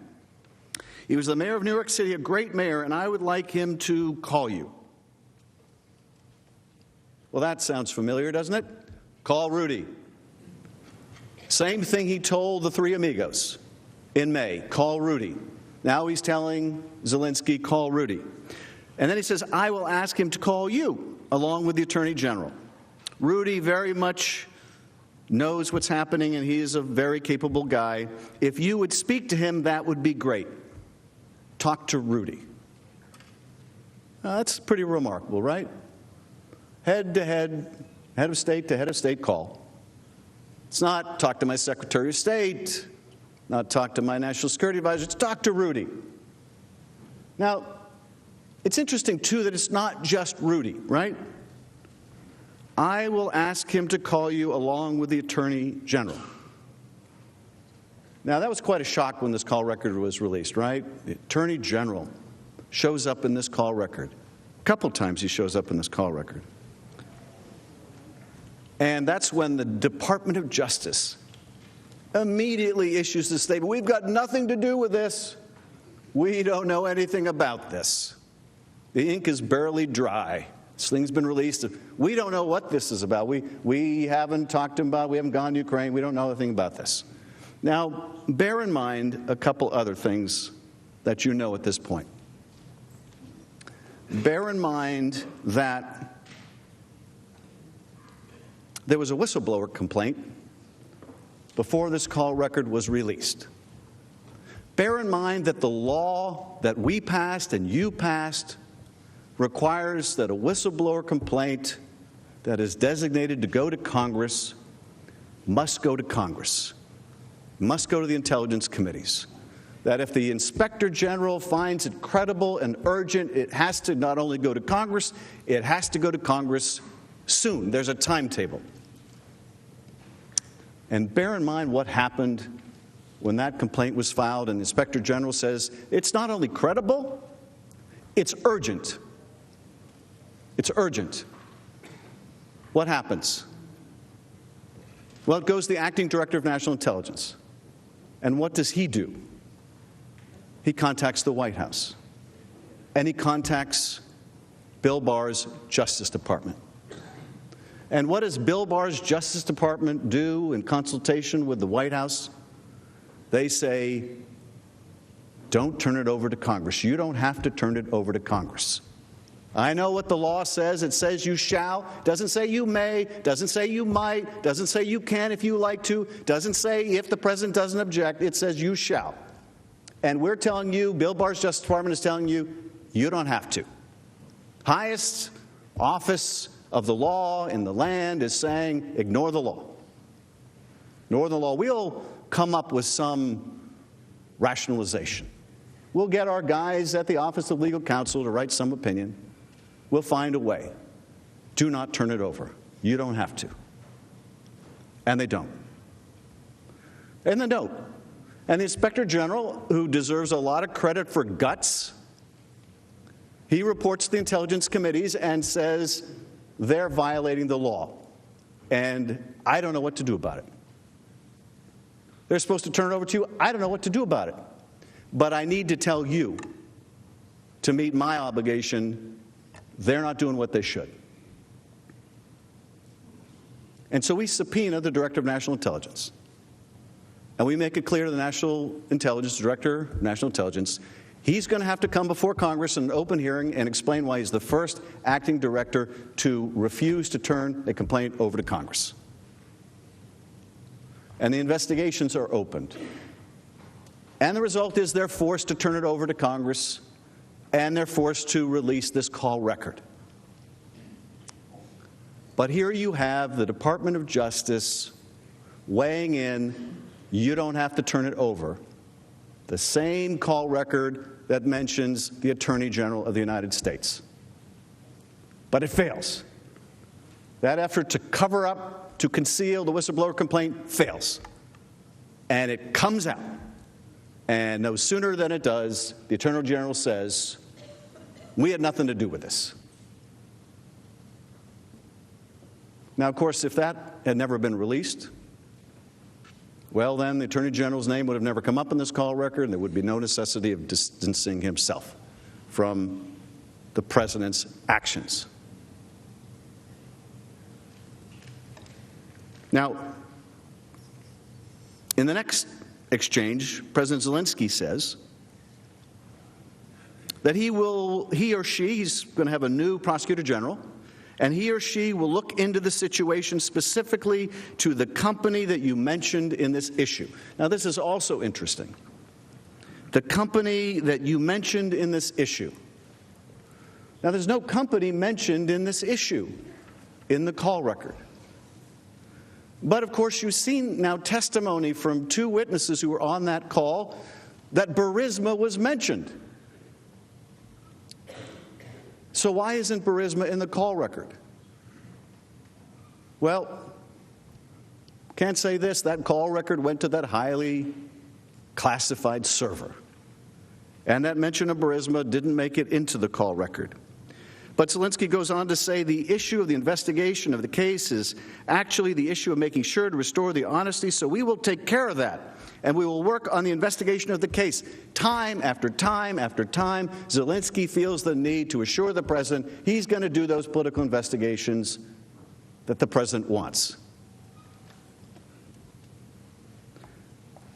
In the next exchange, the President, after Zelensky says this, the President says, I will have Mr. Giuliani give you a call, and I'm also going to have Attorney General Barr call, and we will get to the bottom of it. I think, you can count, don't take my word, but I think there's no one who comes up more in this call record than Rudy Giuliani, which tells us something. Now,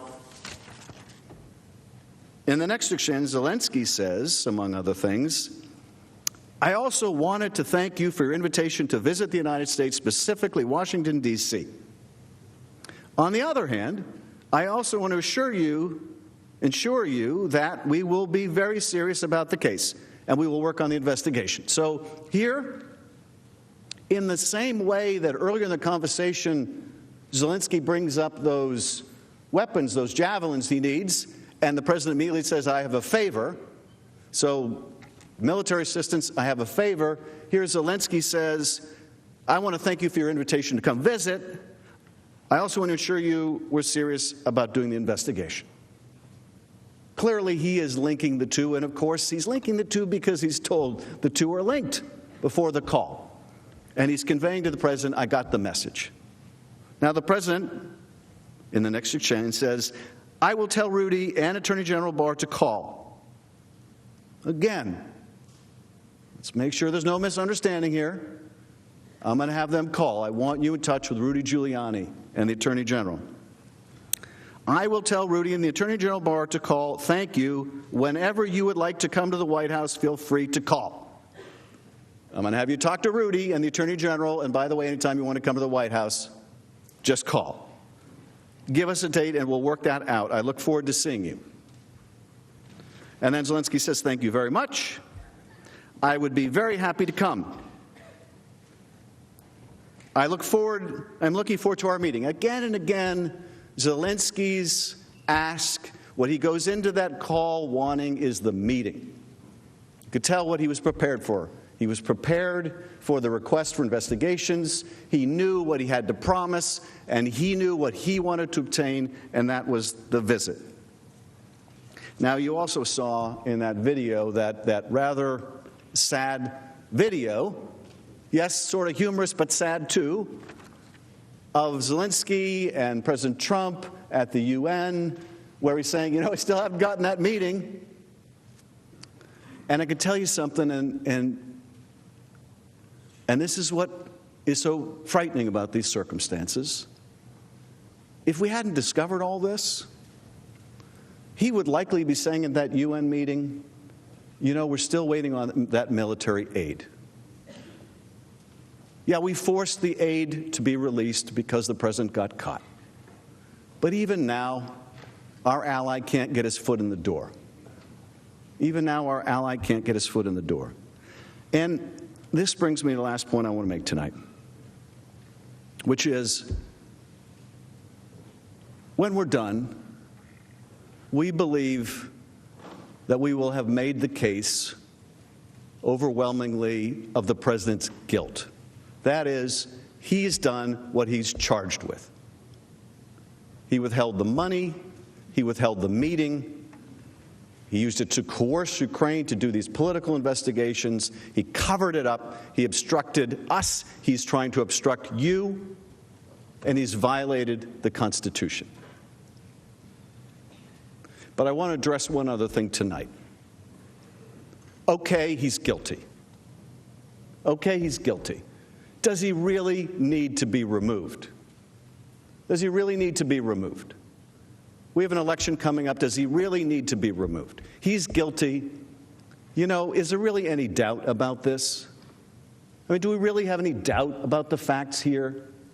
Does anybody really question whether the president is capable of what he's charged with? No one is really making the argument Donald Trump would never do such a thing. Because of course we know that he would, and of course we know that he did. It's a somewhat different question, though, to ask, okay, it's pretty obvious, whether we can say it publicly or we can't say it publicly, we all know what we're dealing here with this president. But does he really need to be removed? And this is why he needs to be removed. Donald Trump chose Rudy Giuliani over his own intelligence agencies. He chose Rudy Giuliani over his own FBI director.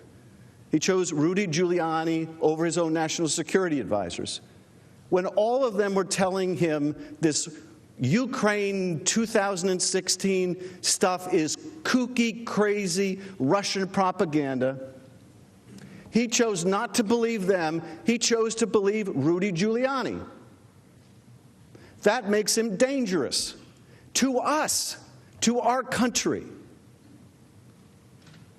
That was Donald Trump's choice. Now, why would Donald Trump believe a man like Rudy Giuliani over a man like Christopher Wray? Okay? Why would anyone in their right mind believe Rudy Giuliani over Christopher Wray?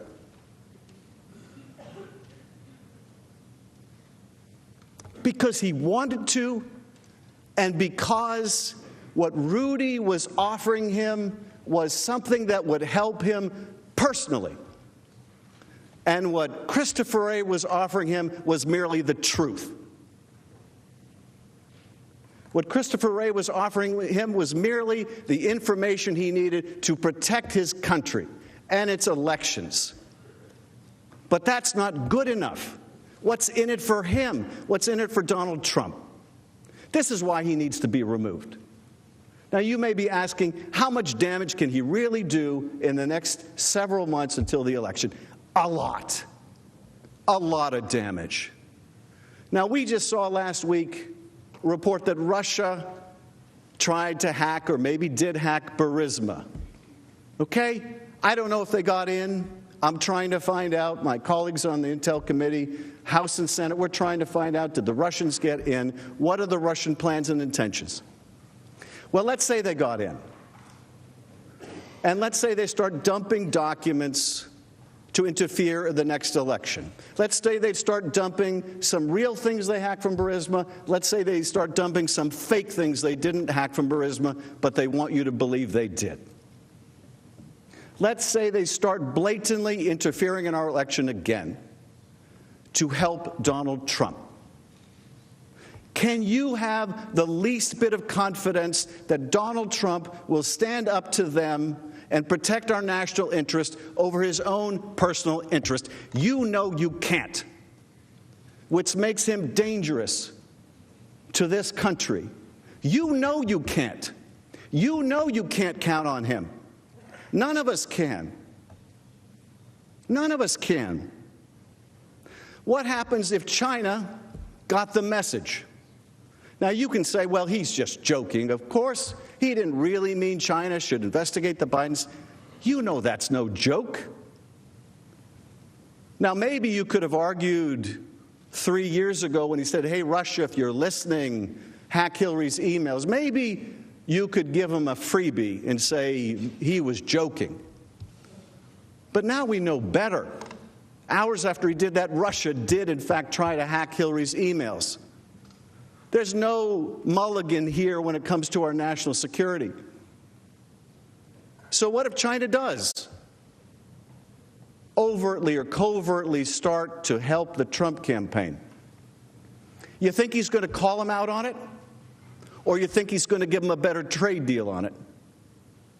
Can any of us really have the confidence that Donald Trump will put his personal interests ahead of the national interest? Is there really any evidence in this presidency that should give us the ironclad confidence that he would do so? You know you can't count on him to do that. That's the sad truth. You know you can't count on him to do that. The American people deserve a president they can count on to put their interest first. To put their interest first. Colonel Vindman said, here right matters. Here right matters. Well, let me tell you something. If right doesn't matter, it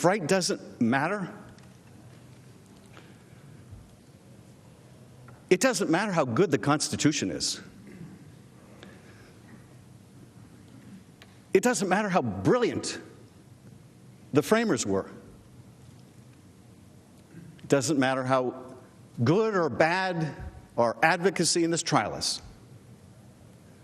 It doesn't matter how well written the oath of impartiality is.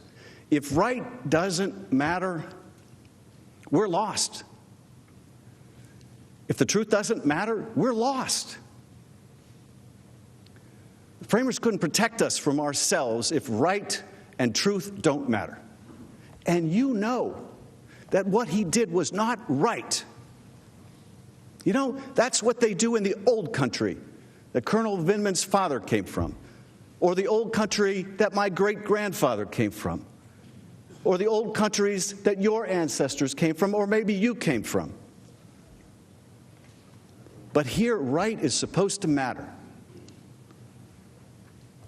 It's what's made us the greatest nation on earth. No constitution can protect us. Right doesn't matter anymore. And you know you can't trust this president do what's right for this country. You can trust he will do what's right for Donald Trump. He'll do it now. He's done it before. He'll do it for the next several months. He'll do it in the election if he's allowed to. This is why, if you find him guilty, you must find that he should be removed. Because right matters. Because right matters.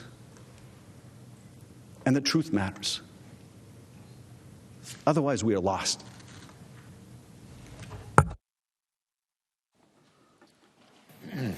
Mr. Chief Majority Justice. Leader is recognized. I ask unanimous consent that the trial adjourn until 1 p.m. Friday, January the 24th.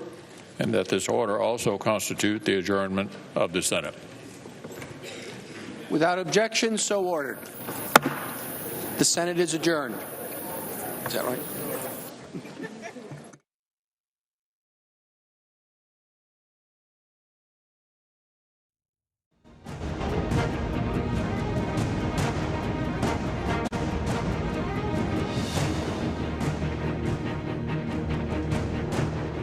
Hi, everybody. I'm Laura Podesta. The Senate has now concluded the third day of President Trump's impeachment trial. So today was the second straight day that House impeachment managers argued the case for President Trump's removal.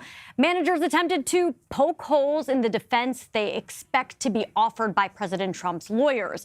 Now, the president's team has maintained that impeachment is not valid without a crime. Impeachment manager Jerry Nadler argued the opposite. The Constitution is not a suicide pact.